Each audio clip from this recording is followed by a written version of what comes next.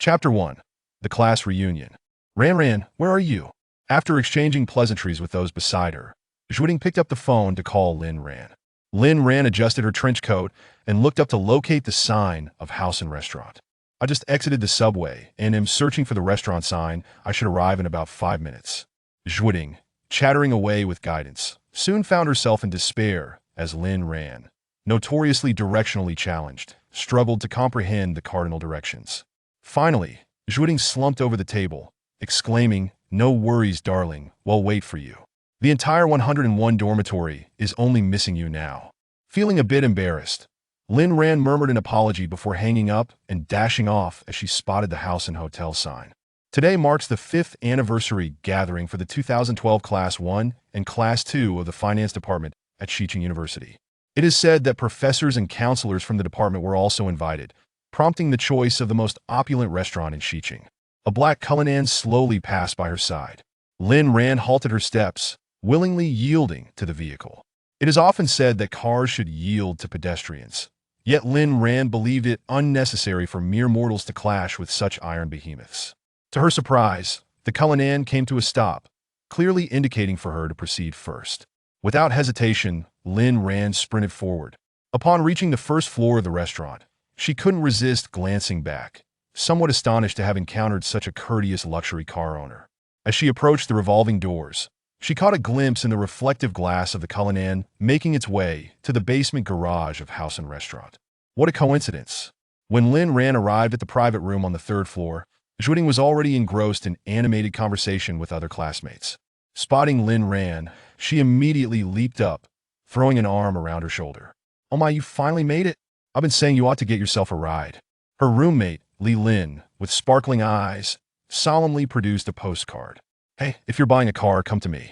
No matter the model, we'll give you a 5 discount, old classmate." The others erupted in laughter. "Wow, you're really not letting any opportunity slip away for a profit." Li Lin was unabashed. "Why let others benefit? It's better to let an old classmate earn it." Lin Ran waved her hand dismissively. "Don't listen to Zhuting's nonsense. My meager salary isn't enough to afford a car." Yet, Li Lin persisted. "Electric vehicles are quite affordable now with government subsidies." She continued to prattle on when suddenly, an exclamation arose from the adjacent table. "What? You mean Fu Xingjian is coming today? Is that true? He just returned from America at the beginning of the year and now is the CEO of Yudo Group, worth billions. Would he really deign to attend our little reunion? What's so surprising? No matter how impressive he is, he can't deny he graduated from Shida. Besides, we Shida are a top-tier 985 university. Why do you make it sound so lowly?" "Tch." Lin Ran listened intently, her fingers gripping the glass of water unconsciously. When she finally set the glass down and looked up at her companions, she found everyone at the table staring at her. Her close friend Zhuting squeezed her hand. Gritting her teeth, "That bastard said he wouldn't come. Had we known he would, we wouldn't have come." The other roommates nodded in agreement, casting sympathetic glances at Lin Ran and murmuring, "Exactly. We even asked in advance, and yet..." "Sigh," Zhuting suggested. "Shall we leave, go to a different restaurant, and reserve another room?" Lin Ran, with a resigned smile, rubbed her temples. "It's not that serious. Besides, it's been so many years I've long since moved on." The past at Shida had nearly faded into obscurity for her. Chapter 2. A Reunion. Zhuting, like a protective hen, patted her hand. "All right then, let's stay for now. After we finish eating, we can find a place for afternoon tea." Lin Ran nodded, mustering a smile to reassure everyone. Just as her words fell, the door to the private room swung open, and Fu Xingjian, flanked by professors and leaders from the department, entered amidst a crowd. Fu Xingjian stood at the center, a clear reflection of his esteemed status. His gaze casually swept across the room, momentarily pausing at the sight of Lin Ran, his eyes slightly lingering. "Mr. Fu, please this way." The department leader smiled, gesturing towards the main table, which remained vacant for Fu Xingjian. He strode with long strides, taking his seat at the head of the table, and then stated in a low voice, "You're too kind, Professor. Today is a reunion, not a business meeting. I am a proud alumnus of Shida, so there's no need to address me as Mr. Fu." The department leader beamed, responding promptly, "Indeed, you are quite right." Yet, despite their words and demeanor, they continued to regard him as the exalted Mr. Fu. After all, Prior to his arrival, the principal had repeatedly instructed him to secure the sponsorship project from Yudo Group, which amounted to a staggering 100 million in donations. The once lively reunion dampened considerably with Fu Xingjian's presence, as classmates hesitated to speak above a whisper, their heads bowed in hushed conversations. Zhuting, ever forthright, scoffed, "Some people truly are like a fly in the ointment, ruining everything." Everyone knew who she referred to, stifling their laughter. Even Lin Ran couldn't help but chuckle. However, she gently poked Zhuting's arm, signaling her to lower her voice. "Stop it, it wouldn't look good if he hears you." Zhuting shrugged. "Those without shoes have nothing to fear from those wearing them. I'm not embarrassed. It's them who should be." Perhaps sensing the heavy atmosphere was linked to himself, Fu Xingjian proactively raised his glass towards the department leaders and professors. "Teachers, I've instructed my subordinates to follow up on the donation project, and the funds should reach the school's account by next month. You two have worked hard today. I know that school matters are weighty, and I sincerely appreciate your attendance. However, if I have disturbed your work, I would feel quite guilty." The department leader grasped the underlying meaning of his words. He was politely ushering them away. But it mattered little, as the principal's request had been met with definitive news, and he was disinclined to engage further with these students. He took a sip of his drink, saying, "Mr. Fu is correct, school affairs are indeed numerous. Professor, and I will return to the school now. Thank you for the donation, Mr. Fu, on behalf of all faculty and students." Having said that, he stood up, briefly explaining to others before exiting. Fu Xingjian also rose, his voice cool yet melodious. "Today is a reunion. I hope everyone enjoys themselves. I will cover all expenses." A male classmate whistled in response. "Mr. Fu is quite generous." And laughter erupted amongst the others. The atmosphere brightened instantly.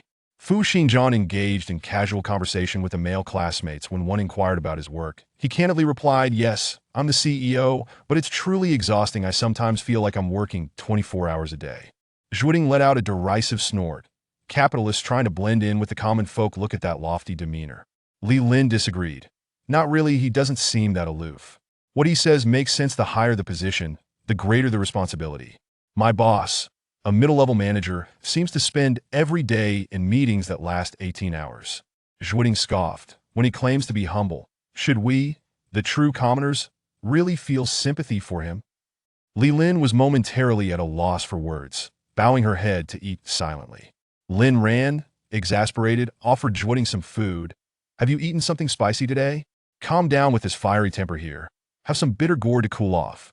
It's all for you." Zhuting huffed. "I've told you, I'm completely over it." Lin Ran replied earnestly, setting down her chopsticks.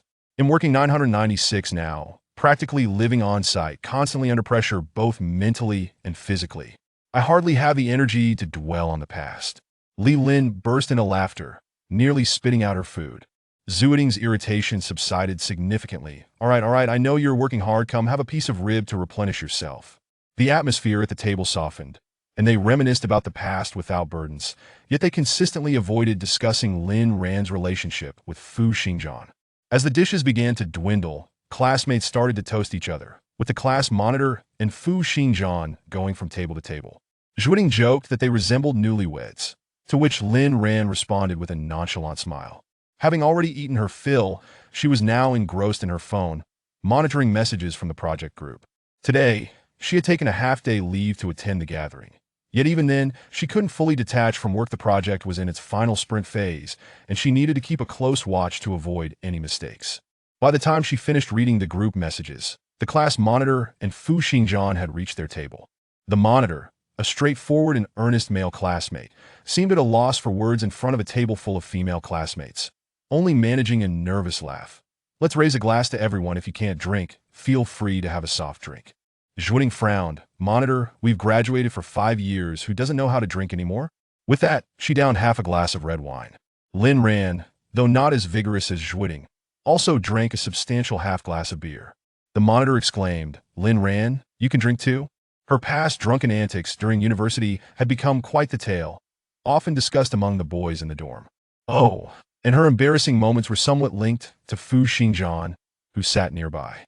The monitor's glance briefly flicked towards Fu Xingjian, yet he remained composed, showing no sign of concern. The monitor mused inwardly.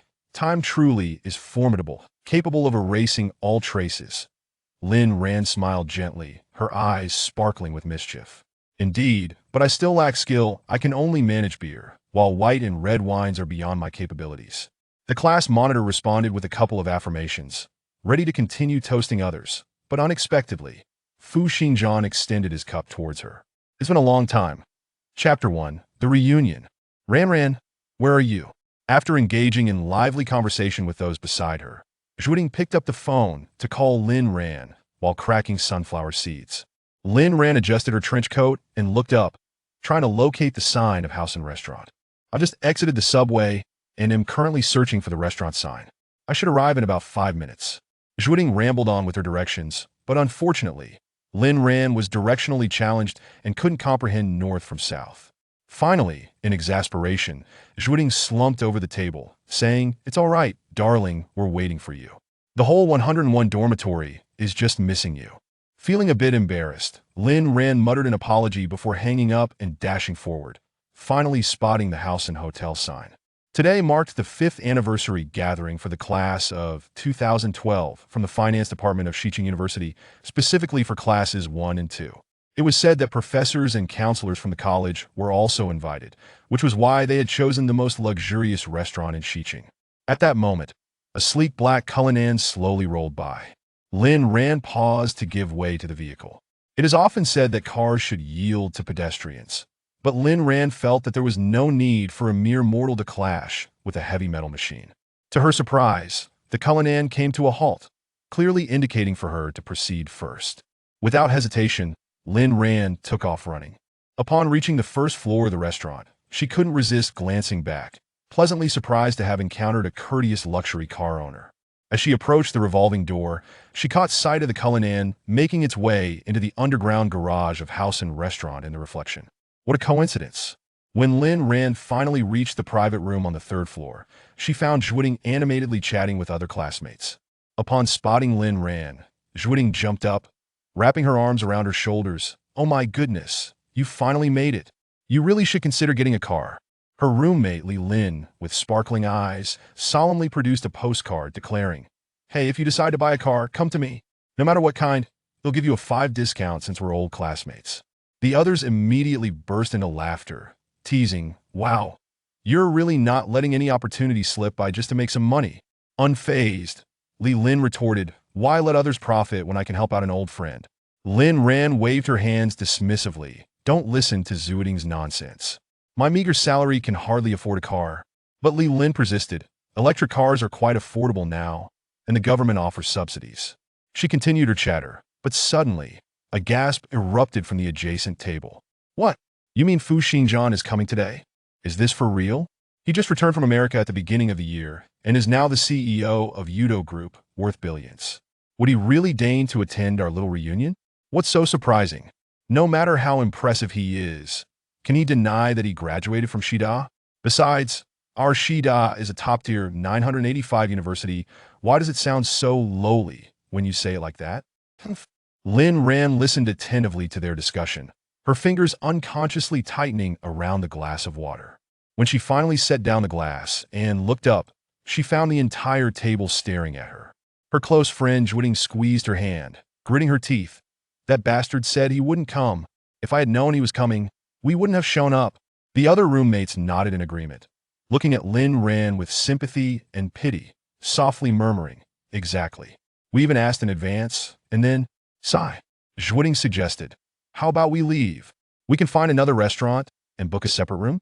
Lin Ran, with a resigned smile, rubbed her temples. "It's not that serious. Besides, it's been so many years I've long since moved on." The past at Shida had long since settled into the dust, nearly forgotten by her. Chapter 2, A Chance Encounter. Zhuting, like a protective hen, patted her hand. "All right then, we'll stay for now. After dinner, we can find a place for afternoon tea." Lin Ran nodded, mustering a smile to reassure everyone. Just as she finished speaking, the door to the private room swung open, and Fu Xingjian entered, flanked by professors and leaders from the college. Fu Xingjian stood at the center, a clear indication of his esteemed status. His gaze casually swept across the room until it paused momentarily upon spotting Lin Ran at a table on his right. "Mr. Fu, please, this way."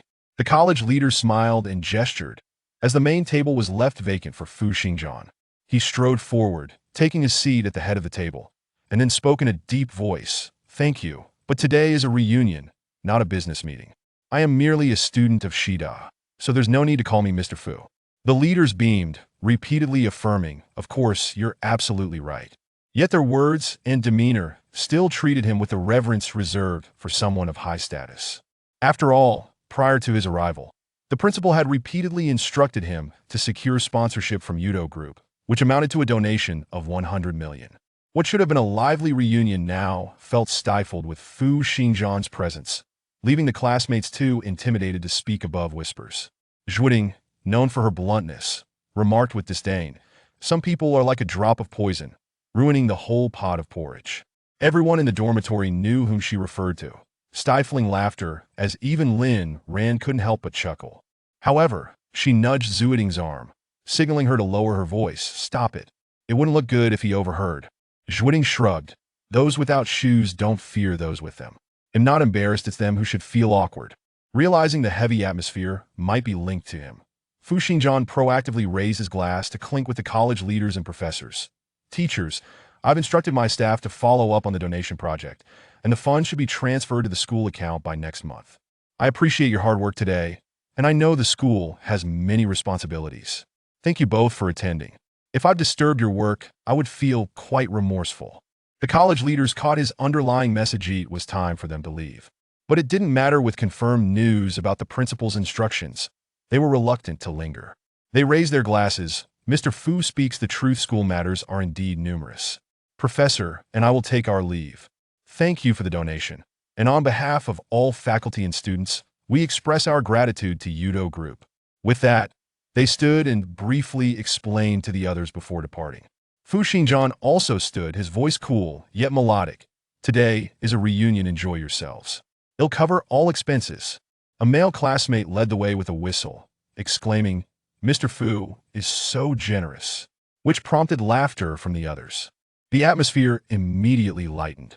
Fu Xingjian engaged in casual conversation with the male classmates, and when one inquired about his work, he candidly replied, "Yes, I'm the CEO, but it's exhausting work. I sometimes feel like I'm working 24 hours a day." Zhuting scoffed, "Capitalists trying to blend in with the common folk. Look at that lofty demeanor." Li Lin disagreed. "Not really, he doesn't seem high and mighty. He has a point. Greater positions come with greater responsibilities. My boss, a mid-level manager, is practically in meetings for 18 hours a day." Zhuting rolled her eyes when he downplays his success. It's humility, but should we, the true working class, really feel sorry for him? Li Lin was left speechless, her head bowed as she continued eating. Lin Ran, amused, offered Zhuting some food. "Have you eaten something spicy today? Calm down with some bitter melon. It's all for you," Zhuting huffed. "I've told you I've moved on," Lin Ran said earnestly, putting down her chopsticks. "I'm working 996 now, practically sleeping on site. The pressure is immense, both mentally and physically. I hardly have the energy to dwell on the past." Li Lin chuckled, nearly spitting out her food. Zhuting's anger finally subsided. All right, I know you're working hard. Come on, have some ribs to replenish yourself." The atmosphere at the table relaxed, with everyone reminiscing freely, yet they always avoided discussing Lin Ran's past relationship with Fu Xingjian.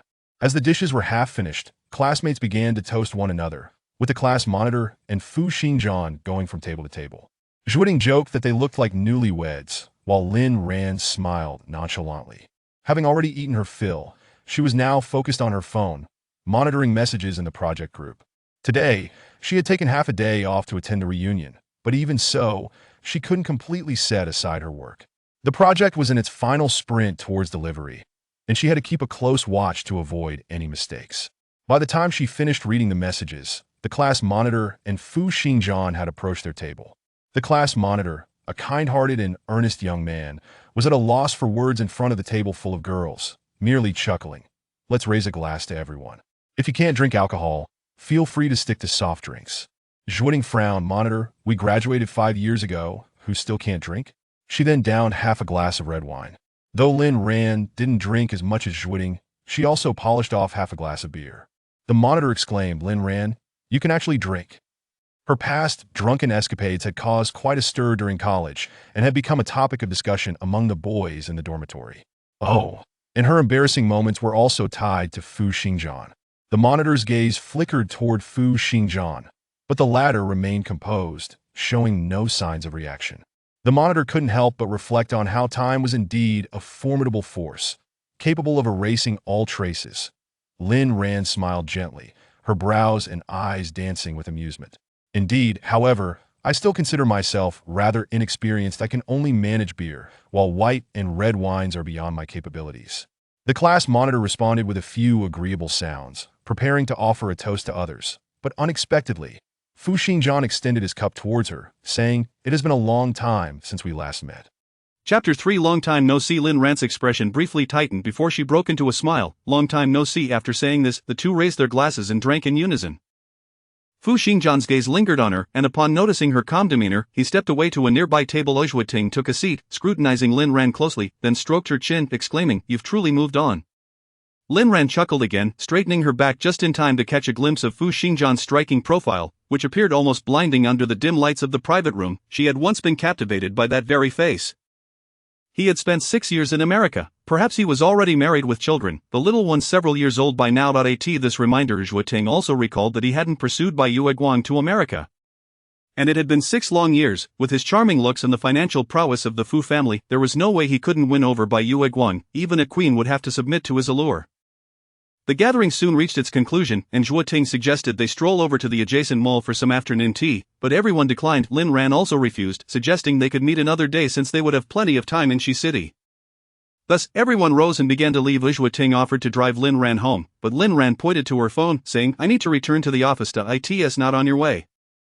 You go ahead, I'll take the subway. What kind of miserly company is yours? You must send me the full name later." "I need to avoid it," Ting remarked. "Sigh, I don't want to either. But it's all for the money. Working late every day for just a few coins is quite the hardship." Ting then recalled the only capitalist present at the gathering and expressed her disdain. "Those damned capitalists, if I ever get the chance to enslave them, I'd definitely put a stone slab over their heads and make them grind like donkeys. The largest slab shall be reserved for Fu Xingjian."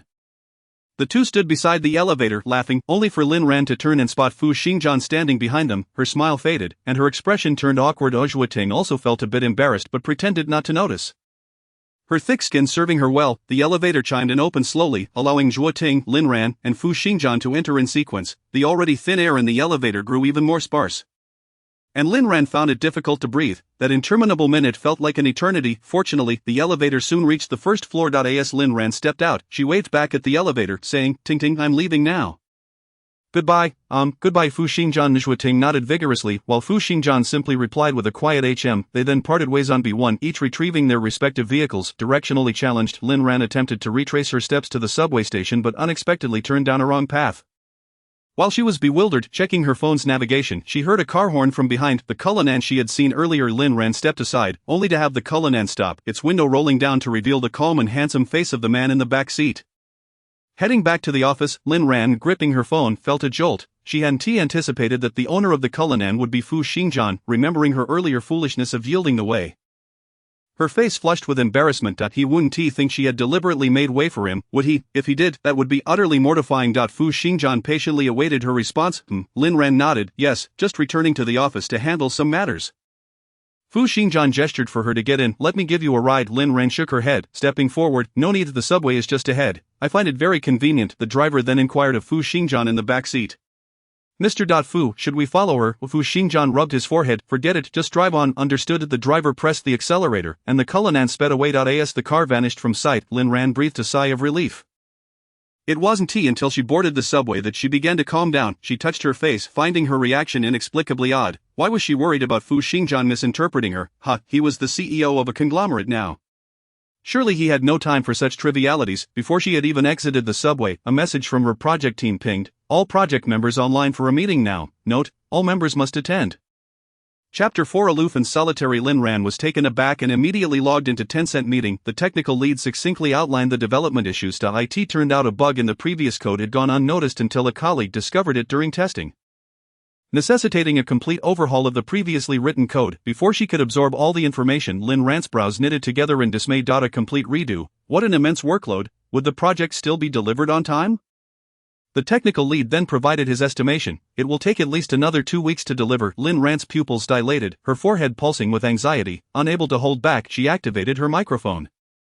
Zhang Gong, I just assured the client last Friday that we would deliver in a week, now you're saying it has to be postponed for 2 more weeks. The client will surely be dissatisfied. As the project manager, Lin Ran's role involved navigating both internal and external relations. She had to assure clients of task completions while efficiently allocating resources for project timelines. Delays did occasionally occur. However, it was rare for her to promise a client a timely delivery only to inform them of a delay shortly after. This was her first encounter with such a situation since joining Xinfang Technology a year ago. The technical lead is Zhang Gong's side. It's already happened, there is no use in getting upset. The urgent matter now is to resolve the issue. Please communicate with the client, and I apologize. Lin Ran felt a surge of emotion. But Zhang Gong's words quelled about 70 to 80% of it. Indeed, what was the point in venting frustration when the issue was already at hand? The priority was to find a solution. The subway arrived, and as Lin Ran swiped her card to exit, she pondered how to communicate with the client in a way that would minimize their anger or at least keep it to a minimum. Upon reaching the office, her mind began to clear, and her anxiety subsided. Since she was at the company, she opened her computer to work, jotting down a brief status update on the projects to be synchronized for the Monday meeting. While she was halfway through her notes, there was a knock at the project department's office door, and a melodious voice echoed through the quiet corridor. Lin Ran, are you available? I have a question for you. It was Xiao Zhou, the new general manager. Lin Ran paused her typing, stood up, and nodded. I'm free. I'll be right there. Zhou Su nodded kindly. Great, I'll be waiting in the conference room. Lin Ran picked up her notebook and headed to the conference room. Inside, Zhou Su was humble in demeanor. Lin Ran, you may be aware of my background. I just returned from the United States to take over Xinfang Technology, and I currently know nothing about the company's project status. I must trouble you, an old hand here. Xinfang Technology was established by the former general manager Zhou and had been in operation for over 10 years, employing around 300 people. The IT primarily focused on financial software development and was a top-tier software supplier in the country. Having gone public just 2 years prior and currently thriving, however, earlier this year, the elder Zhou's health had deteriorated, prompting an urgent recall of his son Zhou Su from America. Zhou Su resigned from his position at a major American firm to inherit the family business.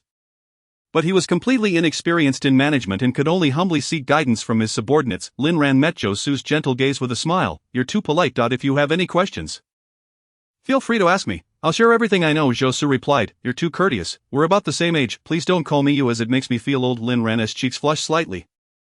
And she quickly responded, all right, sure. Internally, she mused that this young general manager was indeed different from domestic managers, lacking the air of decay often associated with them. He advocated for a flat organizational structure and appeared quite approachable. Suddenly she couldn't help but think of someone else who also returned from America. How could there be such a stark contrast? After 6 years, that person still exuded an air of aloofness and solitude. Chapter 5. Mr. Fu. On Monday morning, Lin Ran first took a taxi to the client's site, bowing at a 90-degree angle to apologize and treating them to coffee, after enduring nearly half an hour of verbal bombardment. She returned to Xinfang Technology for a meeting. During the meeting, she updated Zhou Su and her colleagues on the progress of all ongoing projects. Zhou Su nodded in satisfaction, remarking, it seems the projects on your end are progressing well. The remaining ones are nearing completion and can be handed over to assistants. Lin Ran, puzzled, was about to ask what she was supposed to do when Zhou Su beamed and announced some good news to everyone. I've secured a new project. The other party is still in the bidding process. If we land this project, each of you will receive double your year-end bonus. Everyone perked up with excitement. What project is it? Lin Ran was also eager. If they truly received double the year-end bonus, she could finally afford her grandmother's nursing fees for next year and wouldn't have to live so frugally. Zhou Su continued, it's a project from Yuto Group's fund company, related to quantitative analysis, with a total budget of 20 million. Gasps filled the room. 20 million, that's our largest order to date. Yuto Group was a premier financial company in the country, and their first foray was indeed a substantial one. Wow, if we could collaborate with Yuto, it would be like a mouse in a rice bin. Able to feast it. Well, just imagine how many financial subsidiaries Yuto has. If each one used our software, I can hardly fathom the potential. However, when Zhou Su turned to Lin Ran, he noticed her expression remained calm. Not at all like the others who were exhilarated. He quietly inquired, what's wrong? Is there an issue? Lin Ran clasped her hands on the table, her right thumb pressing tightly against the web of her left hand. She bit her lip and looked up at Zhou Su. Mr. Zhou, it's nothing. I think it's great. I would still prefer to oversee the current projects. Please assign someone else to follow up on the Yuto project. Upon finishing her words, she cast her eyes downwards, fixating on the closed notebook. Appearing somewhat dazed, Zhou Su, perplexed, inquired, are you apprehensive about the feasibility of this project? He added reassuringly, do not worry, the CEO of Yuto is my graduate school classmate. Should we successfully secure the bid, I will certainly put in a good word for you, ensuring you face no undue difficulties. Zhou, it's not that. Zhou Su had already risen, clutching the notebook beneath his arm as he made his way to the conference room door. Dismissing her concerns, "You are coming with me to Yuto this afternoon." Lin Ran, her lips pale, replied, "Is it truly necessary for me to attend during the business phase? Typically, project managers only get involved once the project is confirmed and underway. You possess a deeper understanding of the product and project delivery than anyone else. Your presence gives me confidence." Despite Josu's seemingly modest and gentle demeanor, he was the head of the company. And Lin Ran had no choice but to heed his words. At 3 p.m. in the reception room atop Yuto's building, Assistant Yiming served them coffee. "Please hold on a moment. President Fu was still in the previous meeting."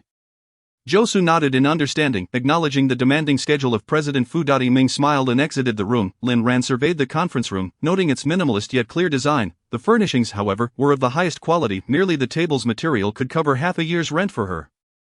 She took a sip of her coffee, finding it smooth and rich, far superior to the instant coffee she usually consumed. Such was the distinction of a large corporation. After a 5-minute wait, the door to the reception room swung open, and Fu Xingjian stepped in, his long legs striding forward. "Apologies for the delay." Dressed impeccably in a tailored suit, with a neatly tied tie, his chiseled jawline exuded an air of aloofness. Josu stood to greet him warmly and then introduced, "This is Lin Ran, an invaluable asset to my team." Fu Xingjian's gaze briefly flickered past Josu to Lin Ran before he extended his hand, pausing momentarily. "A pleasure." Lin Ran reached out her right hand, leaning slightly forward, her voice soft. "Good afternoon, President Fu." Chapter 6. "I'm sorry, I overstepped." As the three settled into their seats, Josu initiated the conversation. "Old classmate, I have already discussed the specifics with you previously. Today, we will put our product to the test. I assure you it will meet your requirements." Fu Xingjian nodded, revealing a business smile that did not quite reach his eyes. "Very well, let us begin with the demo." Suddenly, Josua's phone vibrated on the table. He glanced down, recognizing his mother's call, likely concerning his father's health. Abandoning all pretense of business etiquette, he excused himself to Fu Xingjian, stating, "Lin Ran is highly capable and well-versed in our products." Before stepping outside, the expansive reception room was left with only Fu Xingjian and Lin Ran. Lin Ran had not anticipated encountering Fu Xingjian again. After all, he had gone to America before she graduated. Even if he were to return to Xiqing one day, the disparity in their social standings made any meeting unlikely. The eastern and western parts of the city had always been worlds apart. Yet, unexpectedly, not only had she seen him again, but it had occurred twice in succession. If she were to secure the Yuto project, frequent encounters were all but guaranteed. With this thought, she silently prayed, "May the project fall through." "President Fu, I shall commence now." Fu Xingjian cast a nonchalant glance her way. "Please proceed." Though Lin Ran had only joined Xinsuan Technology for a year, she boasted 4 years of prior experience and a fervent passion for the industry. Consequently, she quickly became a core member of her department, adeptly managing various projects and thoroughly familiar with the company's product system and personnel structure. Today's demo was meticulously prepared by her, and presenting it was effortless, showcasing the product's strengths and features to great effect. Observing her professional demeanor and unwavering focus during the presentation, Fu Xingjian recalled the aloofness she had displayed when she had rejected him after their Saturday dinner gathering. A sense of heaviness settled in his chest, his gaze became distant as he irritably unfastened the cuff button of his shirt. "President Fu, I have concluded my presentation. Do you have any questions?" "President Fu, President Fu, President Fu," she called out with a clarity that resonated. "I have no questions. It was quite impressive. I will have Yiming follow up on the contract details." Lin Ran was taken aback. Her hand holding the coffee trembled slightly, accidentally spilling some. She hastily grabbed a tissue to wipe the table. Fu Xingjian observed her flustered expression. "What troubles you?" Lin Ran's typically composed facade cracked slightly as she responded, "Isn't it a bit premature to confirm the contract? After all, it's a 20 million order. I've heard several companies are simultaneously bidding for the Yuto project. Perhaps you should consider other suppliers' demos before making a decision." Fu Xingjian chuckled lightly. "Lin Ran, if Josu were to hear you, he would undoubtedly be furious. Having an employee like you is indeed his good fortune." Lin Ran instinctively thought, if that is good fortune, do you wish for it? Yet, he was her client now, and she dared not voice such sentiments. "I merely consider it prudent to compare options to avoid any regrets later." Fu Xingjian raised an eyebrow. "Even if there are alternative options, we would incur losses. It is not your concern, not my concern." Lin Ran's face flushed crimson as memories of his words from years past echoed in her mind. "You're overthinking. I have never liked you." At that moment, it felt as if time had looped back to that instant. She felt her body stiffen and her breathing grow labored. She always misinterpreted her feelings. "I'm sorry. I overstepped." Fu Xingjian, belatedly realizing the inappropriateness of his previous remark, fell into a contemplative silence. Chapter 7. Taking shelter from the rain, a palpable silence filled the reception room, the kind where a pin drop could be heard. Until Josu returned. "Old classmate, how did you find our product?" "Quite impressive." "Wouldn't you agree?" Fu Xingjian straightened his back against the chair, his hands resting casually, regaining the authoritative demeanor of a CEO. "Indeed, Miss Lin is very professional. Her presentation was both profound and accessible. Josu beamed with pride, his previously furrowed brow smoothing out, acknowledging Lin Ran's competence. He tentatively inquired, and the follow-up? Fu Xingjian's gaze shifted to the still-silent Lin Ran. Refraining from recounting her earlier misstep, and smoothly responded, the contract poses no issues, I will have Yiming follow up on the specifics. With that, he stood adjusting the creases in his suit as he prepared to leave. Thank you both for your visit today. I must attend to other meetings now. Josu rose as well, watching Fu Xingjian exit the reception room, then turned to regard Lin Ran's serene countenance. He had previously requested HR to send him Lin Ran's file, aware of her challenging family circumstances, which largely motivated her diligent work ethic. For the bonuses, however, securing such a substantial order from Yuto nearly guaranteed a significant year-end bonus. Yet she remained composed, devoid of any signs of impatience. Truly formidable. Josu suddenly felt compelled to delve into how she had cultivated such remarkable strength. His phone rang once more, and after hanging up, he informed Lin Ran, I must make a trip to the hospital shortly, so I won't be able to see you off. Please take a taxi home. I'll reimburse you. Lin Ran nodded, responding with a simple alright. After gathering her things and descending to the first floor, she was met with a tempestuous wind and torrential rain. Xiqing was notorious for its rainy weather, and even before spring, the downpours had become a frequent source of exasperation for its citizens. Typically she would carry an umbrella, but she had forgotten it today in her haste to visit a client. Oh well, I'll just wait. No matter how fierce the rain, it will eventually cease. The sky was a curtain of rain. The cold wind swirling, and the mist crept down the necks of passers-by. Lin Ran tightened her coat, standing quietly inside the revolving door, awaiting the storm's end. Miss Lin, the rain is quite heavy outside. You may return to the reception room and wait until it subsides. I will inform you when it is clear. Lin Ran looked at the amiable and courteous Yiming, momentarily taken aback before recognizing him as Fu Xingjian's assistant.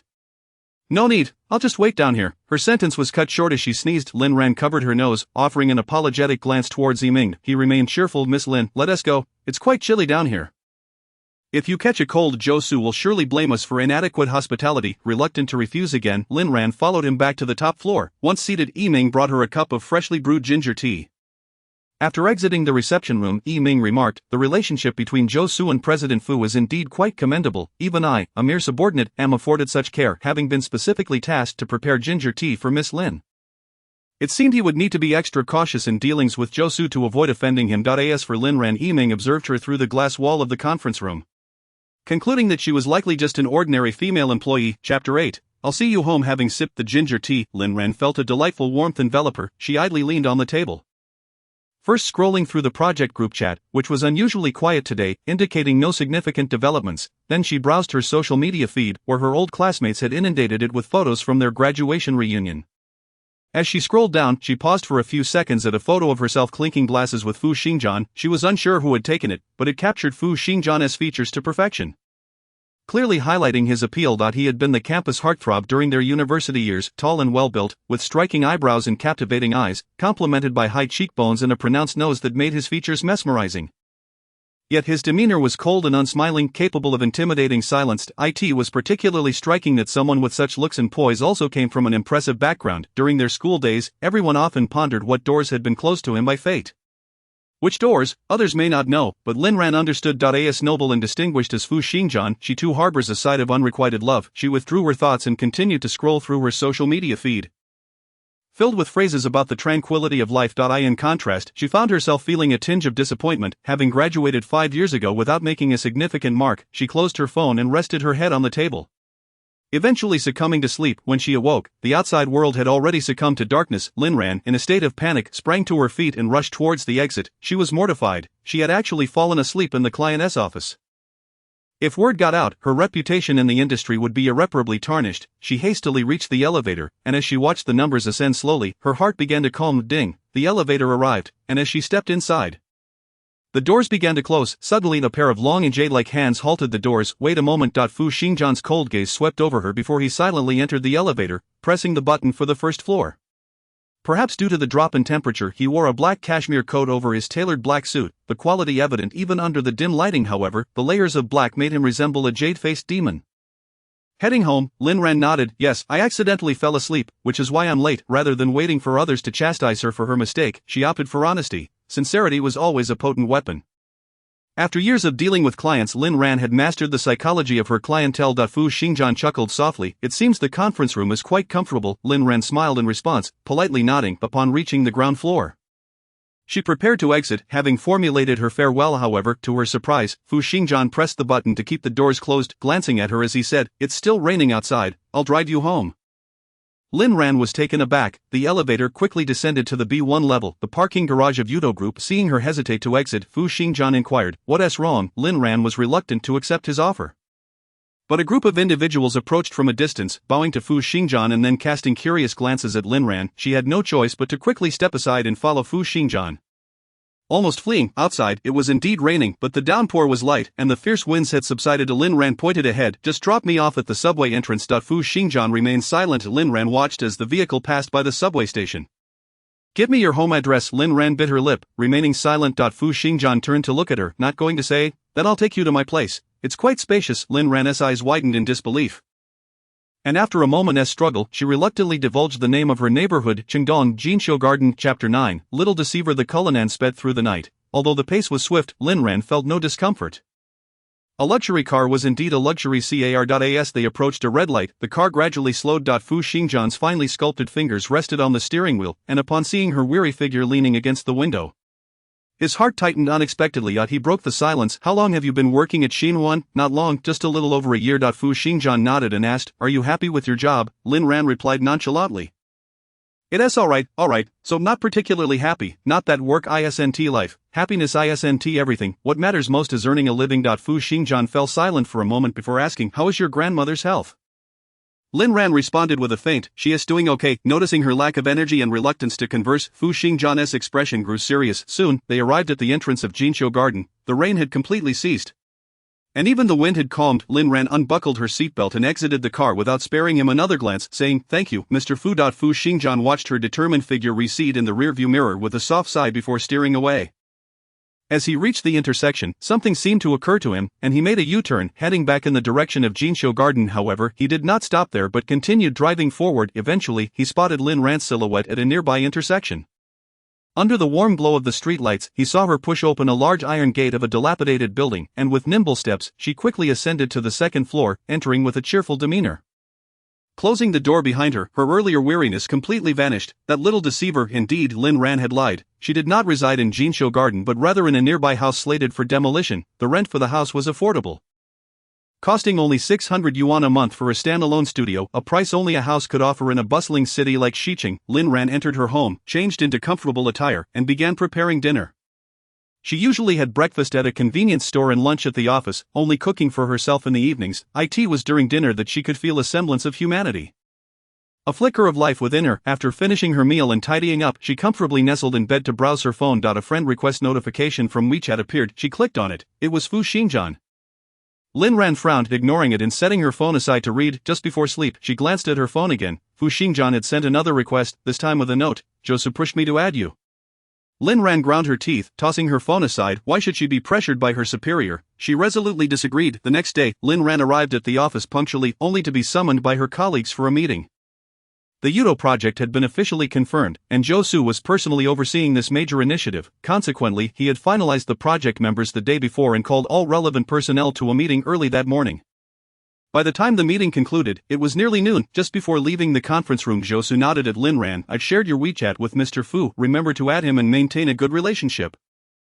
Lin Ran's expression stiffened as she pulled out her phone to check. The red notification from the previous night still lingered. After a moment of hesitation, she opened the interface and added him as a friend. "Sorry, Mr. Fu, I went to bed early last night and just saw your WeChat request." She then sent a few submissive emojis to foster a better rapport with her client. Once she completed everything, she tucked her phone away and headed downstairs for lunch, mindful that if she delayed, her favorite braised spare ribs would be gone. Chapter 10, Admiring Strength. During lunch, product manager Liang Meiqi gleefully approached Lin Ran. A plate in hand. "Lin Ran, I heard you went to Yudo Group with Zhou Su yesterday." Liang Meiqi, 2 years younger than Lin Ran, was a graduate of a top financial school in the UK.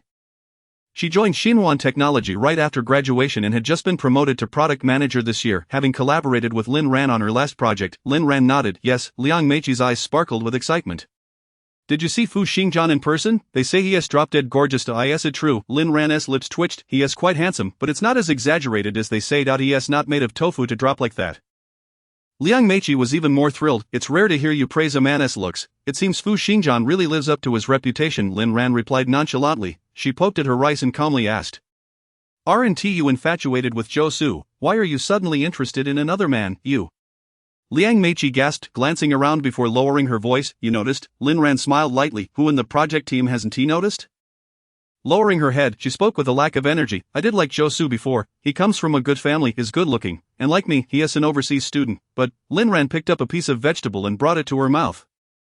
But what fatal flaw could Zhou Su possibly have? Liang Meiqi set down her chopsticks, speaking seriously. But women admire strength when a stronger man like Fu Xingjian appears. If I don't pursue him, I'd be letting myself down. She counted on her fingers. Fu Xingjian has top-tier looks, top-tier temperament, top-tier background, and top-tier wealth. Compared to a man who was merely alright, who would you choose? You would definitely choose Fu Xingjian. Lin Ran set down her chopsticks. No, that's just your excuse for not liking Zhou Su enough. Liang Meiqi shook her head. No, just tell me between Zhou Su and Fu Xingjian, who would you choose? I would choose neither. With that, she stood up and left the cafeteria. Liang Meiqi thought it strange. It seemed she had never seen Lin Ran show affection for anyone. Could it be that she liked women? She shuddered at the thought and took a few more bites of rice before leaving. On the day of the project kickoff meeting, Xiqing was once again shrouded in dreary rain. Lin Ran and Liang Meiqi took Zhou Su's car to Yudo Group, followed closely by their technical colleagues. Liang Meiqi rubbed her hands together in excitement. Lin Ran, we're about to meet Fu Xingjian. Right? I'm so nervous. Pinch me. This can't be a dream, can it? Lin Ran pinched her arm hard, and Liang Meiqi squealed, ouch, that hurts. Just before stepping into the elevator, Lin Ran couldn't help but extinguish her fantasies. Today's project kickoff meeting, Fu Xingjian 1T be attending. What? Liang Meiqi was dumbfounded, but soon she consoled herself with tears in her eyes. Even if I can just see him from a distance, I'll be satisfied. Lin Ran was utterly speechless. What kind of spell did Fu Xingjian cast to captivate these young girls so thoroughly? A pang of nostalgia hit her as she quietly sighed. Hadn't she once been equally infatuated during her university days, making breakfast for him and saving him a seat? It wasn't just a crush, it was a blatant admiration. A sigh. Looking back, she wished she could find a hole to bury herself in. The kickoff meeting was on the 25th floor, attended by the managers from Yudo's subsidiary fund company, the project manager, and the head of the technology department. During a break in the meeting, Lin Ran surveyed the conference room.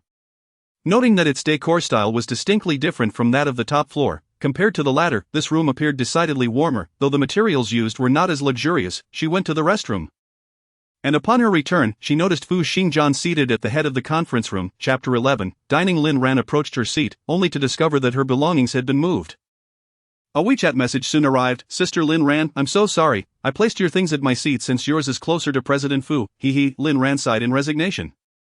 Sending a meme depicting a knife at a puppy's neck. In truth, this arrangement wasn't too bad. Being further away brought a certain relief to her breathing. The second half of the meeting primarily revolved around discussions concerning project acceptance criteria, subsequent operations, and manpower support. Finally, it was time for the QA session. On the side of the contractor, Lin Ran repeatedly inquired about the delivery standards, meticulously documenting all the details. When asked about product requirements, Liang Meiqi, having styled her hair into large waves just the night before, smiled and replied, I have no issues, all the requirements can be fulfilled. After speaking, her gaze subtly drifted towards Fu Xingjian. She had put considerable effort into her hairstyle, having specially commissioned a private designer to cater to Fu Xingjian's preferences. Hoping to win his favor, Lin Ran furrowed her brows and pointed out without hesitation, it would be best to clarify the scope of the requirements.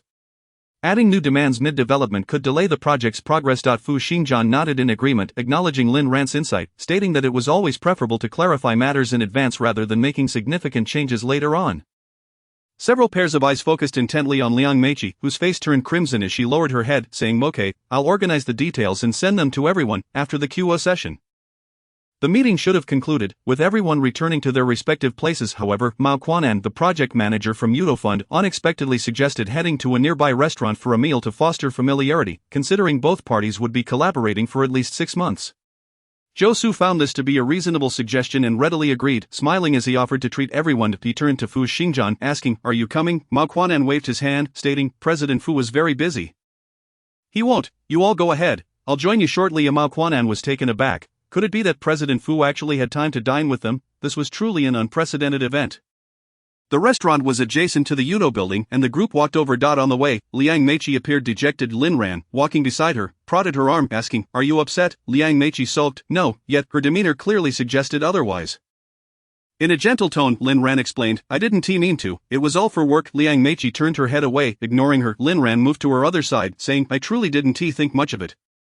Look, when we eat later, you can sit next to Fu Xingjian, and I won't say a word the entire time. Liang Meiqi's expression improved slightly, however. Moments later, she resumed her chatter, exclaiming, President Fu is so handsome. He has a beautiful face and great physique, but most importantly, his demeanor is so composed. Being near him gives me such a sense of security. He fulfills all my fantasies about a domineering CEO. I don't care, I must date a man like him. The group soon arrived at the restaurant's private room, where Mao Quanan called for the waiter to take their orders. He began by selecting several dishes, then handed the menu to Zhou Su, who made a token selection before passing it to the two ladies beside him. Mao Quanan, with a shameless grin, leaned in. Miss Liang, what dishes do you fancy? He squeezed himself into the space. Lin Ran had no choice but to change her seat. Mao Quanan's flattery and Lin Ran's discomfort were both apparent to Liang Meiqi, who smiled sweetly, almost playfully. I do like sweet and sour ribs. I adore that flavor. Is sweet and sour is delightful, just like you, Meiqi, delicate and lovely. Lin Ran frowned at this from the side. Chapter 12, a lack of tenderness. After Liang Meiqi made her selections, Mao Quanan took the menu, loudly announcing to the waiter, we're all set, bring out the dishes. The entire room, except for Lin Ran, had not sought her opinion. Liang Meiqi blinked at Lin Ran, surprised to see her displaying neither disappointment nor anger. For a moment, she was taken aback, but as Fu Xingjian entered the room, her astonishment vanished. She stood up, her voice sweet. President Fu. Fu Xingjian nodded at her, then removed his coat, handing it to the waiter. Loosening his tie and cuffs before taking his seat, his movements were fluid and pleasing to the eye, leaving Liang Meiqi mesmerized. Lin Ran sipped her tea, acknowledging Fu Xingjian with a symbolic greeting of President Fu to the group. Soon an array of dishes was served, along with drinks. Zhou Su intended to toast Fu Xingjian on behalf of Xinhuan, only to be met with a polite refusal from Fu Xingjian. Since everyone drove here, it wouldn't tea be appropriate to drink? Let us substitute tea for wine. Liang Meiqi gasped in surprise, her voice soft and sweet. How considerate of President Fu, whether he didn't hear her or simply chose to ignore it. Fu Xingjian offered no response, and the others were preoccupied with pouring tea and serving water, leaving Liang Meiqi feeling awkward. Typically, toasting is a matter reserved for the upper echelons, and subordinates need not engage. The gathering would simply conclude once everyone was satiated. However, Liang Meiqi was eager to strike up a conversation with Fu Xingjian, and after much contemplation, she decided to take the initiative. As soon as Zhou Su sat down, she stood up, holding out a cup of tea to Fu Xingjian, her long, fluttering eyelashes batting as she said, President Fu, I'd like to toast you. After finishing her drink in one go, her cheeks flushed with shyness. She had assumed Fu Xingjian would be just like other men, easily swayed by sweet girls, but to her dismay, her expectations were shattered. Fu Xingjian raised his gaze, scanning her from head to toe with a frosty look. Offering no words, his mere silence held a weight far greater than any harsh words could convey. Liang Meiqi, intimidated by his coldness, instinctively took a step back, before hurriedly excusing herself, I need to use the restroom, and fled. Seeing this, Lin Ran quietly followed her out. Upon finding Liang Meiqi in the restroom, she was sobbing uncontrollably. Is this too much for you? Lin Ran handed her a tissue. Liang Meiqi wiped her tears, sobbing, he is just so unfeeling. Lin Ran scoffed, he is not just unfeeling, he is downright cruel to those he doesn't fancy. Are you upset because you were ignored? I've seen people suffer far worse indignities. Do you think wealthy individuals lack intelligence? They're all astute. Your little schemes are transparent to them, huh? Liang Meiqi paused, her eyes turning red like a rabbit's. That Fu Xingjian, was he doing it on purpose? She bit her lip, a flicker of unwillingness in her eyes. Lin Ran replied, whether it was intentional or not, he certainly understood your intentions. Liang Meiqi crumpled the tissue in her hand, but why would he do that? Does he take pleasure in watching me make a fool of myself? Lin Ran rolled her eyes, thinking, who do you think you are? Fu Xingjian doesn't have the time to entertain you? He simply has no interest in you. These harsh truths she only dared to think but not voice. Instead, she offered a more tactful explanation. Perhaps he is already involved with someone impossible. I've observed him closely. First, he isn't wearing a wedding ring, indicating he isn't married or engaged. Second, I've scoured social media and even asked friends in the US, he has no girlfriend. This revelation surprised Lin Ran. She had assumed Fu Xingjian was already with his so-called white moonlight. Chapter 13, Provocation. Perhaps wealthy individuals are adept at keeping their private lives under wraps. Alright, let us hurry back before we become the subject of gossip. Lin Ran pulled her to her feet, but as they reached the door of the private room, Liang Meiqi hesitated. Sister Lin Ran, I can't go in, just the thought of Fu Xingjian's indifferent gaze makes me feel unwell. Please help me find an excuse. Tell them I'm feeling unwell and need to go home. Could you take my bag and coat and bring them to the office tomorrow? Before Lin Ran could respond, Liang Meiqi dashed away like a rabbit. Lin Ran shook her head in exasperation and entered the room. The seasoned individuals inside the private room did not question Liang Meiqi's sudden disappearance. Soon, the gathering concluded, and everyone surrounded Fu Xingjian as they made their way to the exit. Mao Quanan was the first to react, exclaiming, what terrible weather, it's raining again. Lin Ran instinctively rummaged through her bag. Recalling that she had forgotten her umbrella once more, she mused that one day she might forget herself at home. Zhou turned to her. It's raining, and taking the subway would be inconvenient for you. Let me drive you home. Fu Xingjian's dark, profound gaze also shifted towards her. Mr. Zhou, you live in the west of the city? Zhou nodded. Yes, in the West City shopping district. Fu Xingjian replied coolly. Then I'll drive Lin Ran home. It is closer for me. A few people nearby were momentarily stunned, their eyes darting between Fu Xingjian and Lin Ran. Just as Lin Ran was about to refuse, he added, it's only proper to see off an old classmate. Mao Quan'an's jaw dropped in disbelief. Old classmates? Who is an old classmate with whom? To prevent any misunderstandings, Lin Ran quickly interjected, President Fu and I were undergraduate classmates. Mr. Zhou and President Fu were classmates in graduate school. Oh, I see, Mao Quan'an replied, enlightened. Zhou chuckled teasingly. You and Xingjian were classmates, and you never told me. I thought this project was one thanks to my connections. Lin Ran smiled cautiously. I'm not very familiar with President Fu, so I hesitate to claim his classmate status. After all, given President Fu's current stature, asserting that I am his classmate might seem opportunistic. The trust Yudo has in Xinruan is primarily due to the robustness of our product, which aligns well with Yudo's business scenarios. Her words were impeccably crafted, earning Zhou approval. Mao Quan'an secretly admired her quick wit and high emotional intelligence. Only Fu Xingjian's face was so dark it seemed capable of dripping ink. His voice tinged with coldness. Manager Lin is truly dedicated, never forgetting to promote her own company. It is indeed an honor for President Zhou to have a subordinate like you. Zhou shrugged. What can I say? My employees are simply exceptional. Could you kindly assist in escorting her home? Fu, tomorrow, I shall treat you to coffee. Lin Ran, laden with an array of items in both hands, intended to sit in the back. However, as soon as she settled down, Fu Xingjian from the driver's seat coldly ordered, come to the front. Lin Ran craned her neck to look at him. There is too much stuff, it's inconvenient.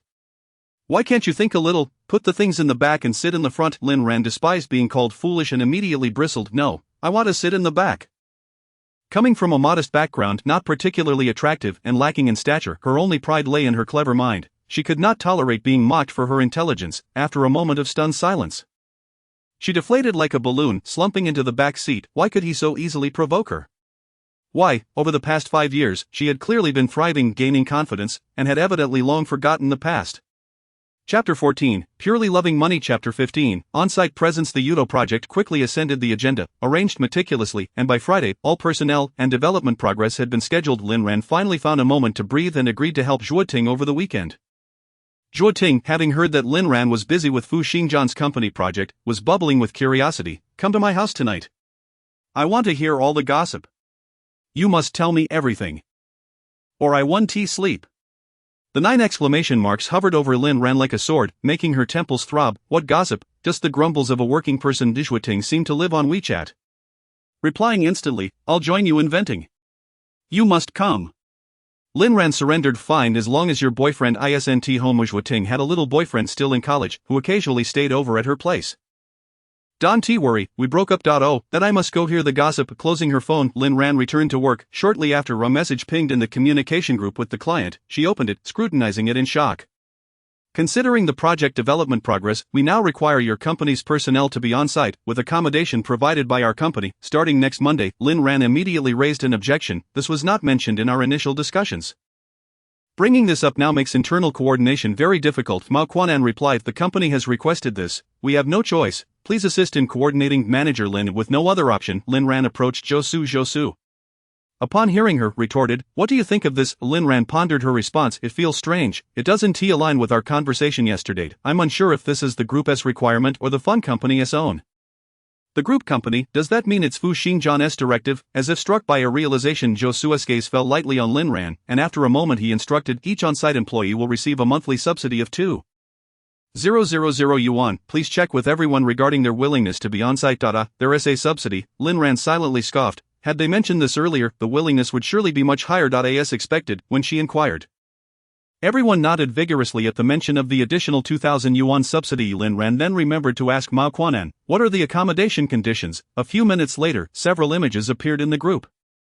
Goodness, it was a 4-star hotel adjacent to Yudo. Lin Ran was utterly out of patience now. Alright, we shall be on site punctually next Monday. She then began preparing the necessary materials for entry, primarily contracts for project members and personal identification, which were not difficult but rather tedious. By the time she finished, most of the office staff had already left. Zhou noticed she was still at her desk and advised, make sure to return home early to rest.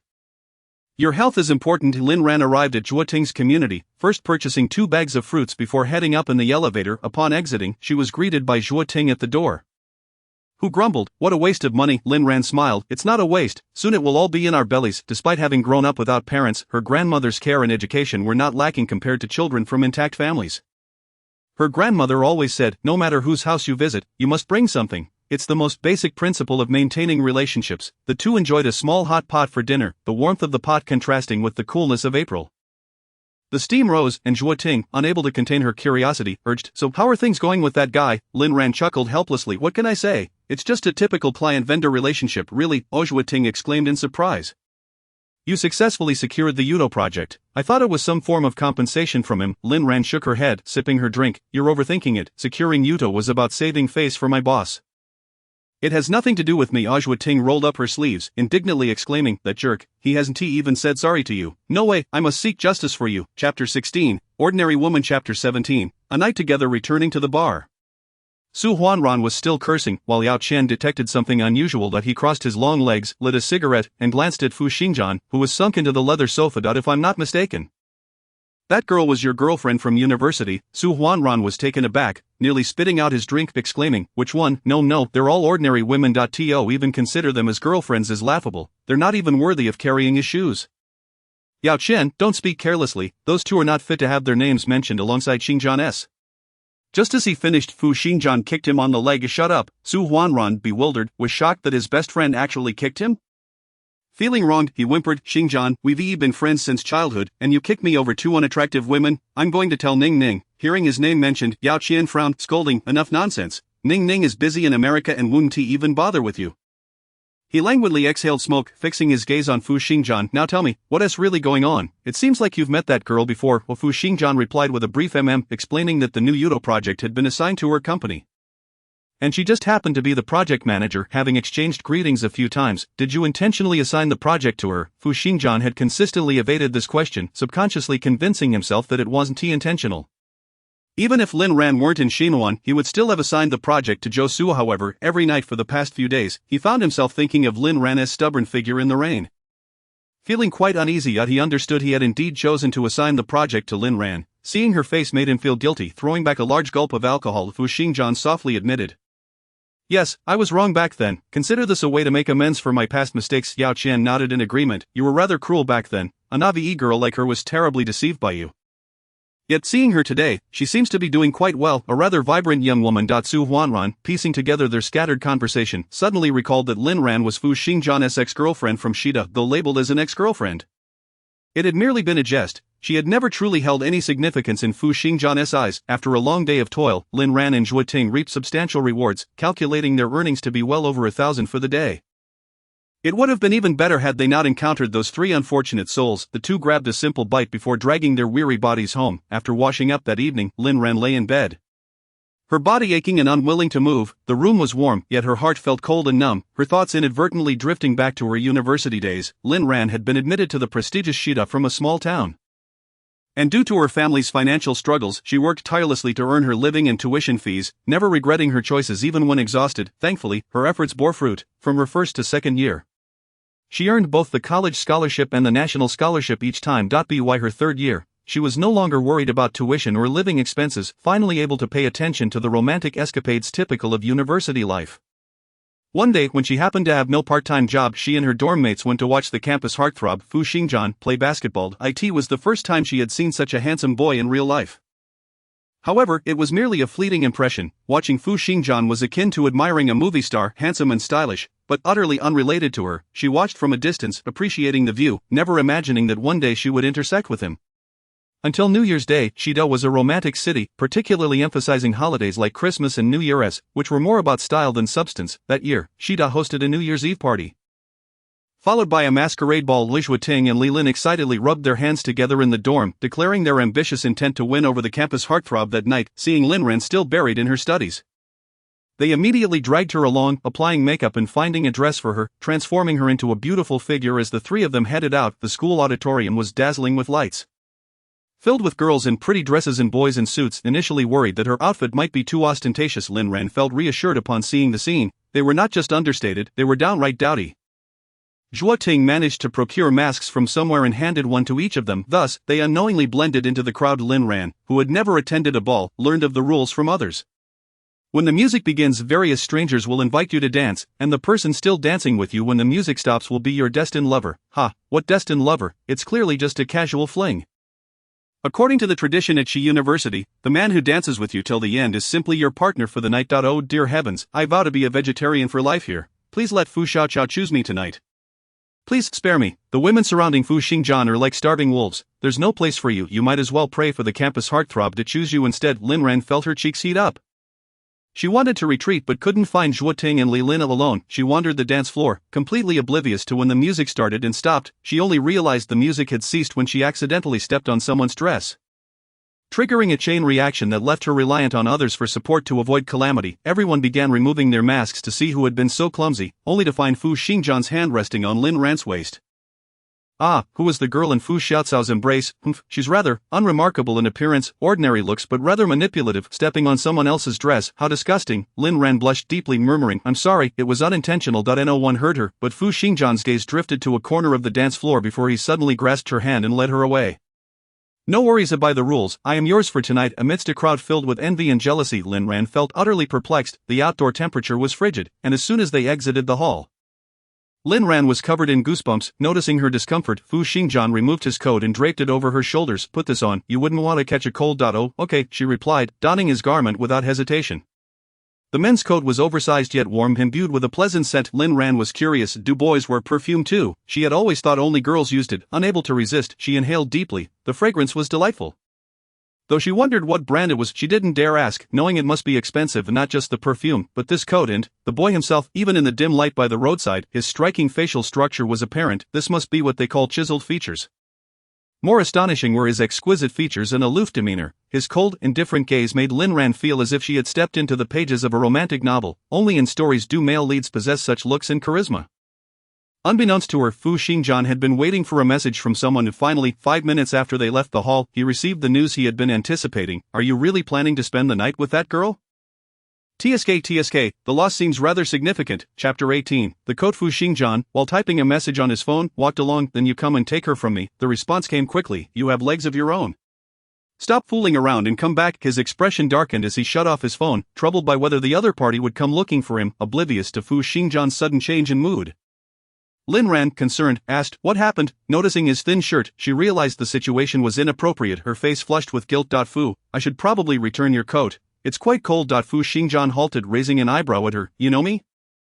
Remembering her accidental misstep in the dance, he quickly understood that the girl before him was not as innocent as she portrayed. With a disdainful expression mixing with a cold demeanor, Fu Xingjian quickened his pace. Lin Ran, unsure of his destination, hurried to keep up. In the icy night, her breath formed visible puffs of mist. Of course, I know you. You're the campus heartthrob. She felt a bit embarrassed, as if her words were teasing him. Fu Xingjian remained silent. In his mind, Lin Ran had already been marked with shame, equating her to a scheming girl. After a considerable walk, they finally reached the school gate, across which stood a luxurious hotel where Lin Ran had seen many classmates enter and exit. Seeing Fu Xingjian staring silently at the hotel, Lin Ran's heart raced, and even she, though somewhat slow-witted, realized what the rule she had heard at the ball implied, that he couldn't possibly be serious, could he? No, they had just met. How could they leap to such actions? Fu, this isn't quite right. Let's go back. Lin Ran tugged at his sleeve, but Fu Xingjian frowned and suddenly evaded her grasp. He took out his phone again. Feeling disappointed to see no new messages, then, he casually scrolled through his social media. Upon seeing a recent post from Yao Ning, his lips tightened, and a heavy sensation filled his chest. New Year, grateful for your companionship. Image. The accompanying photo featured Yao Ning cozied up with a boy he recognized. A heartthrob from the sports academy with whom he had competed on the basketball court. A wave of helplessness washed over him as he repeatedly opened and closed his phone. Lin Ran, shivering beside him, noticed his mood but could not discern what was troubling him. Suddenly, he pulled her close for a photo. Lin Ran complied, nestling into his warm embrace, feeling that even if she stayed there for a century, it would never feel long. It would later prove that night was merely a figment of her imagination, as the photo session lasted no more than 3 seconds. Alright, you can go back now. Lin Ran was taken aback. Was she to return alone? Oh, here, your coat. Fu Xingjian pressed her hand down. Keep it, just return it another day. The prospect of seeing him again filled Lin Ran with joy, and she no longer felt cold. Just as she took a couple of steps, Fu Xingjian called her back, and she gazed at him with bright, eager eyes. Her doe-like eyes reminded him of a rather cliché description. It was rare to see such bright eyes beside him, and in that moment, he began to view Lin Ran differently. Although she was of average appearance and rather frail, her delicate skin and bright, clean gaze made her a modest beauty, albeit not his type. What's your phone number? I'll add you on WeChat. Lin Ran beamed like a fool, dazedly pulling out her phone to display her QR code. Only when she noticed his bewildered expression did she realize he had only wanted her phone number. Blushing shyly, she quickly provided it instead. Once they exchanged WeChat, he turned and entered the hotel across the street. Upon returning to her dormitory, Lin Ran rushed to the bathroom, feeling rejuvenated after a hot shower. Zhuo Ting and Li Lin surrounded her with expressions that screamed, confess, or face dire consequences. Nothing happened at all. Lin Ran raised her hands in surrender, gulping down ginger tea to steady her shivering voice. Zhuo Ting was skeptical, snatching the men's coat that Lin Ran had carefully placed on her bed. What is this? It's Fu Xiaocao's coat. I swear nothing happened. He took it off to keep me warm after we left the hall, and then we walked to the school gate. The school gate? Everyone knows what that implies. Lin Ran tried to dismiss their unhealthy imaginations. We only stood there for a moment, exchanged WeChat, and then I returned. What? Nothing happened at all? Of course not, we're still students. What could possibly happen? Lin Ran asserted firmly. While Zhuo Ting and Li Lin exchanged looks of disappointment, that night, after turning off the lights, Lin Ran repeatedly scrolled through Fu Xingjian's social media, nearly wearing it out, yet still found no news. Finally, she decided to inquire, shall I bring your coat to class tomorrow? The reply came, no need, just throw it away. Lin Ran was astonished. How could he suggest discarding such an expensive coat? She replied. That's not right, I'll bring it to you tomorrow. This time, he did not respond. Fu Xingjian booked a couple's room and, lying on the double bed, posted a photo on social media, image, visible only to a select few. With the location explicitly stated, he was gambling, betting that the other person would come to find him, or at least message him on WeChat. After posting, he tossed his phone onto the bed and took a leisurely shower before picking it up again. The notifications exploded, messages flooded from his group chat. Yao Qian and Su Huanran bombarded him with questions. Su Huanran, bro, what's going on? I heard you were attacked by a plain girl at the ball. Yao Qian, you can't possibly be spending the night with her, right? Oh my gosh, should I rush over to witness this? Get lost, Yao Qian retorted, then turned to Fu Xingjian. Xingjian, listen to me, don't make a mistake. Just return the girl, you don't even like her. There's no point in doing that. Fu Xingjian remained silent, preoccupied with the fact that one person in the group had yet to speak. Time ticked away. And as midnight passed, marking the start of the new year, he finally replied, alright. No one knew how Fu Xingjian spent that night. The next day, Yao Qian and Su Huanran noticed his prominent panda eyes and joked. Did you not let the girl go home last night? Fu Xingjian did not answer, feigning nonchalance. How did you all spend your night? Yao Qian and Su Huanran exchanged words that he paid no heed to. It was merely a casual inquiry. Ultimately, a lingering sense of melancholy enveloped him as he delicately inquired, what of Ning Ning? Yao Qian shook his head with a sigh. This wild girl has vanished without a trace. She hasn't returned home all night. Fu Xingjian felt as though he had plunged into an icy abyss, his entire being chilled to the core. Chapter 19, Meeting the sister-in-law. The following day in class. During the finance lecture, Lin Ran was met with whispers and scrutinizing glances wherever she went. As she settled into her seat, she overheard a pair of girls behind her whispering, she is quite ordinary in appearance. I wonder what stroke of luck allowed her to spend a night with the handsome Fu Xiu. Lower your voices. Perhaps she excels in that regard. Ha ha ha. Lin Ran bit her lip, her palms turning crimson from the pressure of her grip beneath the desk. Yes, she was not conventionally attractive, her complexion was less than fair, her eyes not particularly large, and her nose lacked refinement. She was merely an unremarkable girl easily lost in a crowd. Yet so what? The world was filled with 99.9 of such ordinary boys and girls. Moreover, she hadn't even been intimate with Fu Xingjian the previous night. They had merely taken a photo together at the door. And yet she had become the subject of scandalous rumors. The thought infuriated her, but Lin Ran was too timid to retaliate. Hey, classmate, did you eat dung this morning? Your mouth is foul. I suggest you two return to your dormitory. Brush your teeth, and then come back to class. Zhuang Ting's voice boomed, capturing the attention of the entire classroom. The two girls who had been gossiping moments earlier wore ashen expressions as they quietly slunk to the back of the classroom. Soon after, the teacher entered, and the room fell silent. Lin Ran felt immensely grateful to Zhuang Ting and quickly pulled out her phone to send her a message. Let me treat you to lunch at noon, love you, okay. Zhuang Ting exclaimed, embracing her shoulders and flashing a gesture of approval. Unfortunately, she was unable to treat her to lunch. Lin Ran found herself somewhat dazed, gazing at the stunning Yao Ning, whose beauty made her feel inadequate. While boys cast admiring glances her way, a sight Lin Ran had grown accustomed to, remaining unembarrassed, Yao Ning's smile was radiant, her laughter was enchanting, her large eyes crescent-shaped, and her long eyelashes fluttered like delicate butterflies. So, you are Fu Xingjian's girlfriend, Lin Ran? Well, then we shall be good friends from now on. She knows Fu Xingjian. Before she could complete her thought, Fu Xingjian had already approached her, standing beside Yao Ning. Forming a captivating tableau. What brings you here? He asked, his tone measured. Yao Ning playfully tugged at his arm. I heard you have a girlfriend, so I came to meet the sister-in-law. Lin Ran's cheeks flushed. I am not. Yet, as she looked up, Fu Xingjian and Yao Ning had already drifted away, leaving her rooted in place, uncertain whether she should follow. Had they invited her? Lin Ran, come along. Yao Ning beckoned, her smile dazzling. Lin Ran tightened her grip on her canvas bag and stepped forward. By the way, Lin Ran, do you have classes this afternoon? Fu Xingjian asked, his tone slightly displeased. You should be asking me, why inquire about her? Yao Ning playfully chastised him. How rude. Of course, we prioritize the girls. Don't you agree, Lin Ran? Lin Ran felt nothing but embarrassment, feeling like an unwelcome third party, the one not favored by the benefactor. I have no classes this afternoon, Yao Ning cheered, linking arms with her. That's great. Let Xingjian treat us to a sumptuous meal and introduce you to his friends. The dining venue was a high-end Western restaurant in the city center.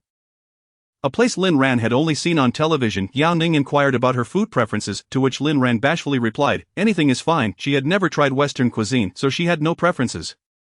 Then just like me, I'll have a medium-rare steak and some pasta. After ordering, she winked at Lin Ran. Their portions are small, so you needn't worry about gaining weight. How considerate, thought Lin Ran.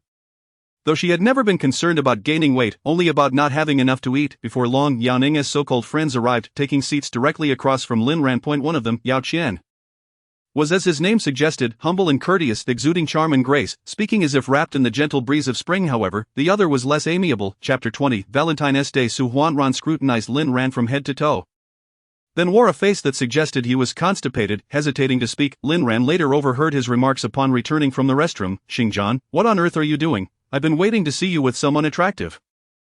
And you ended up with an ugly girl. Do you even deserve your looks?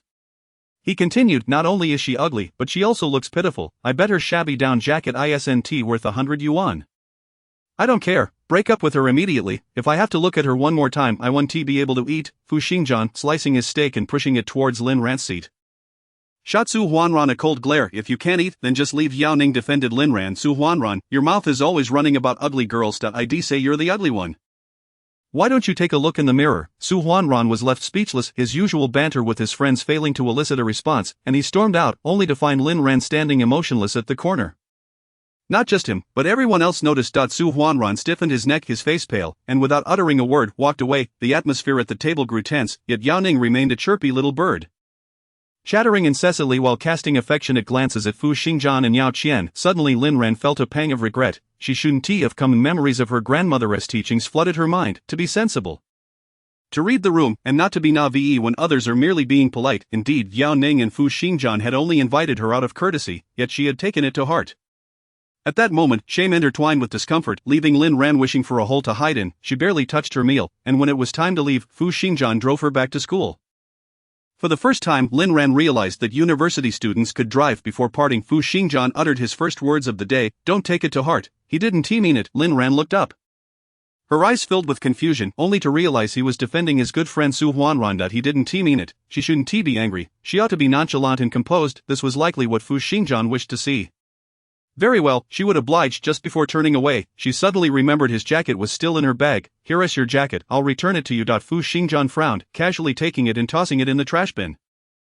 I told you I didn't want it. After that day, she never saw Fu Xingjian or Yao Ning again until the Valentine's Day of the winter break. Yao Ning created a group chat and began typing away. Everyone, today is Valentine's Day.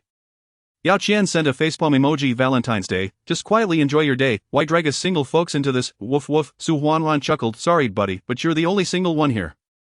I have a date tonight. Yao Ning encouraged him to invite his girlfriend into the group, but Su Huanran replied, forget it, I'll probably change again tomorrow, it's not worth adding her here.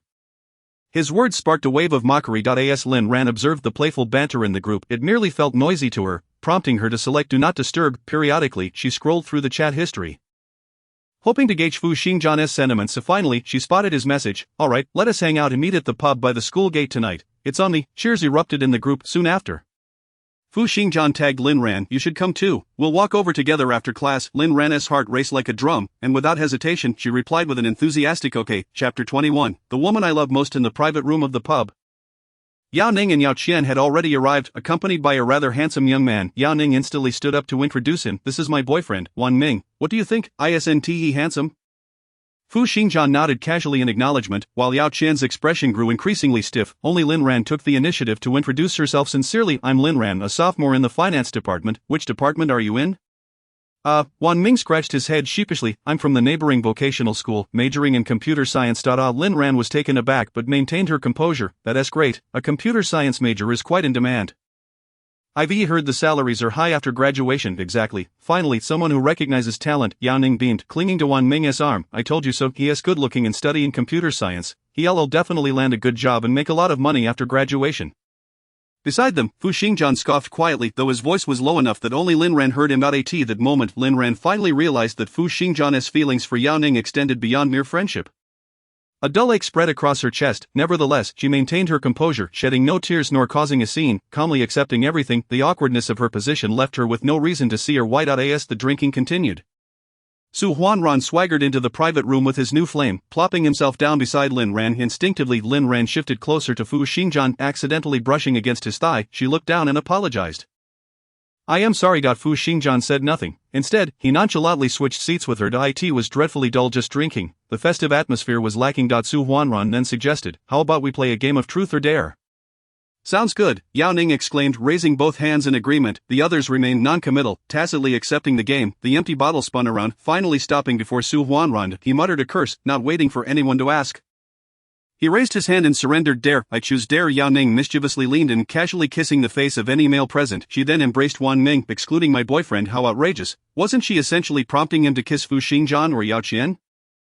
Observing the somber expressions of those around her, Su Huanran could only forcefully kiss Yao Qian, who retaliated with a playful kick to his rear. The bottle spun once more, and Lin Ran, feeling a surge of anxiety, sweated nervously, silently praying that it wouldn't stop in front of her. Yet fate seemed to conspire against her. As she rubbed her hands together, she shyly opted for a truth. Yao Ning opened her mouth, but Su Huanran interjected, is your virginity still intact? Lin Ran's mind exploded with shock. She hadn't anticipated such a daring question in a game of truth. Yes, of course, hot. Yao Ning covered her mouth, her gaze darting between Lin Ran and Fu Xingjian. You didn't. On New Year's Eve, Lin Ran instantly understood what she was insinuating and hurriedly waved her hands. Of course not, we merely took a photo together before I returned to the dorm. A heavy silence enveloped the room. In the subsequent round, the bottle pointed towards Fu Xingjian. Su Huanran deliberately raised his voice. Who is the woman you love the most? Is she here in our box? A sly smile played on his lips, as if to indicate Lin Ran should recognize her place in the pecking order. Yet Fu Xingjian, fully aware, cast a sidelong glance at Lin Ran and replied softly, according to the rules of the game, I will only answer the first question. The woman I love the most is, of course, my mother. Lin Ran sighed in relief, only to catch a glimpse of Yao Ning's despondent expression across the table. At 10 o'clock, Lin Ran announced her intention to leave, prompting Fu Xingjian to rise and escort her. Not drunk? He asked. Lin Ran shook her head. No, I haven't had a drop to drink, just a belly full of soda.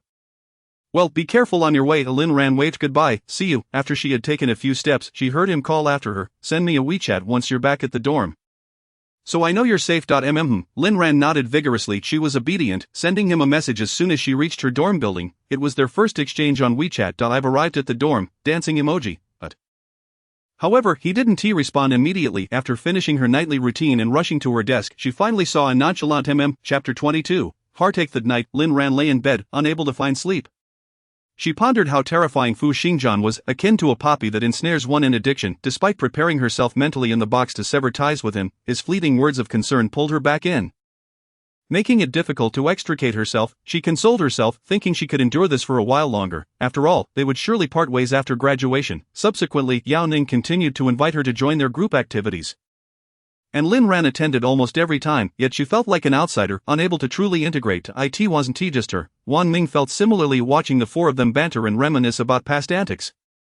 Wan Ming sighed softly. Do you think the matchmaker made a mistake? We seem to belong to a different realm. Lin Ran hadn't given it much thought. She had never envisioned marrying Fu Xingjian, viewing it merely as a fleeting youthful dream. Thus she encouraged Wan Ming, why overthink it? We're still young, let us enjoy our relationships for what they are. As for the future, who can say? Turning around, she was startled to find Fu Xingjian standing behind her, yet he merely wore a neutral expression, saying nothing. Time passed quietly, and her relationship with Fu Xingjian remained lukewarm. Occasionally, Zhuo Ting would voice her concerns.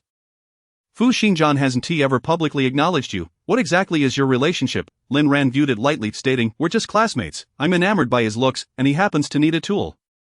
It is mutually beneficial. What the heck? Has the world gone mad? I can't comprehend this. Lin Ran chuckled, shouldering her bag as she headed for an off-campus job. As May approached, Lin Ran found herself increasingly busy.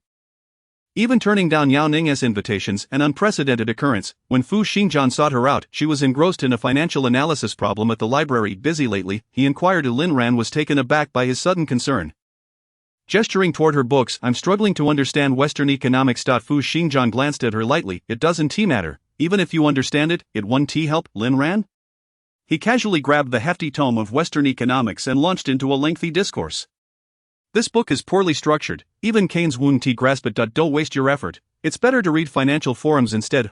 The diligent student Lin Ran was taken aback by his remarks. She blinked her innocent eyes. But we have exams. I need to earn a scholarship. How much is the scholarship worth? Lin Ran calculated. If luck is on my side, I could earn over 5,000. Then I'll transfer you 5,000 right now. Lin Ran stared at the transfer notification on WeChat in silence. After a long pause, she finally spoke, her voice tinged with bitterness. You're transferring me money just to ensure I don't decline Yao Ning's invitation? The person on the other end, holding his phone, revealed a rare flicker of melancholy in his dark eyes, yet he maintained an elegant demeanor, his posture as refined as jade. Lin Ran suddenly felt a pang of sympathy.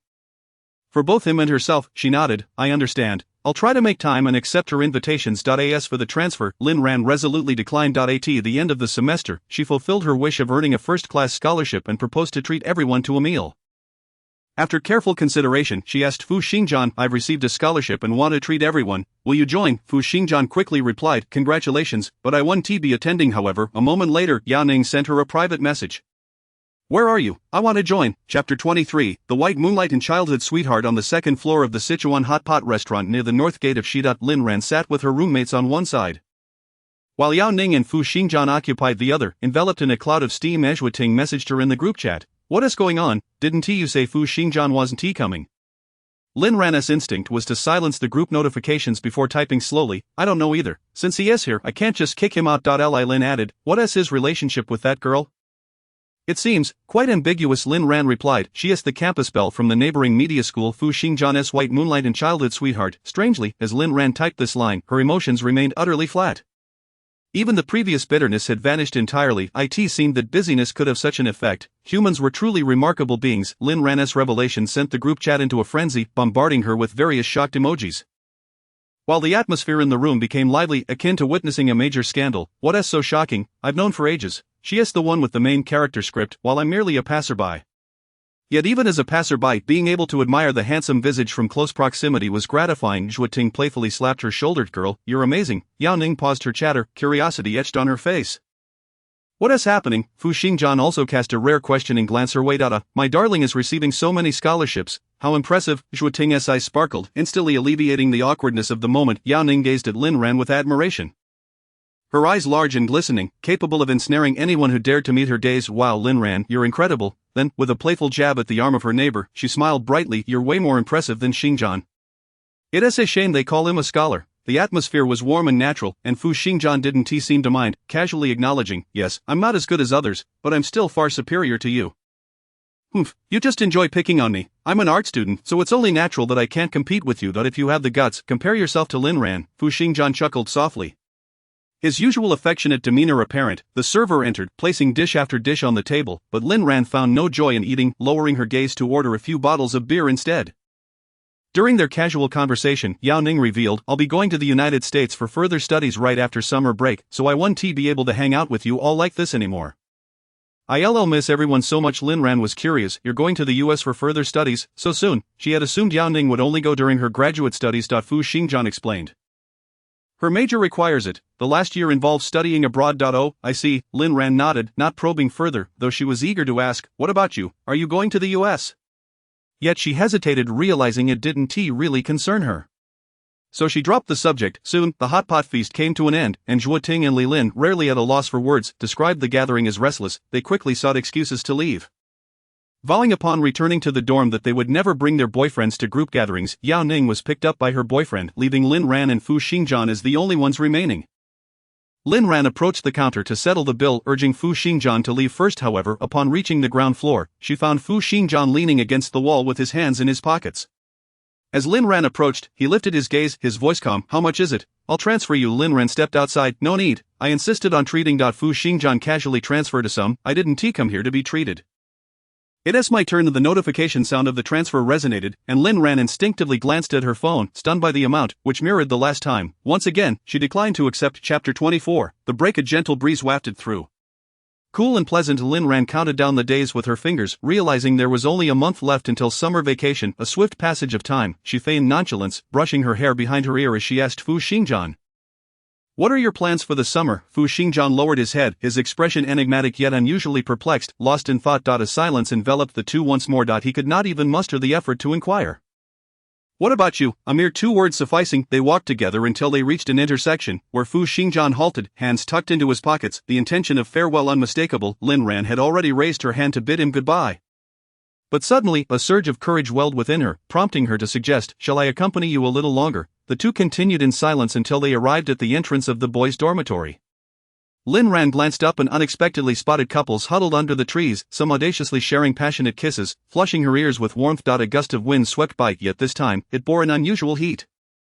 Lin Ran lightly clenched her fingers and tilted her flushed face upward, perhaps due to having indulged a bit too freely during a hot pot meal. As dizziness suddenly enveloped her, she found herself asking the question that had long lingered in her heart: "Are you going to America as well?" Fu Xingjian frowned. His exterior was undeniably appealing, every movement captivating, yet Lin Ran felt dazed and continued, "Yao Ning is going to America. Are you not following her?" The hidden feelings she had carefully concealed were now laid bare. And Fu Xingjian's countenance instantly darkened, his cold gaze pierced through her, as if she were a stranger. The atmosphere around them grew heavy. "Lin Ran, whether I go to America or not is of no concern to you. There is no need for you to be informed." His voice was neither loud nor soft, each word articulated with clarity, striking Lin Ran's heart like a sharp blade. She hastily clarified, "No, that's not what I meant. I merely feel." Lowering her gaze, she murmured, "If you like Yao Ning, you should be brave." Fu Xingjian scoffed lightly, "That has nothing to do with you." Lin Ran's heart plummeted, her steps faltering, with the situation having escalated to this point. She felt as though the mask had been torn away, and she no longer cared. Let it be torn, for she had no desire to partake in that false invitation any longer. Yet there was one question she yearned to ask. One that had been buried deep within her, never once extinguished nor extinguishable. "Fu Xingjian, I ask you, have you ever liked me, even if it was just a tiny bit?" Classmates at the entrance sensed the tension between them and turned their attention. Fu Xingjian turned his back, the streetlight casting shadows over him, obscuring Lin Ran's view of his face, yet she could clearly hear the cruelty in his words. "You think too much. There is nothing about you that I would find appealing." Tears brimmed in her eyes, but Lin Ran held her head high, refusing to let them fall. Noticing her tears, Fu Xingjian's expression stiffened momentarily. Stubbornly, Lin Ran pressed on, "So you consider me a mere tool? Having utilized me from the very beginning?" Fu Xingjian closed his eyes momentarily, acknowledging the truth. "Indeed, from the moment of our group photo at the school gate, it was all for the sake of utility." "I'm sorry." Her nails dug into her flesh, yet Lin Ran felt no pain. She longed to slap Fu Xingjian like a heroine from a drama, but she was no such protagonist. She could only walk away in silence. That night, she deleted both Fu Xingjian and Yao Ning's WeChat contacts. A new beginning, she silently reassured herself. However, the next day, she was taken aback to discover that someone had surreptitiously recorded the confrontation at the boys' dormitory and posted it online. Lin Ran gained notoriety once more. Chapter 25. Long time no contact. "Damn it." Xue Ting slammed her laptop shut, cursing vehemently, angered by the online crowd that only knew how to belittle others. Did they not realize that Lin Ran was the true victim? Rolling up her sleeves, she was ready to charge out of the dormitory to seek vengeance for Lin Ran. Lin Ran swiftly stopped her.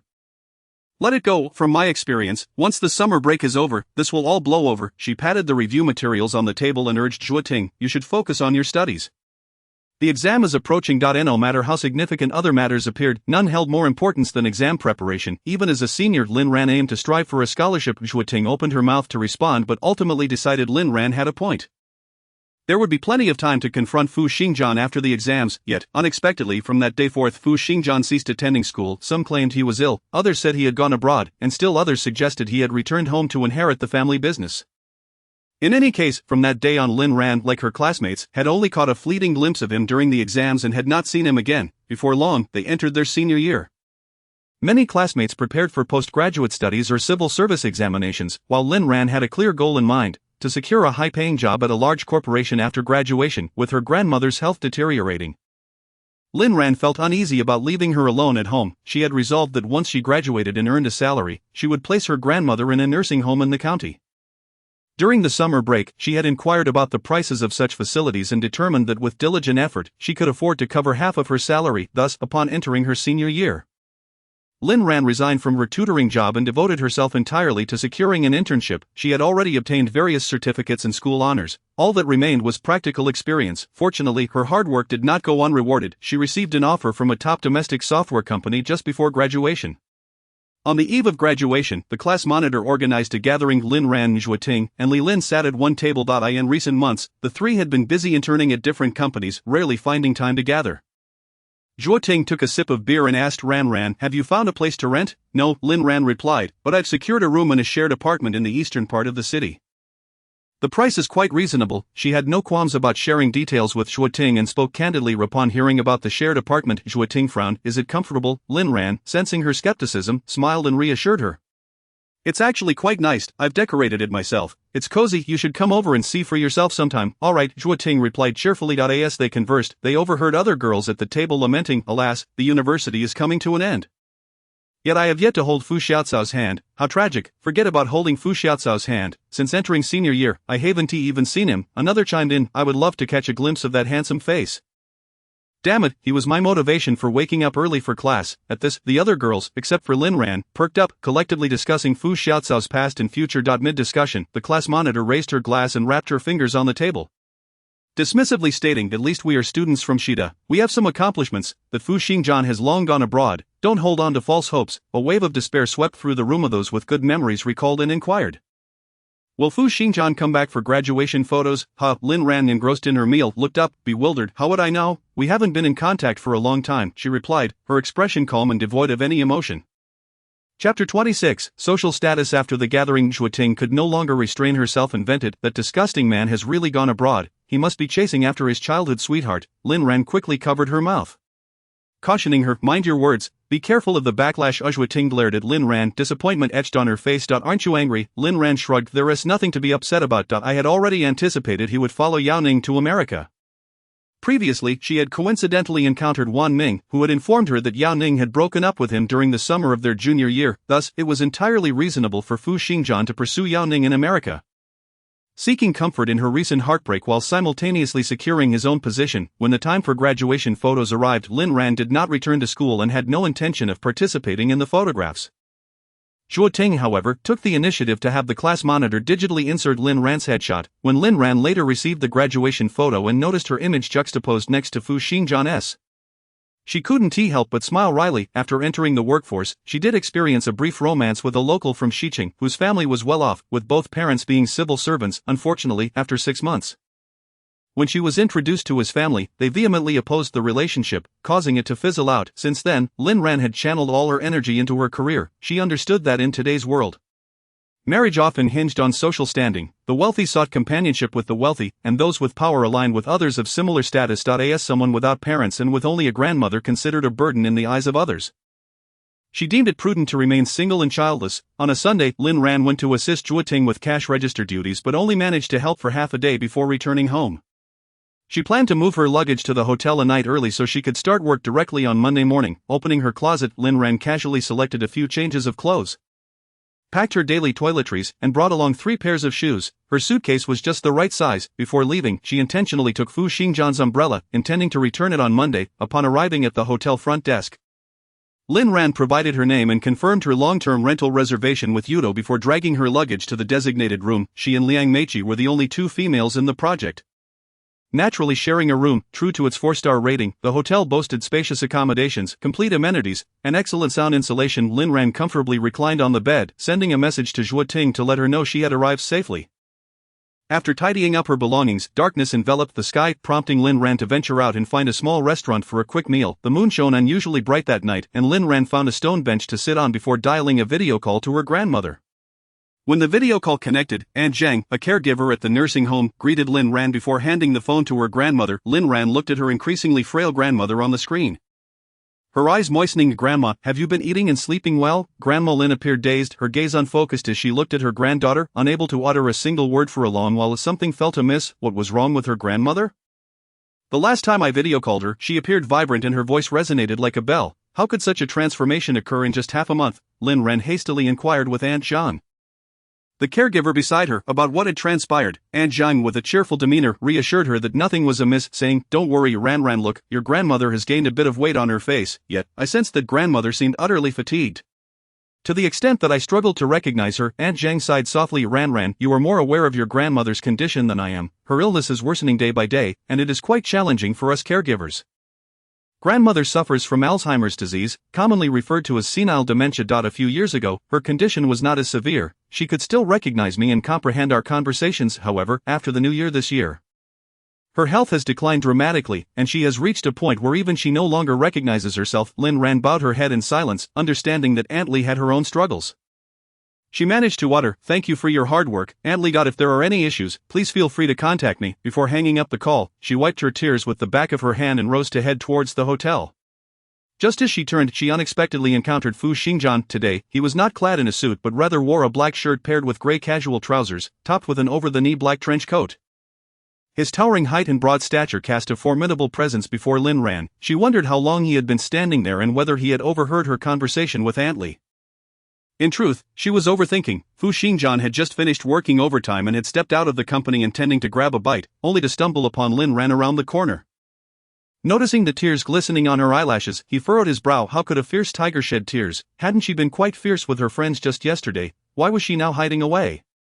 Quietly weeping, "Did you move into the hotel early?" Lin Ran, feeling low-spirited and reluctant to engage in conversation, merely responded with a brief Fu Xingjian, not lacking in perceptiveness, immediately pointed ahead, "I'm just going to grab dinner."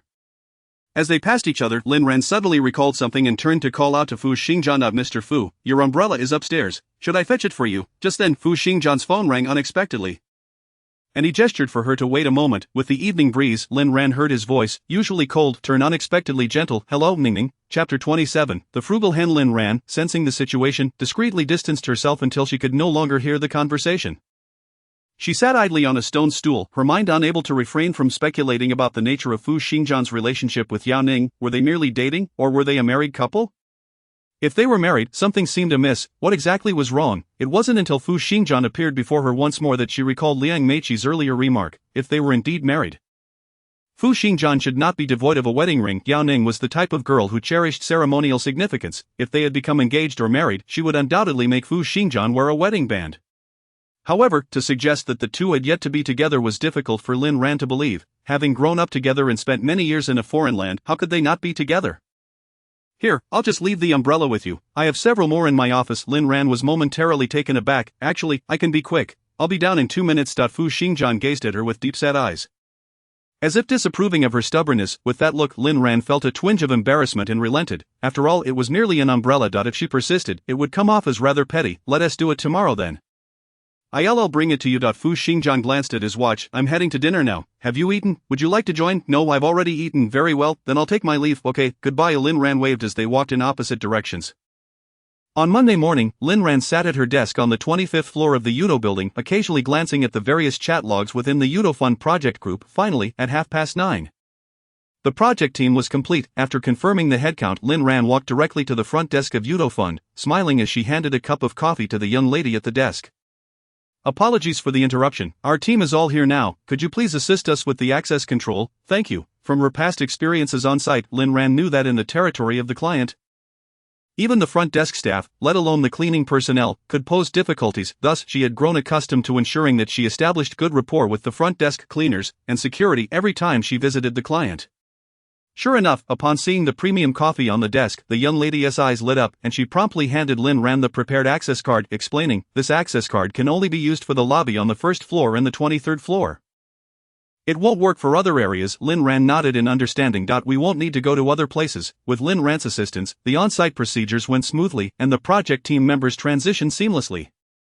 On the first day, the atmosphere was quite jovial, filled with chatter and laughter until 8 in the evening. Noticing the late hour, Lin Ran took the initiative to order some late-night snacks for everyone. Liang Meiqi teased her, "Oh my, has the frugal hen finally loosened her purse strings?" The comment implied that Lin Ran was usually stingy and had never treated anyone before. In reality, as the project manager, Lin Ran frequently paid for meals and afternoon tea out of her own pocket. While her intentions were not entirely selfless, hoping for prompt work delivery to secure bonuses, the money spent was still hard-earned. "Yes, I have indeed loosened my purse strings. Be sure to indulge a bit more, as opportunities to take advantage of me are rare." Lin Ran chose not to engage further with her teasing.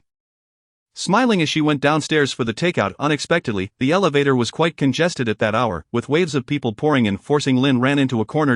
It seems oppression exists everywhere, she lamented helplessly. The influx of people was overwhelming, and someone in dress shoes accidentally stepped on her foot, causing Lin Ran to grimace in pain. I'm so sorry, so sorry. Lin Ran waved her hand, not even catching a glimpse of the person who had stepped on her foot. It's fine, this was nobody's fault. One could only blame the damned capitalists who insisted on making them work so late. Upon reaching the first floor, the throng dispersed, yet the person in front of her remained motionless.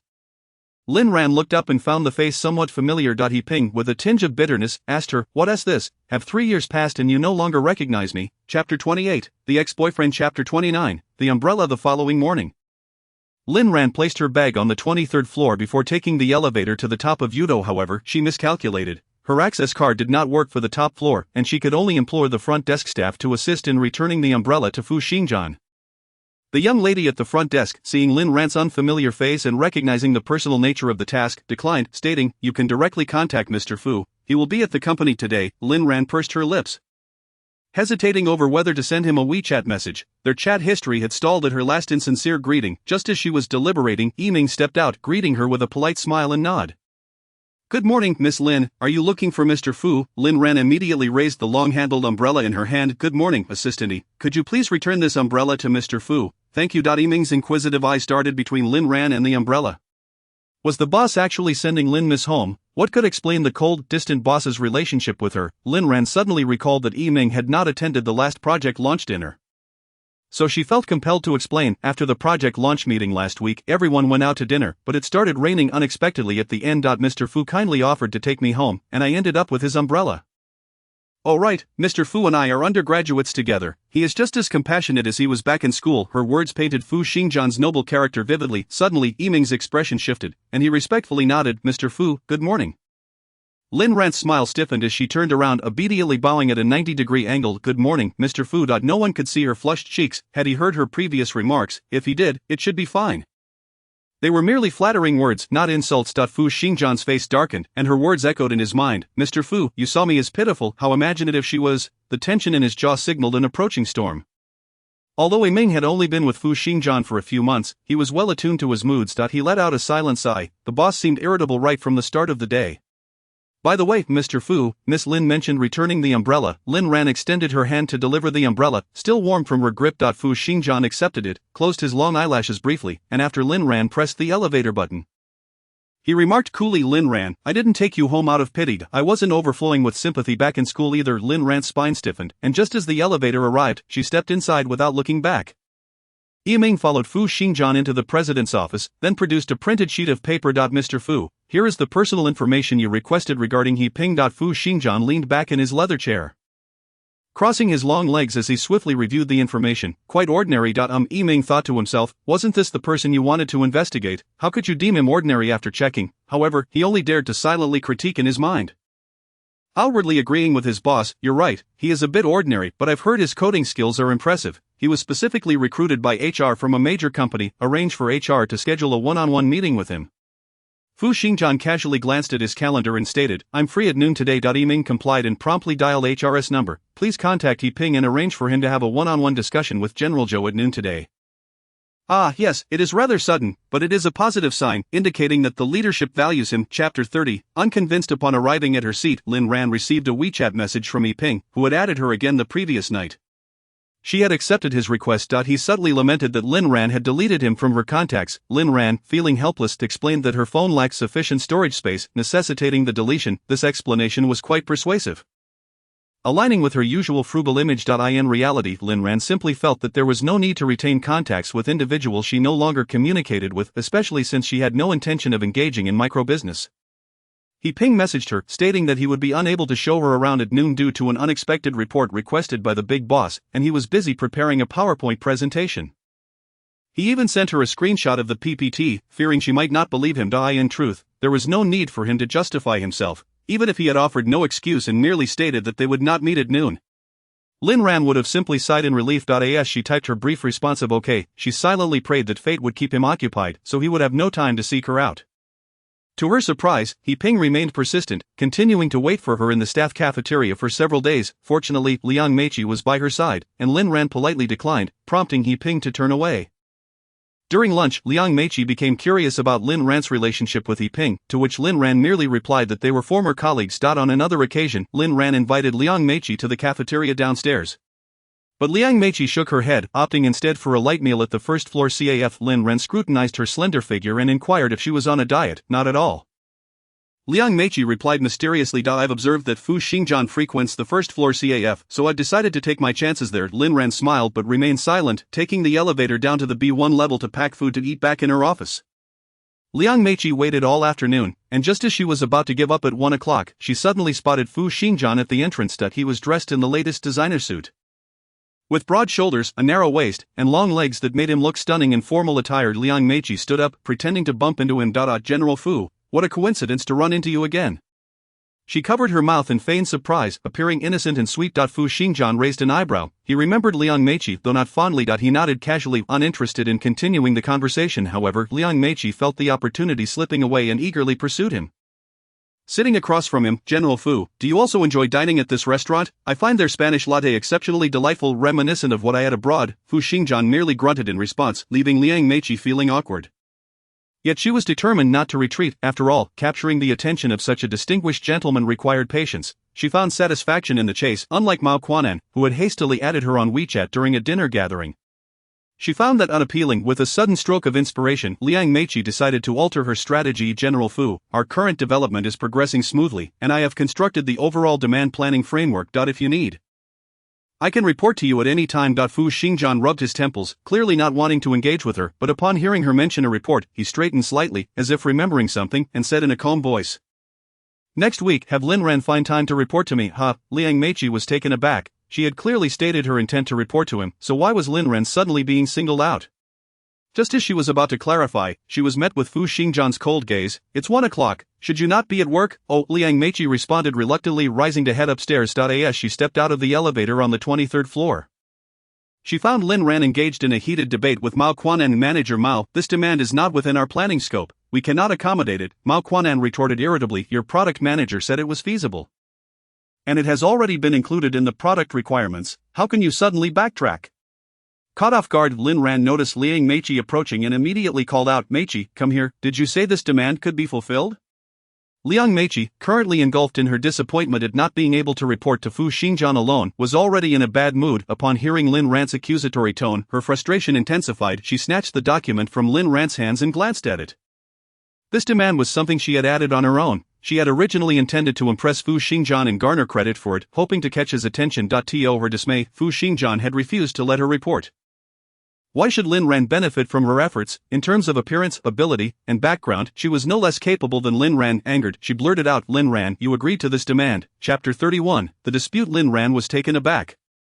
When had she ever agreed to this? She had no recollection of such a demand. However, prioritizing her reputation, she refrained from arguing with Liang Meiqi and instead found an excuse to send Mao Quanan away. Promising to synchronize with him once internal discussions were resolved, she pulled Liang Meiqi aside and quietly asked, Meiqi, please clarify this demand for me. Lin Ran was typically composed, unflinching even in the face of adversity.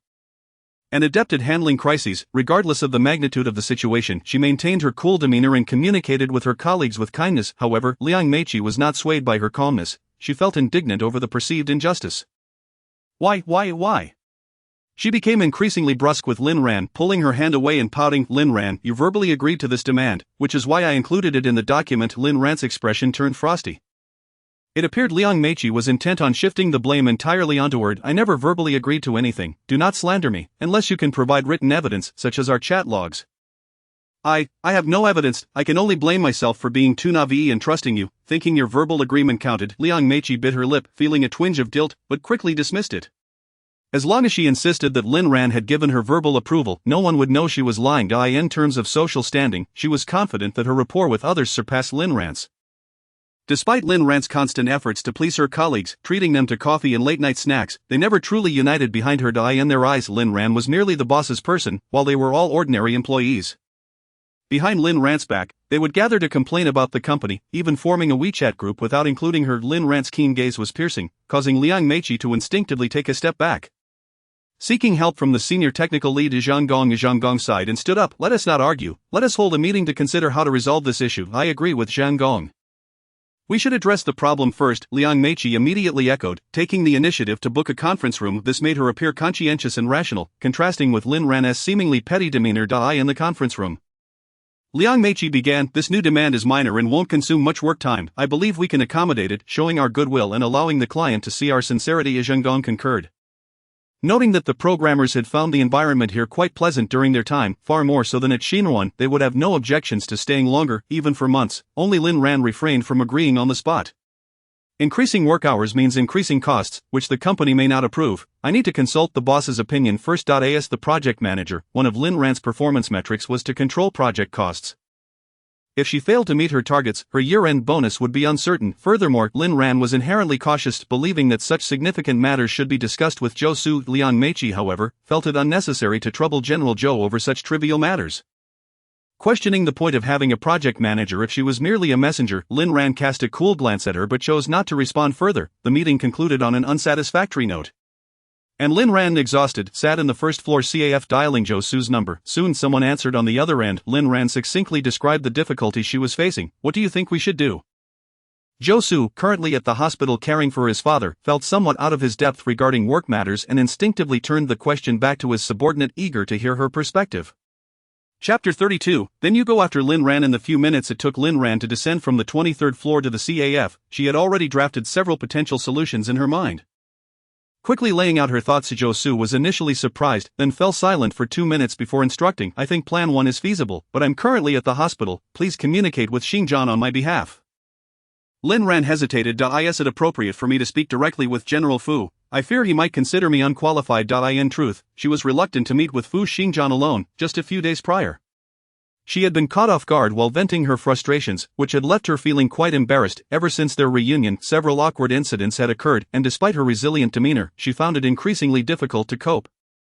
Zhou Su quickly alleviated her concerns, assuring her, it's fine, Fu Xingjian is not that type of person. Besides, you are his classmate, perhaps your connection will serve you better than mine. Lin Ran fell silent, resisting with her quietude.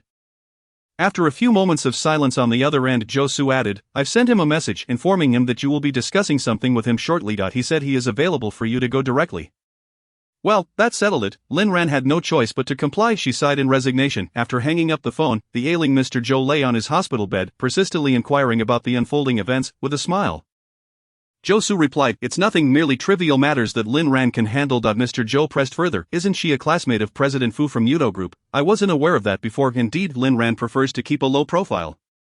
I only learned this recently. Mr. Zhou nodded appreciatively, expressing his confidence in Lin Ran, remarking, she is quite impressive, you can rest assured in her abilities, she will not disappoint you. Zhou Su merely acknowledged him, for after several months of collaboration, he harbored complete faith in Lin Ran. He knew that tasks entrusted to her would progress smoothly, with her adeptly anticipating potential issues and their respective solutions, her capabilities evident to all. By the way, Mr. Zhou recalled, I heard Lin Ran has been single all along, you should investigate further. If she truly is single, then pursue her, with her as your right-hand woman, both your mother and I would feel reassured. Mr. Zhou understood his son well. Though capable, he lacked ambition in business, and entrusting the company to him felt like a gamble. However, with only one son, there was no alternative, hence, it was determined that his son could not marry a delicate flower but needed a competent partner. Lin Ran was a fine choice. Mr. Zhou appreciated her temperament and character. While her family background may not be ideal, it mattered little, as the Zhou family also rose from humble beginnings. Dad, what are you rambling about? Zhou Su chuckled at his father's sudden suggestion. The notion of him and Lin Ran was utterly absurd. Mr. Zhou furrowed his brow. What is it? Are you saying Lin Ran is unattractive? Young people should not be so superficial. Fixating on looks and physique, can such frivolities sustain one's life? Character and capability are of utmost importance. Zhou Su sighed, feeling exasperated. I'm not saying she isn't attractive, while she may not be a stunning beauty. She is certainly a graceful lady. I would never look down upon her appearance. Then what is it? Is it her less than privileged background that bothers you? Zhou Su retorted. I do not disdain her. Well then, pursue Lin Ran, his father insisted. Zhou Su was about to respond when his mother entered the room, carrying a platter of freshly washed fruit. Seizing the opportunity, Zhou Su exclaimed, I haven't even met the blind date you introduced me to last time. I can't disregard my mother as friend's goodwill. Mrs. Zhou beamed. Is the sun rising in the west? My son is actually eager to meet a blind date. Very well, I shall make arrangements for you tomorrow. Chapter 33, a scolding Lin Ran hesitated on the top floor of the Yudo building, taking deep breaths to prepare herself psychologically. She politely knocked on Fu Xingjian's office door, waiting for a muffled come-in before daring to enter. Fu Xingjian gestured towards the adjacent sofa, indicating for her to sit. Lin Ran sat stiffly, her legs pressed together, mentally organizing her thoughts before glancing at him. From this angle, she seemed significantly shorter than Fu Xingjian, who appeared as a figure of authority, intensifying her nervousness. The last time she felt this anxious was during her report to Mr. Zhou. President Fu, she began, a minor product requirement has unexpectedly arisen today. This demand was not part of our previous discussions, but Manager Mao insists on proceeding. We believe, we can meet this requirement, however, Yuto will need to allocate additional budget. As she finished speaking, she nervously rubbed her hands together. Although this proposal originated from Zhou Su, she was acutely aware that it was somewhat far-fetched. The contract had already been finalized, and now to request additional funds would likely infuriate any other client. She wondered if Fu Xingjian would respond by slamming his fist on the table. She had yet to witness such a display of anger from him, and the thought of how to react if he did made her anxious. Should she kneel and beg for forgiveness? While Lin Ran's mind was racing with these thoughts, Fu Xingjian had already discerned from her concise explanation that the miscommunication regarding the requirements stemmed from both Lin Ran and Manager Mao. He suddenly recalled the indistinct face from the CAF at noon, confirming his suspicions that those who neglect their work often shift blame onto others. Setting down his pen, he raised an eyebrow, finally grasping the extent of Lin Ran's capabilities. So, was it Zhou Su's suggestion or your own? Do you think our camaraderie as classmates would compel me to disregard Yudo's interests? His words were stark and unyielding. Lin Ran, do you believe that by deliberately obscuring the issue, I would fail to identify the source of the problem? You are overestimating your own significance. Lin Ran's face flushed a deep crimson, then turned pale. While she anticipated Fu Xingjian's refusal, she had not expected such a lack of compassion. I did not overestimate myself. I merely sought your opinion. If you deem it unfeasible, then I will inform Mr. Zhou. She had previously encountered even more formidable and unyielding clients, and when they scolded her, she would let their words flow in one ear and out the other. Yet today, when Fu Xingjian raised his voice, she felt deeply aggrieved. Suppressing her internal turmoil, Lin Ran fell silent. The expansive office was momentarily enveloped in a tense silence, punctuated only by the sound of a pin dropping. After a long pause, Fu Xingjian rubbed his temples and said, "You may leave for now. Let me ponder this. I will provide you with a response in a few days." Lin Ran nodded and exited, her steps quickening.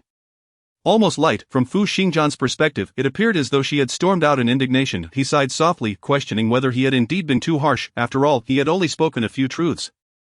As Yiming escorted a guest out, he noticed Fu Xingjian's office door ajar and boldly approached to remind him, "President Fu, the meeting with external clients is about to commence. Will you be attending on time?"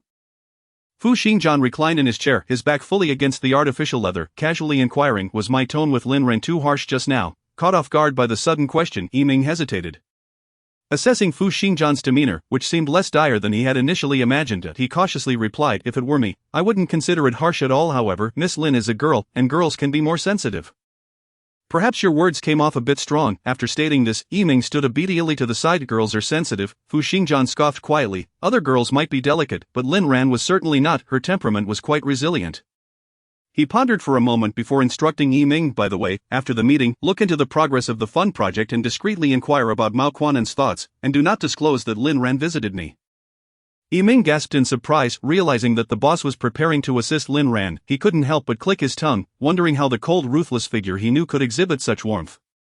It seemed he needed to reassess the relationship between his boss and Lin Ran. Chapter 34. Disliking Fu Xingjian that evening, Lin Ran returned to her hotel just as Liang Meiqi emerged from the bathroom. Having just finished her shower upon meeting Lin Ran's gaze, Liang Meiqi quickly looked away. Lin Ran set her bag down and leaned against the vanity. Observing Liang Meiqi apply her skincare products, Liang Meiqi remained composed, ignoring Lin Ran entirely until Lin Ran finally relented. Disliking going to bed with anger, Lin Ran preferred to resolve matters promptly. "Meiqi, this isn't office hours. We can speak candidly regarding today's incident. You are well aware that I never mentioned it to you. So why lie?" Lin Ran was genuinely perplexed by the sudden hostility directed towards her. With her mask applied, Liang Meiqi turned to face her, the dim hotel lighting casting a ghastly pallor on her face, creating a rather unsettling effect. "Since this isn't office hours, I have the right to refuse to answer your questions. You are not my superior." With that, she lay on her bed engrossed in short videos, the laughter emanating from her phone only heightening Lin Ran's irritation. In light of this, Lin Ran decided she had nothing further to say. She would no longer honor their camaraderie. She would report the entire incident to Zhou Su the following day. As Lin Ran entered the bathroom, Liang Meiqi couldn't help but smirk, reveling in her sense of superiority.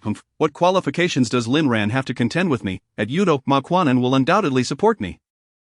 As for Zhou Su, I preemptively sent him an email this afternoon, complaining about Lin Ran and Zhou Su being soft-hearted. Will surely believe me. In that case, isolated and helpless Lin Ran will likely pack her bags and leave.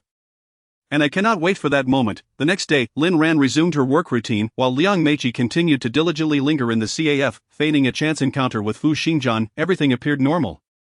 Yet the tension between the two was palpable to everyone in the project team. Eventually, Zhou Su made his appearance, calling each of them in for a discussion. He questioned Liang Meiqi first, followed by Lin Ran. Upon taking her seat, Lin Ran immediately frowned, asking Zhou Su, "What did she say to you? Was it necessary for her to cry?" Zhou Su shrugged, equally at a loss. "You approached Xingjian yesterday. What did he say?" Recalling the previous day's events, Lin Ran instinctively clenched her hands, managing a bitter smile as she replied, "He scolded me, accusing me of playing petty tricks and overestimating our camaraderie." The hurtful words echoed in her mind. Even after a night had passed, her heart ached. She had always been adept at revisiting her past wounds, and after all these years, she believed she had healed, no longer inflicting pain upon herself. Yet in Fu Xingjian's presence, she found herself reverting to her former self. She despised that version of herself, and thus she loathed Fu Xingjian. Zhou Su recognized her sorrowful tone and offered comfort. "You've endured much. Fu Xingjian is always like this, showing no mercy to anyone. I will speak with him shortly." As they exited the conference room, they encountered Mao Quan, and Lin Ran raised an eyebrow. "President Mao, I heard you were out today. Why are you back so early? It seems that someone has tipped off and deliberately returned." Mao Quanan, with a frosty demeanor, cast a glance at Lin Ran, dismissing her entirely as he approached Zhou Su to lodge a complaint. "Zhou, we chose Xinhuan out of trust, but we were sorely disappointed by their staff's unprofessionalism. They merely shifted blame when faced with issues." The subtle jab at Lin Ran left her unable to retaliate. For fear of being criticized for her own lack of professionalism, thus she silently returned to her seat. As she passed by Liang Meiqi, she caught a glimpse of a smug smile on her face. Lin Ran let out a quiet sigh. This was the workplace, a realm where relationships were tenuous. One moment, you might consider someone a friend, and the next, they could stab you in the back for their own gain. Fortunately, she had never harbored unrealistic fantasies about her colleagues. Chapter 35. You don't want to tether Song Jian's heart, do you? Soon, the weekend arrived, and He Ping unexpectedly invited her to dinner after several days of silence. Zhuo Ting, holding a freshly baked pastry, shook her head, cautioning, "Don't go. Does this man intend to rekindle old flames? How could he manage that with his family situation?" In Zhuo Ting's eyes, He Ping was nothing short of a mama's boy. He had immediately abandoned Lin Ran when his mother opposed their relationship, showing not a hint of resistance. Utterly spineless. Rest assured, I certainly won Tigo, regardless of He Ping's motives for suddenly reaching out. To Lin Ran, he was a relic of the past. She could even assert that when he pursued her back then, her acceptance was merely pragmatic, not born of any romantic inclination. When He Ping succumbed to familial pressure and suggested a breakup, Lin Ran no longer considered him suitable. From that moment onward, he became nothing more than a complete stranger. With this in mind, Lin Ran unhesitatingly declined his invitation. "I'm sorry, but it's inconvenient." She then tossed her phone aside, focusing on the arrival of guests. The phone on the table vibrated, causing He Ping's eyes to light up as he swiftly unlocked the screen, only to have the spark in his gaze extinguished by the received message. Observing his despondent demeanor, He Ping's mother expressed her displeasure. "Look at you, nearing 30 and still single. What a disgrace. Tonight, I've arranged a blind date for you, and you must attend." He Ping was reluctant. He yearned to tell his mother that he had encountered Lin Ran again, that their reunion was surely a divine arrangement, indicating their connection had not yet severed, and he wished to pursue her anew. However, he was acutely aware that his mother would never approve of him marrying Lin Ran.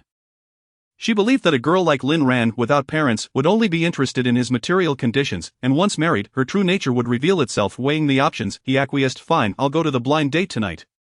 Yet, he intended to merely go through the motions, planning to tell his mother afterward that he found the girl unsuitable. Resolute in his decision, He Ping messaged Lin Ran again. "No worries, let me know when it's convenient for you, and I'll treat you to dinner as a way to make up for not being able to familiarize you with the company environment." Originally, he had promised to show Lin Ran around the park, but unexpectedly, the president had insisted on a report during lunchtime. After finishing, Lin Ran informed him that she had already explored the premises and didn't want to trouble him. Thus, he had been unable to find an excuse to spend more time with her and was left with no choice but to invite her out over the weekend.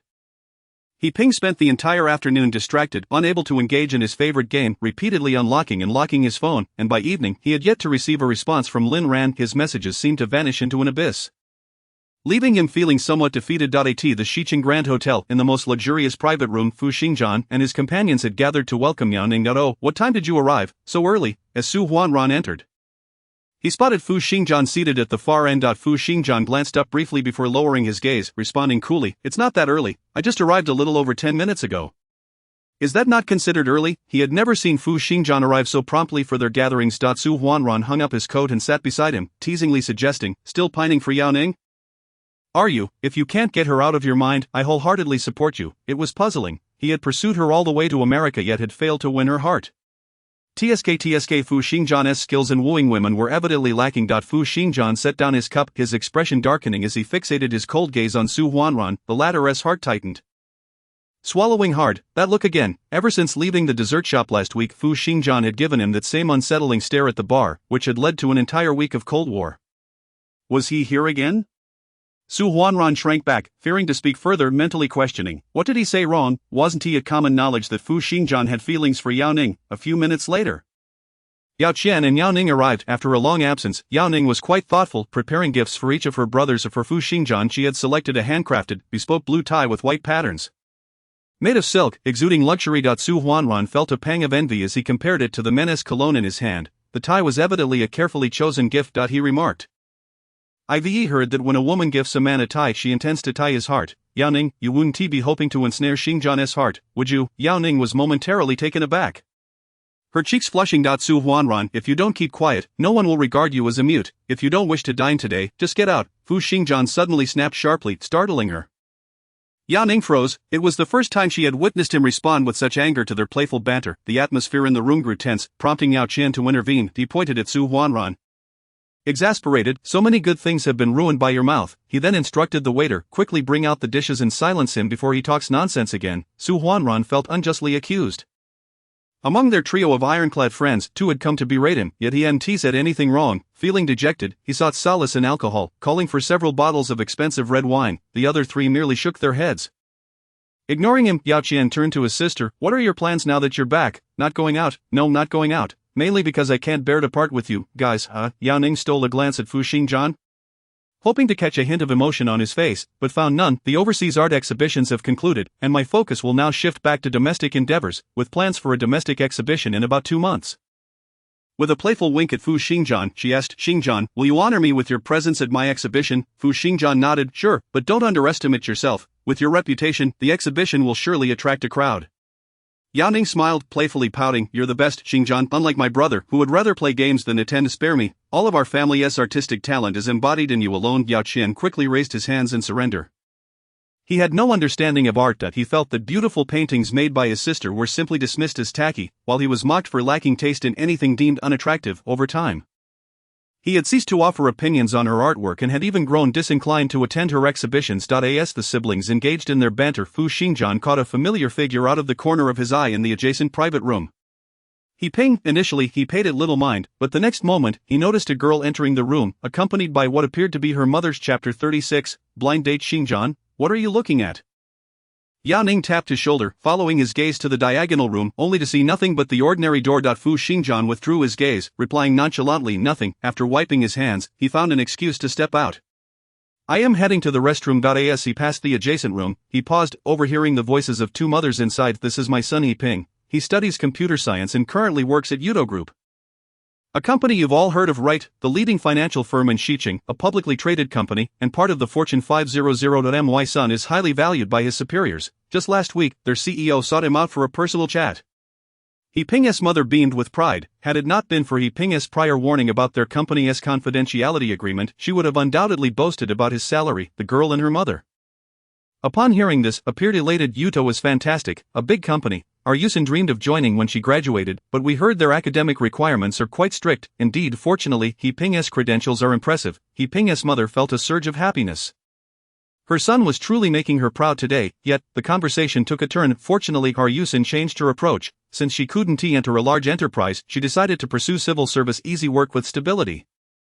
After all, she's a girl, and we don't expect her to earn much. The subtly veiled compliment inflated the daughter's perceived value. He Ping's mother forced a smile, but internally, she felt uncomfortable. No matter how great the benefits of a private enterprise, they could never compare to the ironclad job security of a civil servant. This was precisely why she had insisted on bringing her son to the blind date. In Xiqing, girls with such qualifications who remained unmarried were exceedingly rare. A missed opportunity could mean a lifetime regret. She nudged her son's hand, raising an eyebrow to signal him to perform well. Fu Xingjian smirked with a hint of mockery and then silently entered the private room inside. Su Huanran's voice boomed like a trumpet. Ning Ning, are you back alone? What about your boyfriend abroad? Yao Ning smiled, subtly glancing at Fu Xingjian, trying to discern any hint of emotion from him, but to no avail. She feigned anger, claiming that her boyfriend was long gone. She had been single for over half a year.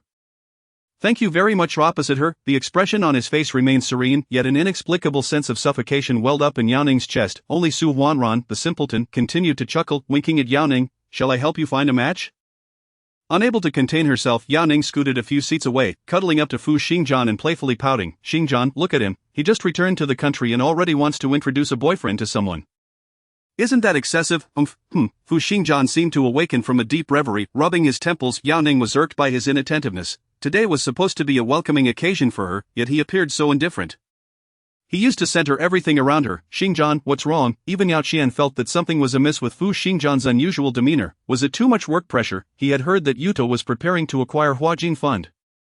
Well, somewhat, Fu Xingjian replied absent-mindedly. In truth, he had been contemplating whether to inform Lin Ran about Yiping's blind date. Pursuing her while heading out for blind dates, she would surely find such a man repugnant. Wouldn't she? If he told her, how would she react? Would she thank him? Perhaps not. She might even scold him, given her current unpredictable temperament. Fu Xingjian shook his head. Perhaps it was best to keep this to himself for now. Chapter 37. Some people are still unwilling to ride in my car. After finishing their meal, Yao Ning exclaimed that she still felt unsatisfied and insisted on dragging the three of them to a bar. Although the bar was a bit of a distance from the restaurant, fortunately Fu Xingjian, Yao Qian, and Su Huanran had all driven. Yao Ning had come in her brother's car, but now she suddenly wanted to switch to Fu Xingjian's vehicle. Xingjian drives steadily. I feel at ease riding with him. She winked at Fu Xingjian. Fu Xingjian chuckled, but then recalled how Lin Ran had repeatedly declined to ride in his car. He self-deprecatingly remarked. Thanks for the compliment. Some people are still unwilling to ride in my car. Who is so ungrateful? Nothing, let us go. On the way, Yao Ning naturally turned on the sound system from the passenger seat and expertly rummaged through the nearby storage compartment to retrieve a pair of luxury sunglasses. Claiming it was for sun protection, while opening the compartment, she glanced at its contents, various snacks, little dolls, and sunblock. Yao Ning felt elated. Despite the passage of years, Fu Xingjian still retained her old habits, signifying that she remained the most special person in his heart. You've been back for a while, hasn't your mother introduced anyone to you? She directly inquired to validate her guess. Fu Xingjian looked puzzled. Introduce what? Introduce a blind date. You're 27 this year, in 3 years. You'll reach your 30s, isn't your mother anxious? Unlike my brother, my mother seems to have relaxed. No matter how much she urges, it seems futile. Is that so? Yao Ning felt genuinely delighted even though we're nearing 30. I still consider myself a little girl, completely detached from the notion of marriage. Fu Xingjian focused on driving, offering only a brief response. Soon, they arrived at the bar, and by the time Fu Xingjian parked, Su Huanran had already sent the private room number to their group chat. Upon seeing this, Yao Ning lamented the lack of excitement. Going to a bar's private room felt akin to a date for couples. Merely holding hands, how dull. Su Huanran immediately understood and promptly agreed to change the reservation. The bar was bustling on the weekend. Typically one would need to reserve a booth in advance. However, the bar owner was astute and quickly secured an impressive booth for the four of them. Not wanting to disappoint the owner, they ordered drinks worth tens of thousands, causing the owner to beam with delight as he left, instructing the staff to attend to them well. Meanwhile, the group engaged in playful banter. Especially Su Huanran and Yao Ning, with one flirting with girls while the other admired handsome men, thoroughly enjoying themselves. Fu Xingjian casually sipped his drink when he suddenly heard his name mentioned. Initially thinking he was imagining things, he turned to locate the source of the voice. Raising an eyebrow, he leaned in to listen. Ijua Ting, having heard Lin Ran claim that Fu Xingjian insulted her, slammed her palm on the table, startling the unknown man across from her, causing him to choke on his drink. Damn, Fu Xingjian has quite the sharp tongue. I curse him to eat instant noodles without the seasoning packet, order takeout without chopsticks, and drink beer without a bottle opener. Lin Ran chuckled softly. After all, he was the president of Yudo Group, and he neither ate instant noodles nor ordered takeout, nor did he drink beer. Your curses are utterly ineffective. Ijua Ting insisted on changing her method of cursing him, but Lin Ran stopped her. Taking a sip of her drink, she savored its sweet and oddly delightful flavor. To be fair, Fu Xingjian wasn't entirely at fault. To Fu Xingjian's surprise, he crossed his legs, straightened his back, and leaned slightly to gather more information. Chapter 38. An unrelenting spirit. Lin Ran set her glass down, propping her chin on her hands as she continued. Indeed, it was my fault. I intentionally obfuscated the issue, thinking it was merely a matter of several 100,000, for someone as wealthy as Fu Xingjian. Adding a few 100,000 to the budget should be a breeze, however, I didn't expect him to be so cunning, effortlessly seeing through my schemes. Fu Xingjian chuckled lightly, fully aware of himself. He swirled the transparent glass in his long, elegant fingers, the liquid within shimmering with movement. Ting remained indignant. He hurt you so deeply back then, yet upon his return, he neither apologized nor made amends. I simply cannot stand it. Actually, it's not entirely that way. Lin Ran's gaze became ethereal as she bared her heart. I believe it's quite the opposite. He must have wanted to make amends. Which is why he entrusted the fun project to Xinhuan. Additionally, he has escorted me home twice and even left an umbrella with me. That too must be a form of compensation over the past few days. Lin Ran had reflected and felt she might have wrongly accused Fu Xingjian. Although he had been angry with her, he hadn't complained to Zhou Su nor imposed any substantial punitive measures. Furthermore, he was well aware that she had deceived him about her residence yet chose not to expose her. In summary, Fu Xingjian was not as deplorable as she had imagined. Ting was taken aback. You actually speaking well of him? You can't possibly still have feelings for that guy, right? Fu Xingjian tightened his grip on the glass, his gaze instinctively drifting towards Lin Ran. What nonsense are you spouting? How could I possibly like him? Of all people, Fu Xingjian is the one I despise the most. Fu Xingjian cast a fleeting glance at the woman who spoke before quickly lowering his darkened eyes to conceal the coldness within. Continuing to unconsciously swirl the glass in his hand, unbeknownst to him, several girls had gathered around, their cheeks flushed as they whispered and admired his nonchalant demeanor. Su Huanran felt displeased. He wasn't that inferior. Was he? He had clearly been the one to attract those girls, so why were their eyes glued to Fu Xingjian instead? Frustrating. What was even more vexing was Fu Xingjian's apparent indifference. Completely disregarding the girls around him, Yao Ning was in stitches, secretly messaging Su Huanran, "Are you mad or what?" Su Huanran angrily replied, fuming, absolutely fuming. He snatched the glass from Fu Xingjian's hand and slammed it down on the glass table. Jealousy seeping through as he addressed Fu Xingjian, "Dude, stop twirling around, otherwise you'll spin all the girls' souls away." His voice was so loud that half the bar turned to look. Lin Ran and Ting were no exception. Fu Xingjian suppressed his anger as he glared at Su Huanran, who remained blissfully unaware of the trouble he had stirred as he jovially stood up to add the girls on WeChat. With a heavy sigh, Fu Xingjian turned his head, only to find that Lin Ran had vanished from sight. He tucked his long legs back and said, "You all continue drinking," noticing his sudden rise. Yao Ning instinctively asked, "Where are you going?" Yao Qin gently patted her head. Where else would he go? Of course, to the restroom. Yao Ning stuck out her tongue. "Alright, go ahead." Fu Xingjian offered no explanation, scanning the venue for the silhouette that had captured his attention. Finally spotting her at the bar entrance, just as Ting was calling for a car, Lin Ran stood by the entrance, silently complaining. Recently, it seemed she could find Fu Xingjian's figure everywhere. He was like an unrelenting spirit. She closed her eyes, carefully reflecting on whether she had spoken ill of Fu Xingjian. After much thought, she concluded she hadn't yet. She recalled Ting had made a few disparaging remarks about him. But she had quickly defended him. With that thought, Lin Ran relaxed. Her job was still secure. The wind outside made her head feel a little dizzy. Her previously clear mind was now clouded with a hint of inebriation. When she suddenly found herself up against a wall, thinking it was Ting calling for the car, she leaned against it without a second thought. Chapter 39, Inebriation. Ting, I'm feeling dizzy. I didn't expect that sweet wine to hit me so hard. This is so uncomfortable. If only I had gone for hot pot instead. Who knows how good that would have been. Fu Xingjian chuckled lightly. Reaching out to support her waist, she was still the same as before, always focused on maximizing value in everything. Wasn't that exhausting? For Fu Xingjian, as long as he enjoyed something, he was willing to pay regardless of the price. Life was already challenging, so why not allow himself a bit of joy? Ting, it seems you've gotten taller and stronger. You even have abs now. Goodness, you've been working on your physique behind my back. Fu Xingjian lowered his gaze to see her hands wandering over him, even slipping beneath his jacket to feel his abs. With a furrowed brow, he found himself at a loss as to whether he should put a stop to her antics. Reason urged him to seize her hand immediately, yet he hesitated.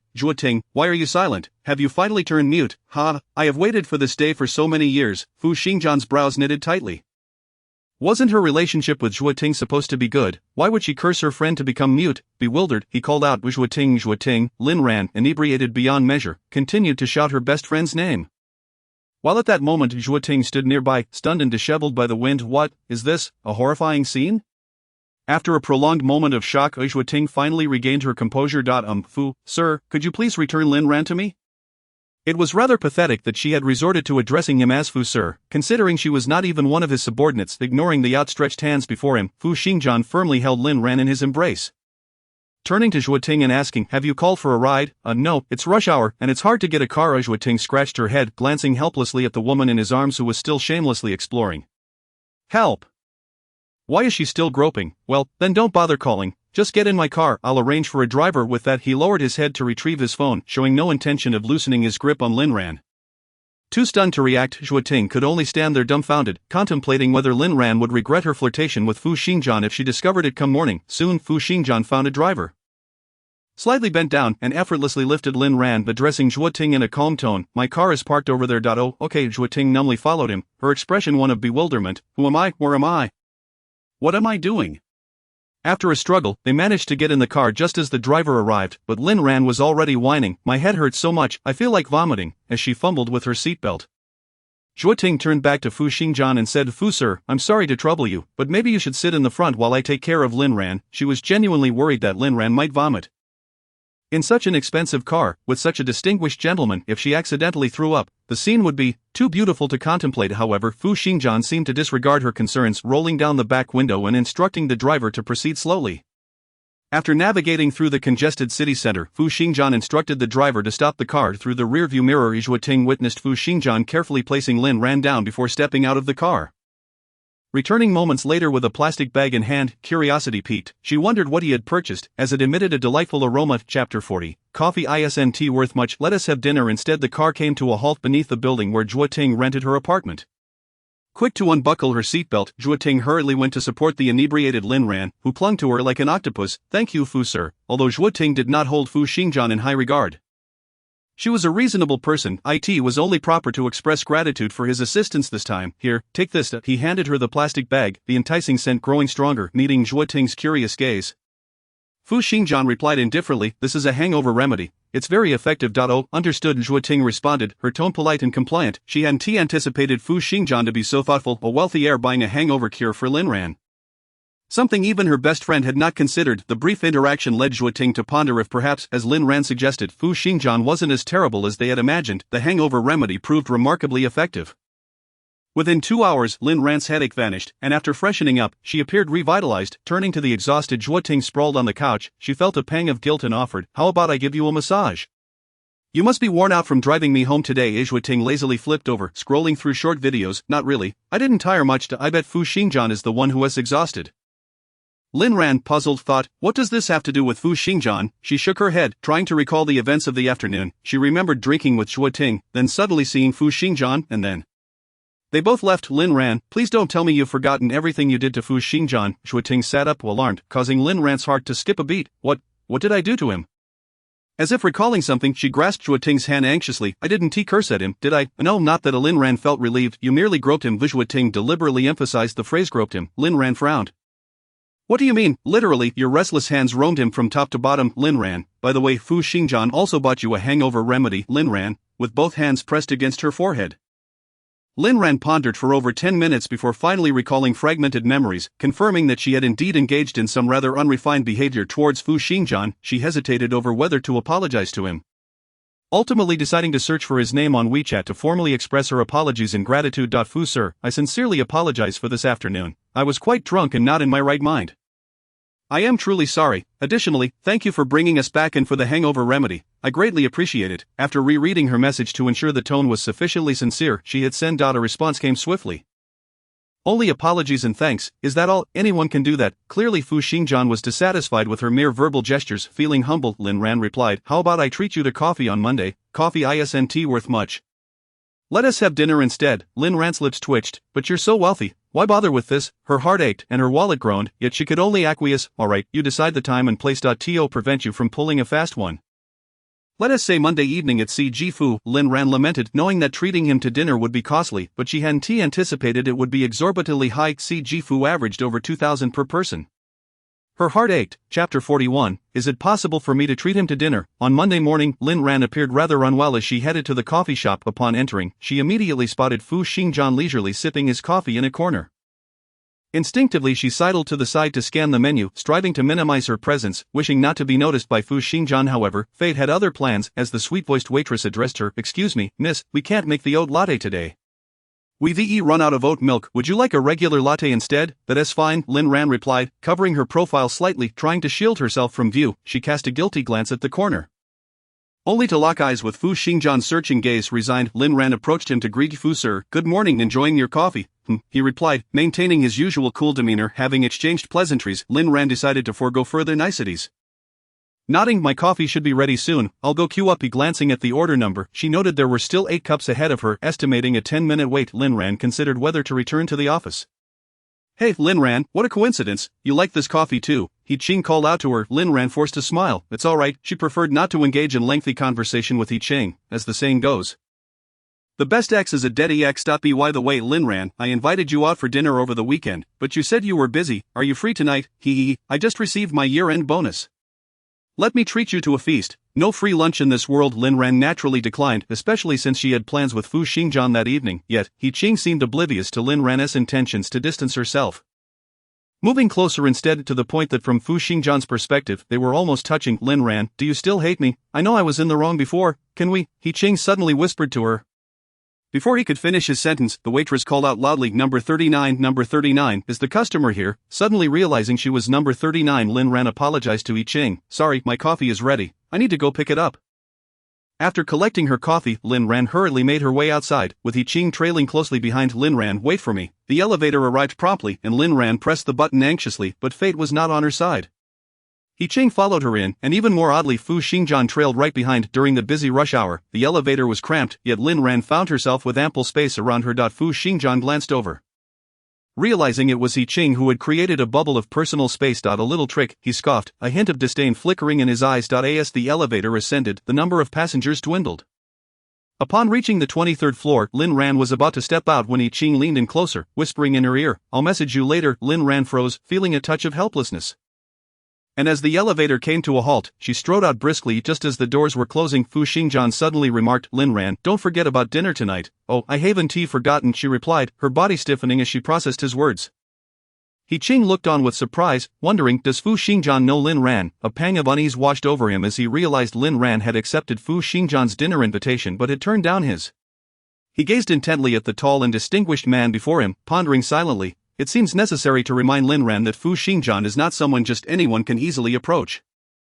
The scene where the client proactively reminded about dinner was also witnessed by the project team members, who began to tease Lin Ran. Wow, President Fu invited you to dinner alone, something must be brewing.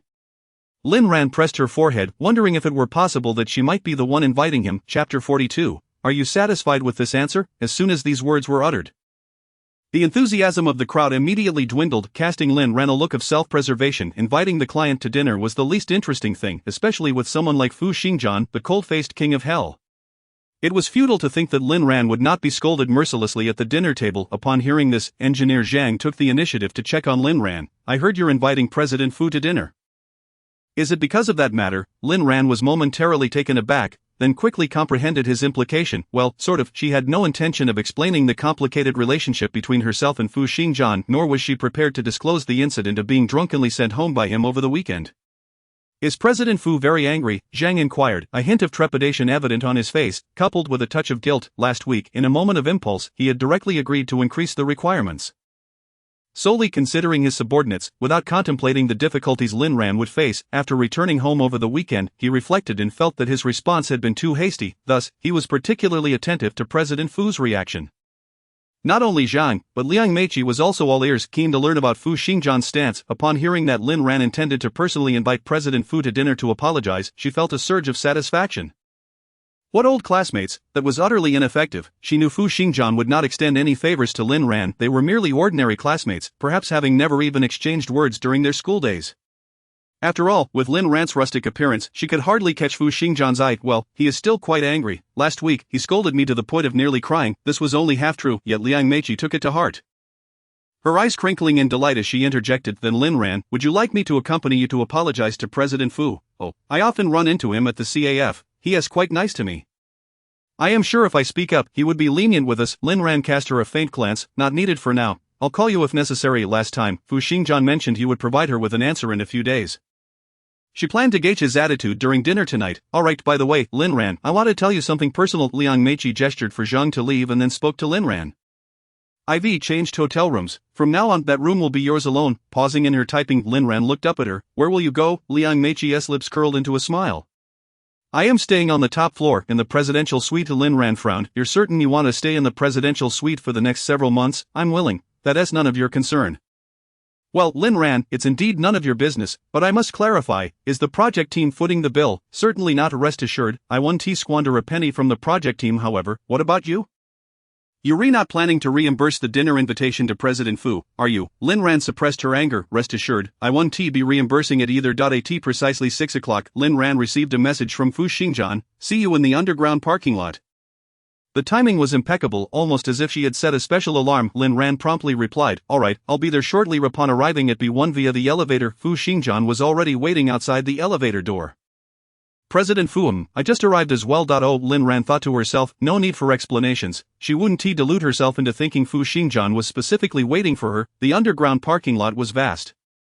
Had it not been for Fu Xingjian's presence, Lin Ran would have undoubtedly gotten lost. After fastening her seatbelt, Fu Xingjian smoothly maneuvered the car out of the parking lot just as they exited the U2 building. Lin Ran caught a glimpse of Liang Meiqi getting into Mao Quan'an's car through the rearview mirror. The greasy and lewd smile of Mao Quan'an made her stomach churn, but why would Liang Meiqi get into his car? What's wrong? Fu Xingjian noticed her furrowed brow, thinking she was unwell. Lin Ran shook her head. It's nothing, never mind. Liang Meiqi could associate with whomever she pleased, as long as it didn't affect work. She couldn't be bothered with the rest. The car ride was marked by silence. Fu Xingjian attempted several times to strike up a conversation but noticed Lin Ran was engrossed in messaging someone.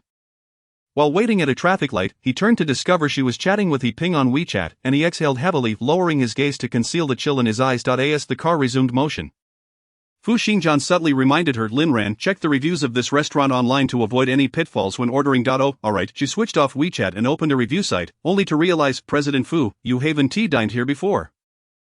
Have you? She had assumed he frequently visited this place given how smoothly he had mentioned the restaurant's name. I have. You've dined here before but still had me check the reviews. How does that compare to your own experience?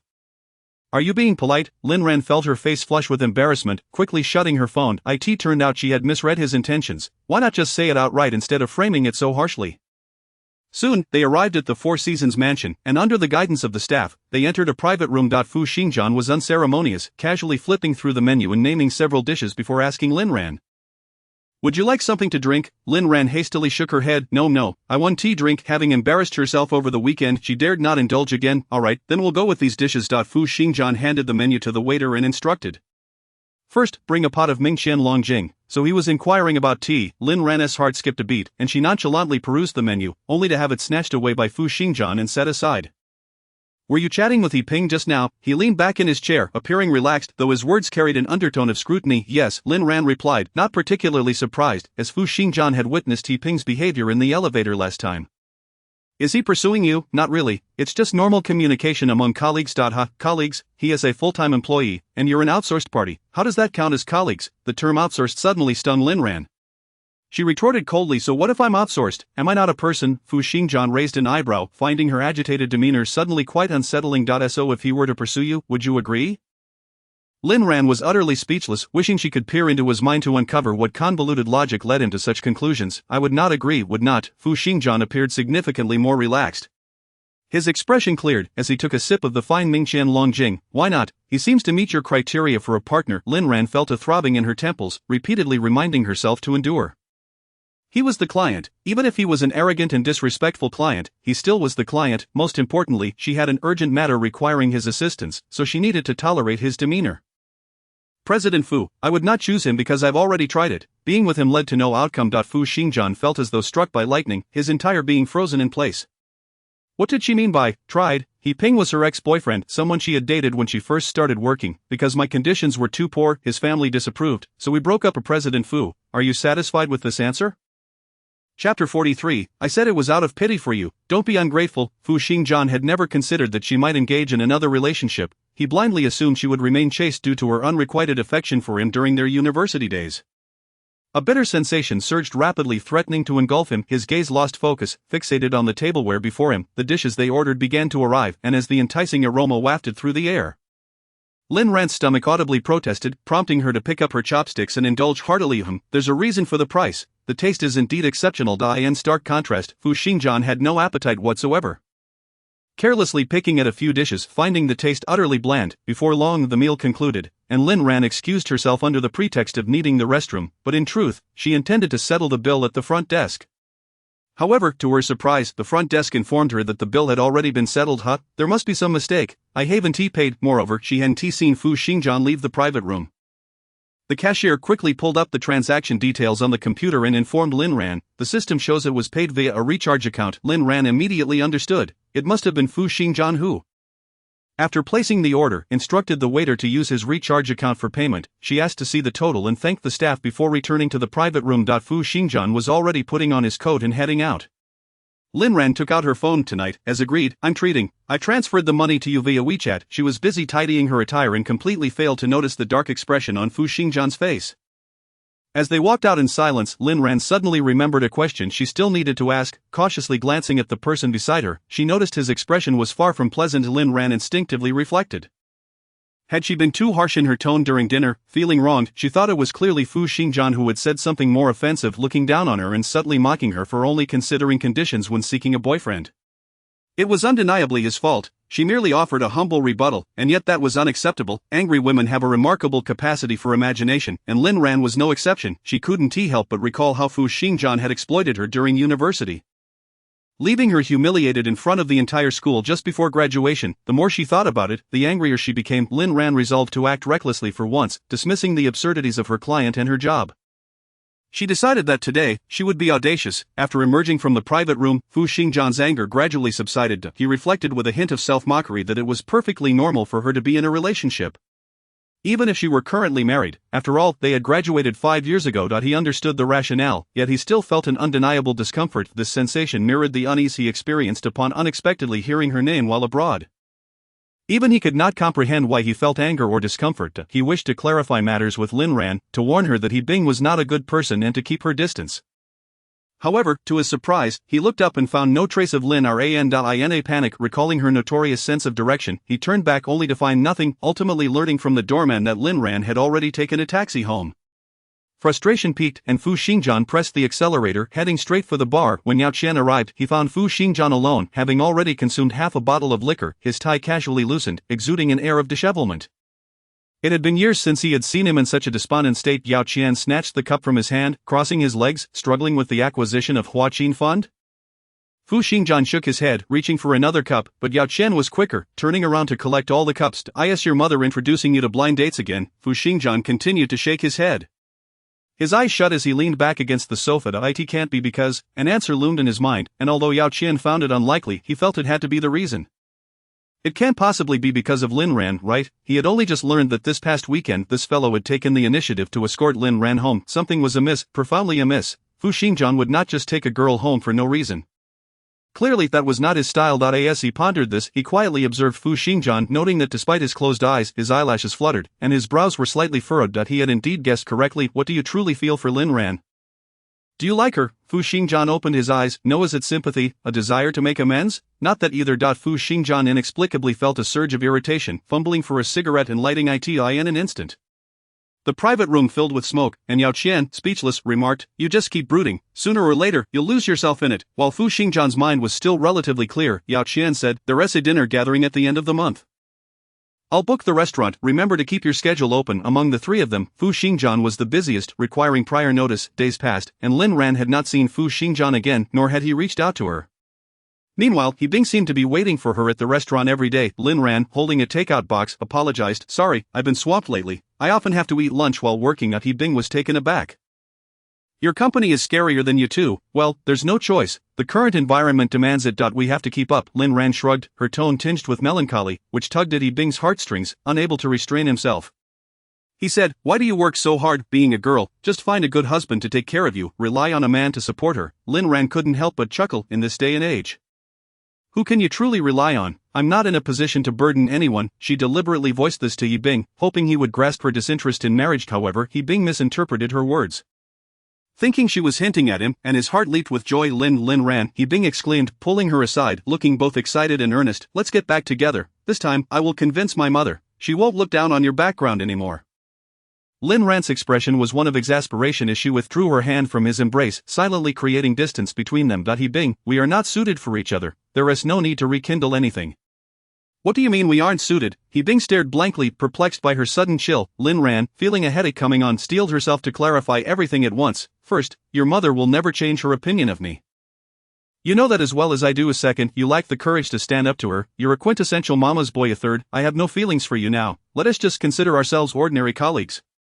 He Bing attempted to persist, but Lin Ran forcefully pushed him away. If you keep this up, we won't even be able to remain ordinary colleagues. Unexpectedly, her words shattered He Bing's defenses, for some reason. He suddenly recalled her dining with Fu Xingjian and hissed, Lin Ran, don't dream of climbing the high branch that is Fu Xingjian, he is not someone you can aspire to, just look at your own circumstances, nearing 30 with no house. No car, no savings, and a grandmother who spends money like water. With your conditions, you simply can't marry. I suggested we get back together out of pity for you. Don't be ungrateful. Oh, here comes another one feeling pity for her. She scoffed, glaring at He Bing. You should worry about whether you can find a wife. After all, with more men than women nowadays, a man who doesn't marry by 30 might be single for life. And with you being such a mama's boy, even if you do marry, divorce will come easily. Be prepared for multiple marriages. With that, she turned and ascended the stairs, leaving He Bing standing alone, seething and embarrassed under the scrutiny of onlookers. Once He Bing left, Liang Meiqi peeked out from a corner. Chapter 44, Reckoning. So, this He Bing is Lin Ran's ex-boyfriend, how amusing. Last time he lied about being a former colleague, compared to Fu Xingjian. This man is hardly noteworthy, which explains why Lin Ran felt the need to lie. She couldn't be bothered to mention him. Oh no, she has always had high standards. Anyone worthy of her attention must at least be at Josu's level. Alas, Lin Ran, with her less than stellar conditions, can only settle for men like He Bing. Furthermore, it seems Lin Ran harbors inappropriate feelings for President Fu. Even her ex-boyfriend can see it. How brazen she is, daring to entertain such thoughts without a second glance in the mirror. Regarding the new demands, it seemed to have vanished into thin air. Mao Quanan hadn't come to press her, nor had Josu, and even she began to doubt whether the matter had ever occurred. Yet, Liang Meiqi's pointed remarks firmly reminded her that it had indeed happened. Liang Meiqi had been enjoying herself these past few days, especially since Lin Ran's attempt to treat President Fu to dinner had flopped. Moreover, possessing a little secret about Lin Ran brought her immense pleasure, fueling her desire to provoke Lin Ran. Seizing the moment, she pretended to be troubled. Lin Ran, please confirm whether this demand will be fulfilled. If so, I'll prioritize it. If not, the project team members, like Liang Meiqi, cast concerned glances. Lin Ran remained silent, and unbeknownst to her, Mao Quanan had emerged, glaring at her. As the project manager, you can't even handle this? I seriously doubt your capabilities. I'm beginning to wonder if you still deserve to serve you too. The implication was clear. He wanted to replace Lin Ran as the project manager if frankly, it didn't matter. Lin Ran had recently felt off her game. Ever since taking on the U2 project, she faced misfortunes almost daily, leading her to question whether the project's atmosphere was indeed problematic. Manager Mao, I completely understand your concerns. How about this? I'll consult with President Zhou. If replacing me is the best course of action, I'm open to it. Unprecedentedly, Lin Ran displayed a resolute demeanor, exuding a sense of please. Replace me? I don't want to continue. The project team members were taken aback, including Mao Quanan and Liang Meiqi, who were equally astonished. After 2 minutes, Mao Quanan erupted. Are you threatening me? Do you think I won T-Dare? I'll call Josu right now and ask him if he still wants this project. Just as he was about to make the call, Yiming respectfully stood at the door. Hello everyone, may I ask Manager Mao, Engineer Zhang, and Miss Meiqi to meet in the top floor conference room in 10 minutes. By the way, President Zhou has also arrived and is currently with President Fu. Lin Ran was the first to react, realizing a decision was imminent. She nodded in acknowledgement to Yiming, thanked him, and then entered the elevator with those called upon to eye in the top floor conference room. Lin Ran and Liang Meiqi sat across from each other, the latter unable to suppress her schadenfreude. Soon Fu Xingjian and Josu entered, taking their seats at the head of the table. The arrangement positioned Lin Ran and Fu Xingjian diagonally across from one another, allowing her to observe the subtle expressions on his face. Compared to their last encounter, he appeared somewhat fatigued, dark circles under his eyes. Nonetheless, his attire remained impeccable, clad in a gray hand-tailored suit paired with a white shirt. A rare choice without a tie, exuding a minimalist yet sophisticated air without compromising his elegance. Their eyes unintentionally met, but Lin Ran quickly averted her gaze as Zhou Su began to outline the sequence of events. But Liang Meiqi, feeling uncomfortable, interrupted. President Zhou, I previously explained this was not a sudden demand. It was Lin Ran who verbally agreed to include it. I prefer not to be interrupted while speaking. If you have questions, please address them after. His voice, though soft, was undeniably firm. Liang Meiqi was taken aback by Zhou Su's unexpected anger. Hastily lowering her head, her gaze caught Lin Ran's tranquil face across the table, rolling her eyes inwardly. Clenching her teeth, I'll make you pay for this later. I have discussed this with President Fu. The new demand is indeed necessary, however, considering the initial oversight on our part. we have mutually decided to compromise. With you two increasing the budget for this demand by half, does anyone have any objections? Lin Ran was taken aback, surprised that Fu Xingjian agreed to her proposal. In truth, her initial intention with Zhou Su was merely to propose a 50% increase in the budget for Yudo. However, fearing that Yudo might engage in further negotiations, she felt compelled to suggest a complete budget increase during their first communication, thinking there would be opportunities for subsequent discussions. Little did she expect to be chastised by Fu Xingjian during that very first meeting. Now, as matters reverted to their original course, she felt an immense sense of relief in her heart. I have no objections. I concur with the decisions made by General Manager Fu and General Manager Zhou. Engineer Zhang, witnessing the smooth resolution of the issue, was equally elated. I have no objections. I agree. The remaining individuals. Lin Ran glanced at Liang Meiqi across the table, raising an eyebrow. Surely this person would not be foolish enough to voice any dissent. Would she? Fortunately, Liang Meiqi remained silent under Fu Xingjian's piercing gaze. Mao Quanan also stood to express his agreement. I concur as well. Excellent, the matter is perfectly resolved. Lin Ran had already envisioned indulging in a spa treatment that evening to unwind. As she had been tense over this issue for far too long. Hold on everyone, please stay put while the issue is resolved. The accounts still need to be settled. Fu Xingjian's cold voice echoed in the meeting room, causing everyone's footsteps to come to an abrupt halt. Liang Meiqi, feeling pleased, plopped back down into her seat and chimed in. Indeed, General Manager Fu is quite right. We should first resolve the issue before addressing individuals. She seemed as joyful as if she had just won 5 million. Recalling Mao Quanan's earlier remark about replacing her, Lin Ran's heart began to race. She had long since lost the courage to stand her ground. Especially considering the generous compensation and benefits offered by Xin Yuan, she truly needed the money. Fu Xingjian's gaze swept across both sides of the long table before finally settling on Lin Ran, who had failed to review the project requirements after its initiation. Lin Ran, this is your responsibility. Lin Ran lowered her gaze, her hands intertwining nervously. Yes, this is my fault, and I accept it. Liang Meiqi opposite her smiled with even more audacity, contemplating that today would be the day Lin Ran would be dismissed. Uncharacteristically, she spoke in Lin Ran's defense. General Manager Fu, although Sister Lin Ran made a mistake, she has been with the company for a considerable time. She deserves some credit for her hard work. Please don't dismiss her. Liang Manager, did I ever mention that Lin Ran would be dismissed? Fu Xingjian's deep-set eyes were now as frigid as ice, fixating sternly on Liang Meiqi, instilling fear that caused her smile to freeze instantly. What does General Manager Fu mean by not dismissing Lin Ran? Although Lin Ran erred, it was a minor mistake that could be rectified with a written reflection. As for you, Liang Manager, your issues are far more significant. Liang Meiqi, flustered, protested. General Manager, what issues do I have? I am clearly the victim. Casting a glance at his watch, Fu Xingjian straightened his cuffs and rose, leaning slightly towards Zhou Su as he spoke. This is an internal matter of your company. I shall not interfere. I have another meeting shortly. I apologize for my departure. Zhou Su nodded, shaking his head helplessly as he observed Fu Xingjian's retreating figure. Since it is an internal matter of his company, why was Lin Ran's responsibility and punishment publicly disclosed? Zhou Su could not believe that Fu Xingjian harbored no ulterior motives. Chapter 45, Stomach Issues. Meeting Lin Ran's bewildered gaze, Zhou Su sighed softly. Her status as an old classmate certainly held more sway than his own. General Manager Zhou, you don't think I'm at fault too, do you? I am wronged. Tears the size of beans streamed from Liang Meiqi's eyes. Manager Mao can attest that this is not my fault. Mao Quanan wore an awkward expression. Fu Xingjian's intentions were already crystal clear, and he could not oppose Fu Xingjian not if Fu Xingjian found out. Thus, he comforted Liang Meiqi. Meiqi, let us just let this matter rest. He had realized that it was best not to offend Lin Ran, as Fu Xingjian appeared to hold her in high regard. Yet Liang Meiqi was unwilling to relent, insisting on clearing her name until Zhou Su's face grew stern. Liang Meiqi, as the product manager, you failed to confirm all project requirements from the outset. This is fundamentally your fault. You claim you trusted Lin Ran's verbal assurances. What about your professional integrity? Do you unconditionally believe everything others say? As a product manager, it is your responsibility to assess whether the requirements align with the company's interests. If you are uncertain, you should consult your supervisor or me for confirmation rather than heed every word spoken by others. Given your performance on this project, I am exceedingly dissatisfied. Your performance bonus for this quarter is hereby revoked, and you will also face internal censure to serve as a warning to others. Liang Meiqi stood frozen, unable to fathom Zhou Su's words. The cancellation of her bonus mattered little. She was not financially troubled. What she cared about most was her reputation. Throughout her studies and career, Liang Meiqi had always been the cherished princess, held in high esteem by others. Why should she be punished? Moreover, in the very office of Yuto, how could she show her face to Fu Xingjian again? A man as distinguished and flawless as he would undoubtedly disdain a woman who had been publicly reprimanded for a work-related blunder. No, she would not accept this. It was intolerable. General Manager Zhou, Liang Meiqi had once harbored a fleeting crush on Zhou Su and understood that he preferred a softer approach. Her tone softened slightly. I accept the cancellation of the performance bonus, but could you please refrain from issuing an internal reprimand against me in the future? I promise I won't make such mistakes again, Mao Quanan. Feeling protective, also spoke on her behalf. Indeed, General Manager Zhou, there is no need to make a mountain out of a molehill. Besides, this matter has been resolved. A verbal reprimand should suffice. However, Zhou Su was resolute.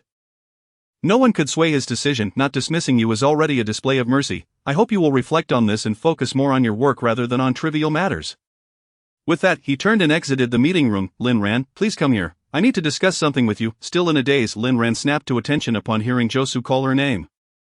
In the coffee shop downstairs, Zhou Su took a sip of his coffee, tapping his fingers on the table. General Manager Fu wishes to understand the project's progress, prepare a PPT for him and report back by Friday.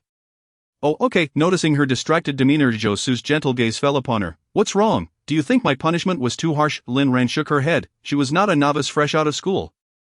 Incapable of letting personal feelings cloud her judgment of right and wrong. I just didn't expect you to decide this way. Zhou Su chuckled. This isn't my decision. It's Fu Xingjian's. Lin Ran was puzzled. A nagging suspicion lingered in her mind, but she dismissed it as improbable. How could Fu Xingjian possibly stand up for her? He was precisely the type to revel in her misfortune. Zhou Su, pursing his lips, asked again, Lin Ran, are you truly just ordinary classmates with Fu Xingjian? He had sensed a certain difference in Fu Xingjian's treatment of Lin Ran, and after today, he was almost certain that Fu Xingjian regarded Lin Ran quite differently. Yet, whether this special regard was mere camaraderie or something more, he could not discern. Not really. Zhou Su's heart tightened. What does that mean? Something even less than ordinary classmates. You know, he is high above, like a prince.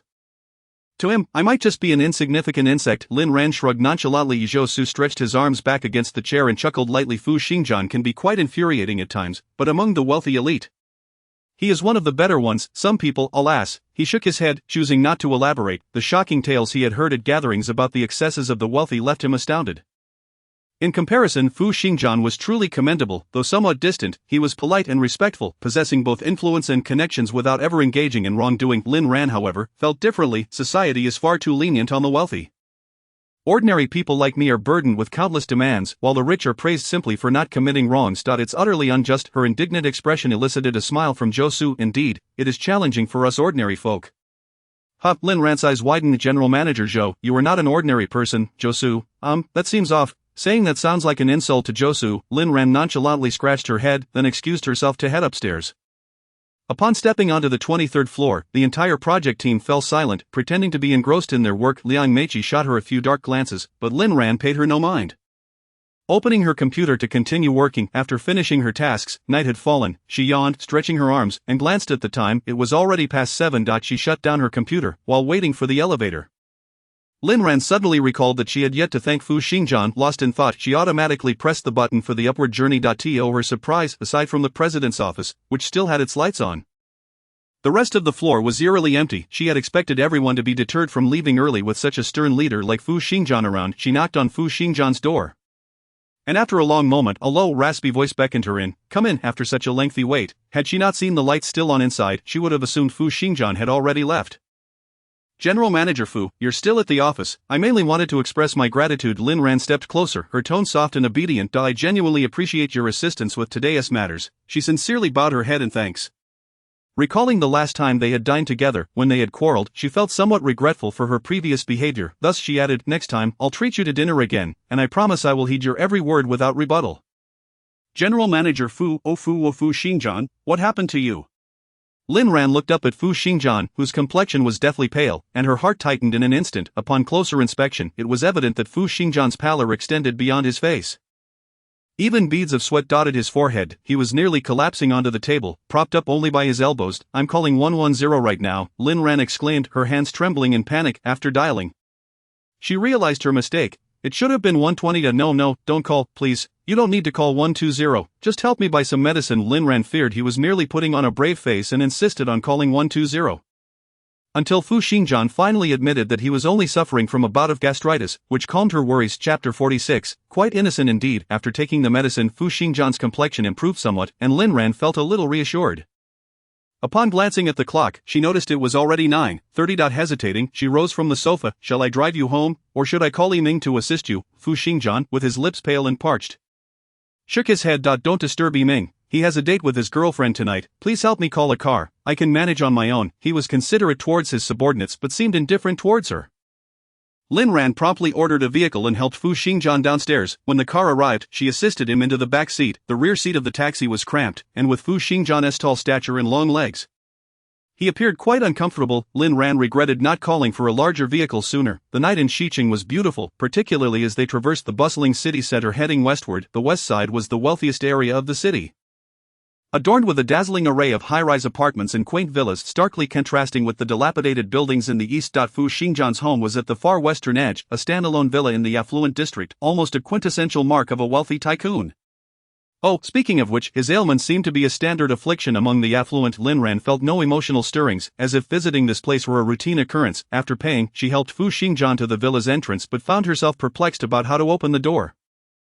Facial recognition, let me handle it, Fu Xingjian reminded her. Lin Ran nodded, supporting him as he scanned his face. Once inside, Lin Ran settled him onto the sofa and fumbled to turn on the living room lights, allowing her to see the villa's furnishings. The decor was stark and cold, mirroring Fu Xingjian himself, devoid of anything beyond essential appliances, even lacking a single potted plant, utterly void of any homely warmth. In contrast, her rented small apartment had a balcony adorned with a circle of green vines. Lin Ran approached Fu Xingjian, observing his expression. The pain had lessened, but he still appeared quite uncomfortable. With damp strands of hair clinging to his forehead, she gently took a few tissues from the table and softly wiped his brow. His eyes were strikingly beautiful. They were elongated yet not round, exuding an intense aura when not smiling, yet his long, thick eyelashes lent him an air of tenderness. A contradiction in features, a contradiction in character, especially at this moment as he gazed at Lin Ran with a deeply affectionate look. Though she knew those eyes might hold affection even for a dog, just then, her stomach audibly growled at an inopportune moment, causing Lin Ran to flush with embarrassment. After a night spent flitting about, she had neglected to eat dinner. There are prepared dishes and rice in the kitchen. You should eat, Fu Xingjian mentioned. I hired a maid to cook and clean for me in the evenings. Oh, Lin Ran replied, not one to be impolite, as she headed straight for the kitchen to serve the food in the dining area. Can you eat? Fu Xingjian shook his head, but Lin Ran proactively suggested, you can only have congee. Let me add water to the cooked rice and boil it again for you. Alright. Fu Xingjian adjusted his posture and nodded. Good, you're smarter than I imagined. Lin Ran rolled her eyes at his comment, recalling who had previously called her foolish. After finishing her preparations in the kitchen, she returned to the dining table, her mouth watering at the sight of the delectable spread. She was ravenous and, without hesitation, devoured her meal with great enthusiasm. The man reclining on the opposite sofa raised an eyebrow at her voraciousness. Feeling somewhat awkward, Lin Ran thought it odd. It was as if he were watching a live eating show. She immediately slowed her pace, chewing more deliberately. You usually eat so much alone, can you finish it all? In her extreme hunger, she could only manage to finish 2 plates and half a bowl of soup, struggling to fathom how much Fu Xingjian must waste if he dined alone. Fu Xingjian, however, candidly admitted, I can't finish it all. I mainly do it to ensure nutritional balance. Alright, that is quite wasteful, she remarked. Countless people die of hunger each year, while the wealthy squander extravagantly. Though she understood that money allowed one to indulge freely, she still felt a pang of sorrow over the stark divide between rich and poor. Just like the chasm between herself and Fu Xingjian, the disparity was simply too vast. After she finished her meal, the congee in the kitchen was ready. Lin Ran brought the steaming bowl to the table, thinking to blow on it to cool it down, but then recalled that Fu Xingjian might find it off-putting due to saliva, so she opted to fan it with her hand instead. Alright, it's cool now. Come eat. She helped Fu Xingjian sit up, but as she took a step, he suddenly pushed her back onto the sofa, then weakly said, help me untie my tie. Lin Ran was taken aback for a moment, and Fu Xingjian added, it's uncomfortable to eat wearing a tie. I need to take off my jacket as well. Alright, she acquiesced. Knowing he was the patient, she obediently helped him remove his suit jacket. But she had never untied a tie before. How do you untie a tie? She murmured shyly. Haven't you had a boyfriend before? Have you never untied a tie for him? At the mention of Himing, Fu Xingjian instinctively frowned. That guy seemed to have never worn formal attire. Balancing her thoughts, he offered, let me show you. He took her hand, gently placing it on the knot of the tie. Here, untie this. Then gently pull. Like an eager learner, Lin Ran quickly mastered the skill and proudly lifted her head to show Fu Xingjian the untied tie. Look, I've learned. Fu Xingjian lightly patted her on the head, smiling. Very good. At that moment, both were momentarily stunned. The gesture felt rather intimate. Unlike Lin Ran's hasty eating, Fu Xingjian savored his meal leisurely, making it quite a spectacle. Lin Ran felt a swell of embarrassment and shook her head repeatedly, thinking it was an unfair comparison. Fu Xingjian, I should head back now. It'll be hard to catch a ride if I wait any longer. This area was affluent, and there were naturally fewer drivers available, especially at this late hour. But of course, Fu Xingjian was stricken with his ailment again. He wiped his mouth and, with a rather shameless expression, asked Lin Ran, I just broke into a sweat. I'd like to take a shower, but I'm afraid of slipping in the bathroom. Can you wait for me to finish before you leave? His tone was pitifully pleading. Heavens, what kind of mood must he have been in to utter such a request? Lin Ran felt somewhat speechless, but considering he had just helped her, she found it hard to refuse and reluctantly agreed. She assisted him upstairs to the master bedroom and helped him find his pajamas. He accepted them obediently, his eyelids drooping as he quietly reminded her, "Don't forget the underwear, Lin Ran." "Fine, when in Rome," she complied, reaching for a pair of underwear per Fu Xingjian's guidance, turning her face away to avoid looking at him. Here, just as he was about to step into the bathroom, Fu Xingjian curiously asked, "Haven't you lived with a boyfriend before?" It seemed odd to feel shy about such an intimate item. "Of course not, we're always too busy with work and only went out on weekends," Lin Ran mumbled, but Fu Xingjian heard her clearly. "Quite innocent," he remarked, a smile playing at the corners of his mouth as he turned to enter the bathroom. This comment stung Lin Ran, feeling like a mockery. She kicked the air outside the bathroom in frustration to vent her irritation. Chapter 47. I have neither a girlfriend nor a fiancé. Lin Ran. Don't forget the bath towel. It's on the balcony. Lin Ran rolled her eyes dramatically at the air, then obediently retrieved the towel from the balcony and handed it to him. After what felt like an eternity, Fu Xingjian finally emerged. One wondered what a man could possibly take so long to wash. She opened her ride-hailing app, thinking a private car would be safer, only to discover there wasn't a single vehicle available nearby. With his damp hair, Fu Xingjian raised an eyebrow, feigning innocence. "What's wrong? I can't get a car," Lin Ran lamented, her heart sinking. She even entertained the thought of abandoning Fu Xingjian. "Oh, what should we do then?" He returned the question with an innocent expression and added, "There are no hotels within a 3-kilometer radius," with a heavy sigh. Lin Ran muttered, "Do you have a guest room where I could stay?" "Yes, there's one next door. I'll take you there." Compared to the master bedroom, the guest room was much smaller, though it was well furnished and clean. However, upon spotting some female skincare products in the guest bathroom, she hesitated. "Will my staying here cause you any inconvenience?" Fu Xingjian appeared puzzled. "What inconvenience could that cause? Am I to be sexually harassed? I mean, what if your girlfriend or fiancé misunderstands something?" Lin Ran lowered her gaze, remaining silent. He should be engaged to Yao Ning by now, or at the very least, they should be dating. Women can be quite possessive. She herself would feel uneasy if she found out her boyfriend was spending the night with another woman in a villa. Overthinking it, "I have neither a girlfriend nor a fiancé." Fu Xingjian's nonchalant voice came from above. This time, it was Lin Ran's turn to be astonished. He hadn't managed to pursue Yao Ning upon returning from America. That is quite disappointing. What is with that expression? "Are you surprised that I don't have a girlfriend?" Fu Xingjian leaned against the desk in the guest room, appearing lethargic and languid, a stark contrast to his usual demeanor. Lin Ran didn't wish to prolong this conversation.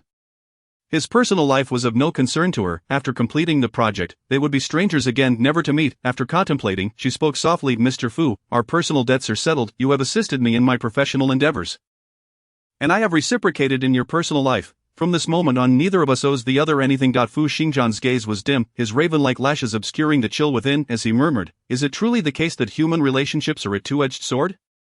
Lin Ran continued, "I know you have felt a deep sense of guilt regarding the matter from university. When I last saw you, I harbored some resentment. However, after spending time together, I believe you have changed significantly.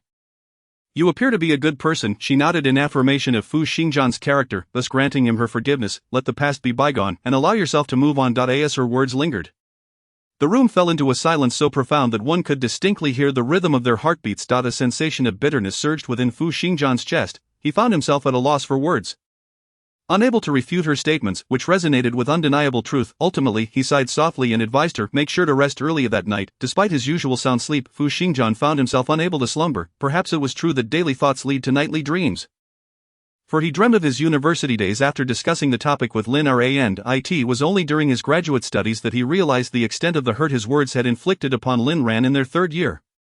At that time, he was in America, contemplating the need to apologize, only to discover that she had severed all means of contact. He had considered returning to Xiqing to apologize in person but found that few knew her whereabouts post-graduation. He understood part of the reason. Lin Ran came from a less fortunate background, her personality somewhat reclusive, with only Zhuo Ting as her true friend, making it understandable that others were unaware of her situation. Time passed, and eventually this year, he fortuitously encountered her. Naturally, he entrusted her with the project, deliberately inviting her to work at Yudo, occasionally sending Yiming to check on her. It seemed these were the only gestures he could muster. Logically, when Lin Ran expressed her forgiveness, he should have felt a weight lifted from his shoulders, yet, instead, it only deepened the ambiguous feelings within him. The following morning, as Lin Ran descended the stairs, she found Fu Xingjian impeccably dressed, seated at the dining table, relishing his breakfast. Upon noticing her, he greeted her and placed her breakfast before her. "Have you fully recovered?" "Yes, I have," Lin Ran affirmed with a nod, sampling the fried egg. It's quite well made." She never imagined she would one day enjoy breakfast prepared by the richest man in Xiqing. She pondered how to discreetly feign indifference before clients in the future. "What are you smiling about so early?" His usual frosty tone abruptly shattered her daydream. After they finished breakfast, Fu Xingjian selected a luxury car from the villa's garage and drove Lin Ran to Yudo, having slept poorly the night before. Lin Ran took the opportunity to catch up on sleep in the car. When she awakened, they had already arrived at the parking garage of the Yudo building. Oh no, I'm late. She frantically rummaged through her bag for her phone, only to find a hand pointing to the corner of her mouth. Mortified, she realized she had drooled in her sleep. Instinctively, she wiped her mouth, but nothing was there. Realizing she had been teased, Lin Ran shot a glare at the driver. He merely smirked. I was just reminding you not to rush, there is plenty of time. How absurd. Did he really think she was a 3-year-old? He was clearly enjoying her embarrassment. Goodbye, I'm heading upstairs, Lin Ran declared, slamming the car door behind her and dashing to the elevator. Disregarding Fu Xingjian entirely, she pressed the button repeatedly until the elevator ascended. Meanwhile, Fu Xingjian took his time to buy coffee on the first floor. Once the expansive parking garage fell silent, a furious face emerged from behind a car. Liang Meiqi could hardly believe her eyes. Lin Ran had just emerged from Fu Xingjian's car early in the morning. What had transpired between them last night? No, it shouldn't be like this. She couldn't fathom it. Even if he sought a bedmate, she was undoubtedly more beautiful and youthful. There was no reason for him to choose Lin Ran. The only explanation was that Lin Ran had used some petty trick to seduce Fu Xingjian. How hypocritical. Just wait, she would ensure everyone saw Lin Ran's true colors. Chapter 48. Turmoil. The project was progressing smoothly. Lin Ran was enjoying good food and restful sleep, glancing at the calendar on her desk. In half a month, the May Day holiday would arrive, and she planned to return home to see her grandmother. During her recent phone calls with her grandmother, she had been unable to speak directly to her, as the caregiver, Aunt Li, only mentioned that her condition had worsened, though she could not elaborate on how serious it was.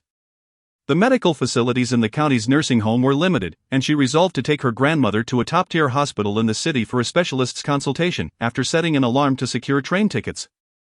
Lin Ran temporarily set this matter aside and turned her attention to drafting a report. PPT. Zhou Su had informed her that Fu Xingjian was quite particular, not only regarding the content but also finicky about the layout, design, and style of the PPT. Consequently, Lin Ran found herself struggling with the task. She understood the project, the technology, and the product, but when it came to aesthetics and artistry, she felt completely out of her depth.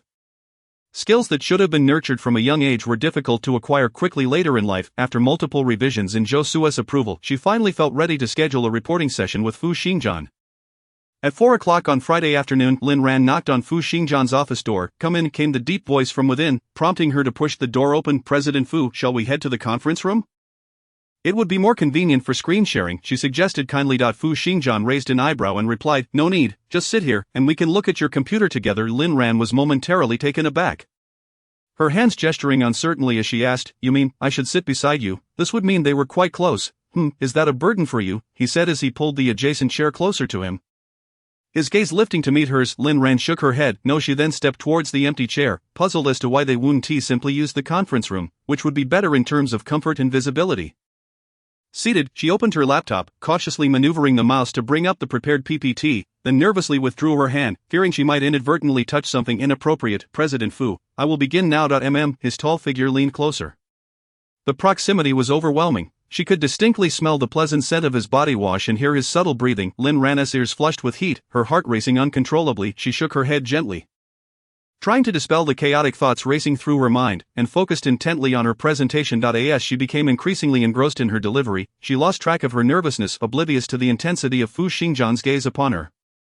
Fu Xingjian's eyes subtly drifted over her tailored white suit, moving upward to her delicate chin and smooth jawline. She was indeed quite attractive, fitting the current aesthetic ideals. It was only her frail and dark appearance in college that had led to the initial impression of her resembling a beansprout. Back then, Su Huanran had often mocked Lin Ran in front of him, but unfortunately his thoughts had been occupied elsewhere, leaving him unable to stand up for her. President Fu, Lin Ran's eyes widened slightly in disbelief. Was he daydreaming? Fu Xingjian cleared his throat, straightened in his seat, crossed his legs, and remarked, overall, it's quite good. Having occupied the CEO position for an extended period, Fu Xingjian had honed the skill of crafting a narrative based solely on a single chart. The Gantt chart was indeed well done. Oh, thank you, President Fu. She had expected him to offer more insightful critiques. Instead, he merely praised her chart, which was a basic skill for a project manager. If there's nothing else, I will. She indicated the door, preparing to retreat. However, Fu Xingjian suddenly switched to his critical mode, pointing out areas for improvement in the interface design, suggesting that she could simplify it and distill the key points into succinct statements. He stood and leaned over, half his body hovering near her, resembling an embrace. The gesture was infuriatingly ambiguous. All right, thank you for your guidance, President Fu. Lin Ran lowered her gaze, unable to meet his eyes, feeling her heart race even faster. Then, I will take my leave now, she said, rising to depart, but before she could utter another word, a sudden, urgent knock on the door caught her attention. Entering was Yiming, who appeared surprised to see Lin Ran. What is going on? Fu Xingjian frowned. Yiming hesitated, glancing at Lin Ran. President Fu, it's about, he stammered, about. Lin Ran felt a jolt of unease. Was this related to her? Is this your professional capability as an assistant? You can't even articulate what is happening. It was the first time Lin Ran had witnessed Fu Xingjian lose his temper with Yiming. After a moment of contemplation, she softly interjected, President Fu. It has nothing. I'll just take my leave. Not so fast, let us hear it all first. Yiming's unusual demeanor clearly indicated that the matter concerned Lin Ran. Finally emboldened, Yiming spoke, there is a middle-aged woman causing a commotion in the lobby, loudly demanding the company fire. Miss Lin. Fu Xingjian's expression turned perplexed as he said, what nonsense is this? Before Yiming could elaborate, Lin Ran had already stepped out, prompting him to quickly follow. Upon reaching the first floor, Lin Ran instantly recognized the uproarious figure as Yiming's mother. Upon seeing Lin Ran, his mother abruptly ceased her wailing, advancing toward Lin Ran to deliver a sharp slap across her face.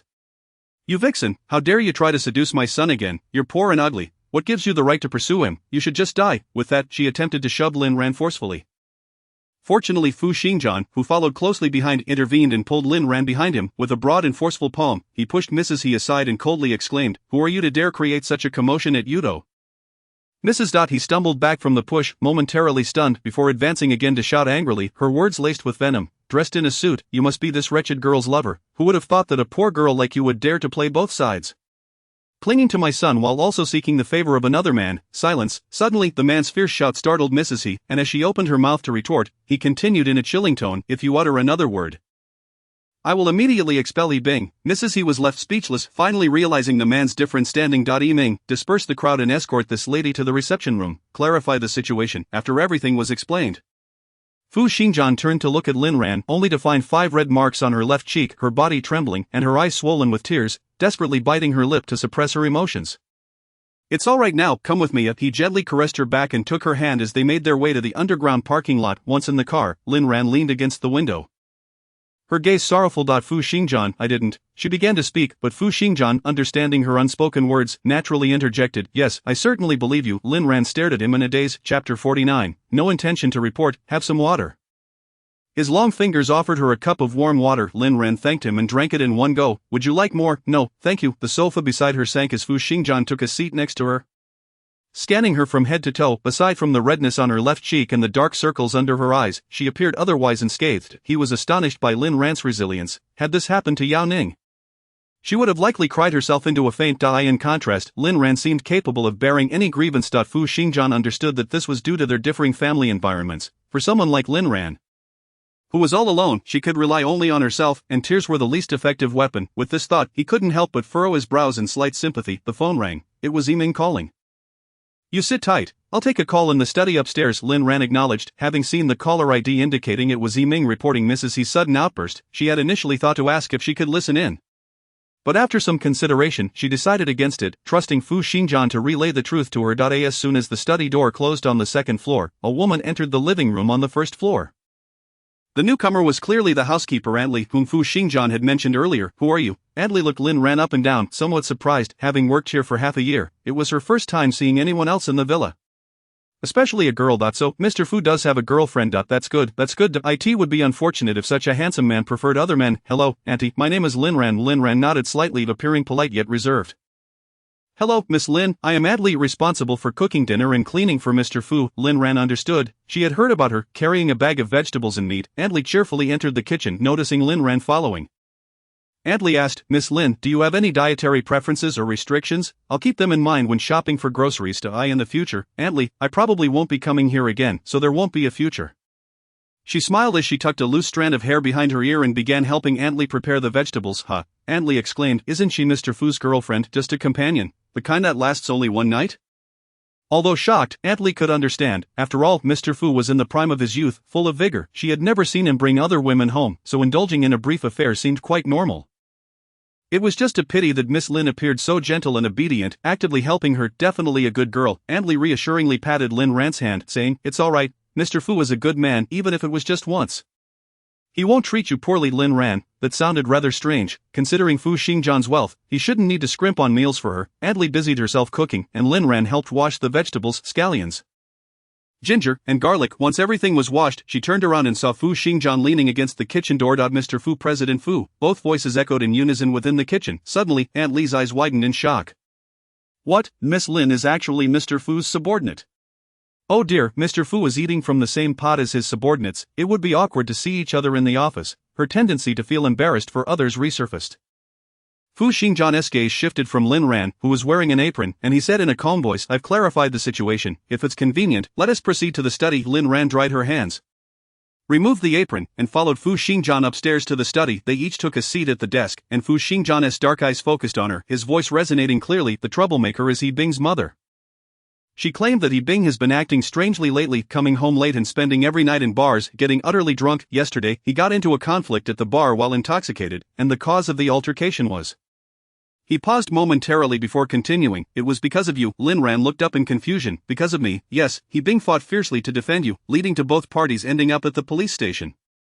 His mother rushed to pay the bail and took him home, only for He Bing to suddenly spit out blood and be hospitalized. The situation unfolded chaotically, leaving Lin Ran stunned. She tightened her palm. What about him now? Fu Xingjian interlocked his fingers, slightly lifting his eyelids. Are you very anxious? Of course. After all, it concerns a life. Fu Xingjian leaned forward, his gaze fixed on her with a dangerous coldness. Do you still have feelings for him? Lin Ran furrowed her brows, finding his question perplexing. Regardless of my feelings, I cannot remain indifferent to someone's life, but do you still like him? He pressed again. Relentless, as if he wouldn't relent until he received an answer. Lin Ran, answer my question. All right, it seems some people have turned this place into an office to exert their authoritative pressure on me. I no longer have feelings for him. She averted her gaze, refusing to meet Fu Xingjian's eyes. Fu Xingjian relaxed his posture, his arms resting comfortably at his sides. Well, he is still alive, but it'll take a long time for him to fully recover. Lin Ran nodded. So his mother came to the company to create a scene because she thinks I caused all of this. How imaginative of her. Fu Xingjian was very satisfied with Lin Ran's attitude, a smile playing at the corners of his mouth. Yiming has already sent me the surveillance footage from the first floor lobby of Yudo. If you decide to report this, I will assist you in providing evidence. Mrs. He openly insulted her at her workplace, damaging her reputation. She could certainly report and sue her. Not only could she obtain a public apology, but also compensation. Lin Ran had initially planned to do just that. But upon hearing Fu Xingjian's words, she hesitated. She understood that for an ordinary family, having a son severely injured and hospitalized was already a devastating blow. If she were to sue Mrs. He now, the He family would likely fall apart. I do not intend to report it. Fu Xingjian was taken aback. She was letting her off the hook just like that. Aren't you afraid she will come to create trouble again? Lin Ran laid out her thoughts clearly. After listening, Fu Xingjian gazed at her with deep eyes, then coldly remarked, Those who know you think you were kind-hearted, while those who do not might believe you were still pining for the past. Suddenly, the quiet study was interrupted by the sound of a notification from his phone. It was a message from Yiming. Fu Xingjian opened his phone and then chuckled. Lin Ran, you think of others, yet no one thinks of you. With that, he handed the phone to her. Lin Ran lowered her head and was confronted with a series of sensational headlines scrolling before her. Female employee of a notable company suspected of being a mistress assaulted by the legal wife. Below was a video. Lin Ran didn't click on it but was certain it was the footage of Mrs. He causing a scene earlier that afternoon. Notifications rang out incessantly from her phone, messages of concern from familiar colleagues. This meant they had all seen it. She felt a chilling wave wash over her, her body going cold as she helplessly shut her eyes. Chapter 50. Is it still available? Upon opening her eyes again, she found Fu Xingjian standing behind her, his expression a mix of concern, or perhaps she was mistaken. Lin Ran's lips felt parched as she struggled to stand, but her body swayed. Fu Xingjian, seeing this, wrapped an arm around her shoulder to steady her. The faint fragrance wafting from her made Fu Xingjian's heart race uncontrollably. Let's go downstairs for dinner. After we eat, we can think of a solution together, he whispered in her ear. In truth, he could have easily instructed Yiming to handle everything remotely, but he didn't want to help her too easily. He wanted to know if Lin Ran had truly moved on from Yiming. After all, it was her first love, the separation instigated by their parents, leaving behind an indelible regret. What if old feelings were rekindled? With that thought, he tightened his grip on Lin Ran's hand. Arriving on the first floor, Aunt Li had already set the table with 4 dishes and a soup. Noticing Lin Ran's pale complexion, Aunt Li approached with concern. Miss Lin, what is wrong? Are you feeling unwell? It's nothing, thank you for your concern. Auntie Lin Ran forced a smile. Fu Xingjian lifted his head and instructed Aunt Li, Aunt, could you kindly step out and purchase some feminine toiletries, and perhaps a few snacks that girls tend to enjoy? I will transfer the money to you via WeChat, just buy what you deem necessary. Oh certainly, Aunt Li responded, her face adorned with an expression that conveyed her understanding. As she turned to leave, a thought struck her, and she approached Fu Xingjian again, lowering her voice to inquire, Mr. Fu, should I still purchase that? This was Fu's first time bringing a girl home, and there were certain items he had overlooked. Her well-meaning reminder aimed to prevent any untoward incidents that would be detrimental to both Mr. Fu and Miss Lin. Fu Xingjian paused momentarily, spoon in hand, raising an eyebrow as he glanced at Lin Ran, who was lost in thought. He then returned his gaze to Aunt Li. Yes, go ahead and buy it. It might come in handy in the future. Aunt Li left with a cheerful demeanor, pondering to herself that it was not merely a matter of future use. In her opinion, it would undoubtedly be needed tonight. Well, it could very well be useful later too, so perhaps she should buy a few extra boxes. Eat more meat. You're too thin, Fu Xingjian said, using his public chopsticks to serve Lin Ran a generous portion of beef. Thank you, Lin Ran replied weakly. As if awakening from a deep slumber, she asked, where is Aunt Li? Isn't she joining us for dinner? She has stepped out to buy you toiletries. A morsel of food lodged in Lin Ran's throat. And after sipping some soup to clear it, she earnestly said to Fu Xingjian, but I don't reside here, there is no need for you to buy toiletries for me. Fu Xingjian set down his chopsticks and, with his customary authoritative demeanor, fixed his gaze upon her. It would be best for you to stay here and not go anywhere until everything is clarified. Seeing Lin Ran about to retort, he continued calmly, in recent years, Xi City has been remarkably peaceful. It would be a pity to miss out on a rare explosive news story. Those unscrupulous reporters must have caught wind of it by now. They could very well be stationed outside your rental apartment or even the hotel. Fu Xingjian's composed words sent a chill down Lin Ran's spine. It was not entirely implausible, recalling similar news stories she had seen online. The victim's information was often thoroughly exposed while the perpetrators remained under strict protection. However, tomorrow is Saturday, and I still need to help Zhuoting at the shop. It's a small matter, I will handle it. With that, Fu Xingjian picked up the phone on the table and, with a few taps of his fingers, casually looked at Lin Ran. Your friend's earnings will remain unaffected, and you need to step outside. It's a win-win situation. The music in the bar was deafening as Su Huanran was dancing and flirting with girls when he suddenly felt a vibration in his pocket. He had received a WeChat message from Fu Xingjian. He released the girl and strode towards the booth where siblings Yao Ning and Yao Qian were enjoying drinks and conversation. What does Xingjian mean by sending me this message? He directed his phone toward Yao Qian. But upon hearing that it was a message from Fu Xingjian, Yao Ning snatched the phone away, exclaiming, let me see, Chapter 51, she lost her dignity, and you lost your money. The message was read aloud by her, stating that he was placing an order for 100 portions of desserts from the owner of the dessert shop they had previously visited. This is for the dessert payment, I will transfer it to you. She returned the phone to Su Huanran, her tone dripping with sarcasm. What kind of dessert shop warrants such a hassle? Why must he go through you for assistance? It was evident that Fu Xingjian was attempting to assist the dessert shop owner in boosting sales while keeping his identity concealed, thus passing the money to his good friend to facilitate the order. Such a convoluted approach suggested that the shop owner must be a beauty, thought Yao Ning with a hint of jealousy. I remember now, it's that ordinary girl, Su Huanran exclaimed, briefly recounting the events of that day to Yao Ning. She stroked her chin, her brows knitting together. Lin Ran, Su Huanran patted her shoulder. Does it ring a bell? I told you, they both look so average that how could anyone possibly remember them after so many years? If they looked as pretty as Ning Ning, I would definitely remember. He chuckled. Yao Ning playfully punched his shoulder. Show some respect, will you? Stop calling them ordinary girls. It sounds like something a petty thug would say. Yao Qian shook his head in exasperation, kicking him lightly. Hurry up and make the call. Wait, are we really buying? Su Huanran exclaimed, no way, I'm not buying. Even if I don't have to pay, I still won't buy 100 portions. Who am I supposed to feed them to? Exactly, buying is easy, but who will eat them? I'm not throwing everything in the trash. Yao Ning surprisingly agreed with Su Huanran's perspective. However, Yao Qian was in a bind. His good friend had just messaged him to keep an eye on Su Huanran, and he was not permitted to leave without making the call. Yao Ning grabbed her brother's phone, rolling her eyes. You're quite invested in this. With no other option, Su Huanran reluctantly dialed the dessert shop's number, putting it on speaker so all three could hear. When he stated he wanted 100 portions, the manager on the other end was evidently taken aback, pausing for a moment before responding. Sir, did I hear you correctly? 100 portions of dessert? Are you hosting a banquet? Who would be generous enough to treat 100 portions of dessert? Zhuoting grew increasingly suspicious, thinking the caller must be a competitor trying to cause trouble. However, the customer was clearly displeased. Cut the nonsense. If I say 100 portions, then it's 100 portions. What concern is it of yours how I intend to use them? How audacious, no doubt a competitor trying to sabotage us, Zhuoting thought, rolling her eyes at the phone. I'm sorry, but I cannot accept this order. My establishment is too small to accommodate such a large request. Please seek another establishment. Su Huanran was both amused and exasperated. I've never seen a business refuse an order before. With a smirk, he added, I'll pay you a 50 deposit. Do you accept? It was merely a matter of money. He had plenty and most people would offer a 10 deposit, but he was offering 50. How about that? Quite generous, isn't it? Unfortunately, Zhuoting was not swayed. Her dessert shop operated on thin margins, and even with a 50 deposit, if the remaining balance was not paid the next day, she would still incur losses.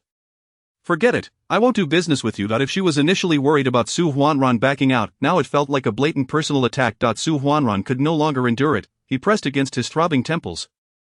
I'll add you on WeChat and transfer you 100,000 yuan right now. Will you take the order or not? What, 100,000 yuan? Zhuo Ting fell silent, having never earned that much since opening her shop. Ha, are you tempted now? Then accept the order and prepare it for me. Su Huanran hung up the phone and immediately added Zhuo Ting on WeChat, transferring the money in one smooth motion before collapsing onto the sofa. Feeling triumphant. 100,000 yuan just like that. I thought she had some integrity. Yao Qian looked on in disbelief. Indeed, she lost her integrity, and you lost your money. You two are equally matched. Neither should mock the other. Your friend just transferred 20,000 yuan, and you willingly gave her 80,000 to secure her business. Is there something wrong with your brain? He sighed, idly scrolling through his phone until one local news article caught his attention. Chapter 52. It turns out that whether in the past or present, Fu Xingjian has always looked down on her. That evening, Lin Ran lay quietly in the guest room after her shower. Compared to the afternoon, her emotions had settled considerably. At once calm, she decided to return Zhuo Ting's call. Before she could utter the words "I'm sorry," a loud explosion erupted from the other end. Ran, I just received a massive order from a client, 100 portions of dessert for 100,000 yuan. My god, this is the first time I've seen an order in the 3 digits. Lin Ran was taken aback. 100,000 yuan. Yes, the other party seems a bit unhinged, but who cares, I won't turn down money. You don't need to come to the shop tomorrow. I've decided to close for the day to focus on fulfilling this order for this generous client. As long as it doesn't interfere with your business. That is fine. Lin Ran's concerns vanished in an instant. After expressing her excitement, Zhuo Ting asked, by the way, what was the reason you couldn't come to the shop this afternoon, when she received Lin Ran's message indicating she couldn't help out on Saturday? Zhuo Ting had been busy attending to customers and hadn't had the chance to inquire further. Being a loyal friend, she worried that Lin Ran might rush over to confront He Ping. So Lin Ran hastily fabricated an excuse. Oh, I have to work overtime tomorrow. There's an urgent project to deliver. They're all exploitative capitalists. Not a single one is a good person, Lin Ran replied with a smile. Exactly, none of the bosses are good people. When she lifted her gaze, her smile froze. Ting, I have to hang up. She covered her mouth and whispered into the phone's receiver. Then, standing up, she coughed lightly, lowering her head in deference to the tall man at the door. Mr. Fu, what does it mean to be caught red-handed? This was precisely her situation. Every time she spoke ill of Fu Xingjian, he always seemed to hear it, leading one to suspect that the aloof and regal Mr. Fu had installed cameras on her, as he always managed to appear at the most opportune moments. Are you pleased to hear me berate you? Fu Xingjian stood before her, hands in pockets, his towering height making her feel a sense of pressure. Not exactly. It's more of a playful jest. She fumbled for words, attempting to explain that it was the kind of banter found online where workers refer to themselves as beasts of burden and bosses as capitalists who exploit them. As she spoke, her voice grew softer, her confidence waning. To Lin Ran's surprise, Fu Xingjian laughed, a genuine smile that transformed his demeanor, leaving her feeling as though she had just encountered a ghost. As long as you're happy, feel free to curse. There is no need to justify it. His lips curled upward, and the cold aura that usually surrounded him dissipated, replaced by an inexplicable warmth. Lin Ran froze, nodding slightly before shaking her head again. Fu Xingjian's smile deepened. However, his bone structure is exquisite. Even when he laughs heartily, his attractiveness remains intact, transforming from a cool young master into a gentle gentleman. Lin Ran felt her ears burn with a flush, lowering her gaze to avoid looking at him. Mr. Fu, we agreed to discuss a solution together. Are you available now? I am. Let's go to the study.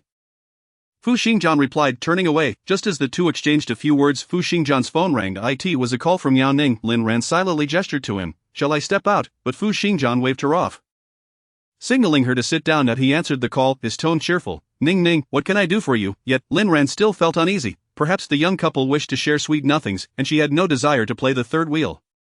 After contemplating, she stood up, but Fu Xingjian, holding the phone in his right hand, grasped her with his left, frowning as he nodded at her and said, Stay seated. Yao Ning, momentarily taken aback, playfully asked, Who's south at your place? The response was evasive. A friend, she huffed. Male friend or female friend? To which Fu Xingjian replied nonchalantly, Just a regular friend. As their conversation veered further off course, Yao Qian interjected loudly, I saw on the news that a woman caused a scene at your company. Was that girl Lin Ran?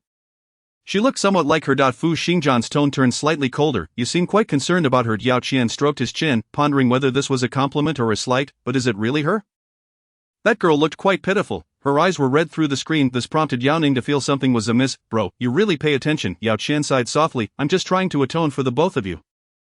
You two were, sigh, truly excessive, rubbing his temples. He advised, Xingjian, if you can help, do lend her a hand. After all, it's just a simple matter for you. There was a brief silence on the line before Fu Xingjian replied calmly.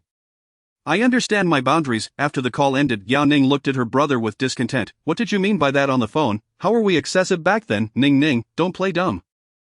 Yao Qian retrieved a cigarette from the table and slowly lit it, his tone icy. Coming from a scholarly family, he could not bear to watch his sister edge closer to moral decay. Yao Ning felt aggrieved and frustrated. First, Fu Xingjian had ignored her, and now her brother was inexplicably scolding her. She swiftly got up and dashed towards the door. Once Fu Xingjian hung up, he turned his phone face down on the table and fixed his dark gaze on Lin Ran. Lin Ran lowered her head, recalling the phrase just a regular friend, a bittersweet feeling welling within her. She then self-deprecatingly thought that being considered a regular friend by Fu Xingjian was already a blessing. So many others yearned to approach him but could not. I have an idea. Please hear me out. Lin Ran nodded. Alright, you should directly contact He Ping and ask her mother to publicly explain the situation and apologize to you. If she refuses, you can report it to the police. You have the surveillance footage from U2 building. If things escalate, her mother could end up in jail, and He Ping would likely be dismissed from the company. Lin Ran frowned, her hands clasped together, concerned that He Ping, injured, might not withstand such a threat. Lin Ran, being soft-hearted towards the enemy is being cruel to yourself. Fu Xingjian smirked. Or is it that you still have feelings for He Ping? Enough. She stood up, utterly detesting his sardonic demeanor. With her chest rising and falling with each breath, she pointed at Fu Xingjian and coldly remarked, Mr. Fu, I appreciate your assistance, but if you think you can take this opportunity to trample on my dignity, you are sorely mistaken. I would rather forego your help. Fu Xingjian was momentarily taken aback. When had he ever trampled on her dignity? Grabbing her wrist forcefully, his breath quickened. Is mentioning He Ping trampling your dignity? Let me tell you, your dignity is already worthless. His grip was so strong that Lin Ran winced in pain. Fu Xingjian released her wrist but tightened his hold on her shoulder. He Ping is dating someone behind your back. That person is a civil servant, excelling in family background career, and looks everything you lack. He Ping's mother is delighted. Without this incident, they would probably be getting married by the end of the year. Her heart felt as though it were being squeezed. Tears streaming down Lin Ran's stubborn face. There were so many things she wanted to say, but only the words family, career, looks all better than you echoed in her mind. It became clear that, whether in the past or present, Fu Xingjian had always looked down on her. Chapter 53, just an ordinary woman of no remark. She pried Fu Xingjian's fingers apart, trembling all over. Fu Xingjian, you look down on me yet claim you want to help. Your hypocrisy truly disgusts me. The soft touch slipped from Fu Xingjian's grasp. By the time he regained his senses, Lin Ran had already changed her clothes and dashed downstairs. Fu Xingjian hurriedly followed her, grabbing her hand and gently squeezing her temples. It's too late. It's not safe. We'll leave tomorrow. Lin Ran said nothing, trying to shake off his hand, but it was futile. Lin Ran, please calm down. I don't look down on you. I want to tell you that He Ping is not a good person. While pursuing you for reconciliation, he is secretly going on blind dates. He sees you as a backup, but so what? What does that have to do with me? I told you, I no longer like him. Really? Lin Ran scrutinized him, then smirked lightly. Whether it's true or not, what does that matter to you? Fu Xingjian found himself at a loss for words. Silently gazing at her. Minutes later, he relented, his hands falling hopelessly, his voice hoarse. It's unsafe for you to go alone. I'll drive you. Lin Ran lowered her gaze, ceasing to struggle. Thank you. Just take me to the nearest subway station. The understated luxury of the Black Cullinan glided through the affluent villa district of Shi City. Unlike the bustling city center, this area was eerily quiet, with even the street lights dimmed so as not to disturb anyone. The car played soft classical music, creating a serene atmosphere. Regardless of how slowly Fu Xingjian drove, the car ultimately came to a halt at the subway station entrance. With a gentle flick, his fingers unbuckled the seatbelt, and he stepped out to open the door for Lin Ran. His lips parted as if to say something, but ultimately no words escaped him. By the time he realized it, Lin Ran had already entered the station, leaving him behind. Fu Xingjian sighed softly and drove back, sending a message to Yiming along the way. He tossed the car keys carelessly onto the coffee table, his long legs draped over the sofa. Appearing weary and desolate, suddenly, a familiar scent enveloped him. Guess who I am? A playful, sweet voice chimed in his ear. Fu Xingjian's lips curled slightly as he brushed Yao Ning's hand away. What are you doing here? I came to catch you in the act. Yao Ning pouted, her gaze surveying the villa. Fu Xingjian set his legs down and sat up seriously. What nonsense are you spouting? Catch me in the act? Unconvinced, Yao Ning extended her palm, revealing a small blue package. What's this? Fu Xingjian recalled placing it on the nightstand in his bedroom. Frowning, he snatched it back and tucked it into his pocket, calmly advising, stop messing around. I'll have Yao Qian come pick you up. Feeling guilty, Yao Ning's mood plummeted, and she placed her hands on her hips. I'm not leaving. I want to sleep here tonight. I just checked the guest room, and there are clean toiletries. Yet, Fu Xingjian ignored her. After sending a voice message to Yao Qian, he strode toward the guest room on the second floor, locking the door with a click before returning to the kitchen on the first floor. He retrieved 2 bottles of drinks from the refrigerator. Drink some water. Yao Ning held the cold beverage, her palms and heart gradually growing colder. She understood that Fu Xingjian, like most men, required a woman's company. Much like her brother occasionally brought female companions back to the apartment, she also realized that those companions posed no threat. They were merely tools for him to relieve his desires. However, sitting on the sofa, Yao Ning subconsciously swung her legs, reassuring herself that she was overthinking it, merely an unremarkable ordinary woman. As long as she confirmed that he valued her most in his heart, that would suffice.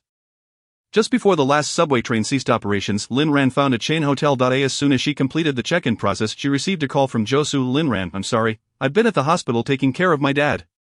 So I just saw the news, are you okay? His tone carried a hint of breathlessness, likely from rushing down the stairs to make the call. Mr. Zhou, thank you for your concern, I'm fine. Don't worry. I can handle this matter without causing any trouble for the company. Lin Ran. Josu slightly closed his eyes. It's not that I'm worried about trouble for the company, I genuinely care about you. Like a regular friend would. Lin Ran was momentarily taken aback. Some people brought warmth when she needed help the most, while others only offered cold mockery. Josu was clearly one of the former. She smiled. Thank you, Mr. Zhou. Josu acknowledged her and continued, I know someone who can help remove the video from the news. As for anything else, if you need me, feel free to contact me anytime. My phone is always on. His words warmed Lin Ran's heart. Aside from Zhuo Ting, it had been a long time since anyone had shown her such concern. Alright, Mr. Zhou, I do have a small favor to ask. The following morning, Lin Ran took a taxi to the hospital where He Ping was located. She had seen the hospital's name in a short video yesterday, and though unsure of its validity, she decided to take a chance. In an effort to shield herself from unscrupulous media seeking to capture unflattering images, she procured a hat and a mask to conceal her head and face. Upon arriving at the consultation desk, she inquired with several nurses before finally discovering the whereabouts of He Ming's hospital room. Lin Ran could not help but feel a sense of relief at having found the right place. As she pushed open the door, she found He Ming weakly reclining in bed, receiving in 4 infusion. His mother, bending down to tuck in the blankets, glanced over and, upon recognizing Lin Ran, her face was instantly infused with anger. Although He Ming was unable to move, he nonetheless grasped his mother's arm firmly and shook his head in disapproval. Lin Ran placed the fruit basket she had brought on the table and gently inquired, How is your health? Are you doing alright? The doctor says there is no major issue. After 2 weeks of rest, I will be discharged. He Ming replied with a pale smile, attempting to reassure her. He was genuinely surprised to see Lin Ran. The last time they had spoken, he had been excessively harsh, uttering words that had wounded her deeply. Lin Ran was a girl who valued her pride above all else, and he had callously trampled on it. He Ming felt an overwhelming sense of guilt. Since the day he had spoken harshly to her, he had been in a daze, initially avoiding the cafeteria, then shunning work, and subsequently drowning his sorrows in bars to numb himself. It was only after encountering a former colleague in a bar, who had the audacity to bring drinks and celebrate his liberation from a Phoenix girl, that he had lost his temper and ended up in a brawl that led to the police station. Awakening in the hospital, his guilt towards Lin Ran grew with each passing moment. He had intended to apologize, only to discover that she had removed him from her WeChat contacts, thus seeing her at the hospital today filled him with immense joy. That's good, Lin Ran said as she pulled up a chair to sit down, her calm gaze fixed on He Ming. He Ming, I came today to clarify something with you and your mother. What matter? He Ming asked, curious as to how it related to his mother. Chapter 54. The one who should help you is someone else. Lin Ran already had her suspicions. It seemed that during He Ming's hospitalization, he remained unaware of his mother's recent outburst at Yudo. She discreetly cast a glance at his mother, who appeared uncomfortable and instinctively wished to flee. Lin Ran called out to her, Auntie, it would be best if we sat down calmly to discuss this, lest it escalate to the police station and provide fodder for online ridicule. What do you think? Reluctantly, He Ming's mother dragged a chair over and sat down. Lin Ran continued, Yesterday, Auntie came to Yudo building to confront me, accusing me of seducing your son, claiming I was both poor and unattractive, unworthy of him. I can accept the latter, but the former is hard for me to agree with. He Ming, you came to me seeking reconciliation, and after I declined, you expressed disdain for my circumstances, being nearly 30, without a house, car, or savings, only burdened by a grandmother, saying that with such conditions, I would never marry. How did this suddenly transform into me seducing your son? I fail to comprehend the logic. Do you understand? Her voice, neither loud nor soft, detonated like a bomb throughout the hospital room. Mom, you caused a scene at my company? He Ming exclaimed, a mix of anger and urgency in his tone. Why did you confront Lin Ran? I told you I have nothing to do with her. His mother, worried about her son's condition, immediately stood up. I was frightened too. I saw your phone and discovered you still had ties to Lin Ran. Then, the police informed me that you got into a fight over your ex-girlfriend, and Mom, you were wrong. Please don't get worked up. What's your wound? She then fixed a fierce gaze on Lin Ran. My son has just undergone surgery and cannot handle any stress. If there's an issue directed at me, Lin Ran replied, Auntie, I understand, which is why I initially suggested we clarify the events before making any decisions. Is everything clear now? It's not me who is unwilling to let go of your son, rather, he sought reconciliation and subsequently spoke disrespectfully to me when his advances were rebuffed, with each word Lin Ran uttered. Himing's shame deepens you wicked woman, what do you intend to accomplish? His mother, unable to contain her distress at seeing her son in agony, cried out, Auntie, I respect you as my elder, which is why I am speaking to you in this manner. If you feel this setting is inappropriate, we can go to the police station. After all, I possess the surveillance footage from Udo building. However, at that point, we may find ourselves in the roles of plaintiff and defendant. His mother froze, and upon realizing she might face a lawsuit, she promptly fell silent. Lin Ran, noticing her reaction, spoke gently, Auntie, initially, I intended to report this to the police and hire a lawyer for litigation. However, upon learning of Himing's injury and hospitalization, I felt pity. I understand the challenges of maintaining a family. Having grown up without parents, I often envied Himing for having your care and his father's protection. He is far more fortunate than I, and I do not wish to shatter that. What I seek is merely a public apology letter, clarifying the circumstances and restoring my reputation. Is that too much to ask? Not at all. Moreover, I swear I will never trouble you again. Himing gazed at Lin Ran, silently making a decision on behalf of his mother. Lin Ran wiped the tears from her eyes and nodded. Alright, she then sent the draft she had prepared to Himing and requested his mother to record a video publicly apologizing to Lin Ran and clarifying the truth. Lin Ran skillfully guided the narrative towards a mother's heartfelt concern for her child, thereby averting potential online backlash against Himing's mother. Himing felt increasingly guilty. Here she was still assisting him and his mother, despite his previous insults towards such a kind and beautiful girl. He found himself utterly detestable. The pain in his heart was unbearable, yet he felt powerless, having promised her he would no longer pursue her. Once the video and text were published, Lin Ran sought help from Josu, asking him to enlist the assistance of prominent online personalities to amplify the reach. Soon, the news spread like wildfire across various platforms. Once everything was settled, Lin Ran returned to her long-neglected rental apartment and indulged in a much-needed sleep. Upon awakening, her phone was inundated with missed call notifications, revealing that they were from Himing. Lin Ran, after you left, my mom told me that someone contacted her to incite her to cause a scene. She isn't sure who it was, and when I returned the call, it turned out to be a disconnected number. I'm not mentioning this to absolve my mother but to alert you that someone may be deliberately targeting you. After hanging up, Lin Ran collapsed onto her bed, chills running down her spine. The situation was more complex than she had imagined. Human nature was darker than she had anticipated. Who could be scheming against her? Lin Ran had a rough idea, but thinking of it sent shivers down her spine. Was it truly so terrifying that someone would go to such lengths over a trivial work matter? After a restful afternoon, Lin Ran recalled the significant order from Zhuo Ting and messaged her on WeChat. Is it sorted? I'm available now and can help anytime. Zhuo Ting replied, Did you finish your business? Lin Ran, yes, everything is resolved. She then logged into various news websites to check for the video related to her, only to find that the original footage had vanished without a trace.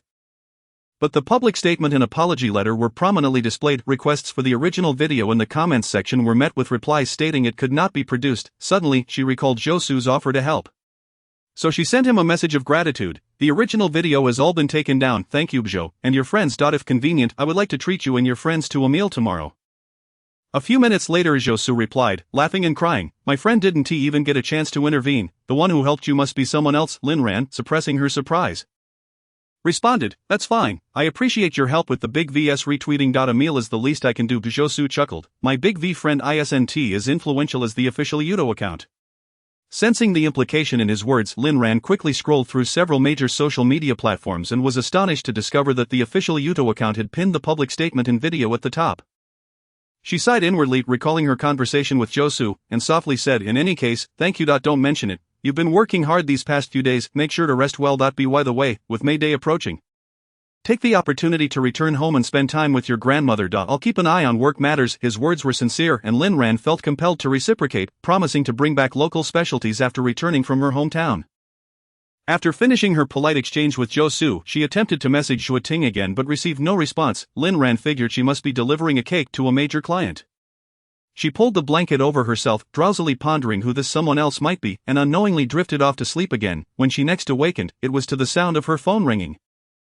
Goodness, it felt like she had stumbled into a dream. Hello, Lin Ran, do you know who my major client is? Lin Ran turned over, her mind still foggy. Who is it? Ha, you'd never guess. It's Su Huanran, a good buddy of Fu Xingjian. What? Don't worry, I didn't give him a good attitude. I tossed the cake at him and gave him a piece of my mind, avenging the trouble he caused last time he visited my shop.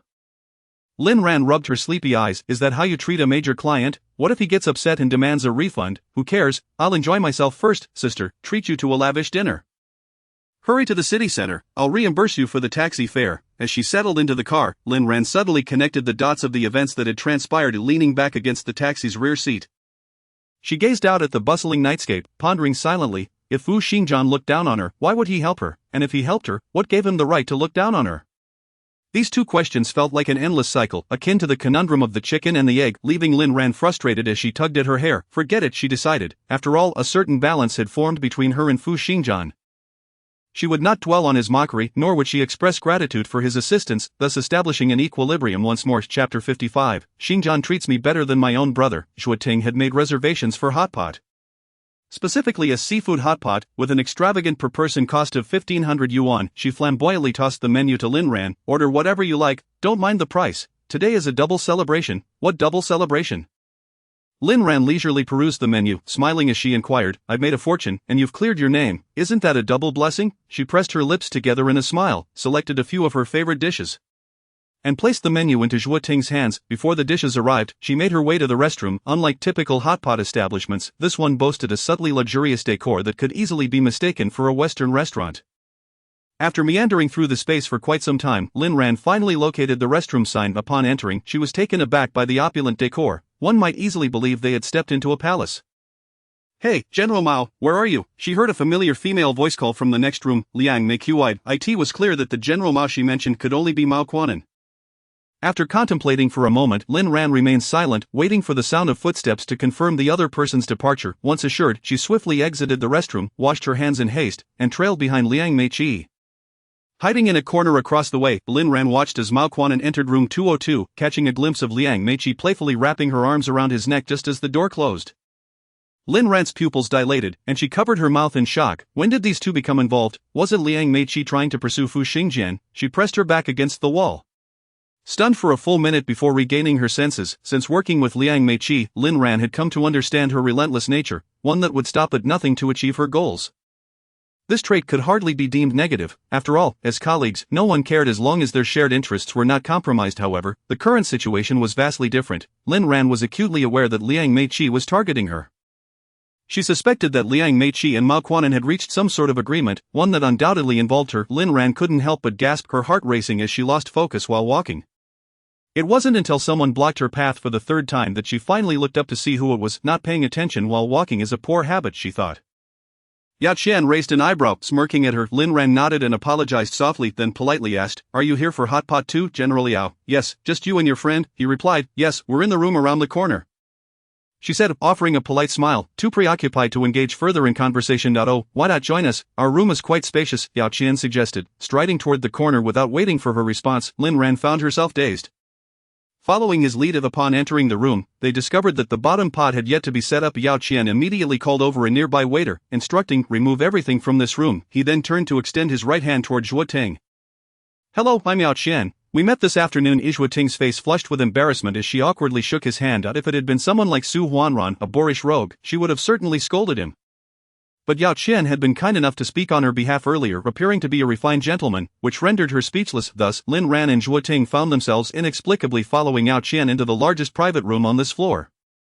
Su Huanran was also present. Upon seeing the women accompanying Yao Qian, his eyes widened, pointing. You, she. What is this you, she nonsense? How rude." Yao Qian interjected, frowning as he swatted away Su Huanran's finger. Zhuoting couldn't help but laugh at his discomfort, while Su Huanran shot her a glare, and she unapologetically glared back, turning the large round table into a battleground. Lin Ran quietly sipped her water, feeling somewhat relieved that Fu Xingjian was not present. However, the moment was short-lived as the door to the private room swung open, revealing Fu Xingjian and Yao Ning. A mouthful of tea nearly choked Lin Ran, turning her face crimson as she covered half of it with her hand to conceal her distress. "These two are Lin Ran and Zhuoting?" Yao Ning exclaimed, pleasantly surprised to see them again as she set her bag down and plopped herself beside Lin Ran. Resting her chin on one hand, she reminisced about a hot pot meal from their university days. "Lin Ran treated us with her scholarship." Feeling shameless, I eagerly joined. Looking back, I feel quite embarrassed. After sticking out her tongue, she appeared as lively and innocent as she had in college. Lin Ran cleared her throat, assuring her, "There's nothing to be embarrassed about. I often find myself treated by you all." A casual glance across the table revealed Fu Xingjian's inscrutable gaze directed her way. "Oh my, Lin Ran, you've changed so much since university," Yao Ning chattered. adding a lively atmosphere to the otherwise silent room. You're far more beautiful now than back then, your skin is fair and tender, and your demeanor is exquisite. I'm utterly jealous. Lin Ran took another sip of tea. Smiling politely as she replied, not at all, you were the campus belle. But all these years later, I'm still as childish as ever, like an ungrown child, Yao Ning lamented, squeezing her cheeks in mock despair. At this point, Lin Ran felt no desire to engage further, her smile barely reaching her eyes as she regretted coming at all. Yao Qian made a gesture as if to clean his ears, exclaiming to Yao Ning, you're so chatty, it's as if my ears are about to develop calluses. As he spoke, a cup of fine Longjing tea was placed in front of Yao Ning. She flashed a sweet smile at Fu Xingjian, saying Xingjian is so good to me, he's even kinder than my own brother. Yao Qian couldn't help but sigh, apologizing to Lin Ran, my sister is quite immature, please don't take it to heart. He then inwardly scolded Yao Ning for being insensitive about appearances, realizing that such comments could easily undermine someone's confidence. He was left to clean up her mess. Fortunately, he knew Lin Ran's kind nature would prevent her from holding a grudge against his sister. Yao Ning picked up a peanut, tossing it in her mouth with a mischievous grin. Oh, my brother may be mature, but Lin Ran, why not become my sister-in-law? You're composed, and my brother is mature. You two would make a perfect match. She nudged Fu Xingjian's arm, asking, what do you think? Fu Xingjian, engrossed in the menu, looked up when Yao Ning called to him, scrutinizing Lin Ran and Yao Qian with a cold, stern expression. Yao Qian suddenly felt a chill run down his spine. No, come on, don't take it seriously, he quickly interjected. Ning Ning, stop joking or you'll be having instant noodles at home. Fine, can't even joke around, how boring. She pouted. Lin Ran pinched the bridge of her nose, contemplating the risks of storming out right then, when she suddenly heard Fu Xingjian's voice, waiter, bring a plate of fried rice for the lady opposite. She has low blood sugar. Lin Ran looked up calmly, only to quickly avert her gaze. In truth, she hadn't experienced low blood sugar since graduating. The atmosphere in the room grew oddly tense.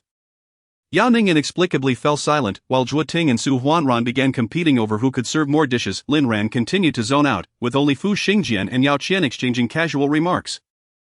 Eventually, the waiter approached to remind them that the establishment would close in half an hour. Yao Qian was the first to react, asking Lin Ran and Zhuo Ting, how are you two getting home?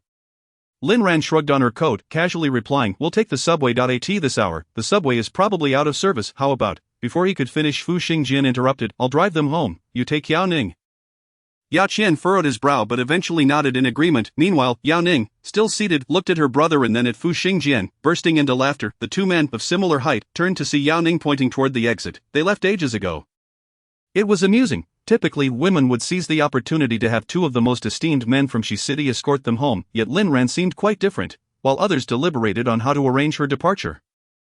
She had already made her decision. Fu Xingjian hurriedly donned his coat and rushed out, searching for Lin Ran. He finally spotted her not far from the entrance on the first floor, her long legs swiftly closing the distance. Wait for me 2 minutes, I'll bring the car around, he said, slightly breathless, his gaze deep and intense as it fell on Lin Ran and Zhuo Ting. Zhuo Ting rubbed her hands together. Thank you, General Fu. Lin Ran suddenly looked up at Zhuo Ting, remaining silent. Fu Xingjian assumed her silence was acquiescence and turned to fetch the car, just 3 steps away. He abruptly spun around, witnessing Lin Ran attempting to cross the street. He dashed over, gripping her arm. You little trickster, don't run away, let go of me, Lin Ran protested, struggling in vain against his superior strength. Eventually she calmed down and Fu Xingjian effortlessly lifted her into his arms, striding toward the parking lot. Zhuo Ting stood by the roadside, her mouth agape, internally exclaiming, goodness, what sort of idle drama is this? In the dimly lit parking lot, Fu Xingjian swiftly located their vehicle, placing Lin Ran in the passenger seat before fastening her seatbelt for her. Whether out of genuine concern or to prevent her escape was unclear.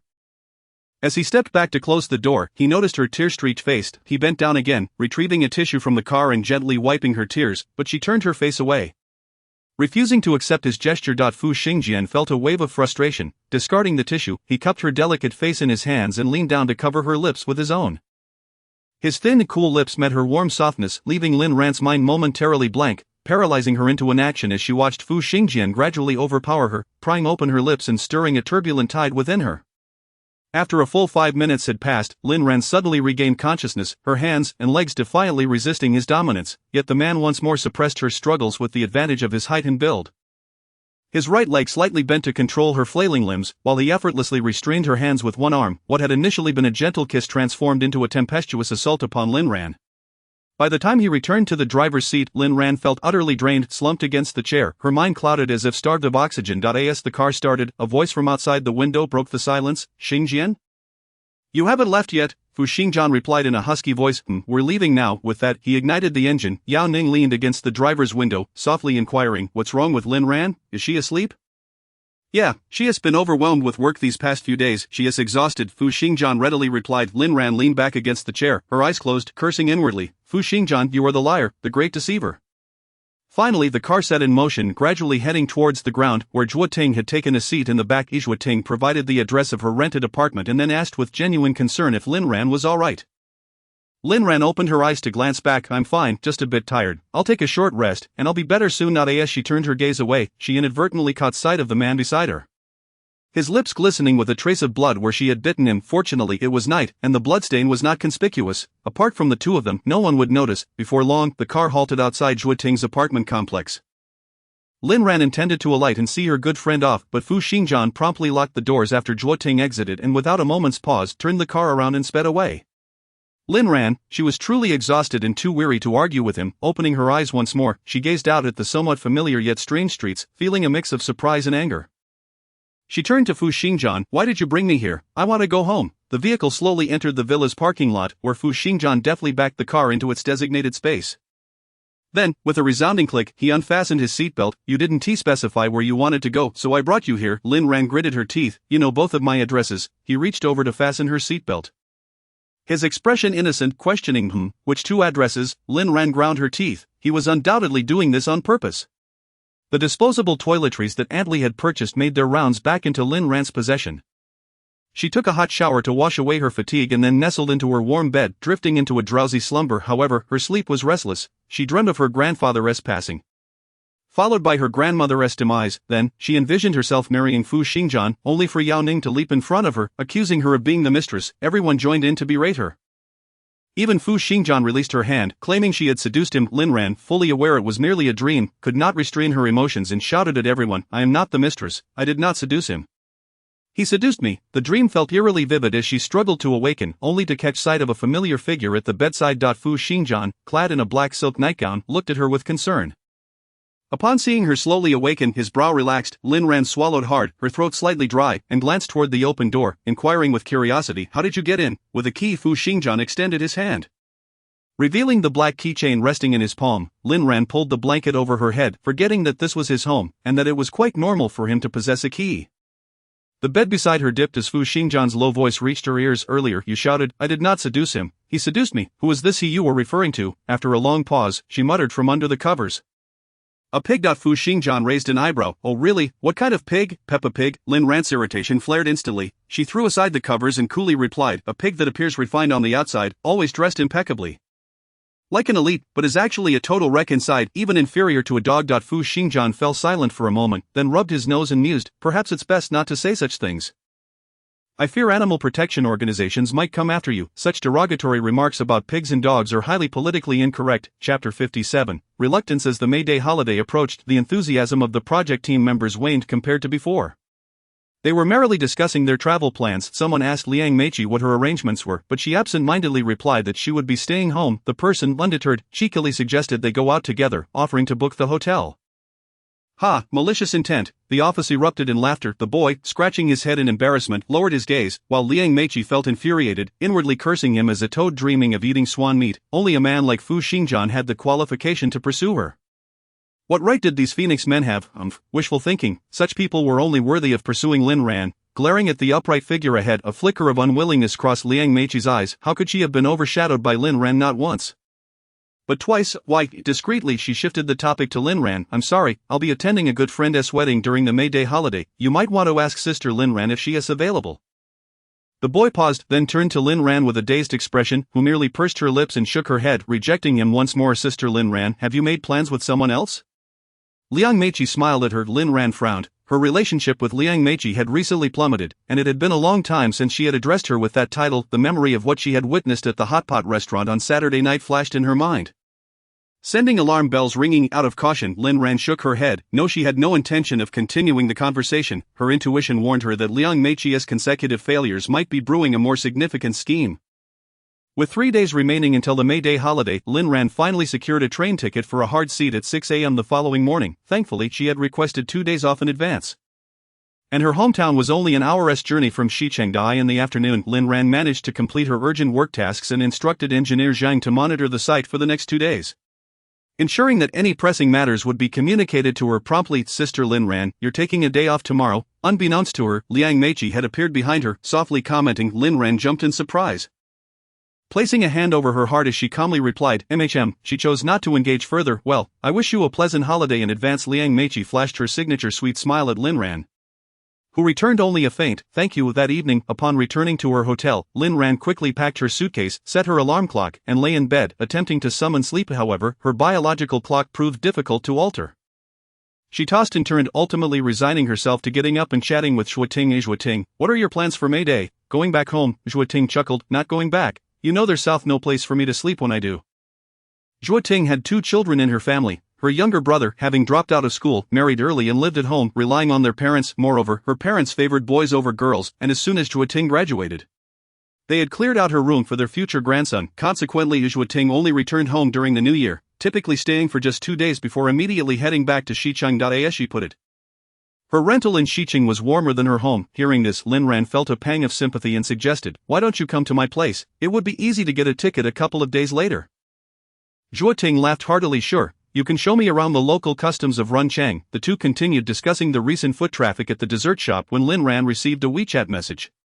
Going to Xicheng for May Day? It was from Fu Xingjian. No, the reply came almost immediately. Where are you going? This man, not working overtime, I see. Back to my hometown. Where is your hometown? Instinctively, Lin Ran hesitated to disclose this and vaguely replied with 3 words, a small place.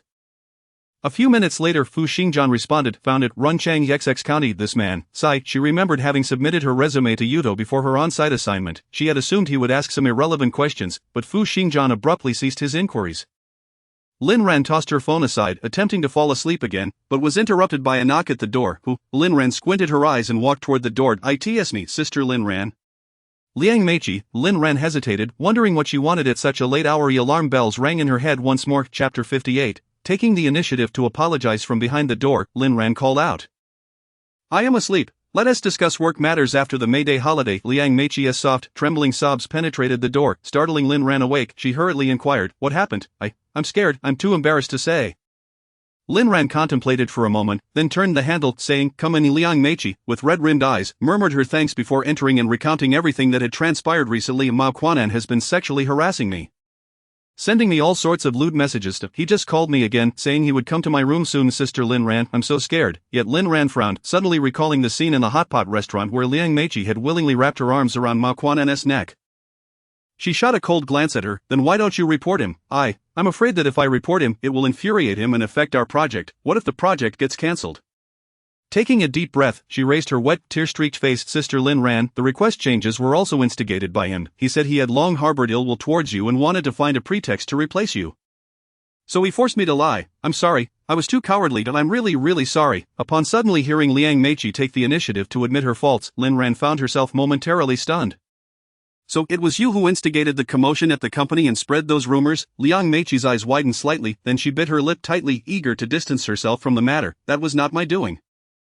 It was Mao Quanan's. However, she appeared on the verge of tears, looking pitiful. That I did indeed know beforehand, but I was threatened by him and dared not tell you. Sister Lin Ran, I am truly sorry. Lin Ran remained silent, her heart torn as she grappled with whether to trust her words. She pondered seriously, is Liang Meiqi genuinely someone willing to sacrifice herself for the company's interests? But if she is lying, what could her motive be? Lin Ran was perplexed and could only offer her comfort. You can stay with me tonight. Tomorrow, remembering the next day, she rubbed her forehead in exasperation.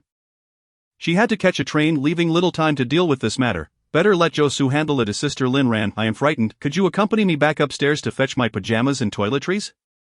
I cannot sleep without my pajamas, Liang Meiqi pleaded, clutching her arm. Lin Ran's heart softened for a moment. Despite their conflicts, as a woman she deeply understood the struggles faced by women in the workplace. It is better to be safe than sorry. If something unfortunate were to befall Liang Meiqi and she stood by idly, the guilt would be unbearable. Alright, I will accompany you. As the elevator reached the top floor, the luxurious ambience of the presidential suite enveloped them, with even the carpets being of exquisite quality. Liang Meiqi's room was exceptionally opulent, featuring 3 bedrooms and 2 living areas, easily exceeding 200 square meters. The most impressive aspect was the breathtaking view of the entire city of Xi from the moment the window was opened. To Sister Lin Ran, please have a glass of water. I have quite a bit to pack, and it will take some time. I apologize for the inconvenience. Lin Ran took the glass and placed it on the table. Do you need my help? No, the bathroom is quite messy. I am embarrassed for you to see it. Lin Ran nodded and sat quietly on the sofa waiting. After 5 minutes, seeing that Liang Meiqi was still busy in the bathroom, she grew a bit bored and took a few sips from the bottled water on the table. Sister Lin Ran, I am ready, let us go. Liang Meiqi emerged dragging a small suitcase, smiling as she approached her demeanor appearing significantly improved, almost unnoticeable of her earlier tears. A strange feeling crossed Lin Ran's mind. But she dismissed it and responded softly, alright. As they returned to the room downstairs, a heavy wave of drowsiness washed over her. A glance at her phone revealed it was nearly 11 o'clock. No wonder she felt so tired, her eyelids grew unbearably heavy, and Lin Ran collapsed onto the bed without even turning on the lights. In her hazy state, she sensed someone shaking her arm. So sleepy, she mumbled, then turned over and covered herself with the blanket. At Chapter 59, deceived watching Lin Ran sprawled on the bed. Liang Meiqi's eyes glinted with malice. She supported Lin Ran back to the top-floor presidential suite, discreetly installing several miniature cameras in concealed locations before immediately messaging Mao Quanan, my dear, I have finished my shower, you can come over now. Remember to take that medication beforehand, I enjoy a little excitement. Shy, soon a reply arrived, accompanied by an explicit photo from him. Baby, wait for me, tonight will be exhilarating for you. Naughty, Liang Meiqi suppressed her nausea as she deleted the messages one by one. Yet the thought of such a revolting man being with Lin Ran filled her with a sense of satisfaction, even if she were to discover that it was a trap set by her. What of it? Lin Ran was an exceedingly traditional woman. If such disgrace were to befall her, she would be too busy hiding it to even consider contacting the authorities. Moreover, with the incriminating footage in her possession, she had nothing to fear. If he misbehaved, Liang Meiqi could ensure that Lin Ran's reputation would be tarnished internationally. Lin Ran, you have always overshadowed me. Today, let us see how it feels to be utterly overwhelmed by another. Perhaps you might even enjoy it. A wave of heat surged from somewhere within her, spreading throughout her body. Lin Ran awoke from her stupor, her eyes barely open. She attempted to rise but found her body alarmingly weak, uncontrollably falling back. Ouch, intense pain shot through her head. She had collided with a sofa. A sofa? Wait, where did this sofa come from in her room? Lin Ran shook her head vigorously, shielding her eyes with her hands. The blinding brilliance of the crystal chandelier, the heavy golden curtains, the carpet. No, this is not my room. This is the presidential suite. Liang Meiqi, summoning all her strength, Lin Ran crawled onto the sofa, glancing around, only to discover that the suite was entirely empty save for herself. She had indeed fallen into a trap. Tremors coursed through her limbs, her heart racing as if it might leap from her chest. The sensation of panic gripped her, yet she felt inexplicably hot. Why was it so warm? It was barely May. Instinctively she reached for her nightgown, tearing at the first button, only to realize something was amiss. The water. The bottled water was tampered with. Liang Meiqi had drugged her. What was her intention? Lin Ran leaned against the sofa gasping for fresh air, then fumbled for her phone in the pocket of her sleep pants. Thank heavens, her phone was still there. On the brink of collapse, she found the top contact on WeChat and sent a voice message to Zhuo Ting, Hotel Top Floor 2002. Save me. Then she slipped back into a semi-conscious state. Damn it, that bitch Liang Meiqi dared to deceive me. Mao Quanan, blissfully opening the door, froze in place. Initially he had thought they were to engage in a three-person game. Although Lin Ran was ordinary in appearance and her figure left much to be desired, he had never experienced a three-way encounter before. It was worth a try, however, when he searched the suite and found not even a trace of Liang Meiqi. He immediately realized he had been duped. He dialed her number only to discover he had been blocked. Anger surged within Mao Quanan, yet the effects of the drug intensified with his rage. At that moment, he was already overwhelmed, his desires boiling over, needing to find someone to quench his thirst. His gaze fell upon Lin Ran on the sofa, and he raked his hands through his hair in agitation. Damn. I can't care about anything else right now. You will have to do. Once I am satisfied, I will go find that bitch to settle accounts with her. Chapter 60, rescued. Lin Ran felt something gnawing at her neck. Gradually awakening, she found a man pressing down on her, his corpulent form filling her with revulsion. In a surge of terror, she summoned the strength to shove him off, sending him crashing to the floor. Upon seeing his face, her disgust reached new heights, and she could not control her urge to vomit all over him. What the hell? Various profanities erupted from Mao Quanan's mouth as Lin Ran trembled. Making her way toward the door, however, just as she grasped the doorknob, she was yanked back roughly by the man behind her, crashing heavily to the ground. Trying to escape. There is no door for you. I have taken the drug. If you don't satisfy me tonight, you will regret it. Taken aback by the mention of the drug, despair surged within Lin Ran, and tears streamed down her cheeks. Was she destined to meet with disaster tonight? With a ripping sound, her nightgown was torn apart, exposing her fair skin. Mao Quanan leered, ready to pounce, but was suddenly kicked aside by a powerful force that seemed to appear from nowhere. Ouch, who dares to kick me? He clutched his backside and turned to see Fu Xingjian's ominous face. In those hawk-like, piercing eyes, he felt utterly powerless. He trembled in fear. Fu Xingjian, what are you doing here? Let me explain. Mao Quanan crawled toward Fu Xingjian. But as soon as his hand brushed against the latter's pant leg, Fu Xingjian's polished shoe came crashing down on his hand, unleashing a scream that echoed throughout the top floor. "You are not worthy of my explanation." Fu Xingjian's lips parted, his cold voice reminiscent of a demonic presence from the depths of hell. He bent down, draping his coat over Lin Ran's form, then lifted her in his arms, striding toward the door. Before closing it, he cast a final glare at the man on the floor. "If you dare to run, you will face the consequences." Mao Quanan, lying on the floor, convulsed uncontrollably, his body shaking as he stammered, I wouldn't dare." Once Lin Ran was safely in the car, Fu Xingjian called Su Huanran, his voice chilling. "I recall you have a friend who specializes in doing good deeds. I will send you the address and name shortly." Su Huanran, reveling in the bar, was left bewildered. What did you say?" Soon his phone buzzed with a message followed by 3 words, "Waste him." With a sharp intake of breath, Su Huanran sobered up considerably. Who was so foolish as to provoke Fu Xingjian? Despite his gentlemanly exterior, his inner nature was ruthless. He leaned over and kissed the face of a sultry woman beside him, raising his brow as he imparted wisdom. "I advise you all. Do not provoke a gentlemanly rogue. They are not as tender-hearted as I am." As the clock neared midnight in Shi City, the streets fell eerily silent. A black Cullinan glided through the city center. Heading westward. At a red light, Fu Xingjian withdrew his long fingers from the steering wheel, gently tapping Lin Ran's cheek in an attempt to rouse her. However, he was taken aback to find her face flushed and her skin radiating an abnormal warmth. He cracked open the passenger window, allowing the cool night breeze to waft into the car. Lin Ran's skin shivered slightly, and she let out a few soft, suggestive moans. Fu Xingjian's dark gaze hardened. His jaw clenched. That bastard Mao Quanan actually dared to administer such a potent drug to her. Having grown up in this circle, Fu Xingjian was no stranger to the sordid rumors. Some privileged individuals would go to great lengths for thrills, treating their partners as mere objects. Such substances could inflict severe harm on the body. As the green light illuminated, Fu Xingjian's mind was engulfed in chaos. The car halted in a residential area, and he alighted, carrying Lin Ran to the master bedroom. He tucked her under the covers and then rose to the study to search for a remedy. Suddenly, a loud thud resonated from the bedroom. Fu Xingjian hurried to the master suite, pushing open the door just in time to see Lin Ran dragging her body towards the bathroom. Her consciousness seemed slightly improved compared to before. Perhaps the effects of the drug had begun to wane. Chapter 61. No other solution. Lin Ran's darkened eyes lifted slightly, and upon recognizing the visitor, her tense body relaxed somewhat, yet her heart raced more violently than ever.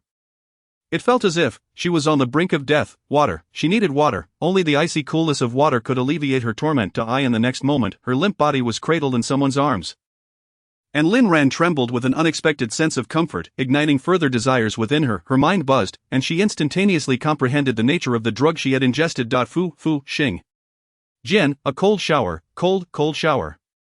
Desperately she tugged at Fu Xingjian's sleeve, managing to stammer out a few words. Fu Xingjian swiftly grasped her intent. A prolonged cold shower would provide relief. However, he gently wiped the fine beads of sweat from her forehead and tucked her damp bangs behind her ear. This was too taxing on her body. Lin Ran fiercely pinched her thigh, attempting to maintain her lucidity, shaking her head. "No, it's fine. I'm not afraid." She was unafraid of harming her body. She merely wished to swiftly counteract the drug and escape this place. In her dazed state, she recalled that she needed to catch a train early the next morning. In a moment of panic, she felt the heat within her surge again, nearly bursting forth from her mouth. Lin Ran struggled to roll out of Fu Xingjian's embrace, yearning to crawl towards the bathroom, yet Fu Xingjian stepped forward with long strides, covering her forehead with a cold wrung-out towel, then asked with concern, "Are you feeling better?" Lin Ran nodded, a faint smile tugging at her lips. Fu Xingjian exhaled in relief, sensing that his method was effective, yet after exchanging towels 4 or 5 times, the flush on Lin Ran's face showed no signs of abating. More alarmingly, he noticed her arms were marred with bloody scratch marks, a testament to her unbearable suffering. Seeing Lin Ran attempt to bite her tongue again, Fu Xingjian decisively scooped her up and dashed into the bathroom, turning on the shower and enveloping her in cold water. Despite it being nearly May, the cold water was still more frigid than Fu Xingjian had anticipated, and he had to grit his teeth to endure it, shielding Lin Ran's head and abdomen while attempting to direct the cold water onto her back. After half an hour of this, Fu Xingjian's body had grown numb from the cold. He closed his eyes briefly, rolling Lin Ran's body over and gripping her chin, calling out, Lin Ran, how are you feeling? Is it better?" Lin Ran had lost consciousness, her head lolling on his shoulder. Fu Xingjian's heart raced like a drum. He stripped off their heavy, damp nightclothes, dried her body, and then carried her to bed. He gently patted her cheeks, his voice trembling. Lin Ran, wake up, don't scare me." Suddenly, a pair of delicate hands emerged from beneath the covers, slithering up his abdomen like serpents, then slowly wrapping around his neck. So comfortable. Fu Xingjian was momentarily stunned, struggling to suppress the desires surging within him, anger flaring up. "Damn it, useless, what sort of cursed drug is this?" In just 2 seconds of his days, Lin Ran had kicked off the covers and entwined her legs around his waist, fresh from the bathroom. Their bare bodies clung tightly together. Fu Xingjian's long arms encircled her slender waist, and they both sank heavily into the soft bedding. His icy lips tenderly caressed Lin Ran's soft mouth, trailing down to her delicate neck, petite collarbone, and further down, whispering, "Lin Ran, there is no other way. Don't hate me." The night dragged on, filled with both length and exhaustion. Lin Ran vaguely recalled feeling cold to the bone, then burning hot as if on fire, and finally being drenched in lukewarm water. Her entire being oscillating between extremes. Chapter 62. The repression is evident as dawn broke. A hint of light crept into the room. Lin Ran awoke with a frown, her body feeling as though it had been crushed. Her head pounding painfully, her gaze unexpectedly landed on several torn blue wrappers scattered on the floor. She trembled as she turned over, suddenly catching sight of Fu Xingjian's prominent nose and smooth jawline. The events of the previous night quietly infiltrated her mind. Lin Ran forced a bitter smile, unsure whether to feel grateful or resentful towards him. Supporting her aching waist, she carefully descended from the bed and made her way to the bathroom. After splashing water on her face, she glanced into the mirror, only to find her body covered in ambiguous marks, her face flushed with heat. Lowering her gaze in search of clothing, she spotted her dirty, damp nightgown from the previous night in the bathroom. With a soft sigh, she tossed the nightgown into the trash and quietly opened the bathroom door. Fortunately, the man in bed had yet to awaken. She opened the adjacent wardrobe, hastily found a casual outfit to don, and swiftly closed the door behind her. Once she boarded the bus heading home, she exhaled in relief, closing her eyes to catch up on sleep amidst the swaying motion.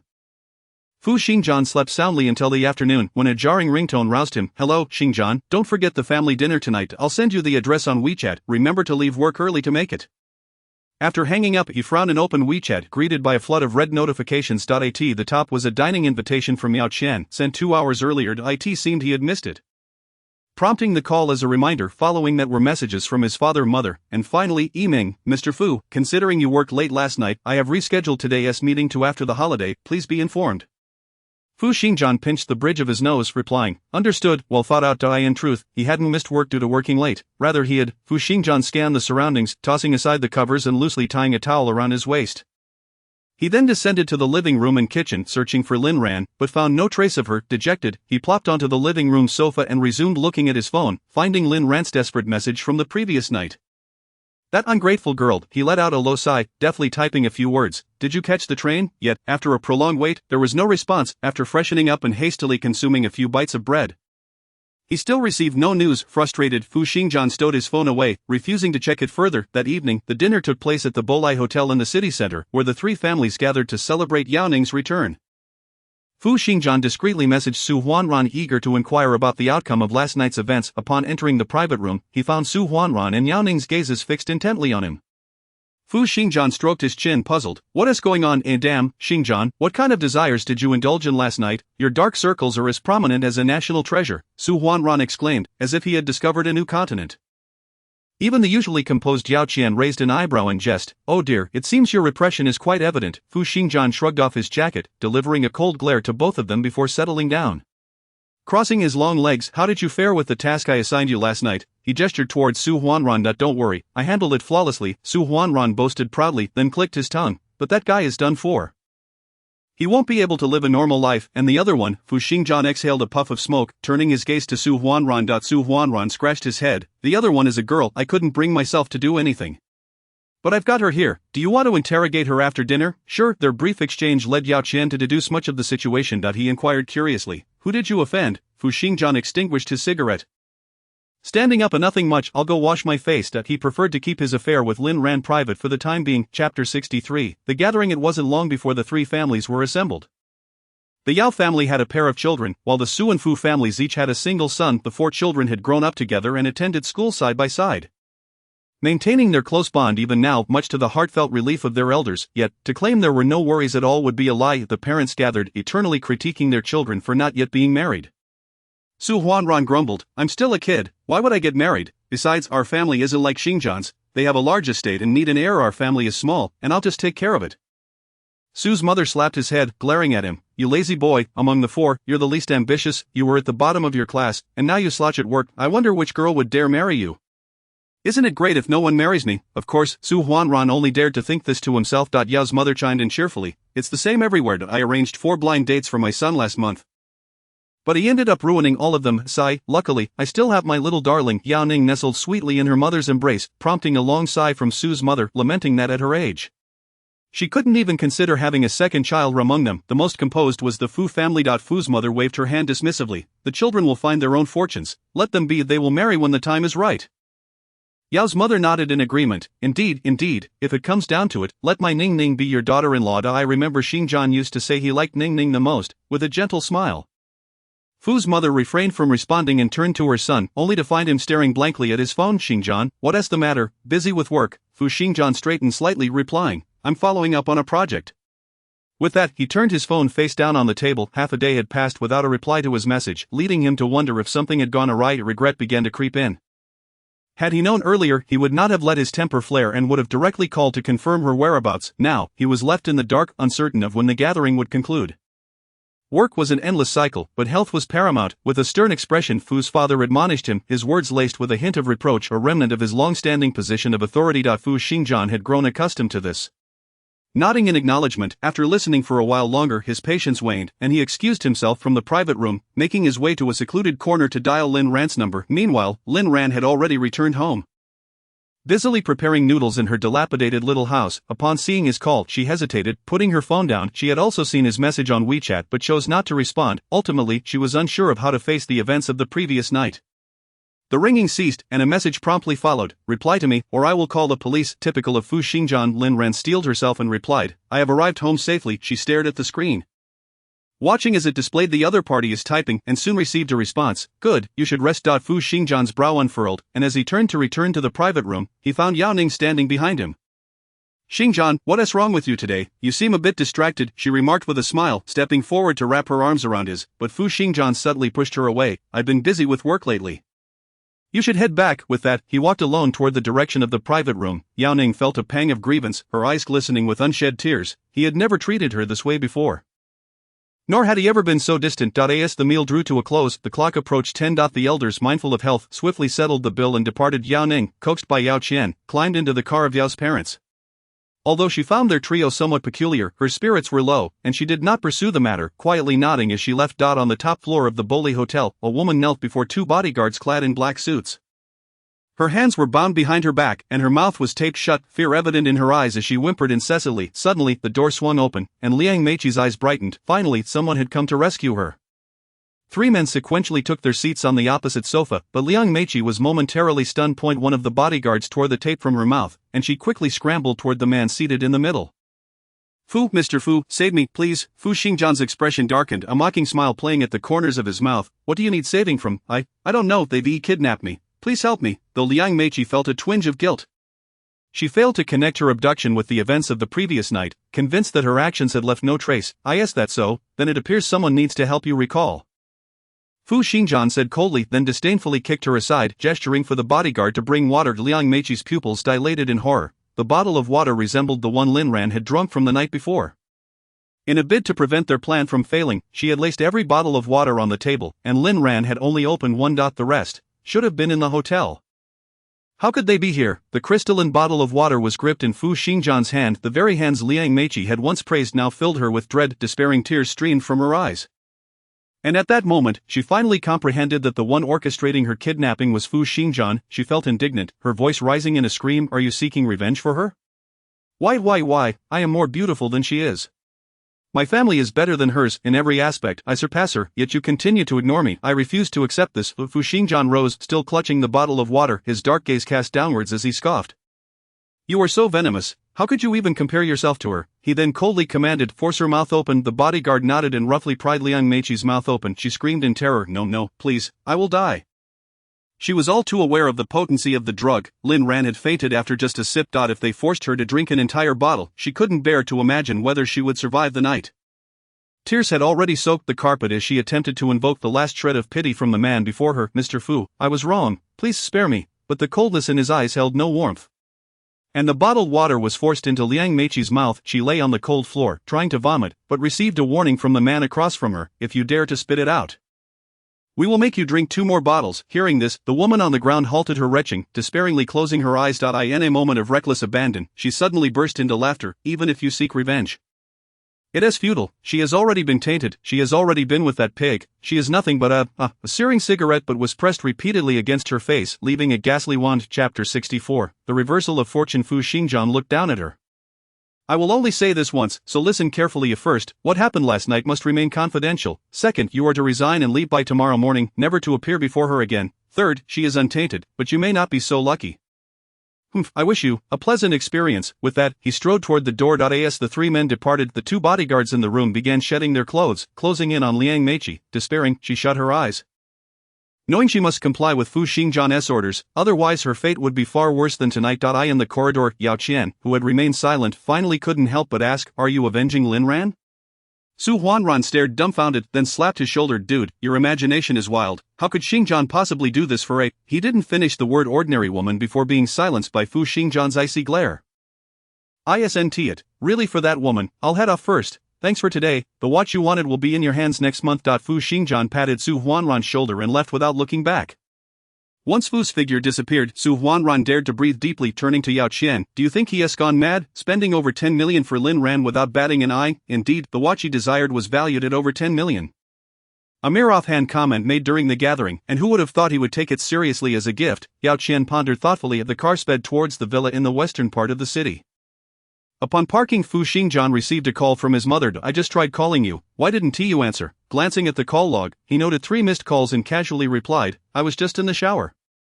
Fu's mother sighed before getting to the point. "What do you think about what Aunt Yao said tonight?" "What did she say?" Fu Xingjian frowned, leaning back against the sofa. "Mom, just say it plainly," his mother huffed.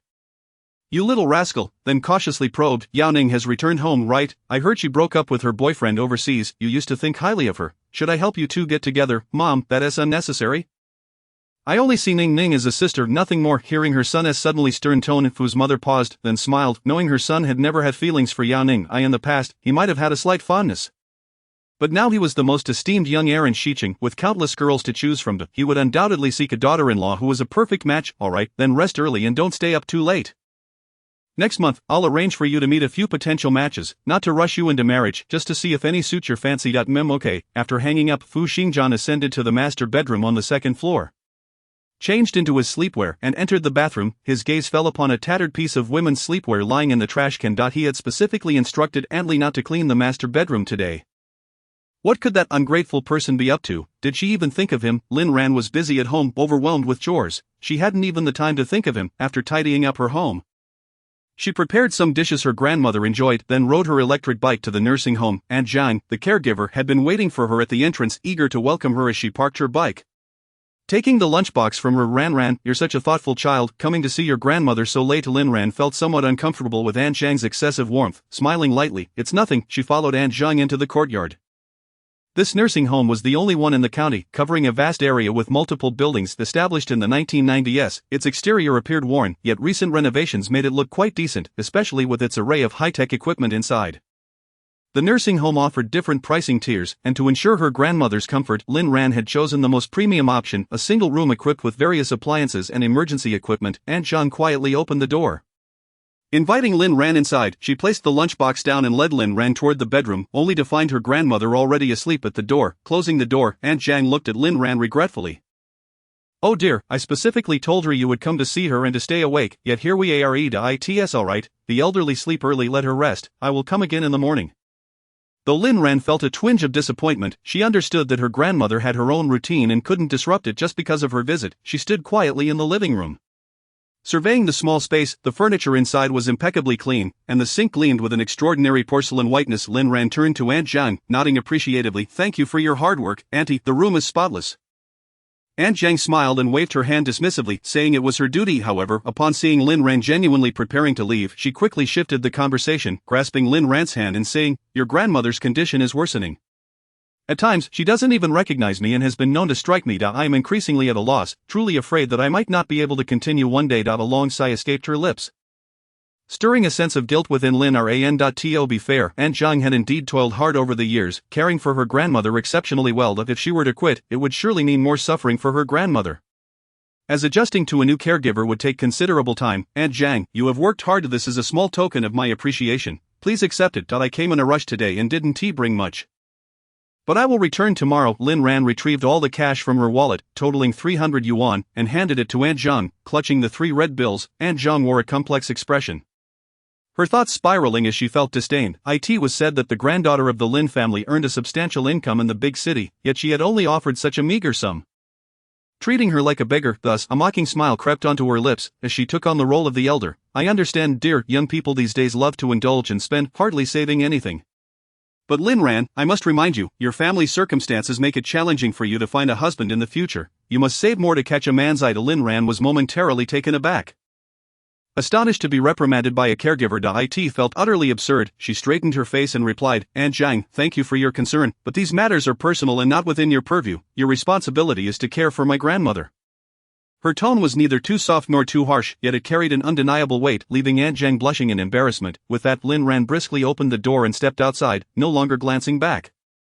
I will return tomorrow, and just to inform you in advance, I plan to take my grandmother to the city hospital for an examination. I will need your assistance in submitting an application.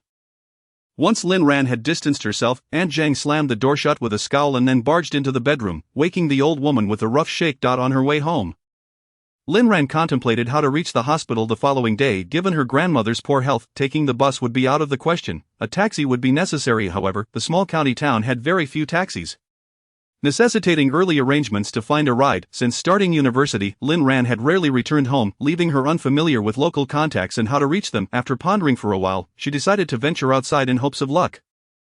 Carrying a bag of fruit to the entrance of her community, her family resided in an exceedingly old complex, a tenement building allocated by her grandfather's workplace, where the neighbors all sported gray hair. Lin Ran felt awkward, not knowing how to address the elderly people chatting by the roadside. Steeling herself against their curious gazes, she squatted down and began distributing fruit, her face radiating a sweet smile. Hello, grandparents, I am Lin Ran, the granddaughter of the Lin family, here to visit my grandmother. The elderly folks gasped in surprise, exclaiming, the granddaughter of the Lin family has grown so much. Are you married? Have you had any children? Lin Ran's lips twitched, but her smile remained intact. Not yet married. My grandmother's health has not been good these past few years, so caring for her is my priority. Tsk, such a remarkable young lady. There are not many children as filial as you. You are far superior to my grandson. By the way, my grandson is also unmarried. Would you like me to introduce you to? Lin Ran was taken aback and hurriedly declined. No, that won't be necessary. She then got straight to the point. Grandparents, does anyone know how to rent a car? The elderly folks, munching on fruit, replied in unison, we don't know. Lin Ran sighed internally, feeling her efforts had been in vain. She smiled as she stood up, placing the remaining fruit on the ground. All right then, I shall be leaving, enjoy your fruit. Just as she was about to turn away, a voice of surprise called out from behind her.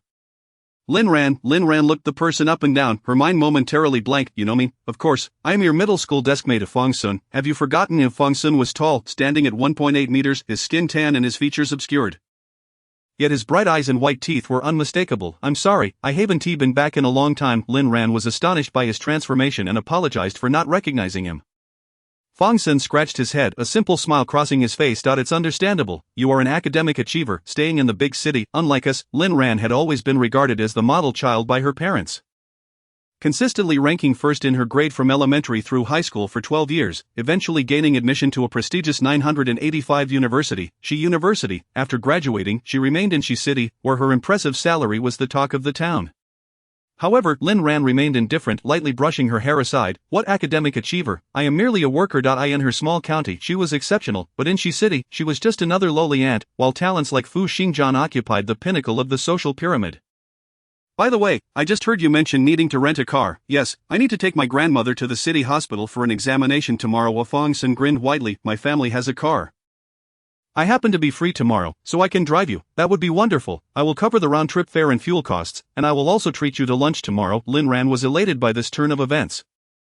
Wait, I can't accept money from an old classmate. Fong Sun quickly waved his hands. Lin Ran insisted on giving him a deposit, pulling out her phone to open the QR code, but Fong Sun's ears turned crimson.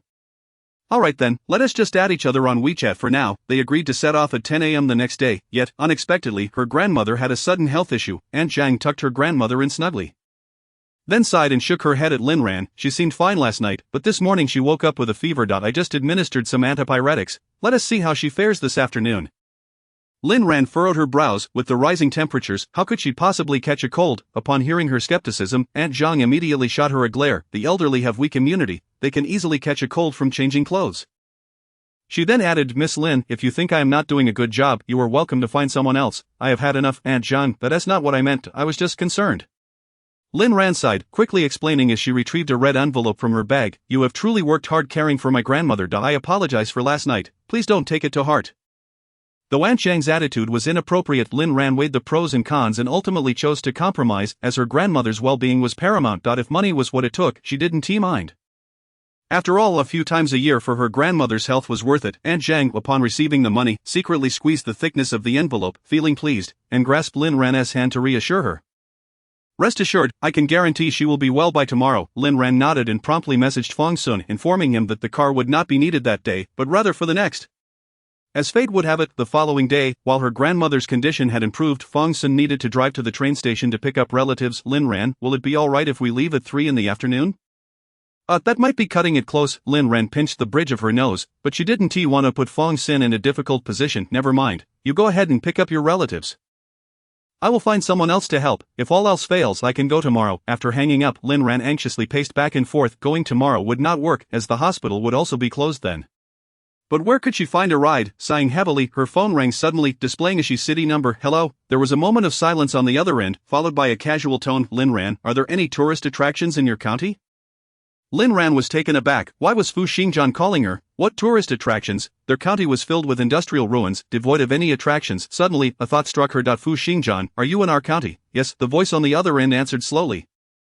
Almost lethargically, Lin Ran's eyes sparkled. "Did you drive here?" "Of course." Fu Xingjian replied, perplexed by her question. "How else would I come? A private jet has nowhere to land." "Fu Xingjian, could you do me a favor?" Lin Ran's voice was bubbling with excitement, struggling to contain herself. "Go ahead." Half an hour later, a sleek black Cullinan pulled up at the entrance of the nursing home. Fu Xingjian stepped out of the car and immediately spotted Lin Ran waiting for him at the door. Dressed in a light sports outfit, her low ponytail swung behind her, her unmade face appearing fresh and youthful. Upon seeing his car from a distance, she waved at him with a smile. Seeing her again stirred a complex feeling within Fu Xingjian. They had recently shared an intimate moment, the most profound expression between a man and a woman, yet he felt as though he and Lin Ran had not yet reached that level of relationship. Lin Ran, he called her name softly. Lin Ran, however, was preoccupied and eager to rush to the hospital. She beckoned Aunt Zhang to bring her grandmother over, and together they placed her grandmother in the back seat.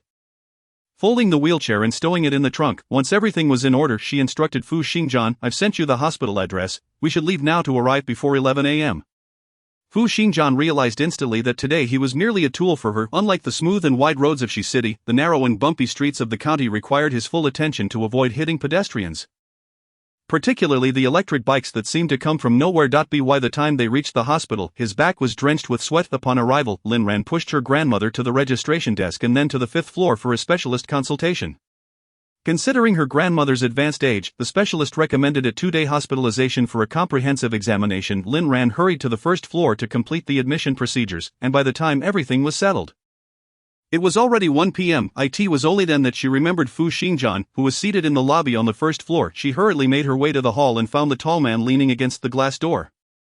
His eyes closed in a light slumber. Fu Xingjian, she gently approached him and shook him awake. As he stirred, his long eyelashes fluttered, and upon raising his gaze, he found Lin Ran before him, his expression tinged with melancholy. There was nowhere to sit. Lin Ran glanced around, noticing that the only row of chairs in the hospital lobby was packed with elderly folks. Coughing lightly, she teased, "Mr. Fu, your combat effectiveness seems to be lacking." With a playful smile that resembled coaxing a child, she added, "Fu Xingjian, come, let me take you to enjoy some delicious food." Fu Xingjian, with a compliant demeanor, followed her, his gaze drifting vacantly towards the row of humble eateries across from the hospital. "Where could one find anything delectable? Try this noodle dish. It's a specialty from my hometown and absolutely delicious." Lin Ran helped him break apart the disposable chopsticks and handed them to him after dipping them in hot water. Fu Xingjian accepted the chopsticks, casting a wary glance at the bowl of dark noodles, his brows knitting together in skepticism. "Is this truly edible? The dark color is due to soy sauce, while it may not look appealing. The flavor is quite delightful," Lin Ran explained with a smile, taking a bite from her own bowl and exclaiming, "This is the taste." Fu Xingjian's dark eyes fell upon her, and after a moment of contemplation, he picked up a strand of noodles and chewed thoughtfully. As Lin Ran had asserted, the taste was indeed quite pleasant. The noodles had a wonderful chewiness, and the broth was savory. By the way, how did you end up here? Lin Ran recalled his earlier inquiry regarding sightseeing spots and found it odd. Not only was their county not a tourist destination, but even Run City rarely attracted visitors. "Just taking advantage of the holiday to explore investment opportunities nearby." Fu Xingjian fabricated the excuse effortlessly, his demeanor steady. In truth, prior to the May Day holiday, Yao Qian had proposed an overseas trip and asked if he wanted to join. He had intended to go, but after waiting for days without hearing from Lin Ran, he could no longer contain himself. He inquired about her hometown's exact address and drove over early in the morning. He had anticipated their reunion would be marked by silence or awkwardness, yet to his surprise, Lin Ran had promptly enlisted him as her chauffeur, seemingly unfazed by their previous encounter. An inexplicable sense of disappointment weighed heavily upon Fu Xingjian. Once he had finished the noodles, he remembered to ask her, "Your grandmother has been in the hospital for 2 days. Do we need to stay nearby?" Lin Ran shook her head, feeling that it was already a bother to ask him to bring her grandmother to the hospital. She could not impose on him further by asking him to stay and assist her. His time was precious, calculated by the second. Mr. Fu, it would be too much trouble. My classmate will pick us up tomorrow. Upon hearing the change in her address, Fu Xingjian's expression darkened immediately. His long fingers tapped rhythmically on the not-so-clean table. "Lin Ran, are you dismissing me with just a bowl of noodles?" Lin Ran paused in her action of wiping her mouth. Taken aback, what else did he expect? Did he desire gourmet delicacies? She pondered whether she should treat him to a nice dinner tonight, but what restaurant in Run City could possibly be worthy of Fu Xingjian? An awkward silence enveloped them, the atmosphere growing tense. Fu Xingjian then softly inquired, "Is your classmate male or female?" Lin Ran was momentarily distracted, still mentally cataloging renowned restaurants in Run City when his question broke her train of thought. "Male. A male." Fu Xingjian's expression darkened further. "Is he married? People from the county tend to marry early." "Not married," Lin Ran replied, shaking her head, but she found his curiosity perplexing. Fu Xingjian's demeanor soured even more. And then he raised his brow, contemplating. "In any case, since it's unfamiliar territory, why not let me stay and assist you? Once your grandmother's matters are settled, you can show me the local culture. How does that sound?" While it seemed like a reasonable suggestion, Lin Ran hesitated, recalling his fastidious nature. Given her current financial constraints, she certainly could not afford to book him a 5-star hotel. It's really not necessary. You should explore on your own for a couple of days, and I can host you once I'm done." Lin Ran, is this what they call kicking away the ladder after climbing up? Lin Ran was taken aback. "Where?" she stammered. "A 5-star hotel is quite expensive. So she was worried about that. Fu Xingjian clasped his hands together on the table. "I'm not picky. I can adapt." "Then will we still have a lavish dinner?" Fu Xingjian, Lin Ran, I suspect you must have struggled with certain subjects in school, particularly language arts. Did you ever pass, Lin Ran? Wasn't it he who seemed displeased with her for dismissing him with mere noodles? She clenched her jaw, suppressing her frustration, and then stood up to settle the bill, leading him to the nearest budget. And Lin Ran approached the front desk with their identification cards, while Fu Xingjian took the opportunity to survey the hotel's decor. The dim, damp lobby exuded an indescribable mustiness. Old tables and chairs were haphazardly piled in a corner, and the sticky floor made it difficult for him to find a place to step. He contemplated suggesting to Lin Ran that they stay at a more respectable hotel, but then reconsidered, realizing that such a remark would surely hurt her pride. Thus, he remained silently in place, waiting for her. This secluded hotel housed patients or their families. Passers-by couldn't help but steal glances at the tall, well-dressed young man with an imposing presence. Soon, Lin Ran finished the check-in process and led him upstairs.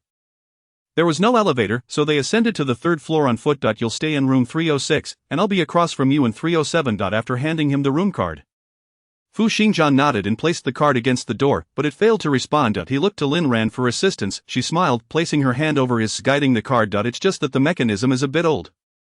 It requires a few tries." Indeed, with a ding, the door swung open. Fu Xingjian stepped inside, fumbling for the light switch, only to discover that the room was painfully small, barely a step from the door to the bed, and there were no windows. Yet, as he turned to see Lin Ran smile and the faint warmth lingering on his hand, he softly remarked, "It's quite nice, very clean." Hearing his words, Lin Ran sighed in relief. She had stayed at this inn before. And it was indeed affordable and tidy, albeit small. She had initially feared that someone like Fu Xingjian, accustomed to 5-star presidential suites, would disdain it, but she was pleasantly surprised by his unexpected approval. "That's great, you should rest. I'll go visit my grandmother at the hospital." Fu Xingjian, feeling no fatigue, suggested they go together, but Lin Ran firmly declined, leaving him with no choice but to acquiesce. After attending to matters at the hospital, Lin Ran hurried back to the inn, knocking on room 306. A sleepy, slightly weary face appeared before her. "Are you hungry? Shall we go downstairs for dinner, and I can also help you buy some sleepwear?" "Okay." Fu Xingjian ruffled his tousled hair and followed her out. Instead of noodles, they opted for local stir-fried dishes for dinner. After their meal, Lin Ran took Fu Xingjian to the nearby supermarket to purchase sleepwear. Although the establishment was dubbed a supermarket, it hardly resembled one. Rather, it bore a striking resemblance to a wholesale market. "Excuse me, how much for this men's sleepwear?" As soon as they entered, Lin Ran spotted a shop selling sleepwear. 100 yuan. The shopkeeper, eyeing the well-dressed young man beside Lin Ran, presumed he didn't look impoverished and casually quoted a high price. Lin Ran calmly countered, 30 yuan. Fu Xingjian, 30 yuan, your bargaining skills are outrageous. Who offers half the price plus more? Not selling, not selling, not selling. The shopkeeper exaggeratedly waved them off. How about 35 yuan? Will you sell? Not selling, leave. Lin Ran examined the fabric of the sleepwear, deeming it acceptable. and decided to raise her offer. Fu Xingjian, with a sigh, the shopkeeper relented. Fine, you're young, I'll sell it for 35. She began to package it up. Lin Ran cheerfully paid, thanked her, and nodded at Fu Xingjian, signaling him to follow her. Fu Xingjian appeared utterly bewildered throughout, trailing behind Lin Ran like a lost puppy. Upon returning to the inn, he emerged from the bathroom, observing the gray sleepwear laid out on the bed. Feeling at a loss for words, after much inner turmoil, he finally changed into IT. IT felt somewhat itchy. He couldn't tell if it was due to the poor water quality or the sleepwear itself. He sighed and rolled over, only to catch a glimpse of something crawling beneath the bed in the dim light. Switching on his phone's flashlight, he was startled to see the creature suddenly take flight. Fu Xingjian, terrified, called out Lin Ran's name repeatedly. Just then, Lin Ran, freshly showered with damp hair, rushed in and accidentally stepped on it. What is that? Fu Xingjian stood at the head of the bed, frowning, still shaken. Don't you know what this is? Lin Ran was equally surprised, wondering if there was truly a divide between the world of the affluent and that of ordinary people. Suddenly, she felt a mischievous urge to tease him. Picking up the deceased creature's carcass and inching closer to Fu Xingjian, President Fu, you haven't actually seen a cockroach corpse, have you? She lunged forward with the body, causing Fu Xingjian to tremble in fear. His lips paling, Lin Ran, he glared at the instigator, who was laughing uncontrollably. Alright, you should rest, Lin Ran said, quickly suppressing her laughter. Not wanting to provoke Fu Xingjian further, she began to dry her damp hair as she walked towards the door. Wait, Fu Xingjian hesitated. I've heard that discovering one cockroach means, his dark pupils fixed on Lin Ran, the unspoken implication clear, there were likely many more cockroaches lurking around, and he was afraid to sleep. Not necessarily, maybe this one just happened to wander by. Lin Ran considered, then said, how about we switch rooms? You can sleep in mine. I assure you, there are no cockroaches in there. At this point, there was no other option.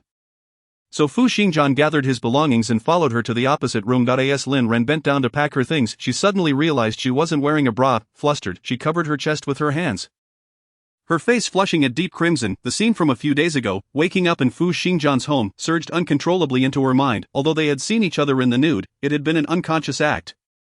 Now, standing before him without her undergarments, she felt a profound sense of shame. What is it? Fu Xingjian, noticing her stillness, approached with concern. It's nothing. Lin Ran's heart raced with turmoil, but she maintained a facade of calmness and only rose once he stepped away. Neither of them mentioned the day's events, both tacitly agreeing to avoid the topic. To It seemed that only she was troubled by it. Someone like Fu Xingjian surely had no shortage of female companions, and such matters were likely commonplace for him. The following day, Fu Xingjian awoke early, waiting in the room for Lin Ran to call him. By 8 o'clock, Lin Ran stood at the door, brimming with energy, inquiring about his sleep the previous night. It was fine. He replied nonchalantly, though in truth, he had slept poorly. The room was humid and reeked of mold, the bed was small and hard, and the lingering image of a cockroach carcass haunted him. They walked to a nearby breakfast shop, where Lin Ran expertly scanned a code to purchase 2 plates of soup dumplings and soy milk. She took out a tissue to wipe the table and chairs, gesturing for him to sit. After forcing down a few dumplings, Fu Xingjian looked up and asked, is there a coffee shop nearby? His mind felt heavy, and he feared he wouldn't be able to drive back without some caffeine. There should be, let me check. Lin Ran quickly pulled out her phone and found one just across the street, promising to fetch it after they finished eating. She ate swiftly, downing a couple of gulps of soy milk before dashing across the street, telling him to take his time. Fu Xingjian smiled at her hurried figure, but when he suddenly averted his gaze, he noticed a middle-aged woman had sat down across from him, grinning broadly as she appraised him. Young man, you are truly handsome. Having always held himself aloof, Fu Xingjian was taken aback by such overt attention and silently rose to stand by the roadside. The woman laughed even more heartily, beckoning her companions to sit down. Look, there is a handsome guy over there, shy as a schoolboy. Tsk. Realizing he had been teased, Fu Xingjian walked away quietly to the intersection. A few minutes later, Lin Ran returned with a cup of espresso, double strength. Fu Xingjian was pleasantly surprised. He hadn't expected her to know his preferences so well. Seeing his impassive expression, Lin Ran breathed a sigh of relief inwardly. Believing the barista had recommended well, the two strolled leisurely to the hospital, and upon entering the ward, they heard a nurse calling out to her, family of room 202, come help lift your grandmother out of bed. Lin Ran stepped forward to assist but was waved away by the nurse, who frowned at her, saying, why is your husband just standing there? Hurry and help. She was momentarily taken aback, intending to clarify that he was not her husband, but saw that Fu Xingjian had already extended his long arm to support her grandmother. After the nurse finished her checks, she instructed them, you two, as a couple, keep an eye on the elderly lady. There are 3 more examinations this morning, and the doctor will call for you when they're done. Alright. Fu Xingjian nodded before her, looking as if he truly were her husband, eliciting a slight blush from Lin Ran. By noon, the doctor summoned Lin Ran and Fu Xingjian, family of the patient. The results are not ideal. The doctor perused the examination report, his expression growing grave. To begin with, the conclusion, the patient's condition has worsened and she has become incapable of self-care. And it is possible The doctor glanced at Lin Ran and sighed. It is possible she has only a few months left. Lin Ran's eyes reddened, her form trembling. How could this be? It wasn't this severe at the beginning of the year. She had been in a nursing home with dedicated care, so this shouldn't have happened. Fu Xingjian promptly placed his arm around her shoulder, gently patting her hand, and calmly addressed the doctor. What should we do now? The doctor replied, there are no particularly good options. If you wish, you could consult a larger city. As for why the patient's condition has deteriorated, she has a weak constitution and insufficient nutrition. We suspect the care at the nursing home has been lacking. Lin Ran's eyes brimmed with tears. She was stunned to hear the doctor mention insufficient care at the nursing home. They were supposed to provide one-on-one attention. Was that not enough? The nurse discovered multiple bruises on the patient during the examination, likely from frequent collisions with sharp objects. Furthermore, she has been in a stupor. We suspect someone has been administering her sleeping pills. As the doctor spoke, Lin Ran's mind buzzed, tears streaming down her cheeks, falling onto Fu Xingjian's hand, burning hot with emotion. The broad hand that had been resting on her shoulder slid down to her waist, offering steady support, while his cool voice whispered in her ear, Doctor, we understand, thank you. Can we proceed with the discharge paperwork? The doctor nodded, and Fu Xingjian half-embraced Lin Ran as they retreated to a bench in the corridor. You rest here, I'll take care of the discharge procedures. Lin Ran leaned against the wall, watching him busily moving back and forth, only snapping back to reality when she wiped away her tears and asked, How much? I'll transfer it to you. The man frowned, seemingly displeased with her meticulousness over every penny. It's not much. You push your grandmother to the back door of the hospital, and I'll drive there to wait for you. His large figure quickly disappeared around the corner, leaving Lin Ran with a mix of guilt and warmth in her heart. He truly was good, unexpectedly so. Once in the car, Fu Xingjian glanced at her and asked, Where to? Lin Ran replied calmly, to the nursing home. I'll navigate. She intended to confront the nursing home for answers. Chapter 68. Confrontation. Arriving at the nursing home, Lin Ran instructed Fu Xingjian to watch over her grandmother while she went to find Aunt Zhang alone. The door creaked open, and laughter resonated from within. Upon seeing Lin Ran, Aunt Zhang briefly lifted her head before returning to her short video binge. This person is too hilarious. Lin Ran didn't rush to reprimand her but instead turned to her grandmother's room, searching thoroughly until she finally found a box of sleeping pills in the bottom drawer of the bedside table. The box was nearly full, with only 2 pills remaining. The fate of the others was all too clear. Grasping the pill box, Lin Ran's hands trembled, her heart aching. She had clearly seen the signs. The video calls had been strange for months, yet she had failed to notice. She cursed herself. Pain surged as she wiped away her tears. Lin Ran steadied herself and suddenly hurled the pillbox at Aunt Zhang's face. Aunt Zhang, who had been immersed in her videos, was about to explode with anger when she caught sight of the pillbox on the floor. Her expression shifting dramatically. Lin Ran, let me explain, that one tea meant for your grandmother, it was for me to. I sometimes suffer from insomnia and need sleeping pills to fall asleep. Lin Ran scoffed coldly. Did I say it was for my grandmother? Aunt Zhang awkwardly forced a smile. I was afraid you would misunderstand. Aunt Zhang, I have a question for you. But if you need sleeping pills to sleep at night, how do you care for my grandmother? Surely you wouldn't abandon her, would you? Of course not. I would never neglect your grandmother. I only take them occasionally. Then why are there only 2 pills left? The production date is 2 months ago. You can finish them all by taking them occasionally. Do you think I'm a fool? Lin Ran's tone intensified as she pressed on Aunt Zhang floundered, panicking, but the evidence was irrefutable. She sought an excuse but found none, and seeing Lin Ran alone, her malice surged. So what if I gave your grandmother sleeping pills? She was a nuisance, restless and noisy all night long. I am a living person too. I need to sleep. She crossed her arms defiantly and shouted. Lin Ran clenched her fists, her gaze icy. Surely it's more than that, besides feeding her sleeping pills. What else have you done? Hit her and scold her. She had once thought sending her grandmother to this place was the best assurance, only to discover it was not heaven but hell. If she misbehaves, I'll twist her arm until it turns blue and purple. If she yells at me, I'll slap her until she stops. If she dares to soil herself, I'll starve her for 3 days. With each word, Lin Ran's heart ached more, and she leaned against the wall for support, her body trembling, gazing at the brazen, ignorant woman before her. Lin Ran felt a flicker of violent intent. Yet reason warned her, you cannot. You still have your grandmother to care for. You are not alone. Trembling, she pulled out her phone and pressed the stop recording button, a mocking smile curling her lips. Thank you for your honesty. Even Aunt Zhang, realizing the implications of the recording, lunged to snatch the phone. However, her round frame was no match for Lin Ran's agility, and she failed to grasp it. In a fit of rage, Aunt Zhang seized a chair and hurled it at her, declaring, if I can't take it, then you shall die. No one will know. Ouch. Lin Ran braced herself for the anticipated pain. But instead, she heard a muffled groan from a man. Startled, she opened her tightly shut eyes to see Aunt Zhang on the ground, clutching her belly and wailing, while Fu Xingjian cradled his red wrist. It was clear he had been scraped when the chair fell. Are you all right? Lin Ran exclaimed, her expression filled with shock as she rushed to examine his injury. It's nothing. Fu Xingjian shrugged off the concern. His dark eyes fixed on the woman sprawled on the floor. How do you want to handle this? Lin Ran replied. I've already called the police on the way here, and I just obtained crucial audio evidence. She can't escape. Indeed, as soon as she finished speaking, the police arrived, accompanied by the director and a host of officials. Confronted with irrefutable evidence, the director was filled with remorse, offering to refund Lin Ran for the past years of care, plus double compensation, but requested her to keep the matter confidential. Lin Ran declined. She could not accept tainted money. I will only take what belongs to me, not a penny more. Ultimately, both parties agreed to refund half a year's worth of care fees and provide a compensation of several tens of thousands. With no desire to linger in entanglement, Lin Ran swiftly accepted the compensation plan, resolutely deciding to take her grandmother to Xiqing for treatment. As the hour grew late, after a brief discussion with Fu Xingjian, they agreed to spend the night at Lin Ran's home and set off for Xiqing early the next morning. Once buckled in, Lin Ran's gaze fell upon the wound on his left wrist, which had swiftly become red and swollen. Her face was etched with guilt and concern. I'm sorry, you shouldn't have been dragged into the stud. No, it was my carelessness, he replied nonchalantly as he gripped the steering wheel and drove forward.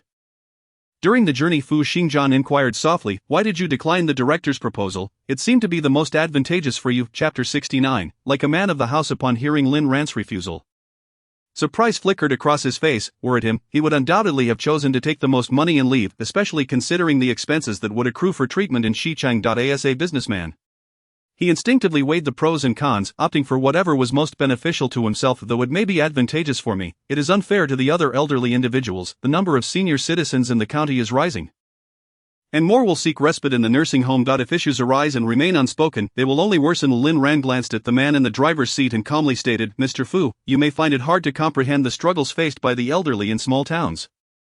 Some are abandoned by their children and rely on meager pensions, hoping merely for a warm meal at the nursing home, only to find it leads to their demise. These elders have labored throughout their lives, finally reaching a stage where they can enjoy a stable existence, yet they become mere targets for exploitation. They are truly pitiable. Fu Xingjian felt a tremor in his heart, an unfamiliar shame washing over him as he realized he had only considered his own interests.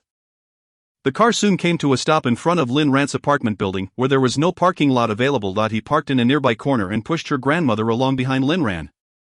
Lin Ran, you're back?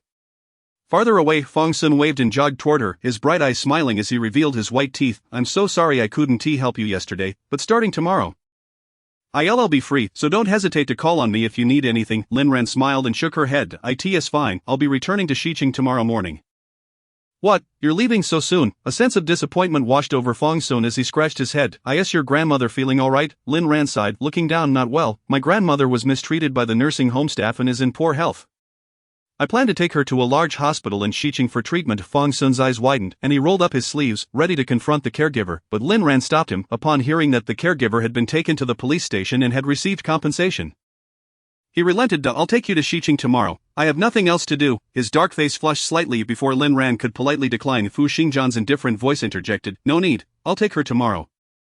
Fong Sun was momentarily taken aback, and observing Fu Xingjian's distinguished demeanor, he felt somewhat overshadowed. He sheepishly asked Lin Ran, who is this? This is Mr. Fu, my university classmate. Fu Xingjian cast a brief glance her way, remaining silent. Oh, I see. Mr. Fu doesn't seem to be from around here, Fong Sun remarked, curiosity and caution mingling in his tone. A male university classmate visiting Lin Ran? What were his intentions? Yes, he is from Xiqing and came to Runqing for a trip during the May Day holiday.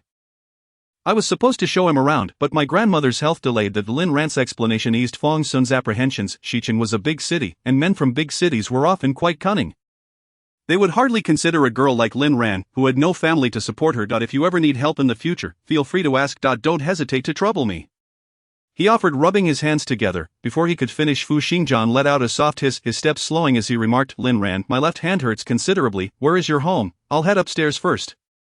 Lin Ran hurriedly grabbed his left hand to inspect it. Seeing the swelling had worsened, her heart aching for him, she quickly pointed ahead, saying, my home is on the first floor. As they pushed the wheelchair forward, Fu Xingjian suddenly halted, turning to flash a polite smile. I apologize, we must attend to some matters at home. We'll take our leave first. His tone carried an inexplicable air of authority. Fong Sun observed the peculiarity of the man before him, chuckling awkwardly. It's fine, you both go ahead. Chapter 70. Stubbornness. Fortunately, the anti-inflammatory medicine in their homeless medicine cabinet had not expired. Lin Ran carefully lifted Fu Xingjian's hand, meticulously applying the ointment as if it were a precious treasure.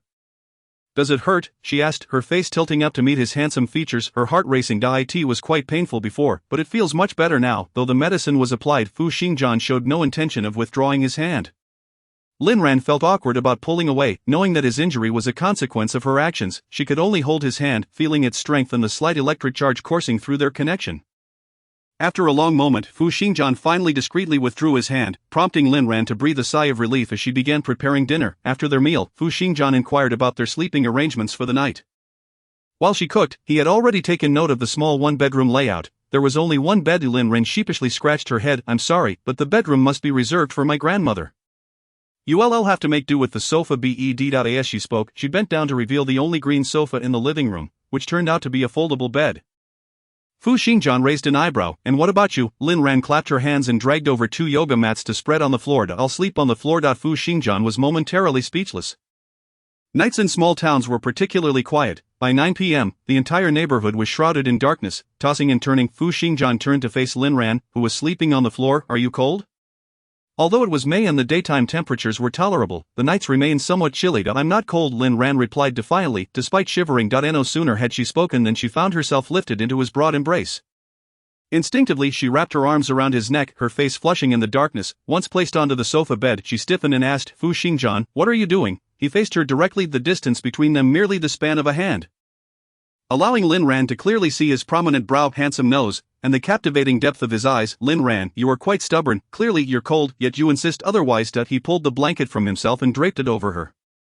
Closing his eyes as he softly said, "Get some sleep." Yet Lin Ran found it impossible to drift off, the proximity allowing her to hear each breath he took, the faint scent of his body wash lingering in the air.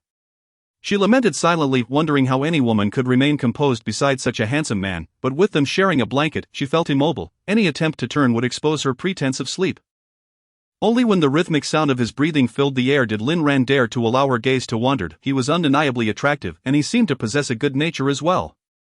What a pity that he was born in privilege while she was like a beast of burden, their identities so disparate, destined for an unfulfilled connection. In the early hours of the morning, Lin Ran finally succumbed to a restless slumber, her mind still plagued with unwanted thoughts. The next day, she was roused by Fu Xingjian shaking her awake. Squinting her eyes, she grumbled, "Stop shaking me, if you keep it up, I'll fall apart." Fu Xingjian, unfazed, gestured with his chin toward the distance. "If I don't wake you, I might just fall apart myself." Lin Ran gasped, suddenly realizing that she was sprawled across Fu Xingjian's body. Frightened, she jumped up and grabbed her clothes, exclaiming, "I'm so sorry." Fu Xingjian remained silent, effortlessly folding the blanket and tidily stowing the sofa bed away, then glanced at Lin Ran with a bemused expression. "I didn't realize you were such a restless sleeper." Her face flushed crimson as Lin Ran lowered her head, weakly defending herself. "The bed is too small. That's why I ended up like this." "Oh, I see." Fu Xingjian feigned understanding, though his tone was laced with disbelief. Chapter 71. Awakening from a dream, Lin Ran felt her cheeks flush with embarrassment and her heart race. She quickly excused herself to check on her grandmother in the bedroom.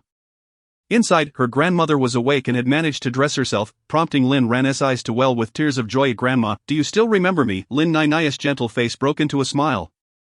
"Of course, I remember you. You are my dear granddaughter, Ran Ran." Fu Xingjian also approached upon hearing their exchange, sharing in Lin Ran's happiness. It seemed her grandmother's consciousness had returned completely. Of the two conjectured that her grandmother's previous state of confusion was likely due to prolonged sedative use. And having ceased those medications recently, her clarity had markedly improved. After a simple breakfast, the three of them set off for Xiqing once more. On the journey back, Lin Ran sat in the back seat, chatting with her grandmother to prevent her from feeling nauseous. Occasionally, her grandmother would glance at Fu Xingjian in the driver's seat and smile, quietly asking Lin Ran, "This young man is quite handsome. Is he your boyfriend?" Lin Ran's heart raced, and she tugged at her grandmother's sleeve, signaling her to refrain from such remarks. She felt anxious, reluctant to speak freely, knowing the confines of the car allowed their voices to be easily overheard. Once reassured that Fu Xingjian was focused on driving and couldn't hear them, she leaned closer to her grandmother and whispered, "He is my university classmate, and he likes someone else." Upon hearing this, her grandmother's expression momentarily fell, but she gently patted Lin Ran's hand. "It's alright, you excelled in your studies, so you'll find a good man eventually." Lin Ran felt a mixture of emotions. Half laughing and half crying, the world outside of school was different. It wasn't just about good grades. Without family support, both men and women found it challenging to navigate society. However, Grandma remained blissfully unaware of the harsh realities of society. Lin Ran, wishing to shield her from further discomfort, merely nodded in gentle agreement, murmuring, "Yes, yes." 2 hours later, they finally arrived in Xiqing. Lin Ran had initially intended to have her grandmother stay in a hotel for a few days while she made arrangements for her long-term treatment at the hospital. But to her surprise, Fu Xingjian had already taken the initiative to organize everything. As the car came to a halt in front of the city's most renowned tertiary hospital, Lin Ran found herself at a loss. Gazing at his handsome face, everything is in order now. Your grandmother can be admitted today. You can hire a caregiver to look after her. Moreover, this location is conveniently close to Yudo, making it easy for you to visit after work. Lin Ran was overwhelmed with gratitude, struggling to find words that could adequately convey her emotions at that moment. Before long, Lin Ran completed the admission procedures for her grandmother and secured a reliable caregiver. Achieving remarkable efficiency, she had anticipated that staying at Xiqing's top-tier hospital would come at a hefty price, yet to her astonishment, the costs were even more reasonable than those of the nursing home in her hometown. The realization left her incredulous. "Excuse me, nurse, may I inquire whether this is the standard rate for all patients here?" she asked, holding the admission slip. A sense of unease lingered within her, fearing that Fu Xingjian had secretly covered some expenses unbeknownst to her. The nurse smiled gently. "Not all rates are the same. Yours is the most affordable option. There are luxury suites available, but they can cost several tens of thousands per month." Understanding this, Lin Ran felt a wave of relief wash over her. Although she had chosen the least expensive option, she found the environment to be quite pleasant, and the presence of professional and capable nurses offered her immense comfort. After a long journey, her grandmother had a simple meal before falling into a deep slumber. Lin Ran escorted Fu Xingjian to the parking lot. A gentle breeze played with her hair as she lowered her head, smiling softly, feeling as though she owed him an ever-increasing debt of gratitude. Fu Xingjian smiled faintly, but suddenly his phone rang. The caller ID read "Mom." He quietly excused himself, stepping away for a moment to answer. "Mom, what's the matter?" "Xingjian, I've arranged a blind date for you tonight. I'll send you the address. You must attend." A blind date. Lin Ran froze, a chill coursing through her, as if awakening from a dream. Chapter 72. No further entanglements. Fu Xingjian furrowed his brow and glanced back at Lin Ran before stepping aside a few paces. "Weren't we supposed to arrange this after the holiday? By sheer coincidence, the other party just returned from abroad and landed in Xiqing today. Just make sure to come as soon as possible." His mother urged animatedly from the other end of the line. He replied with a low then hung up and returned to his previous position, reflecting on what Lin Ran had just said. He looked at her earnestly and remarked, "Lin Ran, you needn't feel burdened. My assistance has no ulterior motives. Fu Xingjian lowered his gaze, took a deep breath, and spoke deliberately. "I apologize, after all these years. I still owe you an apology." Lin Ran felt warmth in her eyes, tears threatening to spill, but she held them back. She understood he was apologizing for the disturbances during their university days.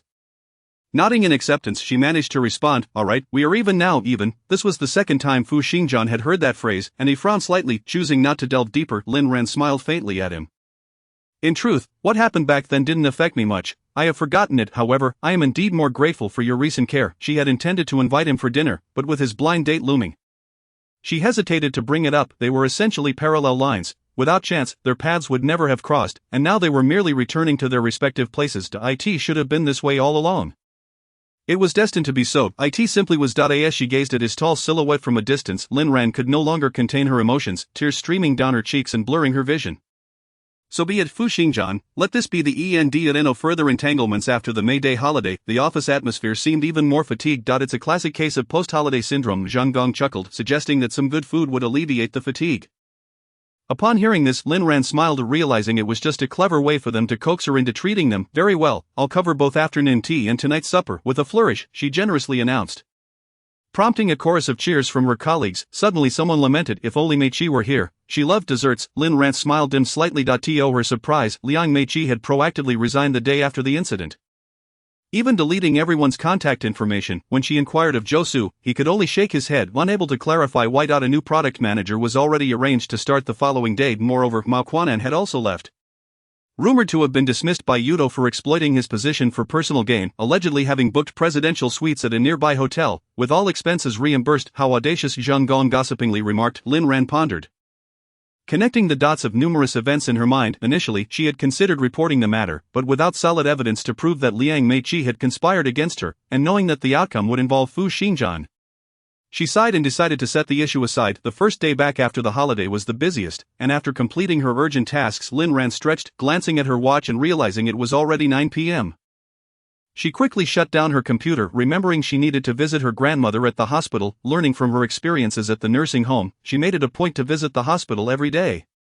Regardless of her busy schedule, to ensure her grandmother was not mistreated. Ding, the elevator doors opened, and as Lin Ran bent down to organize her bag, she failed to notice another person standing inside.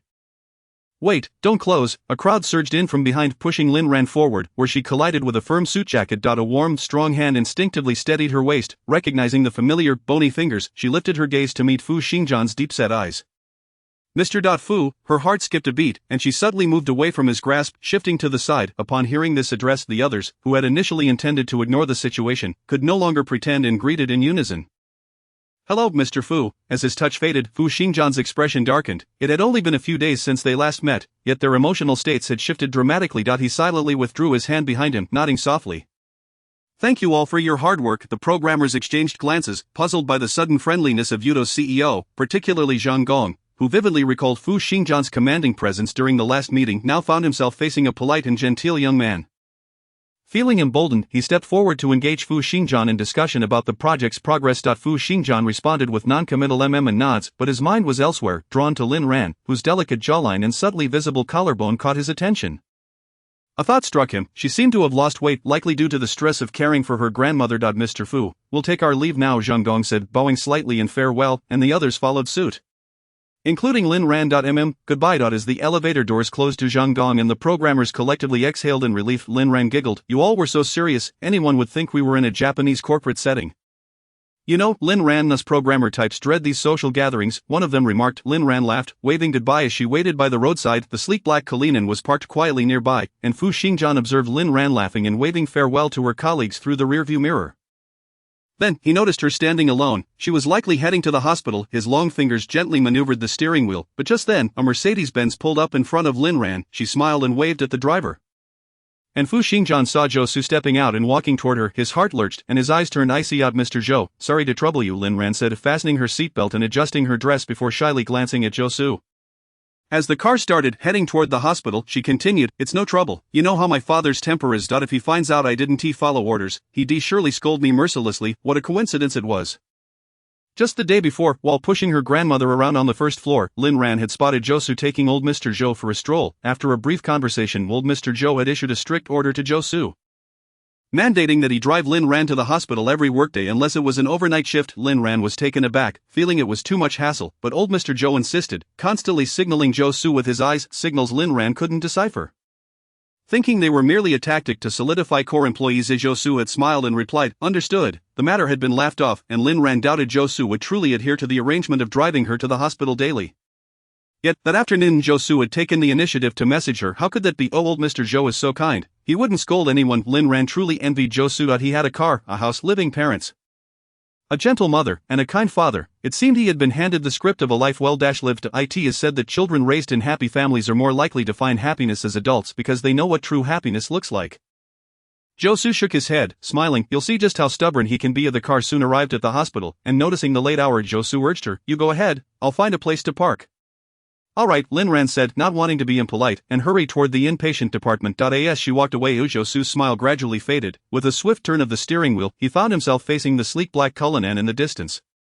Chapter 73, Zhou is quite leisurely lowering the car window. Zhou Su was taken aback. "Xingjian, how come it's you?" He forced a bitter smile as he opened the door to get out. To his astonishment, the one trailing them was actually Fu Xingjian. Fu Xingjian's expression remained inscrutable as he cast a glance at the departing figure of Lin Ran. "My father happens to be in the same hospital as Lin Ran's grandmother, so I came along with her to the hospital." Zhou Su, sensing the need for clarification, stepped forward to explain. "Just came along." Fu Xingjian replied with a wry smile. "Zhou, you seem quite at ease." The sudden hostility from Fu Xingjian left Zhou Su bewildered. Reining in his smile, he replied earnestly, "Xinhuan is a small company with a relatively singular focus, and it can hardly compare to a large conglomerate like you. Though, naturally, I am not burdened with the extensive responsibilities that Mr. Fu carries as a busy executive. He could have taken the opportunity to mock him for having the leisure to tail others amidst his official duties, yet Zhou Su, possessing a gentle demeanor and averse to conflict, and considering Fu Xingjian was an old classmate and a client, chose not to speak harshly. Fu Xingjian said nothing further and turned to drive away, while Zhou Su stood by the roadside, his expression grave. He couldn't shake the feeling that Fu Xingjian had changed significantly since returning home. Leaving him perplexed, he sighed softly. Perhaps this is what his father meant by the saying, "It's lonely at the top." In the bar, Yao Qian and Su Huanran were engaging in a drinking contest with some young ladies. With keen eyes, they spotted the imposing figure of Fu Xingjian, causing the girls to fix their gaze upon him, their excitement palpable as they whispered among themselves, "TCH, am I not good enough?" Su Huanran pouted. Although he couldn't quite compare to Fu Xingjian, he still held his ground within the elite circles of Xiqing, yet the women around him seemed utterly entranced whenever Fu Xingjian was present. One bold girl playfully adjusted her tank top straps and leaned closer to Su Huanran. Teasing Su Xiao, would you prefer to hear the truth or a lie? Well, obviously the truth, Su Ran replied, suddenly emboldened, determined to understand the situation. The girl smiled brightly. You are certainly charming, wealthy and down to earth, but Mr. Fu is a different story. Not only is he wealthier, but he is also more handsome and fit. Most importantly, his personality is commanding, igniting a sense of conquest in women. Su Ran fell silent. Yao Qian, overhearing, couldn't help but chuckle, nudging him with his elbow. Are you sweating profusely now, brother? It wasn't just a matter of sweat, it felt humiliating. For years, he had been the one to dismiss others as plain, and now, for the first time, a woman was dismissing him as ordinary. It infuriated him. With no outlet for his frustration, he waved away the annoying girls, including the bold one. The girl pouted in disappointment. If you can't play, then don't play. Su Ran was even angrier. Who says I can't play? He grabbed a bottle of liquor from the table and started drinking straight from it. He was losing his mind, and Fu Xingjian, uninterested in the drama, silently took a seat across from Yao Qian. Didn't you say you wouldn't come? What changed? Yao Qian noted that Fu Xingjian, upon sitting down, was unusually quiet, sensing something was off. Fu Xingjian ignored him, loosened his tie, and took a swig, resembling the chaotic figure of Su Ran nearby. Ugh, these two are driving me crazy, Yao Qian lamented, stepping in to take a bottle from the person on his left and snatching a glass from the one opposite him. Come on, spill it. What happened? Trouble with a blind date. The news of Fu Xingjian's blind date spread rapidly through their social circle. Of families of eligible daughters from affluent backgrounds in Xiqing had been sending photos to Fu's mother. And Yao's family had even discussed whether to pass on a picture of Yao Ning. Though Yao Ning vehemently disagreed with red-rimmed eyes, it was not merely unfruitful, it was infuriating. Before Fu Xingjian could respond, Su Ran burst into laughter. Yao Qian, did you know? What? Yao Qian raised an eyebrow. Su Ran's eyes sparkled with mischief as he recounted the girl he went on a blind date with was the youngest daughter of the Hua family. She's quite the stunner, but Fu Xingjian managed to drive her away with just a few words, criticizing her makeup and suggesting she watch less. Doina Hua family is not pleased with Yao uncle at all. Yao Qian's eyes narrowed. Is that true? If he didn't like her, why agree to the blind date? That's just cruel. Fu Xingjian nodded, leaning back against the sofa, looking weary. I know my mother too well. If I don't go, she would nag me incessantly. Oh, so you were just appeasing Auntie. No wonder. Yao Qian chuckled, realizing that after such a notorious encounter, no family would dare to set their daughter up with him again.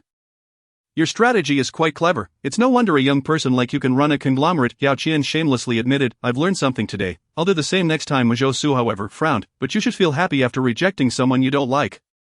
You look, like you've just been through a breakup. Fu Xingjian rubbed his temples, remaining silent. Yao Qian lit a cigarette, placing it in his mouth. Don't tell me this has something to do with Miss Lin? The man across from him paused, his dark eyes flickering towards him. Got it. He smirked, his eyes sparkling with mischief. What do you mean? Are you feeling guilty? You deny liking her, yet you help her without revealing your name and look like you've lost in love. I don't get it. He kicked the nearby Su Ran, who was sprawled on the sofa, mumbling incoherently. You consider yourself a love guru. Can you understand this? Su Ran was completely inebriated, slumped on the sofa, muttering, I'm not playing. I'm handsome, damn it. Yao Qian shook his head in exasperation, not expecting anything from him. Turning back, he noticed Fu Xingjian picking up his car keys and heading for the door.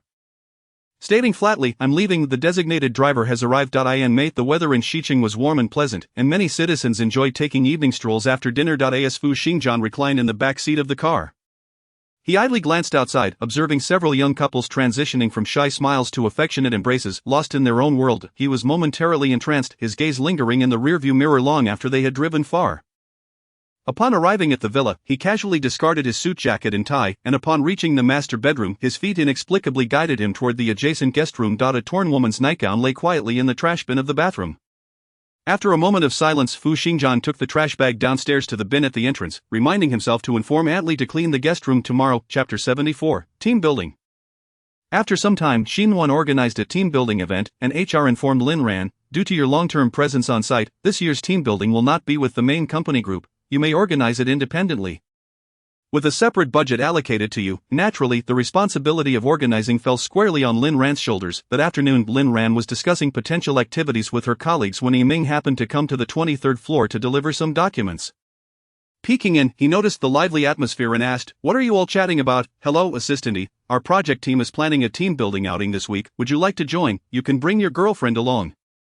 Although Yiming was merely Fu Xingjian's assistant, he was still part of the client team, and Lin Ran sincerely invited him. Oh, can I really bring my girlfriend? That sounds great. Yiming's eyes sparkled with excitement. He genuinely wanted to go but was concerned about work commitments since the big boss upstairs had been incredibly disciplined lately, working until the early hours, which was starting to affect his mood. Yiming's bright demeanor faltered, but I'm worried about the timing. We're planning to leave Friday afternoon, arrive at Qiandao that evening, and return Sunday night. It won't interfere with work, Lin Ran reassured him. Yiming's interest was fully piqued, and he discreetly asked Lin Ran to reserve 2 spots for him before eagerly messaging his girlfriend. After everything was settled, he knocked on the door of the president's office. A detached voice from within beckoned him in. Yiming respectfully stepped inside, nodding slightly. Mr. Fu, I wanted to give you a heads up that I'll be taking half a day off this Friday. Fu Xingjian pinched the bridge of his nose, casually inquiring, going out with your girlfriend? Surprised by his boss's unexpected concern, Yiming felt a wave of gratitude wash over him, easing his tension. Yes, Lin Ran invited me and my girlfriend to join the team-building event this Friday, so I signed up. Just as he was smiling innocently, he suddenly noticed Fu Xingjian's expression darkening ominously, causing him to panic. Boss, don't worry. I assure you that my work will not be delayed. I will finish any urgent tasks in advance. If there is nothing else, I'll take my leave now. Just as he retreated a couple of steps, he heard his boss's chilling voice. Are you quite familiar with Lin Ran? Yiming felt his legs weaken, bewildered, and replied candidly, we get along okay. We chat on WeChat every week. Oh, you chat every week? Quite impressive. Even my assistant can manage to have casual conversations with her. Yet I haven't seen her in over half a month. The bada pen was tossed onto the table as Fu Xingjian leaned on it with both hands, his voice calm. It's nothing, you may leave now. Later that evening, as work hours came to an end, Fu Xingjian calculated Lin Ran's departure time and arrived early to wait downstairs. Sure enough, he spotted her and Zhou Su on the first floor.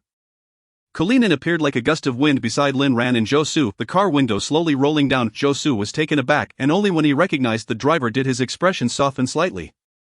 He greeted quietly, good evening, Mr. Fu. Since their last unpleasant encounter at the hospital entrance, Zhou Su had not seen Fu Xingjian until tonight. Fu Xingjian nodded slightly, his peripheral vision glancing over the gentle and composed Lin Ran by Zhou Su's side. The scene resembled a devoted husband picking up his virtuous wife from work, radiating warmth, yet, for reasons unbeknownst to him, Fu Xingjian felt a sense of discomfort. I heard Xin Ruan's team has a team-building event this Friday? He inquired softly, his gaze directed at Zhou Su. Zhou Su was unaware of the details regarding the team-building event, as Lin Ran had taken care of all arrangements. He could only turn to her for clarification. Is that so? Yes, but we will be departing Friday afternoon and returning Sunday evening, so it won't delay the project timeline, Lin Ran explained, believing Fu Xingjian was concerned about the project's delivery schedule. However, Fu Xingjian had no such intention. A slight smile graced his lips, yet his eyes remained icy, his long lashes casting shadows under the dim light. Lin Ran, the on-site project team needs to seek the client's approval for the team-building event.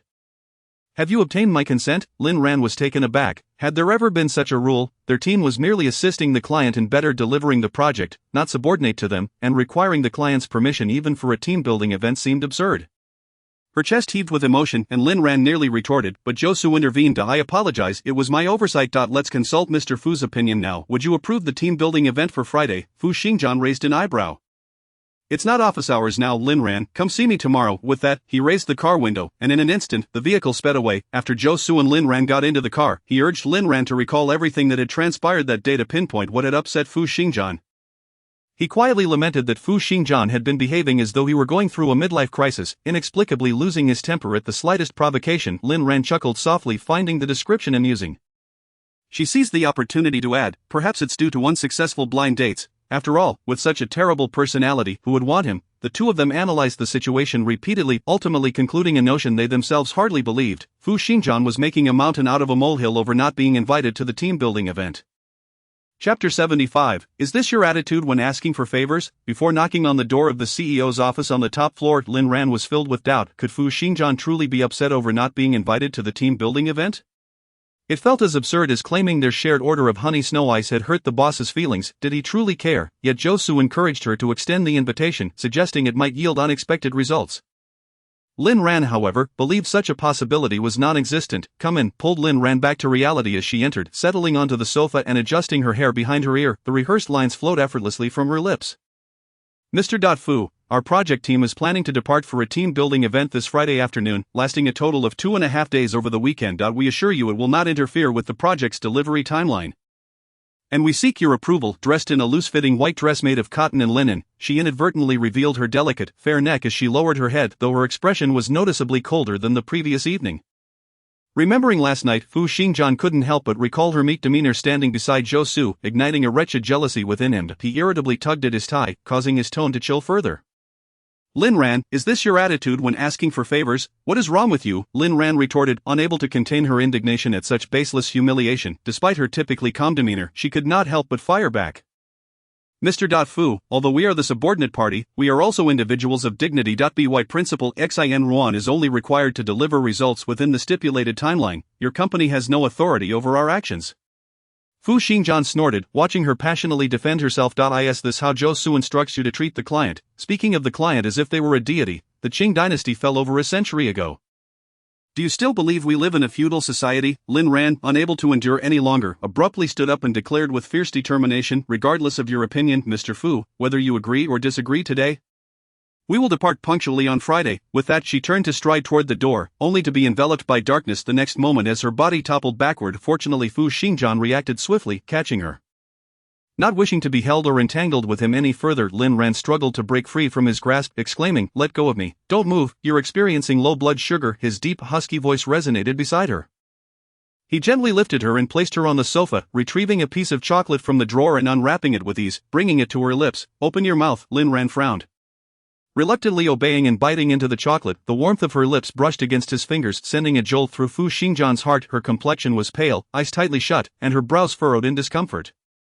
Fu Xingjian settled at the edge of the sofa, holding her hand gently, comforting her softly. "Don't be afraid, I'm here." Her hand was so small, barely fitting within his broad palm, which enveloped hers tenderly. In his memory, she possessed bright, doe-like eyes, yet since their reunion, she seemed considerably more subdued, her occasional sharp glances evoking a sense of bewilderment in Fu Xingjian, as if the Lin Ran he once knew had become a mere apparition. He had never forgotten her during his years in America. Haunted by guilt and an indescribable longing for her rare, radiant eyes. "Feeling better?" he asked as he noticed her slowly opening her eyes.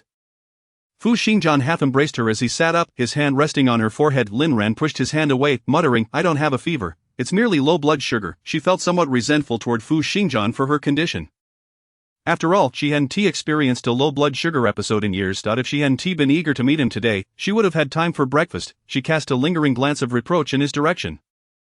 Fu Xingjian's demeanor softened as he sensed her discontent about the team-building event. "I approve, proceed with the arrangements." His unexpected acquiescence took Lin Ran by surprise, and she hesitated, recalling Zhou Su's instructions. Mr. Fu, will you be attending?"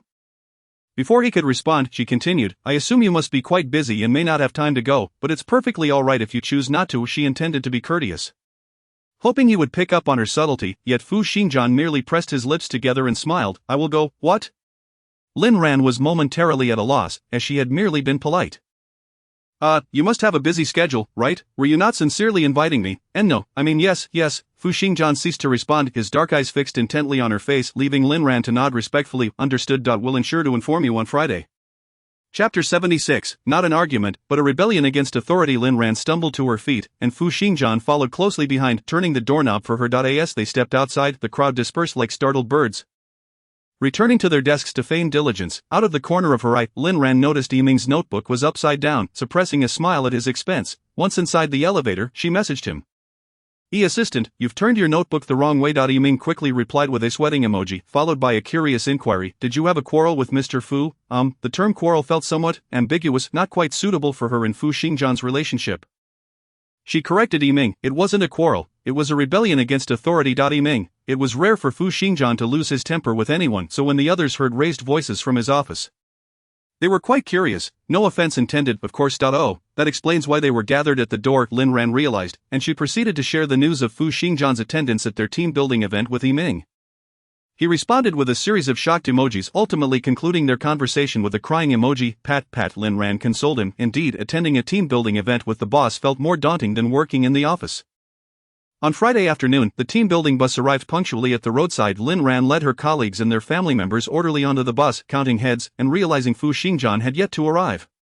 She promptly called him, but the call went unanswered, leaving her anxious as the bus could only wait for 10 minutes, with the driver urging them to hurry. It seemed Fu Xingjian had been unexpectedly summoned to a meeting, likely delaying his arrival. Yiming, seated at the front with his girlfriend, kindly advised Lin Ran, "You might as well wait for Mr. Fu. We'll head out first, as he has his own transport, and we can manage accommodations."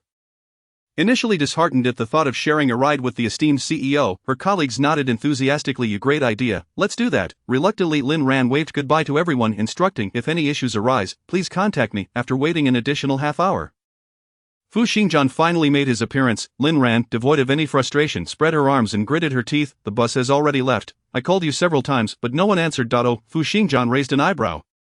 "Speaking nonchalantly, Yiming didn't remind me, That's on him. At that moment, Yiming was on the bus, sneezing profusely while cozily nestled with his girlfriend. Silently, he muttered, "Who was talking about me?" seated in the luxurious passenger seat of the opulent vehicle.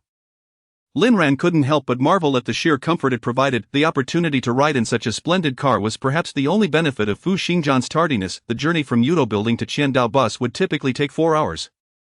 Yet in this lavish automobile, it could be accomplished in no more than 3. Most importantly, she found herself unaffected by motion sickness while riding in the Cullinan, comfortably dozing off. As the car merged onto the expressway, Fu Xingjian casually engaged her in conversation. "How is your grandmother's health lately?" "Quite well," she responded. "What about the project's progress?" "It's going smoothly," she replied. He turned to observe her head resting against the glass, her gaze drifting outside, exuding an air of contentment but with little inclination to engage with him. Fu Xingjian, with a playful smirk, prodded her. "Have you missed me?" Unsurprisingly, she offered a mechanical response. "Quite well."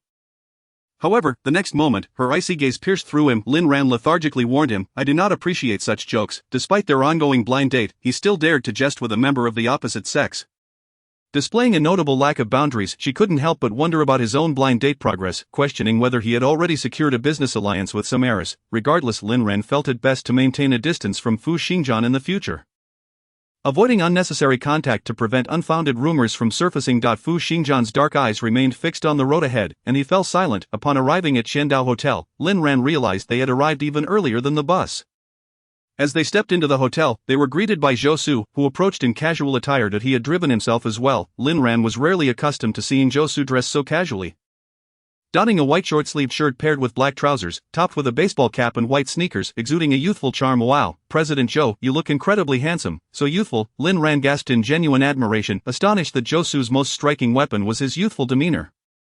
Noticing her infatuation, Fu Xingjian let out a derisive snort. "I will check in first." "Oh right." Lin Ran swallowed her awe and hurried after him. The hotel reservation had been made in her name, so her cooperation was necessary for the check-in process.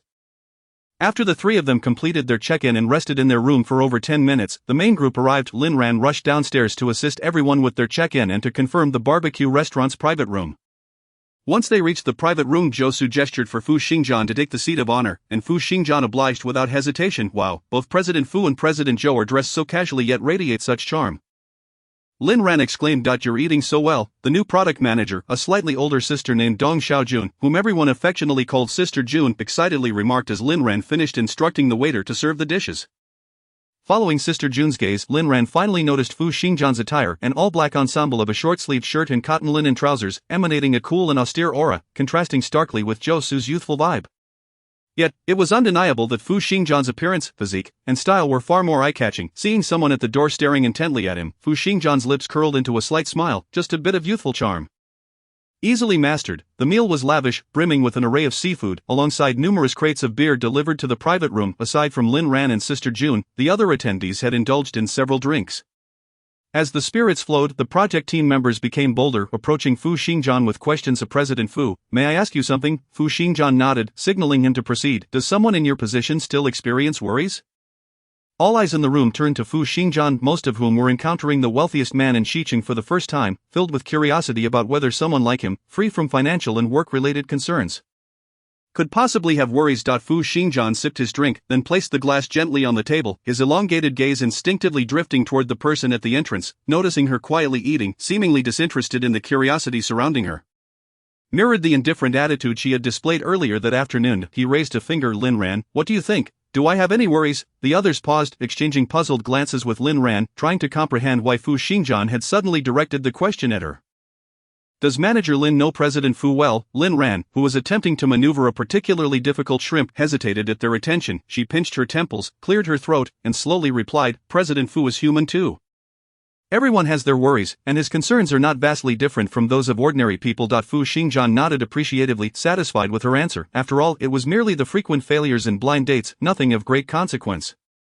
As her words hung in the air, a profound silence enveloped the room. Aside from Lin Ran continuing to eat, Zhou Su stifled a laugh, Fu Xingjian wore a frown, and the rest were left dumbfounded. Yiming was so astonished that he dropped a piece of grilled eggplant onto the table. "What? The domineering CEO is also going on blind dates? What? President Fu could actually be criticized by his blind date? This world is truly surreal." On the way back to the hotel, Lin Ran had been walking alongside Zhou Su when Fu Xingjian called her over. "Lin Ran, come here, I need to ask you something." Lin Ran's smile faded as she excused herself to Zhou and hurried to Fu Xingjian's side. What is it? What is the matter? You're feigning ignorance. The night on the island was thick and inescapable. Akin to Fu Xingjian's pitch-black gaze, Lin Ran felt a pang of guilt, thinking him rather petty. It was merely a joke, after all, and nothing to make a fuss over, just a jest that few would take seriously. She chuckled. Someone like you, a celestial being, how could you possibly be going on blind dates? Even if you did, how could you fail repeatedly? You should have had immediate success. Which young lady would dare to criticize you? That would be akin to not recognizing Montai. Her compliments, though well-intentioned, sounded off-key, dripping with sarcasm. Fu Xingjian detected her veiled mockery and stared intently at her, his expression cold and piercing. After a moment, he seemed to address Lin Ran while simultaneously explaining to the others, his voice measured yet authoritative. I have indeed gone on blind dates, though only one, merely to appease my family. With that, he strode towards the hotel, leaving Lin Ran behind. As Zhou paused, his gentle eyes following Fu Xingjian's retreating figure, deep in thought. The next morning, after breakfast at the hotel, everyone headed to the lakeside, where the day's activity involved fishing by boat. The catch would serve as lunch. Each boat rental cost 1,200, so everyone was encouraged to fish diligently to recoup their expenses. As teams were formed, Lin Ran offered encouragement to each group, with only a few participants. 3 boats were more than sufficient. As the organizer, she always waited for others to choose first, intending to be a backup point. 10 minutes later, Lin Ran watched as the 2 overloaded boats departed, feeling somewhat exasperated.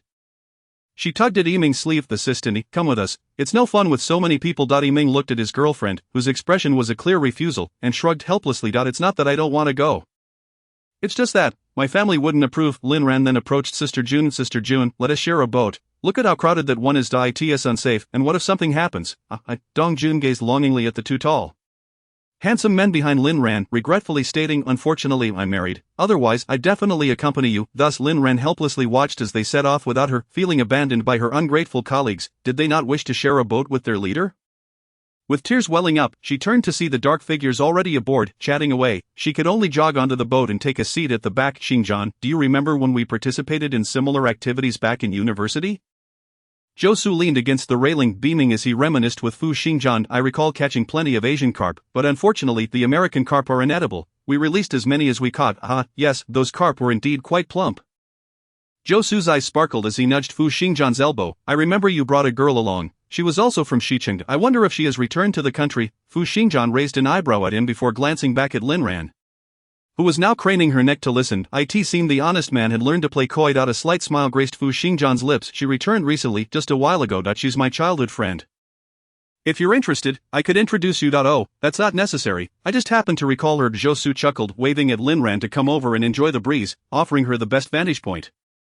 Watching him fawn over Lin Ran, Fu Xingjian's expression turned icy. He remarked coolly, I recall you also brought a girlfriend back then. What was her name? Oh right, her English name was Vivian. Am I mistaken? Zhou froze momentarily, his expression shifting to one of discomfort. Leaning against the railing, his hair tousled by the wind, he fell silent. Just when Lin Ran thought he wouldn't respond, he finally said, she should still be in America. We haven't been in touch for quite some time. The last statement seemed directed at Lin Ran. She merely nodded in acknowledgement, showing no further reaction, not even inquiring about the nature of Zhou's relationship with Vivian or what she looked like. She did not inquire at all. Instead, she gazed at the distant green mountains and the azure sky, feeling an unprecedented sense of tranquility. If only I could forego work and reside here indefinitely. 2 hours later, everyone returned to the dock to tally their catch. Each boat had managed to haul in a few fish and shrimp, but in stark contrast to the sum of 1,200 yuan. It was evidently insufficient. Lin Ran felt her heart bleed, only to be gently patted on the head by Fu Xingjian. Calculating everything in terms of money would only lead to unhappiness. Lin Ran rolled her eyes, exclaiming, what do you know, you corporate president? Do you have any idea how difficult the daily life of an ordinary person is? Following behind and witnessing the affectionate and natural gestures of the 2, Zhou wore a perplexed expression, waiting for the kitchen to prepare the fish and shrimp. He invited Lin Ran to take a stroll. Life on the island is truly wonderful. Upon opening my eyes, it is a view of blue skies, white clouds, and azure beaches. If I could live here, I can hardly imagine how cheerful I would become. Lin Ran spread her arms and shouted joyfully, unrestrained and free. It was the first time Zhou had seen her in such a light, and he couldn't help but join in her jubilant cries. Lin Ran paused, their gazes clashed, and she laughed even louder. They continued to walk further until the others faded from view. The island was lush with vegetation, and every corner revealed trees Lin Ran had never seen before. Curiously, she focused on a towering tree, even pulling out her phone to capture a photo and check its scientific name. Suddenly Zhou confidently remarked, your relationship with Xingjian must be more than just classmates, right? Chapter 79, Confession. Zhou smiled gently, attempting to ease her defenses. I mean no harm. I just feel that what you share with him is not merely a simple camaraderie. At least, he doesn't seem to treat it as such. It appeared more akin to a couple reuniting after a breakup, with Fu Xingjian being the one attempting to salvage the relationship. You could not be more mistaken, Lin Ran replied, pursing her lips and chuckling lightly as she casually took a seat on a nearby bench. I have already told you about my relationship with him. Zhou Su recalled Lin Ran mentioning that her connection with Fu Xingjian was even inferior to that of ordinary classmates. She described him as a lofty prince while considering herself an aunt. Zhou Su chuckled ruefully. I thought you were joking. No, I am not joking, Zhou Su. I was serious, Lin Ran said, her eyes suddenly filled with a tinge of sorrow. Leaning back in her chair, she relaxed completely and slowly recounted the events from her university days. In conclusion, she reflected on her past feelings. I used to resent him, believing he trampled on my dignity, but looking back now, I realize I cannot absolve myself of blame had I not been so greedy. Knowing the insurmountable distance between us, and had I not rushed to embrace him, perhaps it would not have come to this. Zhou Su looked up and gently pulled out a pack of tissues from his pocket, wiping away the tears at the corners of her eyes. But that is all in the past. I am fine now, Lin Ran smiled, yet the tears that had yet to be wiped away trickled down her cheeks, her eyes reddening, which made Zhou Su's heart ache even more. After learning of Lin Ran's family's hardships from her father, he found himself subconsciously developing a softness in his heart whenever he was around her. A gentle and resilient girl deserves more love, rather than being deemed strong enough to not require any. If she is willing, Zhou Su wished to be the man who would offer her more affection. He grasped her shoulders and gently pulled her into an embrace, softly asking, what if I switch out the project for someone else? The current project is progressing well, and all processes are on track. I would be at ease with anyone else. Stunned, Lin Ran's mind was consumed by his words. Switch out. Unaware of how intimate their current position was. Switch out. Why had she not thought of that? Previously, she had been tempted by the year-end bonus, hesitant to make demands, but now with her grandmother by her side, and with expenses being less than before, money was no longer a pressing issue. It would be nice to transfer positions, but Lin Ran looked up at Zhou Su. Wouldn't that make it difficult for you? After all, you personally assured Fu Xingjian that there would be no personnel changes before project delivery. It would be somewhat difficult. I would probably get a good scolding from Fu Xingjian. Zhou Su laughed, noticing Lin Ran's hesitation. He continued, however, there is a way to compensate for the mental anguish of being scolded. What? Lin Ran's bright eyes darted towards him. Zhou Su gently lifted her chin, speaking earnestly. Lin Ran, let us try dating. Lin Ran suspected she might have misheard, but then she heard him self-deprecatingly say, if you don't become my girlfriend soon, my dad will wear my ears down. It was then that she realized Zhou Su was genuinely confessing to her. He flustered. Lin Ran stood up, staring at Zhou Su in shock, and after a moment, she finally regained her voice. Zhou Su, I am doing quite well right now. I do not need anyone's pity. She was absolutely certain that Zhou Su did not harbor feelings for her. He merely felt sorry for her. Or perhaps he was enchanted by the narrative of her struggle as the daughter of the self-made Zhou. Lin Ran, I can distinguish between affection and pity. I admit that I only feel a fondness for you at this moment. It has not yet reached the level of love. However, we can give dating a chance. Who knows? Lin Ran wanted to refuse, but she found herself stating, but I do not like you. Zhou Su interrupted her with a playful smile. There is no rush for you to give me an answer. Take your time to consider it. Perhaps you will discover that I am quite a decent person. Chapter 80. Good brothers, affectionate love on the way back.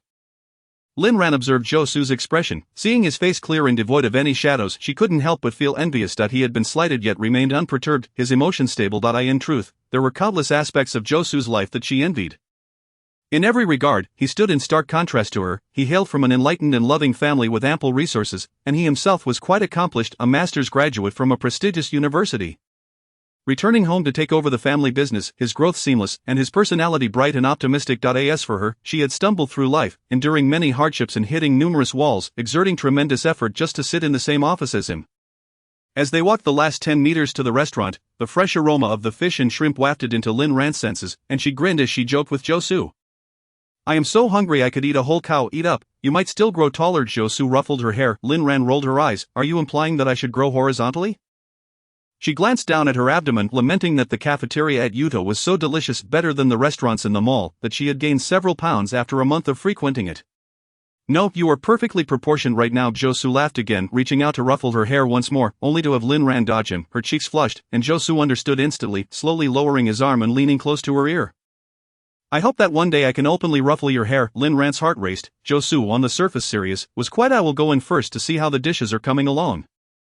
Zhou Su paused, nodding slightly at Lin Ran. Confused, Lin Ran wondered why they were taking turns to enter the restaurant when they were already at the door. Was he trying to avoid suspicion? As she distanced herself from Zhou Su, a tall figure obstructed ahead came into her view. Fu Xingjian leaned against the wall, lost in thought as he exhaled a cloud of smoke, but he was startled by a familiar laughter coming from his left. Instinctively, he turned to look, only to see Lin Ran smiling brightly at Zhou Su, her demeanor carefree yet he had seen her like this before directed at him, but that was many years ago. Almost immediately, he noticed Zhou Su unabashedly ruffling Lin Ran's hair. And his heart tightened. Zhou Su was not the type to lack boundaries. He wouldn't flirt with a woman lightly unless the temperature in his gaze plummeted to freezing, unless Lin Ran had given her consent. Lin Ran, come here. I need to speak with you. Fu Xingjian's tone was cold and commanding as he called out to her. What is it? Lin Ran tilted her head in curiosity. Fu Xingjian felt a pang of bitterness in his heart as he licked his lips. Realizing he had nothing to discuss with her, nothing, just go inside. Lin Ran found his behavior inexplicable and replied with an "oh," before heading straight into the private room, after the close encounters of the previous night and that morning. The project team members no longer felt intimidated by the two CEOs, and after dinner, someone suggested playing a game. What to play? Truth or dare? Ugh, not this again. I know all your secrets inside and out. We know yours, so how about the rest of us? Everyone held their drinks and smiled in silence, while Lin Ran quietly retreated to a corner. She recalled playing this game during her university days. And how embarrassing her performance had been, a memory she would never forget. Fortunately, their targets were the two big shots, Fu Xingjian and Zhou Su. The rumors surrounding these leaders were always particularly captivating. Alright, I have no objections. I wonder if President Fu. Zhou Su raised an eyebrow at him, while Fu Xingjian closed his eyes momentarily. I have no objections either. After all, he figured these youngsters wouldn't dare to go too far. Yiming, standing nearby, joined in the teasing. Great. Suddenly, he caught a sharp look from his boss, and his voice instinctively dwindled, his eyes darting around, muttering, not me. Fu Xingjian's guess was correct. Indeed, no one dared to ask overly intrusive questions. After several rounds, the inquiries directed at him were rather mundane, lacking any excitement. How did President Fu and President Zhou meet? Could you share your growth experiences? The most daring question came from Xiao Junjie. Does President Fu have a girlfriend? To which a male colleague retorted, Xiao Junjie, you're already married. Why are you prying into this? President Fu would never be interested in you. Xiao Junjie laughed awkwardly. I was asking for Lin Ran. She's still single. Coughing, Lin Ran nearly choked on her drink, her face turning crimson. She stammered, no. I am quite self-aware. Zhou Su, quick-witted and nimble, handed her a tissue, and she nearly found herself temporarily single. Oh dear, a situation arises. All eyes turned towards her, and Lin Ran felt an overwhelming desire to find a hole to hide in. Little Zhou, oh little Zhou, where have your subtlety, humility, tenderness, thoughtfulness, and gentlemanly qualities vanished to? Tears of frustration threatened to spill. No situation here, don't overthink it. Zhou is simply a kind soul, preserving my dignity. Lin Ran forced to smile and retreated into the corner, while the others merely indulged in the atmosphere, not truly taking it to heart. For the disparity between Lin Ran and little Zhou was far too great. This phase passed without further incident. In the next round, it was Zhou Su's turn to be interrogated, and he quickly raised both hands in surrender. Exclaiming, I choose a dare, someone hollered, how about a kiss with Sister Ran? The room erupted in laughter, clearly enjoying the suggestion. Zhou Su stood upright, composed, as if to say, sure, I'm game, out of the corner of his eye. He caught a glimpse of Fu Xingjian, who appeared noticeably displeased. Zhou Su raised an eyebrow, his spirits lifted even higher. In this silent contest of men, Lin Ran found herself frozen in a corner. Crumpling the tissue in her hand and throwing it at the instigator, gritting her teeth in warning, what a ridiculous idea, I think you should be the one to kiss, that would be far more interesting. The room erupted in laughter, collectively turning towards Zhou Su, cheering, kiss Fu Zone. Nothing is more delightful than a bromantic kiss. Yiming received a painful pinch from his girlfriend, forced to join in the clapping. Though his laughter was more akin to tears. Lin Ran never anticipated that her offhand joke would be taken seriously by others. Such audacity. As the atmosphere grew increasingly tense, Zhou Su laughed and surrendered. Only to be released after downing 3 bottles of beer. The game could not continue. The initial intent of inviting the client was to foster goodwill, yet now they had foolishly jested in front of the esteemed Zhou. Lin Ran promptly stood to halt the next round of games. Let's call it a day. This afternoon, everyone is free to explore, and I will summon you for dinner later. Zhou Su, having downed 3 bottles, was slightly dazed as male colleagues escorted him to the hotel to rest. Within 5 minutes, only Lin Ran and Fu Xingjian remained in the room. Chapter 81, The Ex-Girlfriend. Shall we take a stroll? Lin Ran casually suggested, picking up her phone. Fu Xingjian nodded and stood. Alright. Lin Ran thought to herself that she was merely being polite, there was no need to take it seriously, yet Fu Xingjian had already taken long strides, leaving her no choice but to follow suit. The small path they had taken at noon was quite picturesque, and Lin Ran instinctively headed in that direction, only to find Fu Xingjian halting, his dark eyes fixed intently upon her. He uttered not a word, yet Lin Ran could distinctly sense his displeasure. Shall we go that way? She timidly pointed towards another path, seeking Fu Xingjian's opinion.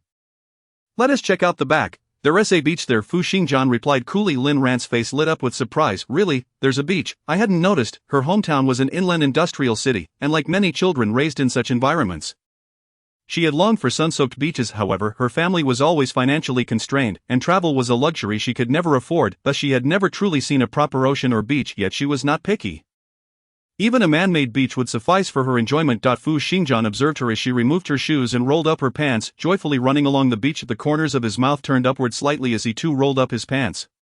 Shedding his shoes and socks, walking steadily towards her side. Do you like it? Lin Ran nodded vigorously, her eyes sparkling with delight. I love it. But then she quickly realized that perhaps such exuberance was inappropriate in front of Fu Xingjian.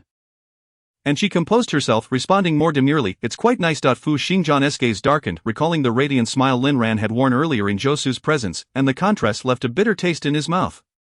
As they strolled along the beach, the wind tousled Lin Ran's hair, lightly brushing against Fu Xingjian's arm, sending a tingling sensation through him, reminiscent of his feelings whenever he was near Lin Ran.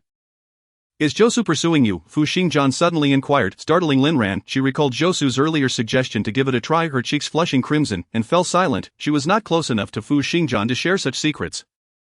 Noticing her reaction, Fu Xingjian's understanding deepened. He smirked coldly but concealed it, lamenting Zhousu was indeed quite decent. Having been classmates for years, I know his character relatively well. He comes from a good family. Is exceptionally capable, and his personality, though he is rather reserved, complements yours. It's just a pity. Lin Ran shot him a glance. If you're going to praise Zhousu, just praise him. There is no need to belittle me. Yet her curiosity piqued. What is the pity? The pity is that he still has lingering ties with his ex-girlfriend. If he were pursuing you while still entangled with someone else, even as his classmate, I would find that unacceptable. Fu Xingjian's tone bore a hint of righteous indignation. Lingering ties with an ex-girlfriend? Lin Ran was taken aback. Is it the girl named Wei Wei and you mentioned on the boat? Fu Xingjian's lips curved slightly, contemplating. Yes, she seems to be a year younger than Zhousu. Originally Zhousu intended to work in the US while waiting for her to graduate before returning to marry her. Unexpectedly she suddenly received a PhD opportunity, so Zhousu returned alone. I had thought they would part amicably and go their separate ways, but recently Wei Wei contacted me via WeChat to inquire about Zhousu's current situation. She even mentioned that they are merely in a cold war and not truly separated. Upon finishing, Fu Xingjian paused to observe Lin Ran's expression, only to find her calm demeanor, which was not at all the anger he had anticipated. Aren't you upset? Are you uninterested in Zhousu or merely too forgiving? Lin Ran brushed aside her tousled bangs, her emotions tranquil, and cryptically remarked, Fu Zong seems quite concerned about others' romantic affairs. Fu Xingjian refrained from retaliating, merely gazing at her in silence. So is his ex-girlfriend returning to clarify things with Zhousu? Fu Xingjian hesitated for a moment before shaking his head. I'm not sure. Perhaps. Oh, it really doesn't matter to me. This is Zhousu's personal affair, really. It doesn't matter. Fu Xingjian's scrutinizing gaze swept over her face. As the sun began to set and the wind turned chilly, enveloping them in a cold embrace, Lin Ran turned back. Shall we return? All right. Once they reached the shore and donned their shoes, Fu Xingjian looked up to unexpectedly spot familiar figures before they could approach. One of them waved at him. Lin Ran glanced at him. Fu Zong, it seems like your friends are here. I'll take my leave now and one tea interrupt your gathering. Join us. You know them too. Fu Xingjian instinctively grasped her wrist, and despite her attempts to break free, the figures had already approached them. Chapter 82. A fresh start. What a coincidence. Lin Ran, you're here too. Yao Ning cheerfully ran over and linked arms with Lin Ran. Slightly out of breath, taken aback by her enthusiasm, Lin Ran subtly released her grip and explained lightly, the company organized a team-building event and invited our esteemed client to join. She gestured to the right. And Yao Qian understood, shifting his gaze to Fu Xingjian with a teasing tone. Xingjian, you're quite stingy. Even on a trip, you're mooching off the benefits of the other party. TSK, you're really embarrassing us. Bro, Su Huanran and Yao Ning burst into hearty laughter, and Lin Ran smiled, lowering her gaze. When she looked up again, she inadvertently locked eyes with Fu Xingjian, who was smiling faintly. Oh, by the way, there's a nice farmhouse on the island. Shall we check it out? Yao Qian invited Lin Ran. She politely declined, saying, thank you, but you all go ahead. I have to organize a dinner for my colleagues tonight, with a slight nod to the group. She made her way towards the hotel. As soon as she left, Su Huanran perked up. Great, finally, it's just us. I could hardly breathe with an outsider around. Fu Xingjian shot him a cold glance. And Su Huanran immediately fell silent. Wait, did I say something wrong? Isn't Lin Ran an outsider? Yao Qian shook his head. You're hopeless. I can't be bothered with you. Only Yao Ning remained behind, offering gentle consolation. What you said was indeed quite rude. Be more mindful next time. You know how Xingjian is. He never looks down on anyone and treats everyone equally. I didn't mean anything by it. I merely stated she is an outsider. Is that so wrong? Su Huanran mumbled, feeling aggrieved. Now he wouldn't even dare to utter the term ordinary girl, wondering what more they expected from him. As the four headed up the mountain, Fu Xingjian and Yao Qian moved swiftly ahead, leaving Yao Ning and Su Huanran to follow at a slower pace. Noticing the distance between them, Su Huanran leaned towards Yao Ning and whispered, What is going on between you and Xingjian? Wasn't he pursuing you pretty closely before? Why hasn't he shown any interest now that you're back? Yao Ning's form stiffened. Her previously straight posture slightly slumping. How she wished to know the answer to that question as well. Her eyes, filled with sorrow, gazed ahead, and she bit her lip, forcing a smile. I don't know. It was clear that in the past, no matter how willful she was, he would always be there to tolerate her, treating her even better than her brother had, and he had once promised to marry her. But now, gazing at the tall figure ahead, Yao Ning felt an overwhelming sense of regret for not having cherished the most suitable man for her. So, how do you feel about him? Su Huanran cautiously glanced at her. Yao Ning took it for granted that she liked him, having once been too young to appreciate his worth. Now she yearned for a fresh start with him. Su Huanran, casting his gaze downwards, offered a comforting pat on her shoulder. Do not fret. That Lin Ran is of no consequence. My friend will undoubtedly stand by your side. Lin Ran. Yao Ning furrowed her brow, questioning the connection. She smiled and shook her head. You misunderstand. Xingjian could never harbor feelings for Lin Ran. Her fears had never been about Lin Ran, for the truth was that Lin Ran had never even entered her line of sight. The real concern lay with the suitors arranged by Aunt Fu. Those who were genuine scions of Xiqing's elite. In terms of lineage, appearance, and intellect, they were all her equals or better. Yao Ning acknowledged her past indulgence and obstinacy. Regaining Aunt Fu's favorable impression would be a formidable challenge. Su Huanran appeared bewildered. Impossible, absolutely certain, she affirmed, finding his fixation on Lin Ran amusing. Yao Ning pondered what had led him to such absurd conjectures. Su Huanran, first puzzled then animated, exclaimed, well, as long as that's settled. You've saved me from my worries. It turns out I was fretting for nothing. Having played together in their close-knit circle for over a decade, he was reluctant to welcome outsiders, particularly those of the feminine persuasion.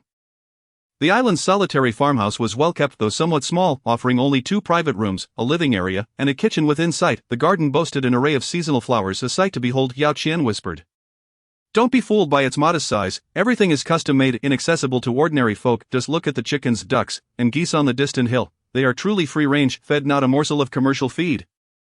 Representing authentic organic fare. Fu Xingjian raised an eyebrow. And you claim you've eaten less of your custom-made delicacies? Well, someone has extended an invitation, he replied with a grin. Fu Xingjian's penetrating gaze fell upon him.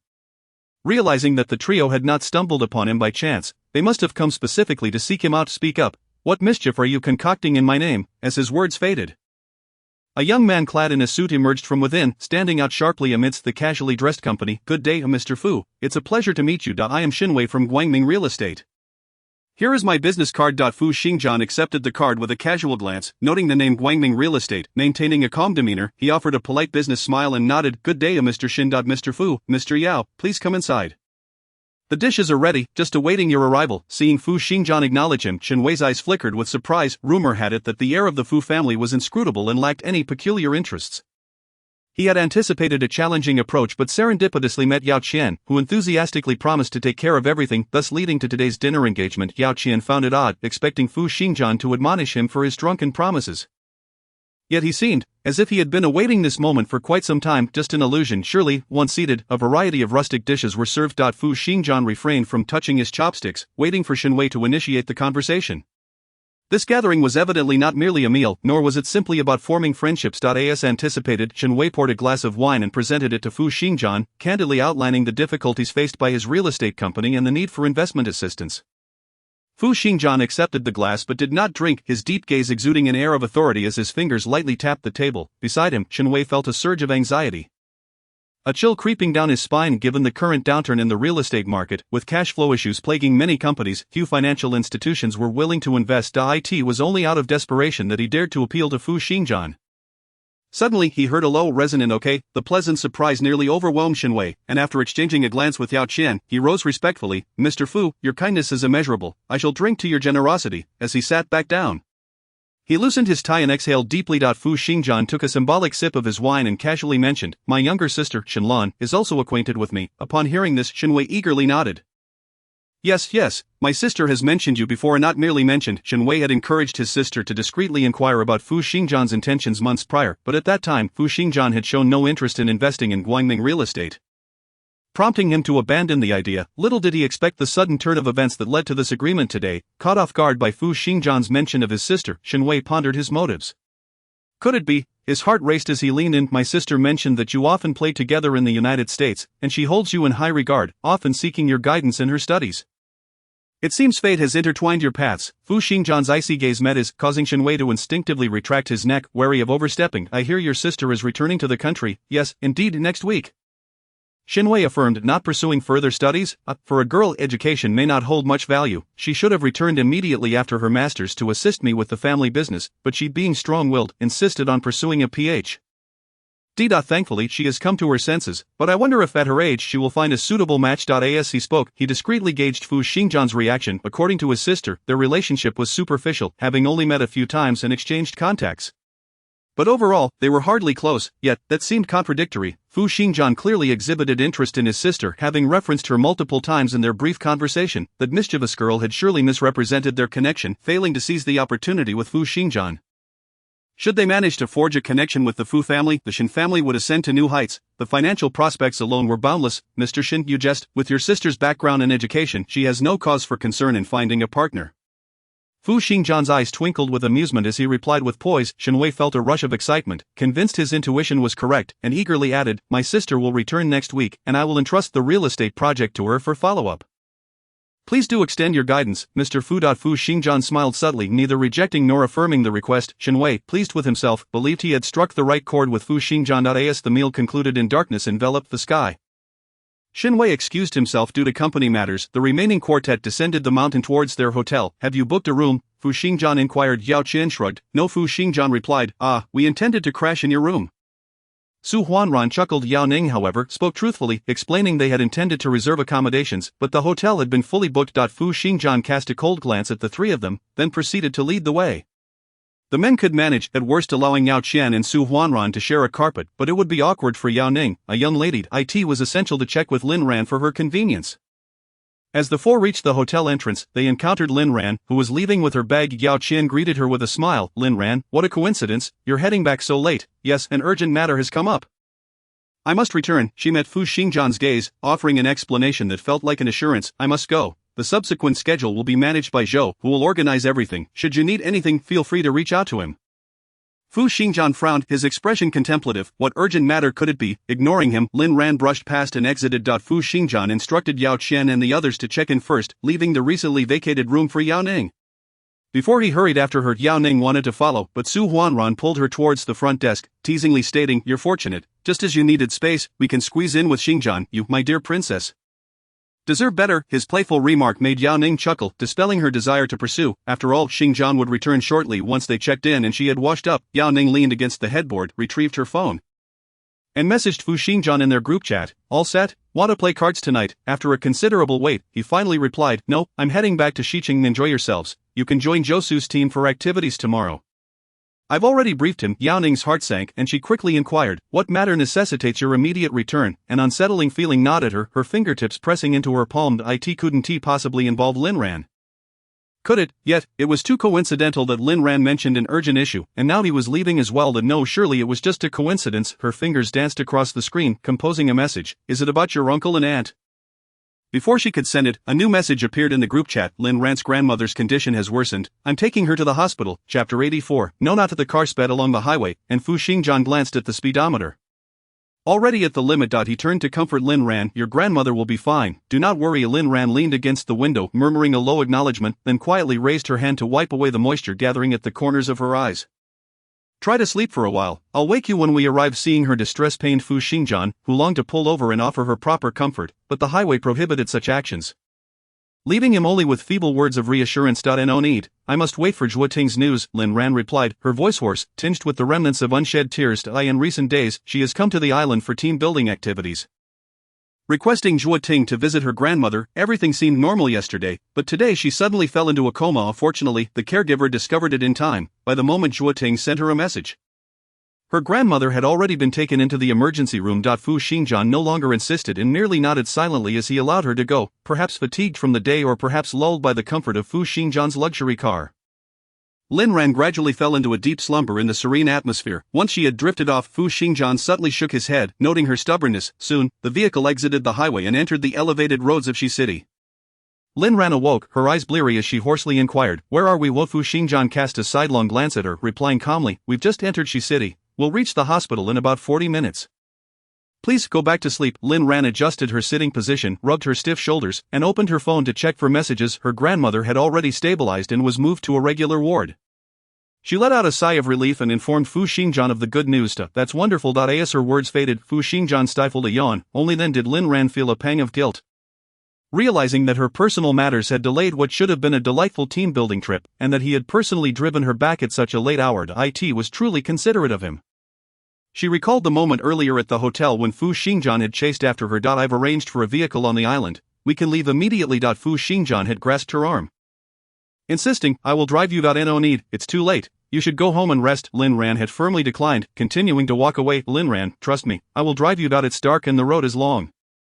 Do you really dare to ride with a stranger? The pressure of Fu Xingjian's grip on her hand intensified, his tone more assertive. The news of assaults on women traveling at night suddenly flashed through Lin Ran's mind, causing her to halt. Filled with concern, her prior bravado diminished considerably. She lifted her gaze to meet the man's deep-set eyes and nodded. All right, I apologize for the trouble. As she gazed at his handsome profile, Lin Ran could not help but wonder why he was so kind to her. Shouldn't all his thoughts be directed towards his childhood sweetheart? A soft sigh escaped her heart. She did not comprehend Fu Xingjian's intentions but feared she was accumulating a debt of gratitude to him. Ruffling her disheveled hair, she pondered how she might repay this favor. What's wrong? Are you feeling unwell? The car halted at a red light, and Fu Xingjian's long fingers moved from the steering wheel to her forehead, confirming that she did not have a fever and that her complexion was not pallid before he relaxed. No, Lin Ran quietly shifted back in her seat, evading his outstretched hand. Fu Xingjian's hand hung in the air, and the memory of Zhou Su ruffling her hair at noon surged back unbidden. She had not borne such an expression then. Her cold, slightly weary eyes gazed out the window, and the veins on the hands resting on the steering wheel were clearly visible. Upon arriving at the hospital, her grandmother was already asleep. Zhua Ting took her hand to comfort her. It's all right, the doctor just explained the follow-up care, and I've informed the caregiver. However, the doctor had also told her that her grandmother's condition had not occurred overnight. Such situations would likely arise frequently in the future, and she needed to be mentally prepared. Lin Ran nodded, tears she had held back throughout the journey finally spilling forth. I know, I have long been prepared for this. Zhua Ting opened her arms and embraced her tightly, much like Lin Ran had comforted her countless times in the past when facing difficulties. One of the reasons they had become close friends was their shared experience of having troubled families. Lin Ran was slightly better off, at least the love she received from her original family was genuine. Standing behind Lin Ran, Fu Xingjian felt his heart twist at the sight of her trembling shoulders and stifled sobs. He closed his dark eyes for a moment before turning to ask a passing nurse where to make the payment. Once his figure vanished around the corner, Zhua Ting curiously inquired, how did you end up with him? Lin Ran wiped her tears, regaining her composure before hesitantly explaining, it just so happened that the company called him for team building. He was concerned about my safety in a stranger's car, so he offered to drive me to the hospital. It sounded quite reasonable, yet Zhua Ting's confusion lingered. But why does Fu Xingjian care about your safety? She covered her mouth in surprise. Could it be that he has feelings for you? No, absolutely not. Lin Ran lowered her gaze, her expression surprisingly calm. Zhua Ting replied, sensing the atmosphere and deciding not to speculate further. As long as it's nothing, if it were true, she would need to counsel her friend to maintain her rationality. Chapter 85, The Discovery of Hidden Affections. During this period, Lin Ran had the rare fortune of leaving work punctually each day, prompting her colleagues to tease her, claiming she had finally realized that work was not the sole purpose of life. Most of the time, Lin Ran merely smiled and refrained from elaborating. The sorrows and joys of humanity do not resonate universally. Her explanations would be in vain. In truth, she arrived each morning quite early, striving to manage her work during daylight hours, thereby allowing her evenings free of overtime. Consequently, while she appeared to leave on time, she had never once neglected her duties since her grandmother's admission to the emergency room. The doctor had privately approached her twice more, his grave expression indicating that her grandmother's condition was not optimistic and had been deteriorating, with no one knowing how much longer she would last. He had subtly suggested that she prepare herself mentally. As for what kind of mental preparation, the doctor had not specified, but they both understood the unspoken implications. Lin Ran's eyes brimmed with unshed tears. She wished to spend as much time as possible with her grandmother. At 5 o'clock in the afternoon, Lin Ran took the elevator to the top floor to submit some materials to Yiming.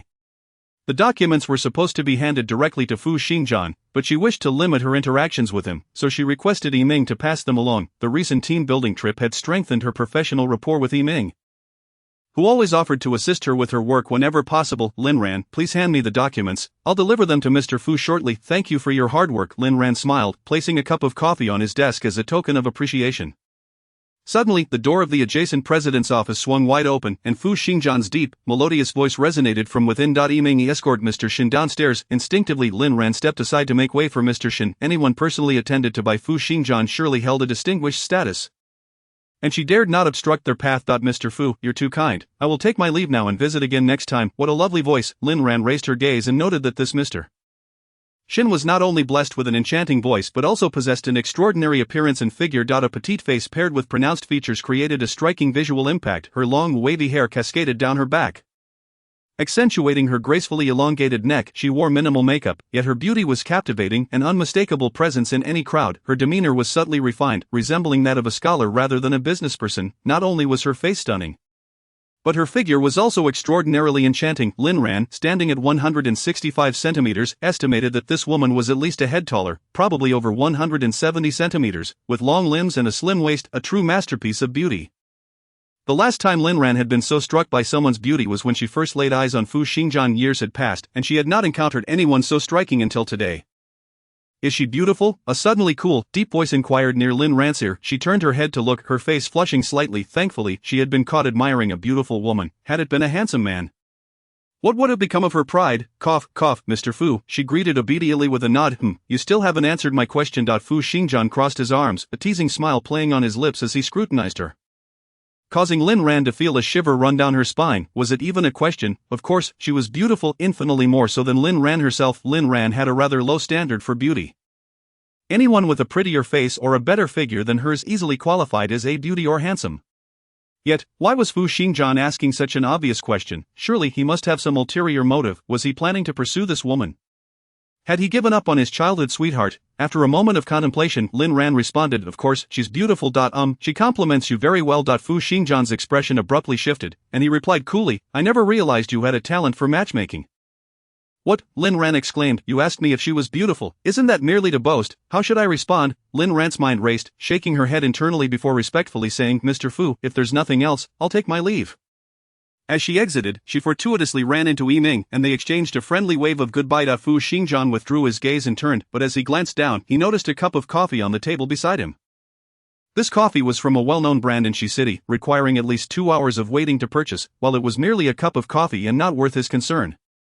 What caught his attention was the note affixed to the coffee, featuring Lin's name followed by 4 digits. Yiming, cheerfully returning to his seat, sought his boss lingering at his desk and promptly handed Fu Xingjian the materials Lin Ran had given him along with other documents.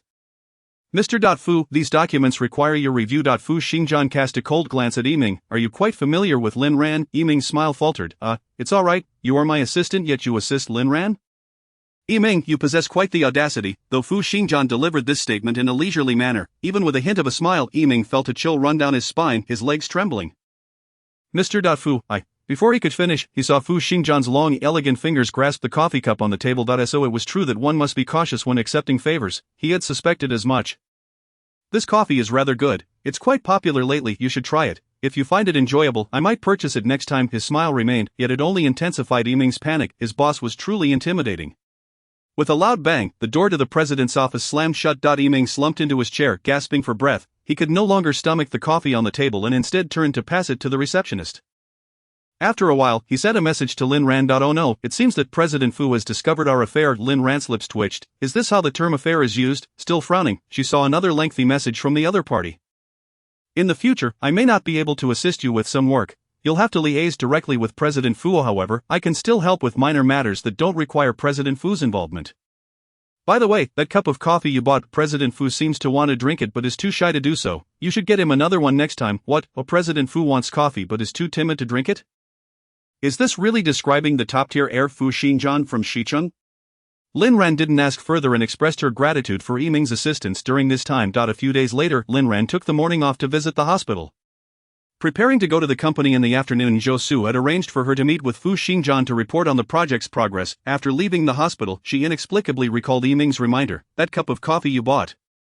President Fu seems to want to drink it but is too shy to do so. You should get him another one next time. She thought for a moment. The popular coffee shop was quite close to the hospital, and there weren't many people queuing on weekdays, so she might as well buy a few cups. Carrying 3 cups of coffee to the top-floor conference room of Yudo, Lin Ran was surprised to find that the petite beauty with a round face was also present. Chapter 86, Shenlan. When Josu saw her arrive, he stood up to greet her, and Lin Ran awkwardly glanced at the paper bag in her right hand. 3 cups of coffee for 4 people, how should they be divided? The joke she had seen online suddenly became a reality, and she felt a bit helpless, explaining with a stiff smile, I specially bought coffee for you all. Me. Oh, don't mind me, I already had some on the way here. Hee. The petite beauty with the round face spoke gracefully, thank you, but I can't drink any more today. If I do, I'll exceed my calorie limit. After saying this, she extended her slender white hand, saying, I'm Shenlan. It's a pleasure to meet you, Miss Lin. The beauty actually knows her name. Lin Ran was somewhat surprised and shook her hand in return, saying, hello, I am Lin Ran. After distributing the coffee, she naturally sat beside Josu and silently inquired with her eyes, what's going on? Wasn't it said that we were here to report to Fu Xingjian about the project's progress? Why has another person suddenly joined? Josu casually glanced at Shenlan across the table and calmly introduced her. Shenlan is the person in charge of the Guangming real estate project. She studied abroad with me in Xinjiang, and we just happened to run into each other today, so everyone gathered to chat. Lin Ran nodded to indicate she understood, but she felt that it was somewhat awkward for her to join a gathering meant for their classmates. She touched her chin and quietly suggested to Josu, why don't we report another day? You probably haven't seen your classmates in a long time, it would be nice to chat a bit more. Josu gave her a profound look and decisively rejected her suggestion. No need, it's a normal report. In that case, Lin Ran opened her laptop while glancing at Shenlan opposite her. The projects were confidential. Even if Shenlan was their classmate, she was still an outsider and, according to regulations, shouldn't participate in today's meeting. She hesitated about whether to mention it. President Fu, you all can start the meeting. I will wait for you in the adjacent reception room. Shenlan elegantly stood up, slightly nodded to Fu Xingjian, and cast a glance at Josu before pushing open the glass door to leave. Fu Xingjian, seated at the head of the table with his long legs crossed, quietly observed Josu's reaction, a faint smile gracing his lips as he said, let's begin. After the report concluded, Lin Ran quietly directed her gaze toward the one in the superior position, President Fu. Do you see any issues? Fu Xingjian had no significant problems to address, he meaningfully remarked, quite good, this project is highly valued internally, and if everything progresses smoothly, we will consider procuring several more electronic trading systems next year. Logically, any party involved would be pleased to hear such news, yet Josu and Lin Ran displayed no excitement whatsoever. Lin Ran wondered, what? They will come back next year. She had originally planned to request a transfer from Josu when the project entered the acceptance phase in 2 months. Distancing herself from the Udo project, but now Fu Xingjian had thrown out such a large bait, she was uncertain whether Josu might suddenly change his mind. Glancing sideways at Josu, she noticed he also seemed unperturbed, perhaps too much had been promised, and now he could not digest anything further, which relieved her somewhat. Just before leaving, Fu Xingjian casually mentioned, tonight, the 3 of us will gather next door. Lin Ran, you should come along. Lin Ran was filled with questions. Why would she be invited to a class reunion? She politely declined, saying, no need, President Fu, I still have to go to the hospital after work. Come on, it won't take long, I'll take you to the hospital after dinner. Fu Xingjian insisted, his tone leaving no room for refusal. Josu also glanced at her, encouraging, don't feel shy, we are all friends. Come along, fine. Lin Ran closed her eyes for a moment and sighed lightly in agreement. However, Fu Xingjian's expression grew even colder. She didn't heed his words, but as soon as Josu spoke, she complied without hesitation. How obedient indeed. The dinner venue was at a restaurant adjacent to Udo, a place Lin Ran had visited before during the project kickoff meeting, so she was somewhat familiar with it. Upon reporting the name of the private room, the waiter smiled and led her to the entrance. Upon entering, she discovered only Josu was there. Lin Ran found it strange that the other 2 hadn't arrived yet. Yes, Shenlan said they were still in a meeting and would arrive in about 10 minutes. Their meeting is quite long, they have been at it all afternoon. Wait, why is Shenlan the one messaging Josu? Shouldn't it be? Perhaps their camaraderie from school is particularly strong. Lin Ran took a sip of warm water and didn't think much further. Josu gazed vacantly out the window, his mind filled with thoughts. He hadn't anticipated Shenlan's swift return to the country. They had been out of contact for half a year. And in the adult world, that was tantamount to a mutual breakup, yet, he wasn't prepared for a reunion with Shenlan just yet. Moreover, he glanced at Lin Ran, who was perusing the menu, contemplating whether to reveal his past with Shenlan to her now. Lin Ran turned her head, raising the menu in her hand, saying, President Fu asked us to order first. They are on their way. Alright. Chapter 87. So who is Wei in? As the door to the private room swung open again, Fu Xingjian and Shenlan took their seats in turn, both appearing fatigued after their meeting. Lin Ran instructed the waiter at the door to serve the dishes and requested another pot of hot tea. When the hot tea was served, Lin Ran naturally took it and poured a cup for Shenlan and another for Fu Xingjian beside her. Fu Xingjian's deep gaze turned towards her, and Lin Ran suddenly realized it was inappropriate. After all, it was their class reunion, and here she was overly attentive. Truly, she had grown so accustomed to being the subordinate that she instinctively sought to serve anyone she encountered. Ugh, Lin Ran silently placed the teapot on the revolving table. Miss Lin is truly thoughtful. Shenlong set down her cup, smiling at her. No need for formality, just call me Lin Ran, having always referred to her clients as Mr. XX, Ms. XX, or President XX. It was her first time being treated with such respect, leading Lin Ran to feel a surge of fondness for Shenlan. The dishes were served one after another. Lin Ran focused on enjoying her meal. After all, the three of them were discussing either amusing anecdotes from their time studying in the United States or macroeconomic trends and investment opportunities in the industry. Topics she couldn't contribute to, so she might as well indulge in the delicious food. Earlier, Fu Xingjian had messaged her to order ahead and had added, "Order whatever you like without worrying about others." She had been somewhat reluctant to attend this gathering, but upon hearing Fu Xingjian's words, she ordered enthusiastically, choosing all her favorite dishes. Before long, the table was filled with an array of mouth-watering delicacies. Lin Ran's favorite dish was braised pork with abalone. The abalone was tender and bouncy, while the pork melted in the mouth, delivering an exquisite taste. Unfortunately, the dish was placed far from her, and though she wanted to turn the table, she felt too shy to do so and could only gaze longingly. Suddenly, the man beside her turned the table slightly and placed an abalone and a piece of braised pork into her bowl, saying, "Go ahead and eat." Lin Ran's cheeks flushed. Could this man read minds? How did he know she had been longing for that bite? "Thank you." Lin Ran continued to focus on her meal. However, the private room had fallen into an eerie silence. She lifted her gaze, only to meet Shenlan's intense stare and her breeze-like smile. "Am I eating too messily?" Lin Ran shyly grabbed a tissue to wipe her mouth, chewing carefully and slowly. "Not at all." Shenlan shook her head, smiling as she said, "Most of my female classmates are on crazy diets, and very few eat as heartily as you do. I used to avoid dishes like braised pork, but seeing how much you enjoy it, I can't help but want to try it." After saying this, her snow-white fingers glided over the table, picking a piece of braised pork for herself, taking a delicate bite and exclaiming, "Wow, it's truly delicious." Lin Ran smiled too. This mission was both sincere and charming. It would be wonderful to befriend her. The next moment, Shenlan picked a piece of braised pork and placed it in Josu's bowl, using her own chopsticks. Lin Ran wanted to remind her that Josu had a slight cleanliness obsession. "I know you don't like sweet things, but do give it a try. It's really delicious." Shenlan's clear eyes sparkled as she playfully blinked at Josu. The tone was less of a request and more like a pout. It was a rather peculiar feeling. Josu ultimately did not touch the piece of braised pork, but he seemed preoccupied tonight, lacking in appetite. Considering that he had to take Lin Ran to the hospital, Fu Xingjian promptly concluded the gathering, suggesting they meet another day since Lin Ran had to rush to the hospital to visit her grandmother. His tone was quite strange, as if it was Lin Ran's urgency to go to the hospital that forced them to end the gathering early, but she had initially declined to attend. Lin Ran's black and white eyes glanced at Fu Xingjian, noticing that he had already stood up, preparing to go out and settle the bill. She instinctively followed him. "Mr. Shin, Mr. Zhou, farewell," she said. Shenlan smiled and waved at her.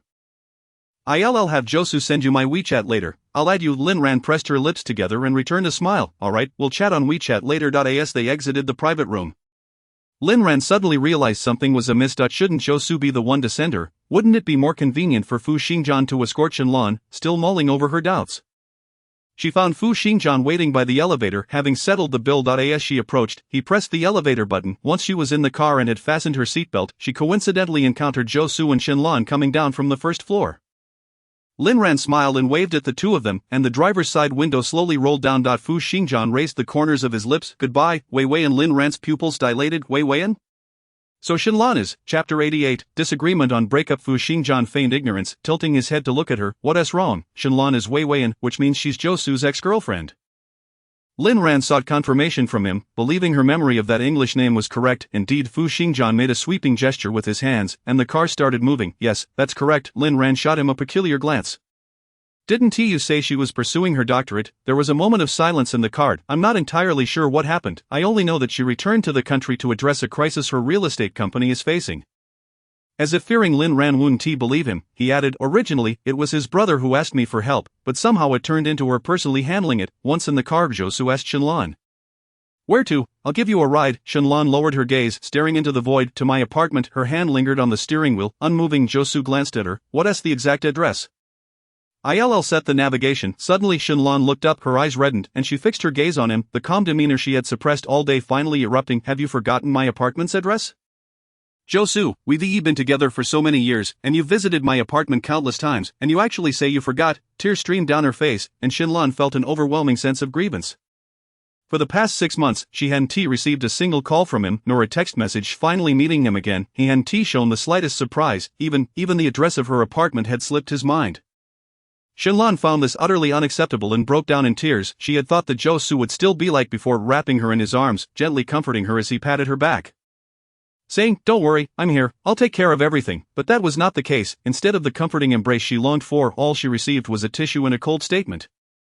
"Then I'll take you back to the Shen family villa." Choking back sobs, Shenlan felt the car already gliding out of the garage. The night was dark, and the warm yellow lights filtered through the shadows of the trees, casting a dappled glow on her tear-streaked face. During the day, her exquisite and beautiful features now appeared pitiful. Two contrasting styles perfectly merged within one person. The car was silent, occasionally interrupted by muffled sobs. It wasn't until they reached a fork in the road that Shenlan finally spoke in a hoarse voice. "Not to the Shen residence, to my apartment. The address is 356, Garden Road." Zhou Su acknowledged her with a grunt and bent down to input the navigation address. When he typed in garden, the app automatically displayed the history records. His fingers paused, and a tremor ran through him. The memories he had deliberately buried suddenly resurfaced. Zhou Su sighed in annoyance and then pressed the accelerator, speeding away. Soon, the car stopped in front of the apartment building. Zhou Su smirked. "We arrived." He kept his gaze fixed ahead, revealing little emotion. Shenlan slowly straightened up and unbuckled her seatbelt. Just as her right hand reached for the car door, she suddenly turned back and embraced Zhou Su. "Zhou Su, I miss you so much. Do you miss me?" 100 days and nights of longing transformed into a flood of tender affection at that moment, and Zhou Su stiffened, pushing her away, his tone cold. "Shenlan, we've broken up. It's inappropriate to say such things." Tears welled up in her eyes once more as Shenlan whispered, "You really don't miss me at all, is Shenlan? We were together for 4 years. Even though we've broken up, we can still be friends. Don't do this." Zhou Su could not bear to see her cry and tried to persuade her gently. But Shenlan wrapped her arms around his waist again. "I never agreed to the breakup. I don't agree to break up now and forever. You can only belong to me. I don't want anyone else." She tilted her tear-streaked face up to look at Zhou Su's gentle chin, shaking her head desperately. "I'm not pursuing my doctorate anymore. I've withdrawn from school to help my brother manage the company. We want to be separated again." Hearing this, Zhou Su's eyes showed no reaction as he lowered his head, methodically prying her fingers apart. "Whether you pursue your doctorate or not has nothing to do with me. You know better than I do the reasons for our breakup." Shenlan's body trembled, her lips pale, allowing him to pry her fingers away and push her aside. After the car had driven far away, until its silhouette was no longer visible and not a sound of the vehicle could be heard, she dragged her weary body upstairs. As she entered the apartment foyer, her brother Shenwei's call came in urgently. Earlier, she had dismissed many of his calls while in the car. "Hello, brother." Shenlan's voice was weak, carrying the exhaustion of emotional release out on the other end. He scolded her for taking so long to answer, then asked urgently about the progress of the matters at hand. Although Fu Xingjian had promised, Shenwei wouldn't feel at ease until the money was in hand. Lin Ran's eyelashes fluttered as she softly replied, "The cooperation agreement has been finalized. I'll pick it up this week after it's stamped by Yuto." "That's wonderful, Lan. You did well." Yuto was indeed strong, investing over 100 million without hesitation. "Impressive. By the way, Shenwei grinned. "Did you invite Fu Xingjian to dinner? Did he say anything to you privately?" Shenlan frowned and immediately hung up the phone, tossing her mobile onto the sofa. She felt utterly fatigued, both physically and mentally. Chapter 89. The competitor. On Saturday morning, Lin Ran awoke early. After completing her morning routine, she first visited the hospital to see her grandmother, then planned to take the subway to the dessert shop to help out, before returning to keep her grandmother company in the evening. Upon exiting the hospital building, she unexpectedly ran into old Zhou. Lin Ran, surprised, hurried forward to greet him. "Mr. Zhou, good morning. What a coincidence to see you again." Zhou Wensheng smiled broadly. "Here to visit your grandmother again?" Lin Ran nodded. "Yes, I'll be helping my friend at the shop during the day over the weekend, so I can only come in the morning and evening." Hearing this, Zhou Wensheng's fondness for Lin Ran grew stronger. This child was not only filial but also loyal to her friends, a truly wonderful person. No, such a good girl must be made his daughter-in-law. How infuriating that his son was so lackluster. After pondering, Zhou Wensheng smiled and asked, "Where is your friend's shop located?" Lin Ran, unguarded, disclosed the exact address and added, "What do you like to eat? I'll bring you some tomorrow morning." Afterward, she slapped her forehead. "Can you eat sweets considering your health?" Zhou Wensheng waved his hand. I can eat, but I don't want to trouble you. I'll have Zhou Su buy it for me." Lin Ran chuckled. "It's not expensive. I'll bring it to you. Oh, that would be too much trouble. I don't want to impose on you. Are you taking the subway? How about this? Let Zhou Su drive you there. He is free anyway." Lin Ran was about to refuse when she saw Zhou Su coming down the stairs. Nodding and greeting her, Zhou Wensheng quickly urged him, "Lin Ran is going out. Hurry and take her." He also gave Zhou Su a knowing look, urging him to seize the opportunity. Zhou Su shook his head, chuckling at his father's eagerness. "Got it, take this medicine with you, don't lose it again." Zhou Wensheng laughed and pressed him. Hurry up. No need to rush back. Your mother is taking care of me." Zhou Su stepped aside to let Lin Ran wait a moment while he went to get the car. Lin Ran realized her refusal was futile and accepted. Just as Zhou Su had taken a few steps, a clear voice rang out behind him. "Hello, Uncle Zhou, I'm Lan Lan. I'm sorry for taking so long to visit you."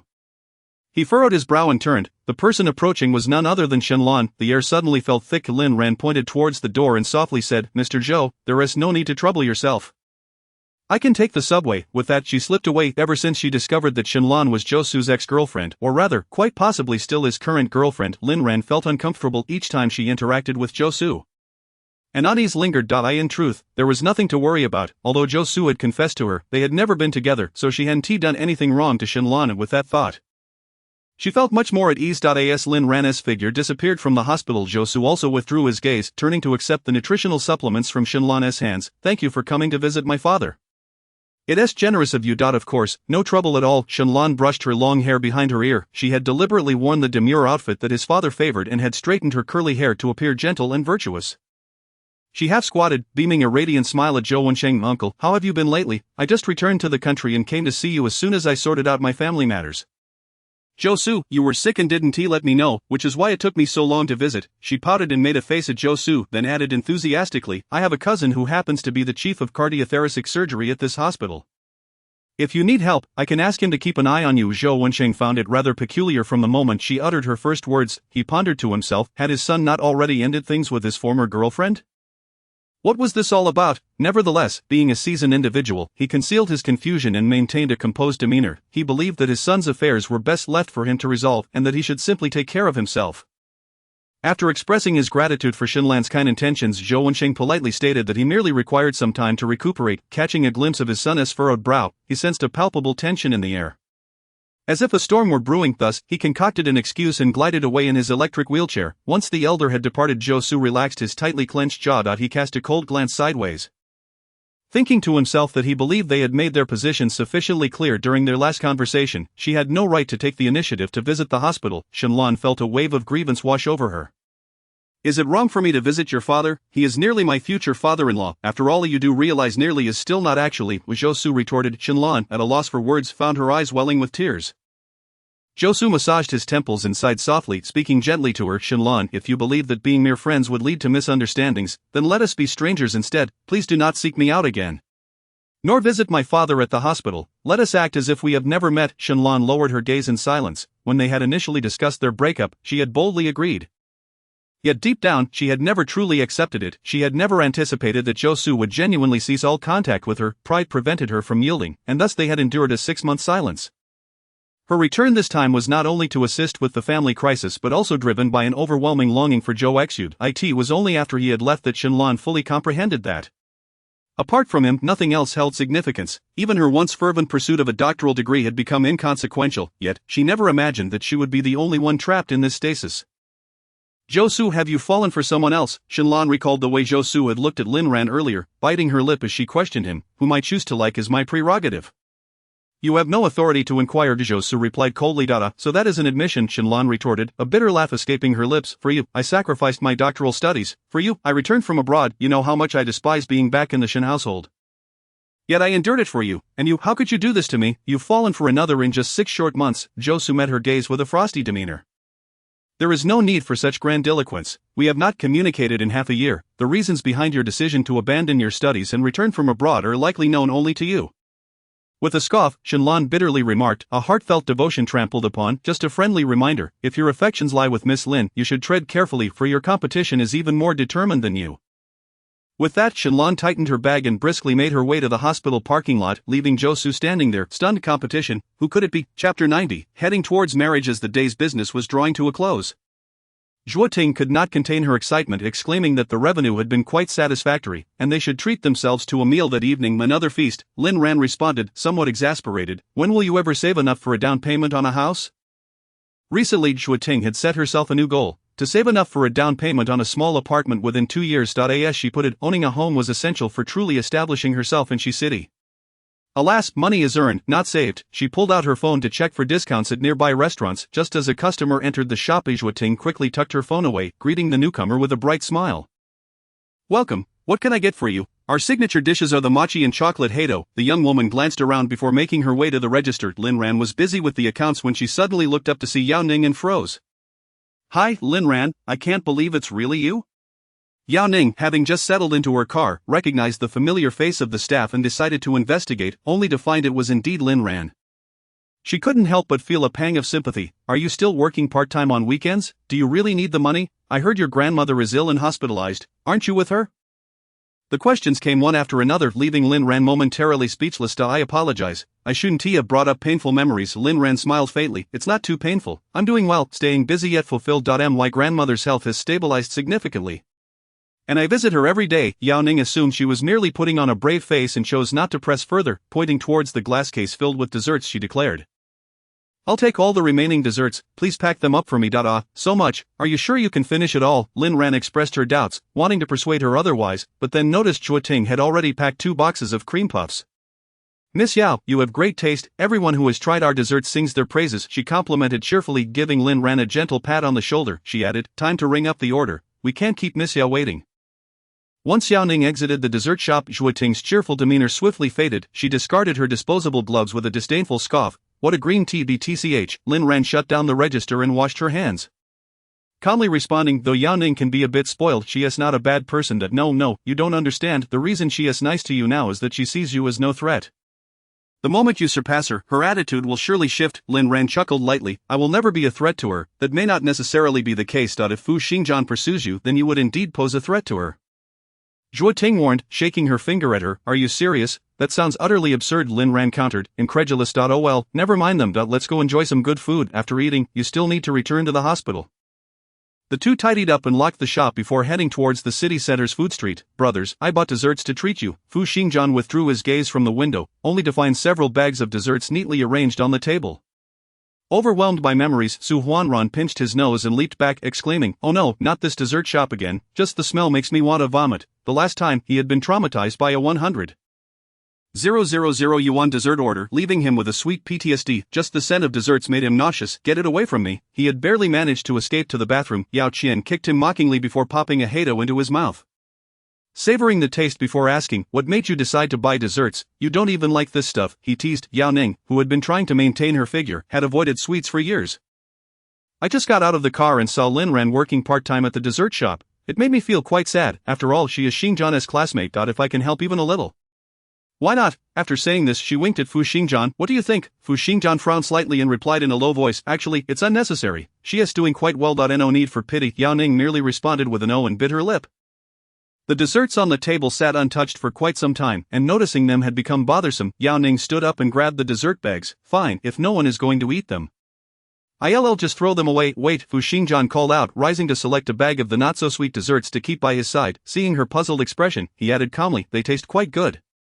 I'll have them for breakfast. Yao Ning forced a smile. How good can they be? Better than our housekeeper's cooking. The housekeeper hired by the Yao family was a retired pastry chef from a renowned Western restaurant, known for her exquisite desserts that had delighted the family for over a decade. Noting his silence, Yao Ning felt a twinge of awkwardness and skillfully changed the subject. By the way, you mentioned last time that Lin Ran's grandmother is hospitalized in Shi City. Which hospital is it? I'd like to visit her when I can. After all, we're friends. Fu Xingjian lifted his eyelids and glanced at her. No need. Her grandmother has severe Alzheimer's and requires peace and quiet. Oh, how do you know so much? Yao Ning's grip on the paper bag tightened. Were they really that close? Fu Xingjian remained silent. Ultimately, Yao Qian intervened. Lin Ran's grandmother is at the city center hospital. The elderly woman isn't in good health, but your intention is appreciated. Just don't disturb her. Yao Ning scoffed, taking the desserts and walking away. What is going on between you and Lin Ran? Are you actually pursuing her? Yao Qian was exasperated, having discreetly assisted her in overcoming obstacles and even arranged for her grandmother to stay at the city center hospital, yet no progress had been made between them. It is more exhausting than waiting for a new episode of One Piece. Xingjian, we're both 27 this year. We only have a couple of years left to date freely. Once we hit 30, any romance will have to align with family arrangements. I want to enter into a marriage of convenience. If I fall in love, it will be with the intention of marrying. His tone was resolute. You intend to marry Lin Ran? Yao Qian was taken aback, his realization dawning slowly, sending a chill of sweat down his back. Don't rush. I'm not pushing you. Not dating can be just fine. Really? Chapter 91, lacking civic responsibility. After dinner, Lin Ran and Zhuo Ting waved goodbye at the intersection, each heading towards different subway lines. As the green light illuminated, Lin Ran was about to cross the street when suddenly a car halted beside her, blocking her path. The passenger window slowly slid down, revealing Fu Xingjian's face, half in shadow. Get in. His words were succinct. Lin Ran frowned, clutching her canvas bag tightly. No, thank you. I find the subway quite convenient. The individuals in the vehicle ceased to urge her further, yet remained motionless, creating a tense standoff. In that moment, passers-by cast scornful glances, surveying Lin Ran from head to toe, muttering in hushed tones, "What an utter disgrace!" A couple squabbling, causing a scene at the intersection. How selfish, truly devoid of civic responsibility. Lin Ran's complexion flushed crimson, and she took 2 hasty steps aside, eager to dissociate herself from those inside the car. "I do not know him. He has nothing to do with me. The one lacking civic sense is him. Let them berate him." However, the vehicle shifted slightly, fortuitously blocking her path once more, entirely obstructing her way. The occupants within exhibited no urgency, reclining leisurely in their leather seats, long fingers draped lazily over the steering wheel, their gaze seemingly lost in the nocturnal scenery. Yet Lin Ran understood his intentions. This was deliberate. In the bustling city center, more and more people joined the silent chorus of condemnation. Embarrassment washed over Lin Ran, her cheeks a deep shade of scarlet, unwittingly betraying her discomfort. Clenching her jaw, she inhaled deeply and slid into the passenger seat. No sooner had she fastened her seatbelt than the car glided smoothly to the right, merging onto the main road. Lin Ran. Fu Xingjian cast a glance her way, inquiring, "What did you have for dinner?" "Explosives." Fu Xingjian, he touched his nose, falling silent, fearing that a single additional word might jeopardize his vehicle. As they arrived at the hospital entrance, Lin Ran shifted to unbuckle her seatbelt, asserting, "No need to drive in. Just stop at the curb, I can walk over." Yet Fu Xingjian disregarded her advice, driving straight ahead. Meeting her puzzled gaze, he replied nonchalantly, "It's been a while since I saw Grandma. I'll accompany you upstairs to say hello before coming down."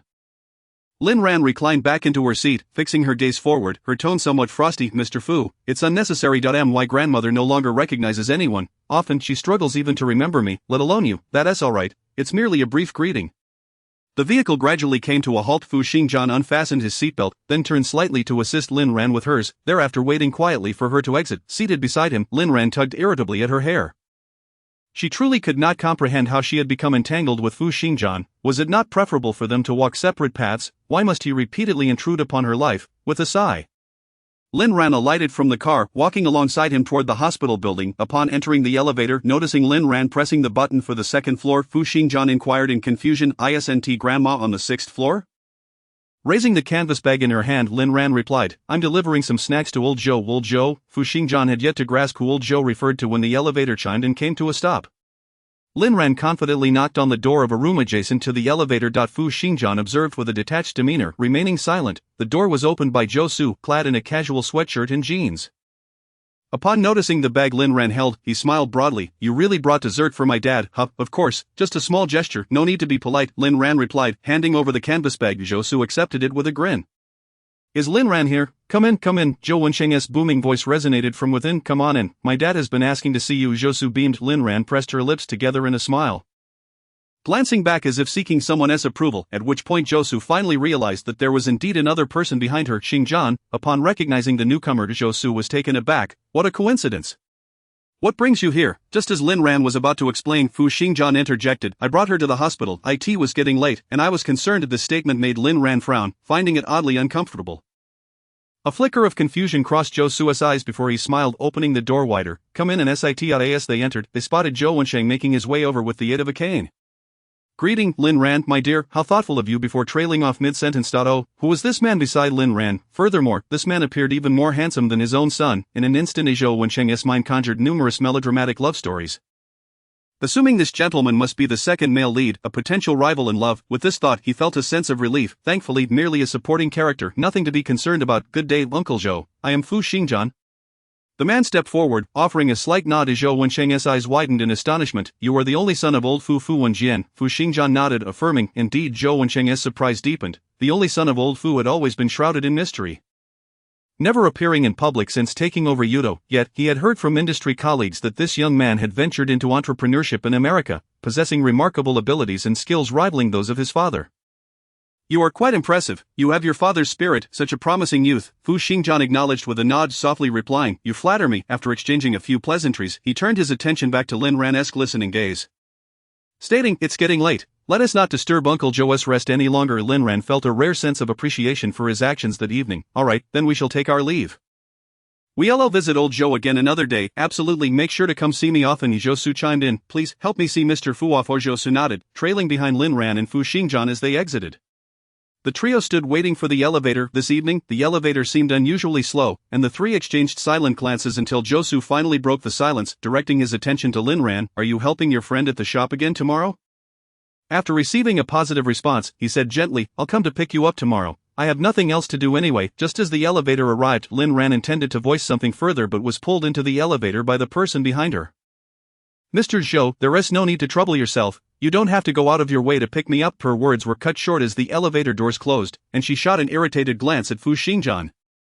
"What are you doing?" I hadn't finished speaking. Fu Xingjian's expression was stern. "Lin Ran, is this how you profess to care for your grandmother, wasting so much time idly? Do you feel at ease with that? How much longer will your grandmother allow you to squander her time?" His pointed inquiries left Lin Ran momentarily speechless. Upon further reflection, she realized he had a point, and a wave of shame washed over her. Chapter 92. Do you have feelings for our Lin Ran? Upon reaching the 6th floor ward, a nurse was busy washing Lin Ran's grandmother's feet. Upon seeing Lin Ran, the nurse cheerfully greeted her. But when her gaze fell upon the tall and handsome man behind Lin Ran, she felt a sense of familiarity. "Oh, isn't this the man who once insisted on introducing me to a job?"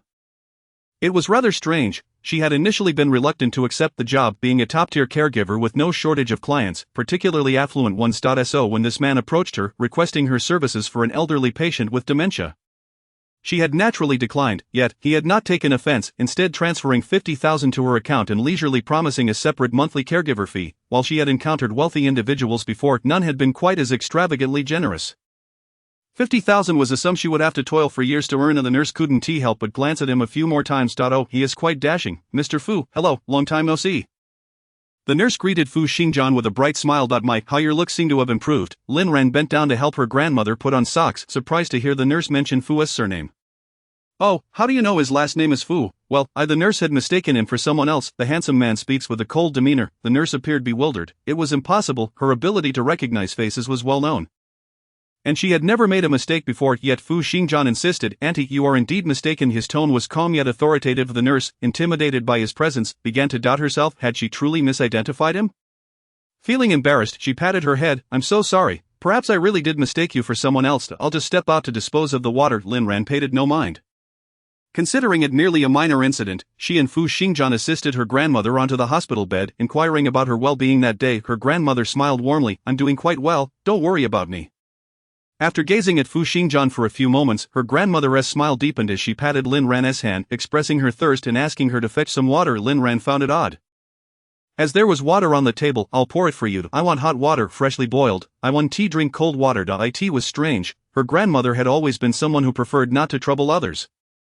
Why was she acting so differently today? Unable to resist her grandmother's plea, Lin Ran took the kettle and stepped outside, reminding Fu Xingjian, "Please keep an eye on her for me. I apologize for the trouble." Once Lin Ran's figure disappeared, Fu Xingjian settled into the chair by the bedside, leaning slightly forward. "Grandma, is there something you wish to say to me?" Lin Grandma gazed at him intently, a smile gracing her face. Before suddenly speaking, "Mr. Fu." "Yes," Fu Xingjian replied, astonished. His grandmother's awareness seemed significantly improved today, as she was able to recognize him. "Mr. Fu, do you have feelings for our Lin Ran?" Fu Xingjian's eyes flickered slightly. Instinctively glancing toward the door, not seeing anyone, he returned his gaze and slowly nodded. "Yes, Grandma, I have feelings for Lin Ran." "Then may I entrust you with her care from now on? This child has suffered greatly. She lost her parents at a young age and grew up with me and her grandfather. After her grandfather passed, it was just me, but now I fear I may not have much time left. My awareness is fading, and I occasionally regain consciousness. I might soon have to leave. Please take good care of her in the future and ensure she does not suffer." "All right." Fu Xingjian's gaze was profound as he paused for a few seconds before grasping Grandma Lin's hands. Making a solemn promise, "I assure you, I will take good care of her and prevent her from enduring any more hardships." Good child, good child." Lin Ran entered with a thermos, and upon seeing her grandmother gently patting Fu Xingjian's hand, she was taken aback. After placing the thermos down, she hurried to her grandmother's side. "Grandma, you've mistaken him. I am your granddaughter." She felt somewhat apologetic towards Fu Xingjian. "I apologize, my grandmother has mistaken you for someone else. She often confuses me these days." Fu Xingjian withdrew his hands, stood up, and glanced at Grandma Lin. "It's all right. In truth, she has not mistaken me." Lin Ran was puzzled by his words. "She hasn't mistaken you? How could that be? She wouldn't be holding his hand otherwise. It's fine. I'm preparing to leave. Would you like a ride back to the hotel?" Lin Ran declined. "No need. I will take a taxi back shortly, as the hospital is close to the hotel." "All right, then I shall take my leave." Before departing, he slightly nodded to Grandma Lin. "Good child, take care." Grandma waved, leaving Lin Ran astonished as she observed her grandmother with a look of confusion. Then softly asked, "Grandma, do you know who just left?" "Of course I do. He is my grandson-in-law." Lin Ran, "Fine then." Still a bit muddled, she stepped forward to tuck the blanket for her grandmother upon returning to the villa. Fu Xingjian hesitated for a few seconds in front of the study on the second floor before pushing the door open with his broad palm. He turned on the computer, entered the password, and after a moment of contemplation, typed out an email and sent it. After finishing his wash, he returned from the bathroom to check his inbox, finding a reply, received, "I will organize the response for you by tomorrow." A slight smile appeared at the corner of Fu Xingjian's lips as he made his way to the master bedroom. Upon seeing his son at the computer, Zhou Wensheng frowned and said in a low voice, "What time is it, and you are still working? Do you not care for your health?" Since the beginning of the year, following a severe illness, the Zhou family had placed unprecedented importance on health. The admonitions to avoid staying up late, eat more fruits and vegetables, exercise daily, and undergo quarterly health checks had transformed from subjects of disdain to daily reminders. "I received an email from a client unexpectedly, so I am checking if there are any historical documents I can reference." Zhou Su busily searched. He remembered Lin Ran had sent him a template before, but he had forgotten where he had stored it. Zhou Wensheng, however, cursed, "Which damned client would send you an email at such a late hour?" Zhou Su paused, smirking. "You just praised the youth for being formidable." Zhou Wensheng reflected, realizing he had only complimented one young person that evening. "Hey, don't underestimate Fu Xingjian. He is remarkable, not only wealthy but also hardworking. You should learn from him." "Zhou Su, when did you learn that Dad took lessons from a Sichuan opera master on face changing?" However, it was indeed worth questioning whether certain individuals were genuinely striving or had ulterior motives. His thoughts drifted to the sight of someone pressing the elevator button with a dark expression that evening, and Zhou Su couldn't help but chuckle. It seemed Fu Xingjian had a rather immature side. Nonetheless, Zhou Su was not inclined to retreat. Chapter 93, Fu's general manager's girlfriend on a sunny weekday afternoon. The sunlight was dazzling, and Sister June urged Lin Ran to take a stroll around the park. Lin Ran stretched lazily. "All right." Sister June linked arms with her, gossiping as they walked. "Have you heard? Today Fu's general manager's girlfriend came to the company." Lin Ran felt a slight tightening in her heart, taking a moment to respond. "I hadn't heard. I overheard it while passing by the restroom, where the receptionist was gossiping with someone else." Sister June's face was filled with envy. "I wonder who is so fortunate. I'm so jealous." Imagining Fu Xingjian's ascetic yet handsome face along with his tall and striking figure, Lin Ran smiled faintly. "He may be handsome, but the girl he is with is likely no less impressive. You might find yourself envying Fu's general manager once you meet the girl." Sister June exclaimed. "Have you met Fu's girlfriend?" "No, just speculating," Lin Ran replied. "Just think about it. Someone like Fu, wealthy and good-looking, must be quite selective about their partner. Not to mention, they certainly must match in status and appearance. Indeed, throughout history, wealthy men have always married beautiful women." Lin Ran nodded, agreeing with the sentiment. The park was expansive, and as they walked along the path, vibrant flowers and plants bloomed, creating an enchanting scenery. Looking up at the towering trees created a canopy, casting dappled shadows on the two, giving Lin Ran the illusion of being on a movie set. She closed her eyes and took a deep breath, appreciating the beauty of nature. Upon reopening her eyes, the heaviness in her chest dissipated entirely. The park was indeed large, and she noticed a rockery with flowing streams. Lin Ran decided not to squander such a splendid spring day, taking out her phone to capture the beauty of Sister June. Meanwhile, was captivated by the stray cats in the park, crouching down to pet them one by one. They agreed to meet at the park exit in 20 minutes. As Lin Ran walked across the bridge, she took pictures of various flowers and plants, eventually putting her phone away to fully enjoy the view. She marveled at the size of the garden in the city center, estimating it must have cost a fortune. Likely several million. Surely not just several million. It must have cost a small fortune. Suddenly a deep voice resonated from behind the rockery, startling her. Lin Ran turned her head to see Fu Xingjian's tall and slender figure, and beside him stood the rumored girlfriend, Yao Ning. "Lin Ran, what a coincidence." Yao Ning waved. "Indeed, quite the coincidence," Lin Ran silently critiqued, a light smile gracing her face as she pointed in the opposite direction. "I won't disturb your date. I'll be on my way." "Date?" Yao Ning's cheeks flushed slightly, but noticing the man beside her with a furrowed brow, she immediately laughed. "It's not a date. I'm here to deliver an invitation to Xingjian. I have an exhibition in Xiqing this week." She pouted like a child reporting a grievance, tugging at Lin Ran's arm. "Lin Ran, give me your opinion. Considering how busy he is, I specifically came to his office to deliver the invitation. But instead, he said my sudden visit might create misunderstandings and brought me here. We grew up together. What misunderstandings could there possibly be?" Her eyes sparkled with innocence, completely unaware that at this moment everyone in the company was gossiping about her being the future boss's wife. What could Lin Ran possibly say? She could only smile and agree. Indeed a bit inconsiderate. Suddenly, a cold gaze swept over, prompting Lin Ran to quickly amend her statement. "But Fu's general manager must have your best interests at heart," fearing you might get caught up in public opinion turmoil, with information spreading so rapidly these days. "It could be quite dreadful if you were to be doxxed." Lin Ran's mind was clouded, her words lacking coherence. She herself was unsure of what she had just said. All she wanted was to escape quickly. I need to get back to work soon, so I'll take my leave." Releasing Yao Ning's hand, she turned to leave. "Lin Ran, don't be in such a hurry. Here, I'll give you 2 tickets. Yao Ning pulled out 2 gilded invitations from her Hermes Birkin bag. You and your girlfriend should come to support me. I beg you, this is my first exhibition in the country.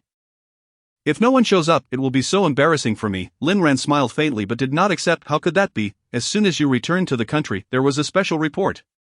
I fear your first exhibition will have too many people to accommodate. Both Chua Ting and I are mere amateurs who wouldn't know how to appreciate it. Accepting the tickets would only be a waste. Good things should go to those who can appreciate them. Her words were sincere, devoid of any pretense. Yao Ning was merely being polite. She glanced at Fu Xingjian, who remained expressionless, and began to return the invitations.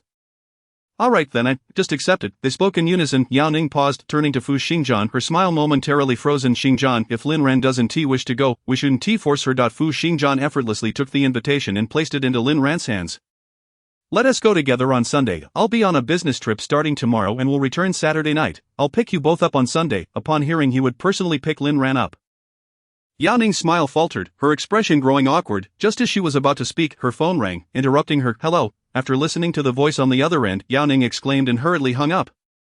Xingjian, I need to rush to the studio. There is an urgent issue with the exhibition that needs addressing. Fu Xingjian lightly furrowed his brow, calmly reassuring. Don't be anxious. Let me know if you need my assistance. All right, Yao Ning felt warmth in her heart, grasping his sleeve, but as she lowered her gaze to collect her thoughts, he added, I'll have Yiming drive you back to the studio. She froze for a moment, realizing he was only sending his assistant to accompany her. Chapter 94. Do you think Fu Xingjian would take an interest in me? Lin Ran stood awkwardly beside them, the invitation feeling particularly warm in her hands. They were in such a hurry, her attempts to decline now seemed like adding fuel to the fire. A few minutes later, Yiming arrived to drive Yao Ning back. Shall we go? Lin Ran nodded. Following in Fu Xingjian's footsteps. As she approached the park's exit, an unsettling realization struck her. She had completely forgotten about her agreement with Xiao Jun. How awful, yet, at last, she had conjured up an excuse for their parting ways. A secret delight blooming within her heart, she took out her phone only to be greeted by a notification. It was a message from Xiao Jun. I had something to attend to, so I left first, sprinting away. Lin Ran lifted her gaze to the tall man on her right. Could it be that Xiao Jun had seen her? She quickly replied, You heartless one, how could you not wait for me? Almost instantly, he responded, the precious moments spent alone with the leader were reserved for you. Please call me Lei Feng, loyal dog. Lin Ran glared at her phone, her teeth clenched in frustration, when suddenly a shadow loomed closer. What is the matter? She inquired. Nothing much, she answered, swiftly shutting off her phone screen and maintaining a nonchalant gaze ahead. Fu Xingjian's dark eyes bore into her, his steps deliberate. I do not wish to compel you into anything you dislike. He merely sought an excuse to meet her. Despite working in the same place, their encounters were exceedingly rare. Even when they happened to cross paths, before she could utter a word, she would turn and stride away. Fu Xingjian felt a tumult of emotions roiling within him. Thus, when Yao Ning invited Lin Ran to the art exhibition, he instinctively agreed on her behalf. In an instant, he had mapped out the details of their Sunday date. Yet he found himself unable to voice any of it. Recently, he had been acutely aware of Lin Ran's growing reluctance towards him, and he could somewhat fathom the reasons behind it. Lin Ran interrupted him. Fu, it's getting late. We should hurry back. Indeed, he was not forcing himself. He simply did not want to disappoint Xingmei, who understood everything. Much like in school, he would rather transfer money to himself than allow himself to decline Yao Ning's invitation. Upon returning to the top floor, Fu Xingjian had barely settled down when he received a call from Shenwei. Fu, I apologize for the intrusion. It's me, Shenwei. After a brief moment of contemplation, Fu Xingjian connected Shenwei with Guangming Real Estate. What can I do for you? Shenwei adopted a humble and subservient tone. Fu, it's nothing urgent. I just wanted to thank you for your help recently. When would be a convenient time for us to treat you to a meal? Shenwei was acutely aware that securing funding from Yudo relied entirely on his sister's connection to Fu Xingjian. Initially expecting Fu Xingjian to take this opportunity to strengthen ties with Shenlan, he was surprised when this did not occur. Shenwei wondered if he had misjudged the situation. After all, if Fu Xingjian had no interest in his sister, how could he so casually lend 100 million as a small target? As he pondered, he devised a strategy to gauge Fu Xingjian's feelings. I've been quite busy lately. Let us skip the meal. My investment in Guangming Real Estate is not based on Shenlan's connections. I am focused on profits. Fu Xingjian's voice was measured and deliberate, leaving Shenwei blushing in embarrassment, his hidden motives laid bare. Yes, Fu, you are absolutely right. It was my audacity. Shenwei stammered. Rest assured, Guangming Real Estate will not disappoint your expectations. After hanging up, Shenwei was left puzzled. If Fu Xingjian had no romantic intentions towards his sister, why insist on having her as the liaison? As he contemplated this, Shenlan entered, her voice cool and detached. I want to be at the office for the next few days. I wanted to inform you in advance. Where are you going? Shenwei exclaimed, jumping up from his chair. What if Yudo comes looking for you regarding the project? Shenlan ignored him, stepping outside. I have personal matters to attend to.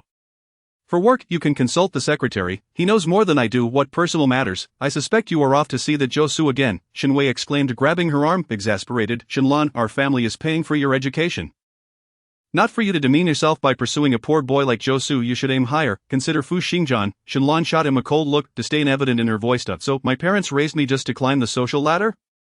Am I merely a tool to preserve the Shin family's interests? This is your version of love? Her voice trembled, laden with suppressed anger. She felt a shiver run through her, the chill creeping into her very core. In truth, she had long been aware that even familial bonds require conditions. She was that condition. They provided financial support while she was expected to ascend the social hierarchy to ensure the family's affluence. Yet she refused. Let me reiterate, it is impossible for me to climb into Fu Xingjian's bed. I will not go on blind dates. This lifetime, aside from Josu, I will marry no one. A sharp sting radiated across her face as she glared at Shinwei, her eyes brimming with indignation. Sister, I did not mean to. Shinwei stared at his hand, filled with regret that he gritted his teeth, attempting to persuade Shinlan. The Zhou family's operations may appear substantial, but their R&D costs are exorbitant, and they have yet to turn a profit. Marrying into that family will lead to a life of hardship. However, marrying Fu Xingjian would be entirely different. The Fu family is prosperous, and even a fraction of their wealth would allow our family to live comfortably. You marry Fu Xingjian, Shinlan scoffed. Do you truly believe he would be interested in me? Do not underestimate yourself. Let me be frank, Fu Xingjian specifically requested you to liaise for the Yudo and Guangming real estate project, and so, Shinlan replied, unconcerned. What does that imply? Come on, what more do you need? Fu Xingjian's feelings for you are evident. Shinwei banged his fist on the table, exclaiming, have you not noticed how swiftly the investment progressed upon your return? In just a few days, you secured a letter of intent. Shinlan smirked derisively. If he truly cared for me, he would have expressed it while we were in America. Before she could finish her thought, she inhaled deeply, casting a disdainful glance at Shinwei. You are mistaken, he only sees me as a tool. In essence, Fu Xingjian holds no feelings for me, and I harbor no feelings for him either. I have complied with everything you wished. From now on, please do not interfere with my life. With that, she opened the door, the sound of her heels echoing down the corridor. Shinwei, gritting his teeth in frustration, muttered, truly ungrateful. Once outside the company, Shinlan had her driver take her back to her apartment. After changing into casual attire, she meticulously packed the chicken soup she had spent the morning preparing and then took a taxi to the hospital. Upon arriving at the first-floor consultation desk, she inquired about Josu's father's hospital room number and knocked on the door. It was Josu's mother who answered. The woman, dressed modestly yet radiating beauty, looked pleasantly surprised. Are you here to see? Hello, Auntie. I came to visit Uncle Joe. I didn't get to speak much last time, so I made a special trip this time, Shinlan said, her hair cascading gracefully over her shoulders as she flashed a sweet smile. Joe's mother, her eyes sparkling with delight, thought to herself, this girl is wonderful, beautiful and considerate. Judging by her demeanor and attire, she must come from a prominent family. In her mind, she couldn't help but think that Shinlan was far superior to Lin Ran. With this thought, Zhou's mother welcomed Shinlan into the room, her face beaming with warmth. When she learned that Shinlan had brought homemade chicken soup, which she had simmered for hours, Zhou's mother was overjoyed. Taking the offering with both hands, you are too kind. You needn't have brought anything. As if recalling something, she asked, was the nutritional supplement you brought last time also from you? Yes, indeed, Shinlan replied with a smile. Oh my, that gift box must have been rather expensive. You are too considerate. Shinlan shook her head. It wasn't too expensive. It's simply a token of my goodwill. If Uncle Joe enjoys it, I will bring more next time. Looking around, she inquired, is Uncle Joe not here? Joe's mother quickly grabbed her phone. He went downstairs for a stroll. I'll call him to come back. Shinlan intended to stop her, but Joe's mother had already dialed. Joe's mother's enthusiasm caught Shinlan off guard. She had prepared herself for criticism and harsh words, but unexpectedly Joe's mother was welcoming and warm. Relieved, she relaxed in the sofa, her body no longer tense.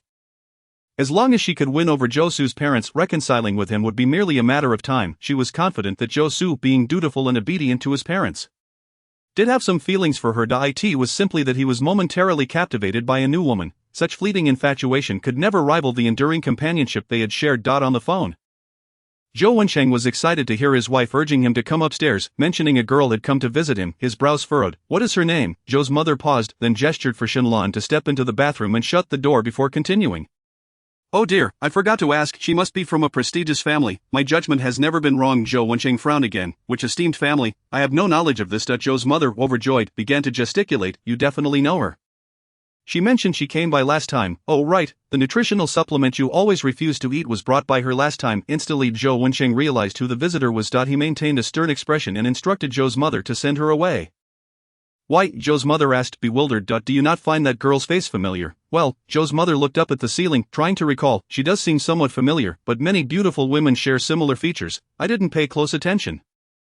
That is Sure's ex-girlfriend, the daughter of the Shin family. Zhou Wenxing's words struck her like a revelation, and Zhou's mother finally remembered, yes, that girl is Shenlan. The two had seldom met Shenlan. Their son had dated her while studying in America, and he only returned home once or twice a year. They had barely met a handful of times. Originally, it was agreed that we would formally introduce our son to both families to discuss the marriage arrangements. However, unexpectedly, our son returned to the country abruptly, announcing that he had broken up with his girlfriend. During that period, he often sought solace in alcohol, displaying a melancholic and dispirited demeanor, and my spouse and I dared not pry into the matter. Now, with the girl suddenly visiting, what could it mean? Is she seeking reconciliation? Let her be. The matter concerning his ex-girlfriend is something for Zhou to resolve on his own. You should see her off first. Zhou Wenxing stated in a grave tone, yet Zhou found herself in a state of inner turmoil. After all, no matter how one viewed it, Shenlan was still preferable to Lin Ran if she had to choose between the two as her daughter-in-law. Zhou would undoubtedly select Lin Ran. It was not that Lin Ran was lacking, it was merely that her humble origins and ordinary appearance did not seem fitting for her son, who was as refined as jade. If Lin Ran were to marry into their family, Zhou feared it would spell her own downfall in the elite social circle, pretending to be in a quandary. She mused aloud that it would be improper to send someone away who had come with good intentions. It would seem too ungracious. Although she had broken up with Suer, a guest was still a guest. With a glance, she decided to take matters into her own hands, saying, "You needn't concern yourself. I will attend to this. Elderly lady, please don't act recklessly." Zhou Wenxing sighed as he glanced at his phone. Noticing the call had ended, he then sent a message to his son, and Zhou only checked his phone after finishing a meeting. Rubbing his throbbing temples in resignation, he closed his eyes briefly and instructed his assistant to follow up on subsequent tasks before driving to the hospital. Chapter 96. The knight no longer desires the princess. Upon parking, he remembered he needed to inform Lin Ran that he would not be able to pick her up that evening. Lin Ran quickly replied, saying it was no problem. She would take a taxi and that he should focus on his work without worrying about her. Please send my regards to uncle and aunt.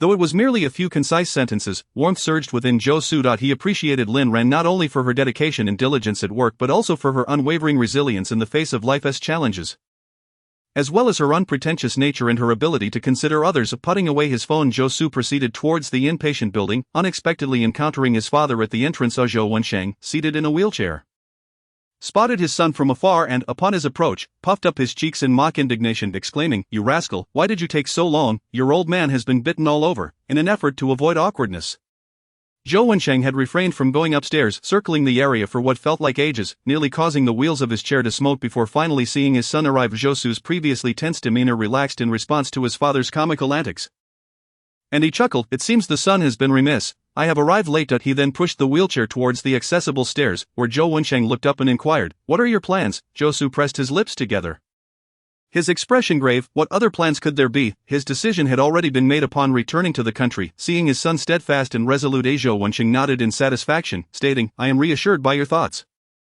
Although Shenlan is striking and comes from a more affluent family, I still believe Lin Ran is the better match for you. Don't think that just because Lin Ran lacks support, she can play both sides. Otherwise, I shall not spare you." "Dad, what are you saying? You know your son's character well enough." Zhou rubbed his temples in exasperation, pondering if he was truly his father's biological child.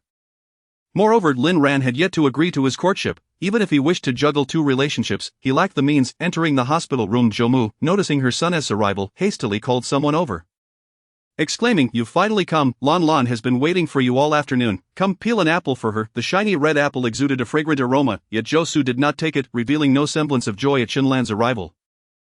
Instead, a layer of frost seemed to cloud his eyes. Shenlan noticed this, her grip on the cup tightening, a pang of hurt piercing her heart. Quickly composing herself, she turned to Zhou with a smile, saying, "Auntie, it's all right, I am not hungry." She then glanced back at Zhou, her concern evident as she offered, "Are you thirsty? I can get you some water." She set down her cup and began to rise, but Zhou, with a cold expression, interjected, "No need, I am not thirsty. Mother, you needn't fuss over me. I want to be dining in the ward tonight. You and father should eat together." The tip of Shenlan's nose tinged with bitterness, and she fought back tears, forcing a bright smile as she replied, "All right, let us eat out. I remember you like Sichuan cuisine. There is a place I heard serves exquisite dishes. Let us go there."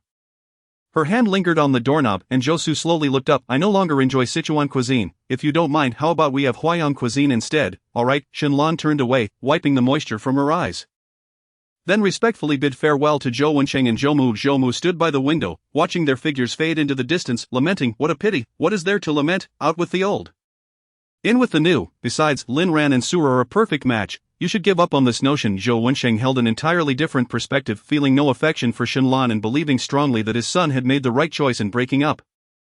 Ah, you old man, what is wrong with you? Others would be eager for their sons to marry up, but you seem intent on dragging him down. Marry up, huh? Do you think the Shen family of today is the same as it once was? With the real estate industry in such disarray, do you believe Guangming real estate is still profitable? I have heard from friends that they are buried in debt and may go bankrupt any day now. Zhou fell silent after a lengthy pause, pursing her lips, but inwardly she thought a starving camel is still larger than a horse, even if the Shen family is down on its luck. It remains better than Lin Ran's impoverished household. Moonlight Ting was a trendy restaurant renowned for its Huayang cuisine. Zhou Su had made a reservation for a private room in advance. Once they disembarked, they were guided to the room by the staff. He had no appetite for dining, barely touching his chopsticks, while Shen Lan enjoyed her meal heartily. This place is quite lovely, the ambience is delightful. And the flavors are exquisite. I had thought Huayang cuisine would be bland, but it turns out that even light dishes can be so flavorful. Suddenly she spoke earnestly. Zhou Su, regardless of whether it is Sichuan or Huayang cuisine, I can accept whatever you prefer. Her eyes sparkled as if adorned with diamonds. Zhou Su recalled how he had been captivated by those very eyes when he first met Shen Lan. Yet now, as he looked at her, his heart felt heavy with the weight of the past. Those once bright memories now pierced his heart like a sword, a constant reminder that their relationship had long since ended.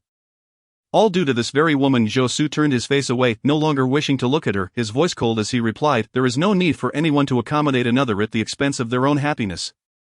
Shen Lan's fingers trembled slightly, a wave of bitterness rising in her throat. She recalled the early days of their relationship when they would argue over trivial matters, and Zhou Su would tenderly soothe her back, whispering that she should never do anything that made her unhappy, for she was his princess, and he could not bear to see her unhappy. She had been his princess, but now the knight had abandoned his princess to protect another woman.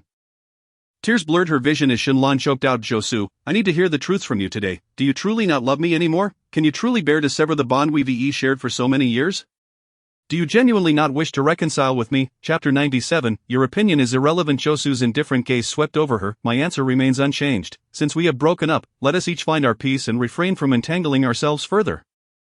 Seeing him unwilling to directly address her question, Shen Lan's emotions flared as she mistakenly believed there was still a chance for redemption. She tossed her chopsticks aside and threw herself against Zhou Su's back, her tears cascading down in large droplets, soon soaking his white shirt. "What I asked was whether you still love me. Your refusal to answer directly means you must still love me, right? It has to be that way."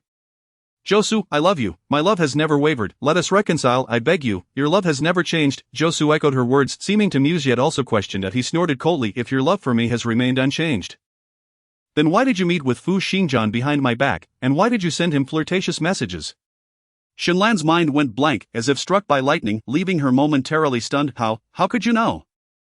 I distinctly retracted those messages." Biting her lip, she recalled her past foolish actions, feeling utterly helpless. Zhou Su had always been a gentle person, rarely displaying coldness towards others, but after just a few exchanges, he seemed wearied. He pinched the bridge of his nose, inhaling deeply to calm himself. "I hadn't intended to bring this up. I thought that after our breakup, we could maintain a basic level of respect for one another.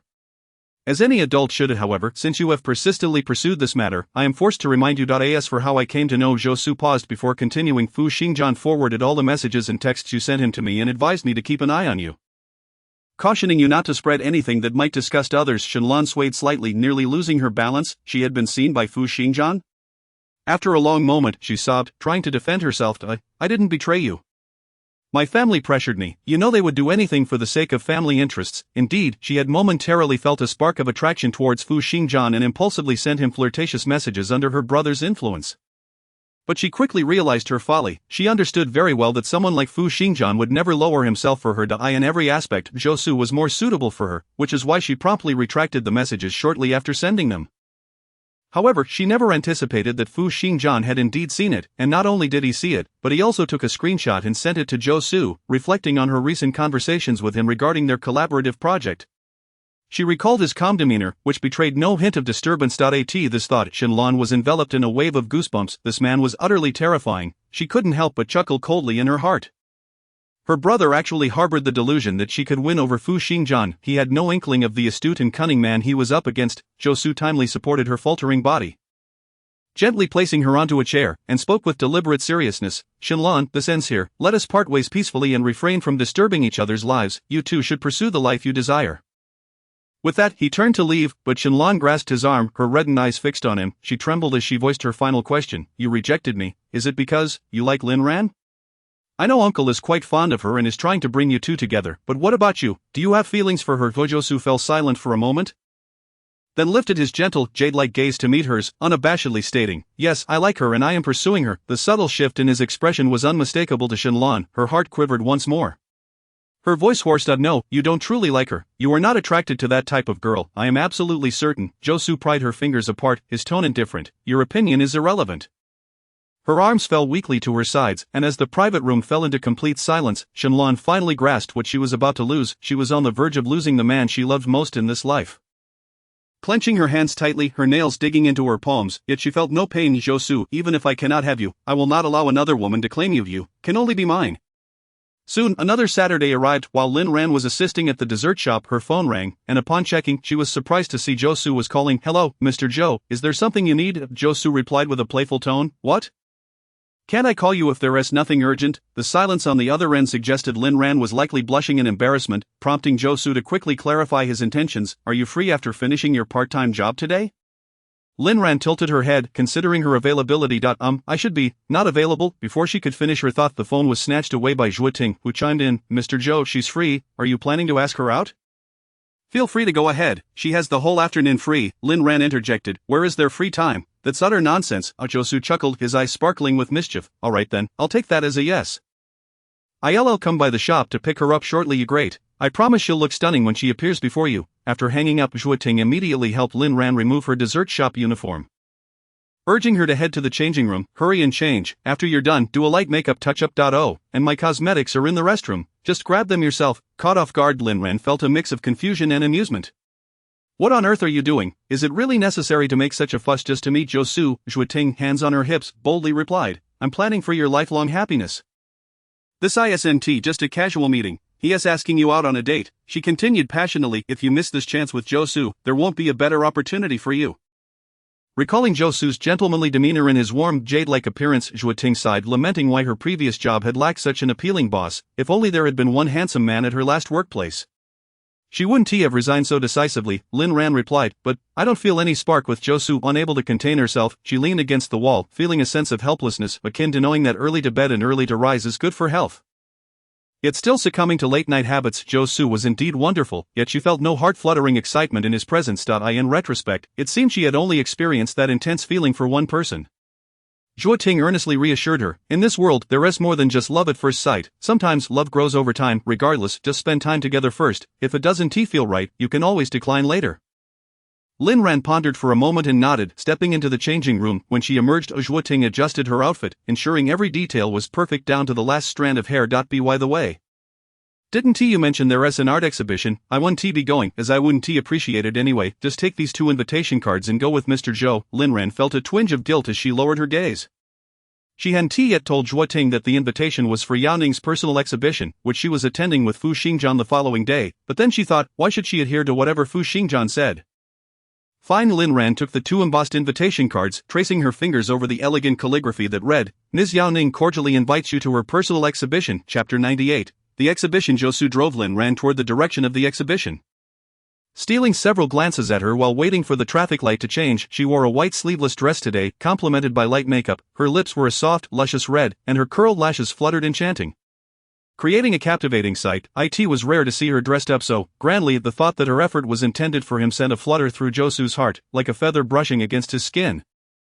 He couldn't help but compliment her. "You look very beautiful today." Lin Ran blushed, murmuring a soft thank you. In truth, she seldom wore sleeveless dresses, as they were not particularly suitable for work. However, Ting insisted her arms were slender and devoid of excess flesh, making it a shame to hide them. By the way, which renowned artist's exhibition are we attending? She asked, somewhat sheepishly admitting, "I'm quite clueless about art." Josu chuckled and shook his head. Lin Ran retrieved the invitation from her bag, handing one to him. "I'm just as uninformed about art. The invitation was given to me by someone else. Think of it as me doing a favor by attending to support," she added. "If it turns out to be uninteresting, we can just make a brief appearance and leave, fulfilling our social obligation." Yao Ning. Josu's gaze flickered. "She is holding a personal exhibition in Xi City." "Yes, I heard she is quite impressive, having held several personal exhibitions abroad."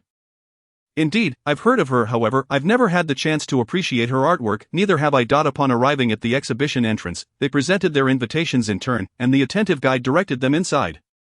The exhibition spanned 3 levels. The first floor showcased Yao Ning's student works, which although technically immature, exhibited a vibrant style. The second and third floors displayed her more mature pieces created during her studies and work abroad, reflecting a style more familiar to contemporary audiences. Additionally, many of today's works are being shown to the public for the first time. I hope you both enjoy the exhibition. Lin Ran smiled and nodded, then began viewing the pieces on the left side of the first floor in order. The artworks on this level were indeed lively overall. As outsiders, both she and Josu could roughly discern the meanings behind the pieces, occasionally whispering their thoughts to one another. Upon reaching the second floor, the styles varied from heavy to abstract, leaving Lin Ran and Josu silent as they gazed at the chaotic lines. On the third floor, they encountered a landscape painting at the stairway, and at that moment, the weighty atmosphere finally lifted. They exchanged glances, both catching a spark of excitement in each other's eyes, before bursting into laughter. So you weren't being modest. You genuinely don't understand. Lin Ran laughed, playfully teasing him. Back in school, I was too absorbed in gaming to have any opportunity to appreciate art. Josu shrugged with a helpless smile. Lin Ran was taken aback. The seemingly obedient Josu had a penchant for gaming. You don't believe I would be into gaming? Josu raised an eyebrow, his eyes twinkling. Well, you don't look like it. You've misjudged me. I'll tell you all about my rebellious phase and the embarrassing things I did during dinner tonight, but you must promise me one thing.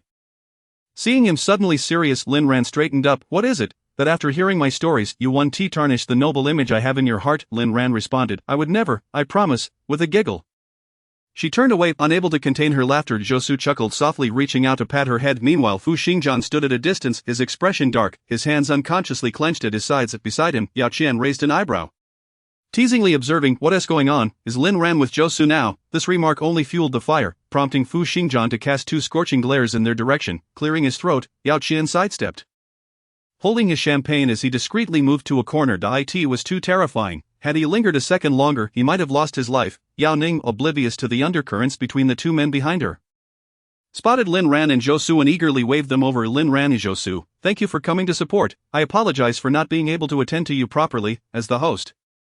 She had been busy all day catering to various gallery owners. Lin Ran replied, not at all. The artworks are stunning. They've truly broadened our horizons. It's been a rare visual feast. Just as she finished speaking, she caught sight of Fu Xingjian standing behind Yao Ning, leaving her momentarily dumbfounded. Wasn't he supposed to be on a business trip? Her gaze instinctively darted away, her mind chanting, I can't see him.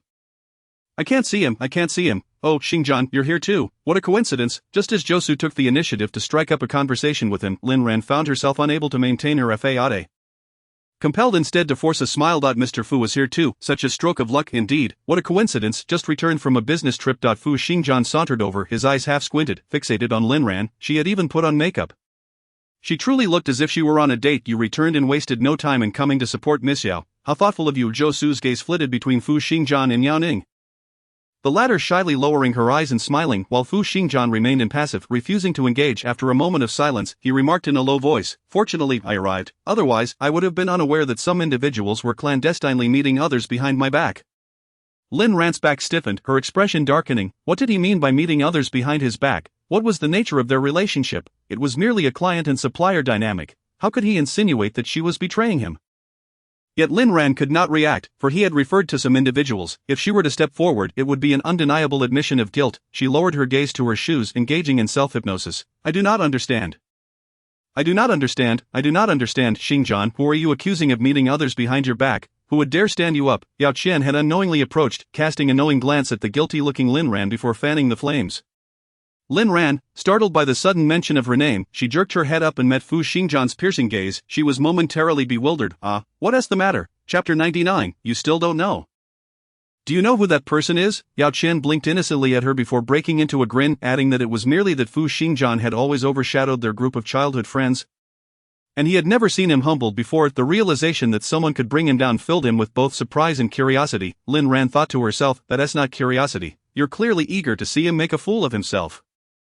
She cleared her throat twice and shook her head, claiming ignorance. Yao Qian laughed heartily but was quickly silenced by a warning glare from the brooding figure beside him. I have something to attend to.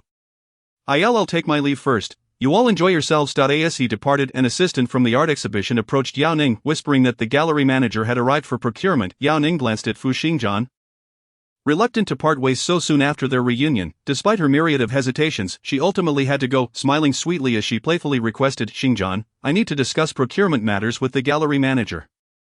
Could you stay behind to entertain my friends? The intimacy in her words was impossible to ignore. As the host of the exhibition, Yao Ning was naturally referring to her male counterpart. Lin Ran felt a surge of frustration in her chest.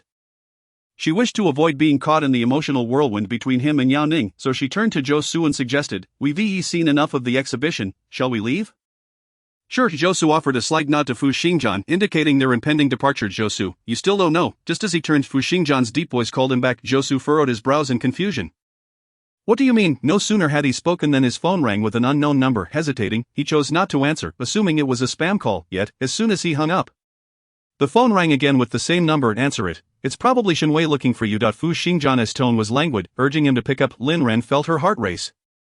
What could be so urgent? Why the incessant calls? Upon hearing it was Shenwei trying to reach him, Zhou Su's frown deepened rather than eased. Why would Shenwei call him? After a moment of contemplation, he swiped to answer. "Hello, what?" In mere seconds, Zhou Su's pupils dilated in shock, his lips turning pale, appearing momentarily dizzy and unsteady. Lin Ran quickly steadied him. "What's wrong? What happened?" Once he hung up, Lin Ran urgently inquired about the situation. Zhou Su's eyes were slightly red, taking a deep breath before slowly meeting Lin Ran's gaze. "Shenlan attempted suicide and was admitted to the hospital. She is currently in the ICU fighting for her life." Lin Ran was taken aback, momentarily speechless. She had sensed that Shenlan wanted to reconcile with Zhou Su but never anticipated such an extreme act. Lin Ran urged, "You should hurry to the hospital. I'll accompany you." Just as she was about to step forward, Fu Xingjian held her back. "Are you sure it's appropriate for you to go to the hospital?" Lin Ran's thoughts returned to clarity. Indeed, it was not suitable for her to visit the hospital. Shenlan had attempted suicide in a bid to regain Zhou Su, and she had likely viewed Lin Ran as a rival. Even though she was not, Shenlan might think Lin Ran was going to the hospital to assert her claim, if that were to incite Shenlan's emotions and worsen her condition, it would be detrimental. With this in mind, Lin Ran released Zhou Su's hand, conceding that Fu Xingjian had a point. It was inappropriate for her to go to the hospital. "Zhou Su, you should go alone. If you need our assistance, please call us." Zhou Su reached the same conclusion and nodded, hurrying downstairs. Once he left, Lin Ran felt no reason to linger and turned to bid farewell to Fu Xingjian. "Mr. Fu, if there is nothing else, I shall take my leave as well." There is something. Chapter 100. Next time, refrain from biting my neck. Lin Ran, I require an explanation. I distinctly informed you to wait for me on Sunday.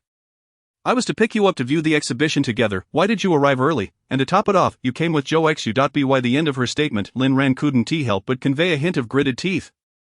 This situation was, in essence, her fault, yet it wasn't entirely her doing either. She raised her chin, her voice steady and unhurried. "You said as much, but I never consented. Furthermore, you gave me the tickets.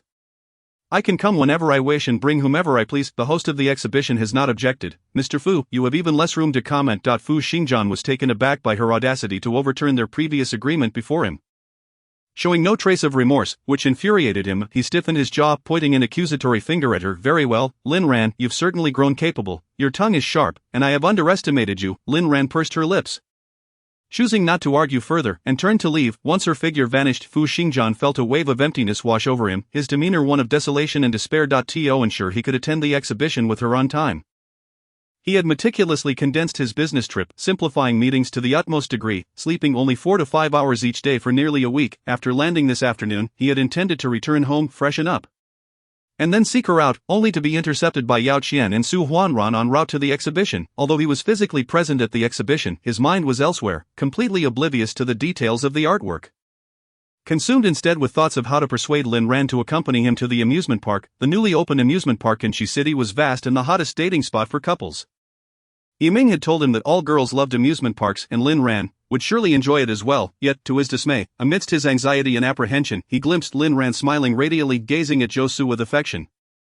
She had even done her makeup, clearly putting in effort, appearing as if she were on a date. At that moment, an icy chill surged through his chest, as if his heart had been cleaved open, bleeding profusely. Fu Xingjian stood silently for a long while. Once he regained his composure and pursued her onto the street. Lin Ran had already vanished from sight. Without a doubt, she was headed to the subway station.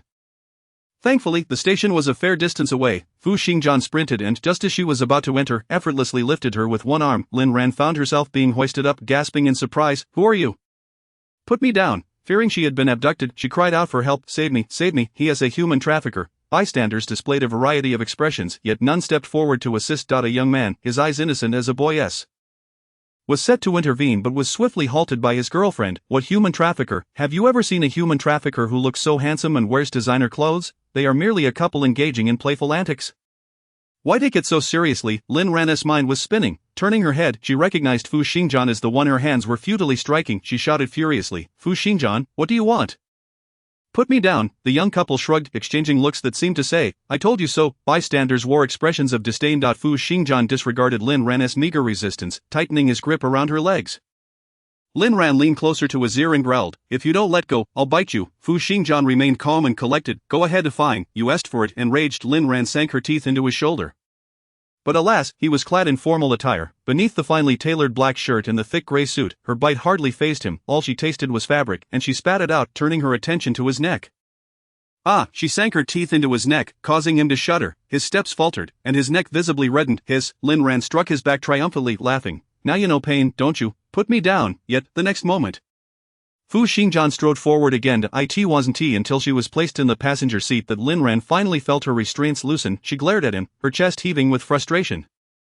Fu Xingjian chuckled, saying, next time, refrain from biting my neck. Next time, he anticipates a next time. Lin Ran's head nearly smoked with rage. What kind of person is he? In the next moment, she caught sight of his ambiguous smile and languid tone, easily leading others to misconstrue the nature of their relationship. What relationship could be misunderstood? Lin Ran's gaze shifted back to his long neck, where 2 rows of prominent red bite marks marred his otherwise fair skin. Strikingly conspicuous. In an instant, Lin Ran comprehended the implication behind Fu Xingjian's earlier words, her cheeks flushing a deep crimson as if scorched by fire. You rogue, even after they had traveled 2 miles in the car. She could only stammer, you, failing to articulate any other words. Instead, she became acutely aware of her surroundings. Where are you taking me? Fu Xingjian replied enigmatically, to a wonderful place. I assure you will enjoy it. If she did not like it, then, it would be Yiming's fault.